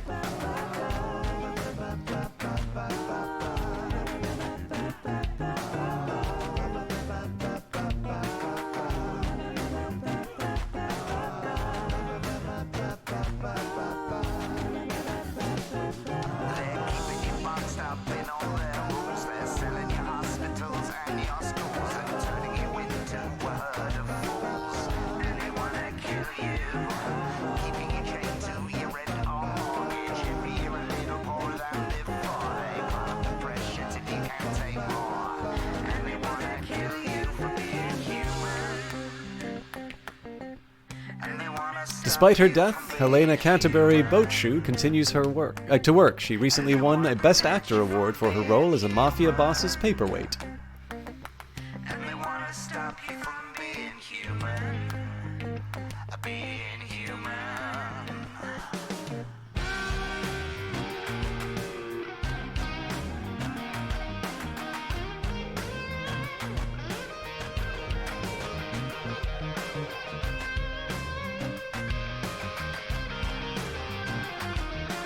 Politicorp's upward trajectory seems unstoppable. There has been only one luxury cruise disaster, and even then, almost half of the passengers survived.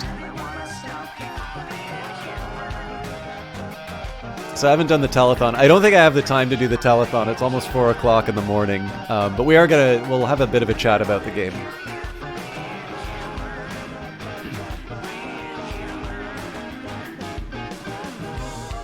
Crazy Neil lives in the capital with his 9th and 10th wives. He now sells mostly indulgences.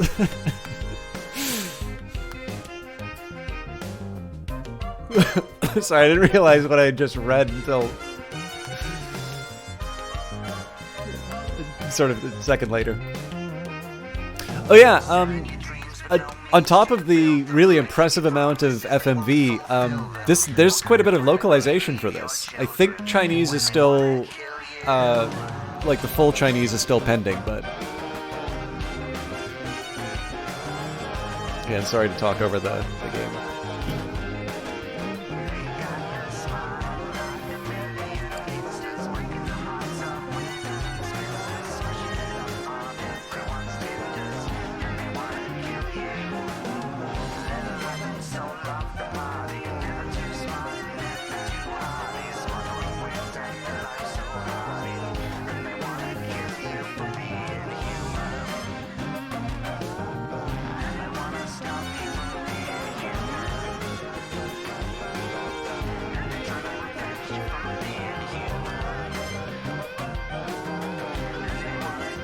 Bumley is falling into further ruin. The mayor is currently battling a difficult bout of worms.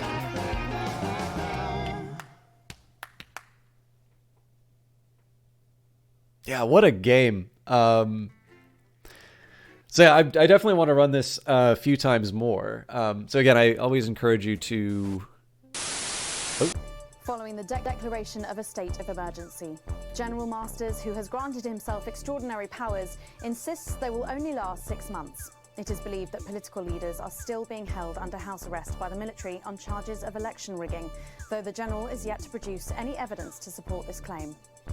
As clashes between protesters and troops continue in Western Square this evening, I want to once again urge our viewers to stay safe as soldiers begin to patrol our streets, enforcing a curfew.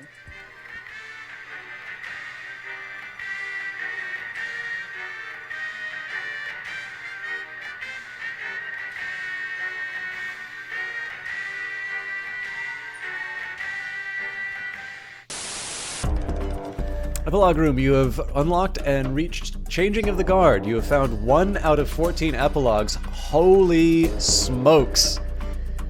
So it sounds like, I mean, I can definitely see why. Like, I probably went a little too far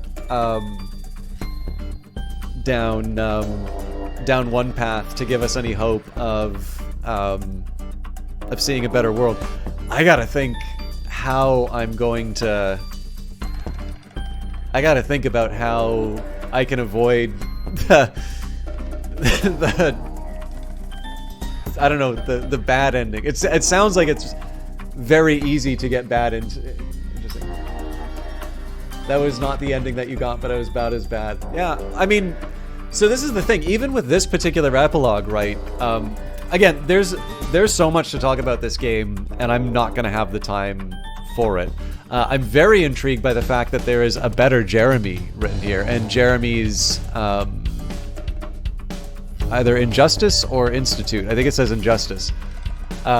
So it suggests that there is a way to there's a way for Jeremy to survive. So the thing is that there is a reason. I mean, given the regime change present inside of this, right? Animal Farm seems more and more appropriate to this. I'm gonna rip the lid off of the only talk about books sides of things, and say I definitely think I apologize for not recalling who it was, but somebody had recommended Network.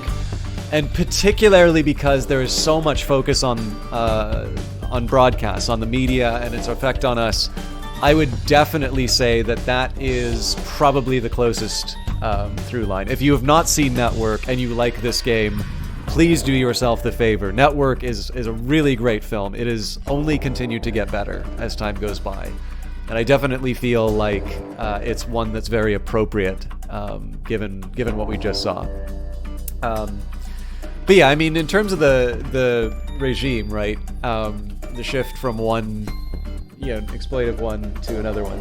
Main thing here is, what is the thesis of the game? If your opinions are atomic communists or literally the Wannsee Conference guy is a moral do-centrism or what? Well, this is the thing. I suspect, based on particularly the closing statements from the officer. My inclination is that the focus is very much on the broadcast and on the reporting of things. So I'm not entirely sure that this is a polemic for one or the other paths. I think the other reason why I'm a little more sanguine about the fact that it doesn't necessarily come down hard on a point of view is actually something I was going to talk about on the book side of things, which is I'm quite fond of a book by Darren Acemoglu and James Robinson called Why Nations Fail. And this is a book which is sort of an expansion on a paper that they wrote. I believe Simon Johnson was also an author. And again, I'm sorry, I've been broadcasting for 8 hours now. It's 4 a.m. I'm not really going to be able to cover that book in any depth. But one of the things that their paper did, so I think this is the one where they used settler mortality as sort of like an instrument. So if you know what instrumental variables are, that'll mean something. I won't bother going into the details here because I need to try and keep it a little more concise. But the idea is, it's sort of this work of political economy, and it's their effort to try and answer the question, why have some countries prospered and others haven't? And this work that they did contributed towards the sort of the study, and they've got some pretty good analysis behind it to say that institutions have had a very large part in the relatively large factor in the prosperity of various countries. That some countries have sort of been founded on these extractive institutions. So what you have is this idea of colonization where, they come in, you exploit the local populace, you take as many resources as you can, and bring them back home. And there are other countries which didn't adopt that model. And I think they take North America as an example of one where that didn't necessarily take hold. Not for lack of trying, but effectively the attempt to apply that model in North America did not work, and it required a different approach. Essentially, people who would be building something. You couldn't just rely on conquering a populace and having them work for you.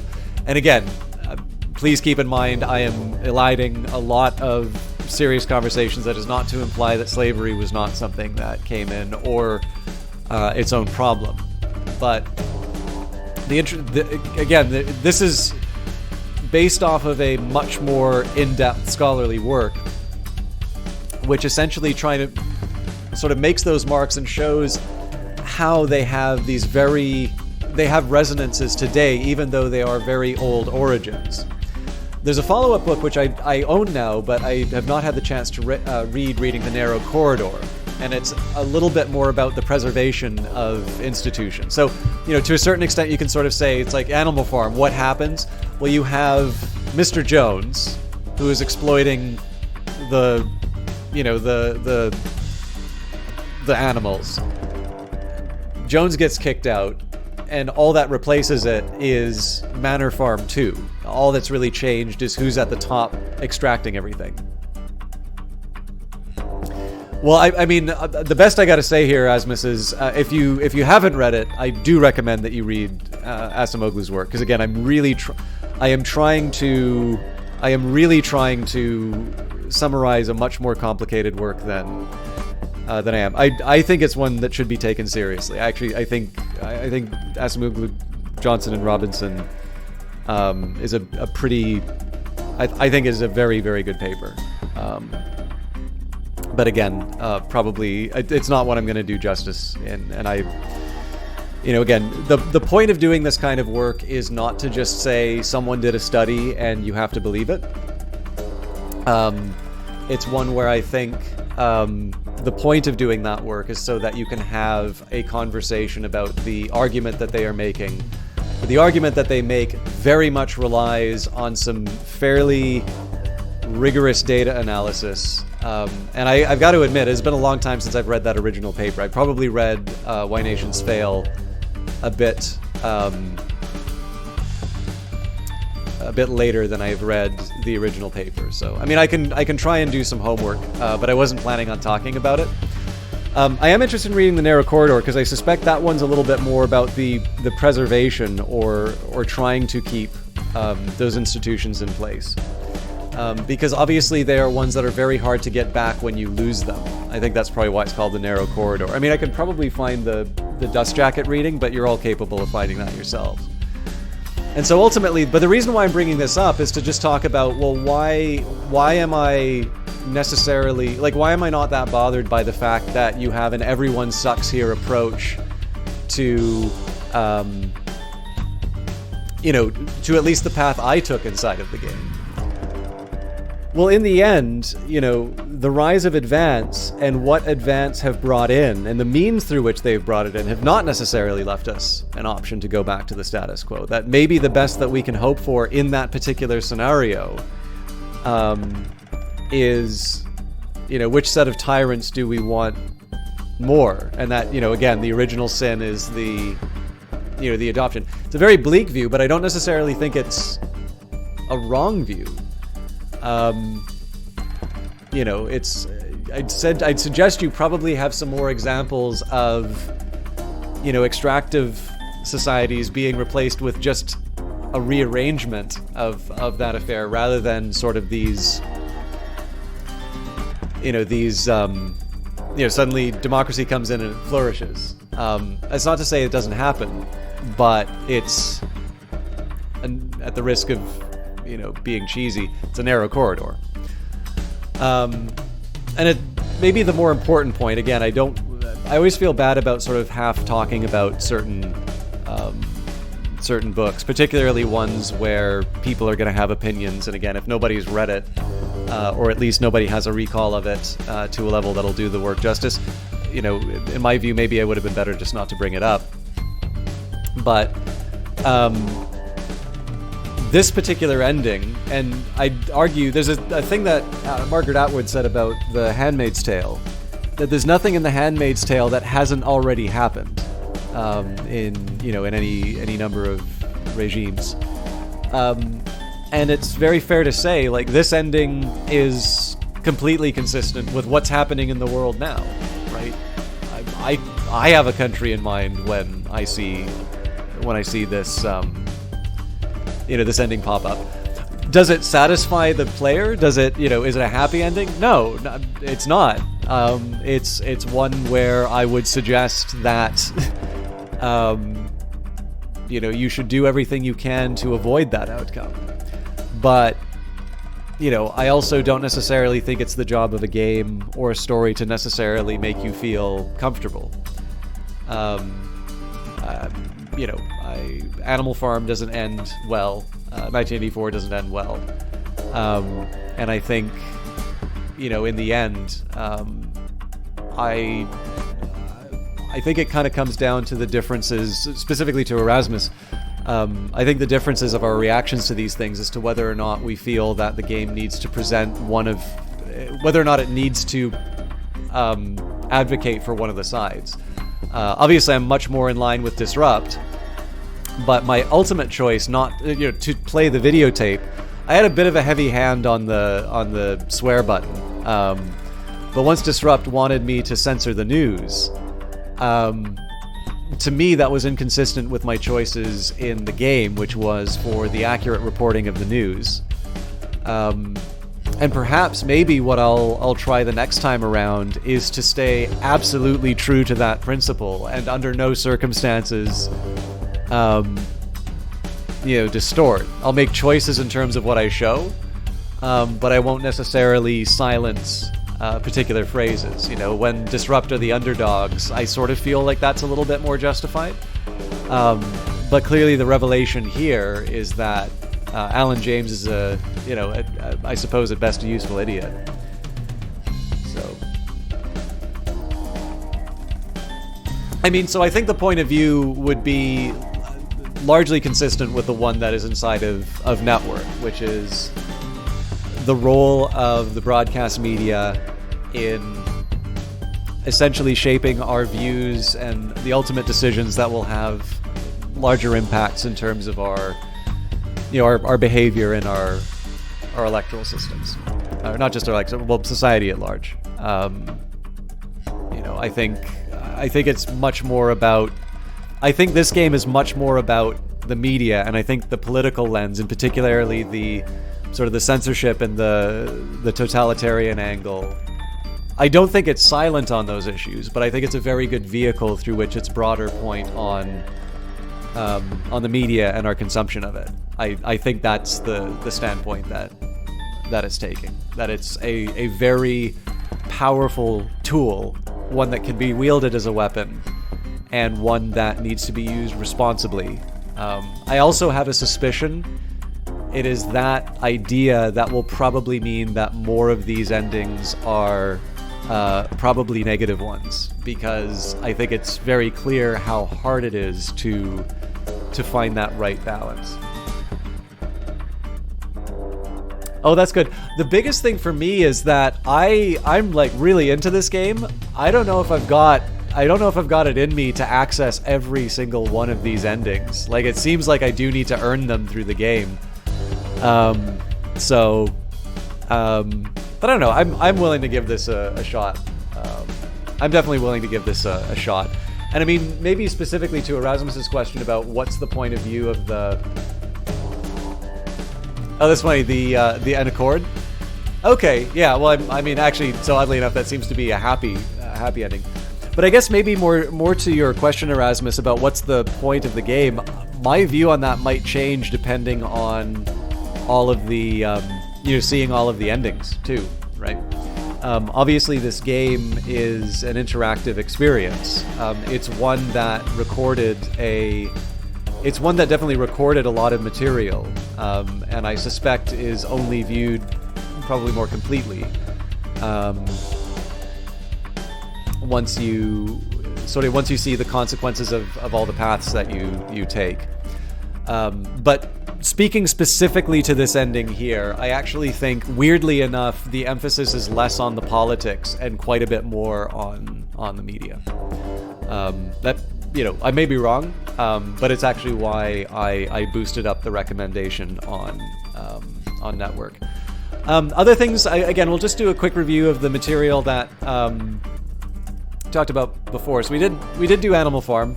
That was more for the Orwell connection, and particularly because of Orwell's preface to it. I do definitely think that that's a relevant preface, particularly because of its discussion of what the quote-unquote right ideas are, especially in the ending sequences where you sort of have the people who have sort of lived and become comfortable under the advanced regime. I definitely feel like there is quite a bit that's relevant in there. To a certain extent, I'd say 1984 as well. But of course, it's largely because Winston Smith is responsible for the destruction of information. So it's a narrower lens. But I think 1984 is going to be more relevant to the games that I play in the future. Yeah, well, so it's a twofolded side. One would be, so Animal Farm is specifically a satire on the USSR, and so it's more narrow in scope. The best that you could really say would just be that would definitely be to the political dimension. But it's more so the preface to Animal Farm that I think has a closer alignment. I'm kind of trying to have it both ways on the politics. What I'm trying to say here is that I don't think the politics is irrelevant to Not-for-Broadcast, but based on the ending that I got, I do think that the media angle is the more relevant one. But yeah, like if you're looking for like Snowball and Napoleon in this, they're not present. Again, I think the preface is clear.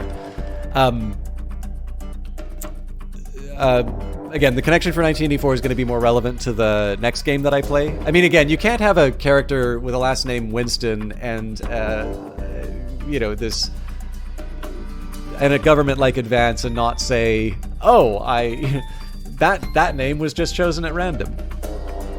But a couple of other ones that might be interesting reads would be Harrison Bergeron by Kurt Vonnegut. Again, that's the one that is sort of tackling the idea of equality and how that is necessarily whether or not that's necessarily a desirable outcome. You demand to be told which character is Trotsky. Yeah, so the funny thing, I think you were here for this, Erasmus, but when I read that New Republic review of Animal Farm, like they deliberately went out of their way to assign a label to Snowball and Napoleon, and then attack it for it not being historically consistent, when I think any fair-minded person can see that is the distinct, like the historical figures that they chose were not the only options, right? Like it's a complete abandonment of the principle of charity. But I mean, again, like that's what the preface was anticipating, right? That people would not give the book a fair shake because it didn't align with their point of view, and that's not the sort of thing that the book shouldn't have been written because it's critical of the wrong thing. But anyways, yeah, so Harrison Bergeron would be, again, that's going to be one that's more critical of sort of the advanced way of thinking. There's another one that I was going to mention, but I've lost the plot. Network was definitely one that I wanted to cover. If you've not played it, Papers, Please. So Papers, Please is definitely going to be one that aligns a lot better with the little vignettes that you see of your family life and sort of life under the regime. So in Papers, Please, you kind of play this border agent who's kind of, you're in this fictional country, Ostrotska. You are giving these increasingly Byzantine rules for who's allowed to come into the country and who isn't, and they're obviously political upheaval. You're not paid very well, and so you are you're left with a number of moral dilemmas in terms of what you do to support your family. I mean, again, very similar to the sorts of things that you'd see inside of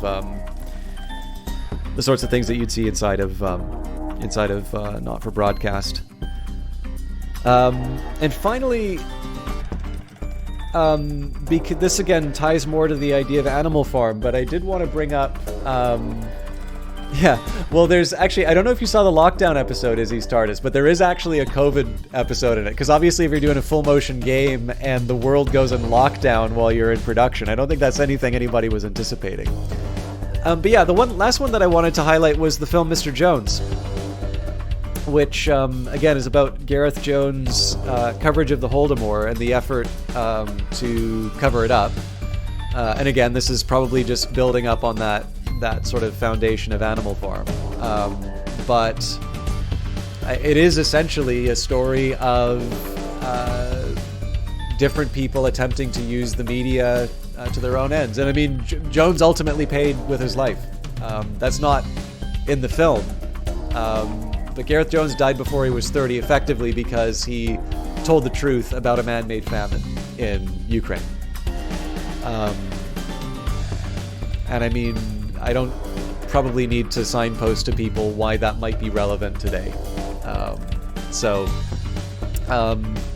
I guess the best thing that I can say, right, is that we go back to the original reason why we read Animal Farm, which is that these games are better when you don't just have a game reference or just a movie reference, but that you're able to sort of engage with a broader conversation that's been had about these issues. And I mean, I'm not gonna lie, I have a different perception on it. Given the emphasis of media that I sort of see in this ending, I probably might have talked a little bit more about like Nicholas Carr and the Shallows. That was sort of his expansion of the "is Google making a stupid" argument. There are maybe some other choices that I would have made. Definitely would have brought in Network a little bit earlier. I was actually really happy that somebody brought it up in chat. But one way or the other, right? Like, so I guess the next question is, why should you care about a game like this? The way that you avoid the kind of television that you see in the closing sequences of this. Ultimately, this stuff is responding to, particularly today, these are responding to consumer demand. Again, I realize my economics reading may not be to everyone's taste or may not align with people's priors. There has definitely been some study about partisanship in news.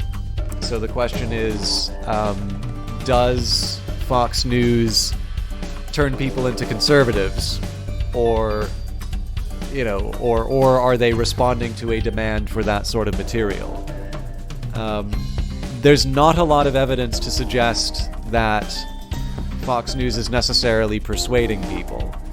There is a lot to suggest that people are going to the place that's telling them what to hear. I'd argue that's actually far more alarming. Again, that is not at all to suggest that certain news outlets are they're misinforming people. I'm not going to mince words about it. I'm not trying to do a many sides argument on this.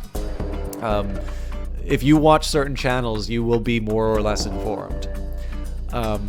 But again, this is present in social media. This is present in the blogs that you read, or the stuff you like on Facebook. This is present in the way that people react to games. The kind of gamer rage that you sometimes see in terms of how people get really angry about how something wasn't specifically made for them. The protagonist is a woman. Oh God, it's the woke agenda, that sort of stuff. I do occasionally watch it. I don't watch it very frequently, though. I tend to watch it more on YouTube than anything. But I don't know. The thing is that this is all responding to a demand. We very, very often want to be lied to, or at the very least, we want to be told that we're right and that we're smart. I get really annoyed almost every time I see something tweeted by the New Republic. And I'm going to be honest with you, I am definitely not, fully ecumenical in my reading or anything like that. For balance, maybe I should be following the National Review. It's just, I really cannot stand most of that stuff that's coming at me. At the very least, with the New Republic, I have an idea of what, my incredibly liberal friends are going to say, or progressive, or whatever term you want to use. I don't feel that with the National Review. I just generally feel like I'm being bullshitted. And so I try to find, thoughtful conservative pieces through other means. And it is a struggle sometimes.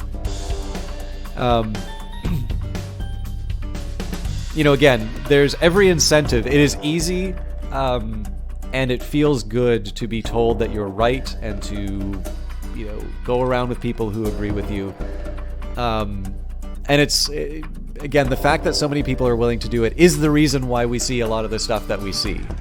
I don't think it's entirely bleak. I think there's a lot of really good stuff out there too. I mean, if it just comes down to fiction, you know, we're in a golden age of television and, you know, I'm not so sure. I gotta admit, in publishing, I'm not quite sure, but I mean, we're getting stuff like The Martian, right? Certainly as far as the amount of output and the quality of output, we're actually doing quite well.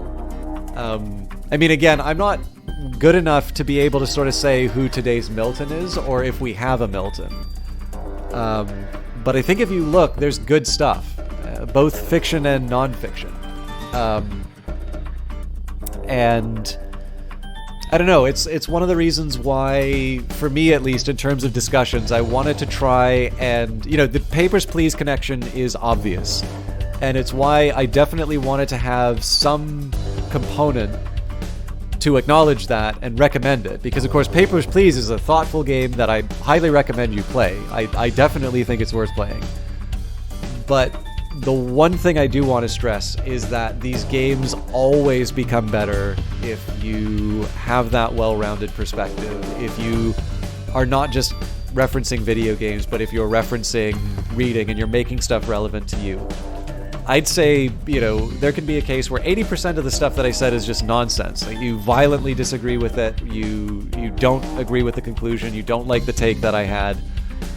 But I do think there is value in having the take, to be able to say, no, I don't agree with that perception of what Advance did, or I think you are undervaluing this contribution that they make, or when this girl talks about, you know, being in a homeless shelter, you talk about how there should be a mechanism through which people are taken care of, but it hasn't happened yet, and there are more drastic measures that need to be taken.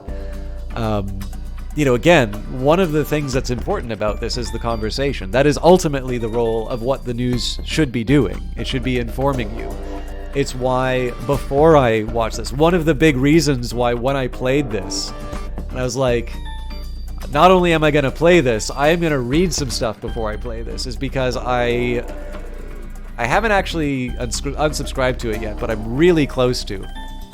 CBC had a series called Front Burner. Has a series called Front Burner. I used to really like it because it would do these summaries of the news, and they would be short and they would keep you up to speed. Generally, it seemed to stick to the facts. It's not like that anymore. It is definitely, not always, but its coverage is advocating a very specific side, and it is, on the things that I know about, ignoring an entire literature or an entire viewpoint that has some very serious and fundamental issues with what is being presented. Essentially, when that show shifted from information to advocacy and did not label itself as such, that it was still carrying on the mantle of just, oh, you're a busy person and the news is so complicated, so we're going to simplify it for you. And that simplification ceased to be about reporting and advocacy. That was the moment that they lost me. And again, I still try to listen to it. I try not to just immediately pull the plug as soon as it's something I disagree with. It's actually the same thing that happened with me with Ideas. I had to listen to too many Ideas episodes where I'm like, are they actually going to address like X, Y, and Z inside of it? And then for some of the episodes, like, okay, yes, they're now talking to X, Y, Z. Okay, this isn't the figure I would have heard, but maybe they couldn't get this other one. And it's like 2 minutes to address what is actually a really important issue. And it's basically just like a hand wave, and it's like, I don't need to worry about this anymore. And again, I know why they did it for Front Burner. It's because the episodes, I mean, I'm pretty sure it was the episodes that covered the Toronto Raptors were the more popular ones than, you know, the ones where they wanted to try and talk about, you know, a major issue at the time.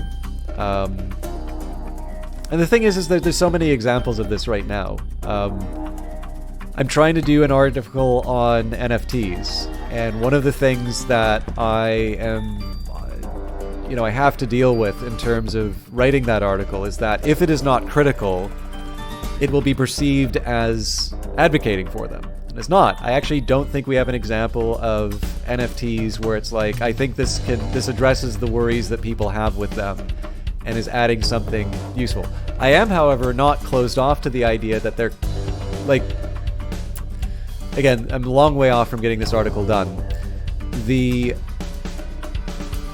big problem I have with out-of-hand criticism of this practice is that if there's one thing we know about most creative works, or people who do creative works, is that when people tell them this thing can never be done, or you're not allowed to do this thing, or it'll never work, somebody kind of takes that on as a challenge, and sometimes they make something really good out of that.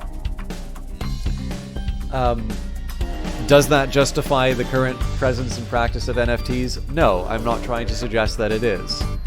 But I do think that when it comes to a discussion of something that's going to be used as an input to a creative product, maybe we might want to temper our view in terms of absolutes. And that I think there's maybe some more value in terms of saying, these are the very legitimate concerns that are brought up with this. Are these concerns so structural to the thing that we are criticizing that it's just ultimately irreconcilable with doing those kinds of works? Or can we imagine something that does actually address those concerns and can actually bring something new? The problem with like what Ubisoft is doing with them right now is that there's really nothing that could, like, there's no reason they needed to introduce their cryptocurrency or whatever, other than the fact that it was an easy cash grab. But again, I haven't read the article. I should just shut up on that because, again, I seem to pick these really inflammatory examples and then say, but I'm not talking about that, and I apologize. I'm not trying to sneak stuff in under the radar. But again, you need to understand, to me, like, you need to understand the audience, you need to understand the context in which you're writing, and I know that that article, if I ever publish it, lives in the shadow of the fact that any number of people have already closed themselves to the possibility of it, and that in the end, I might only just be asking a what if in the service of something that's either undesirable or impossible to implement. But I think there's value in checking. I think there's value in asking the question. And ultimately, again, just to try and put a bow on all of that, I think that's where all this is going. To be curious, to not be curious in that really infuriating,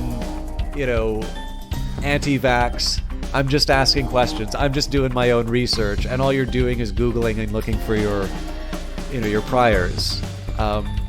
But instead to read, to consider.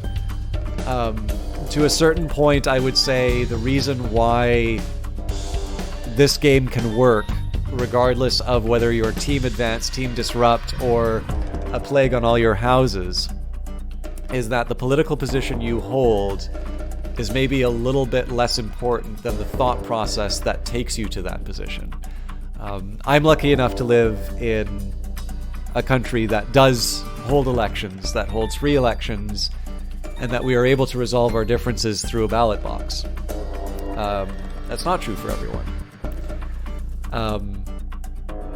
In some cases, we ship off the business of disagreeing to our politicians, and that ultimately it is sort of the distribution of elected officials and our, just the ways through which we elect them that will sort of reconcile those differences. But I don't think that's impossible. I don't think an alternative is impossible. I think within living memory, we've had more amicable political discussions, and I don't see any reason why we can't go back to them. But I'm trying to remember, there's something, I think it was Kierkegaard's line that,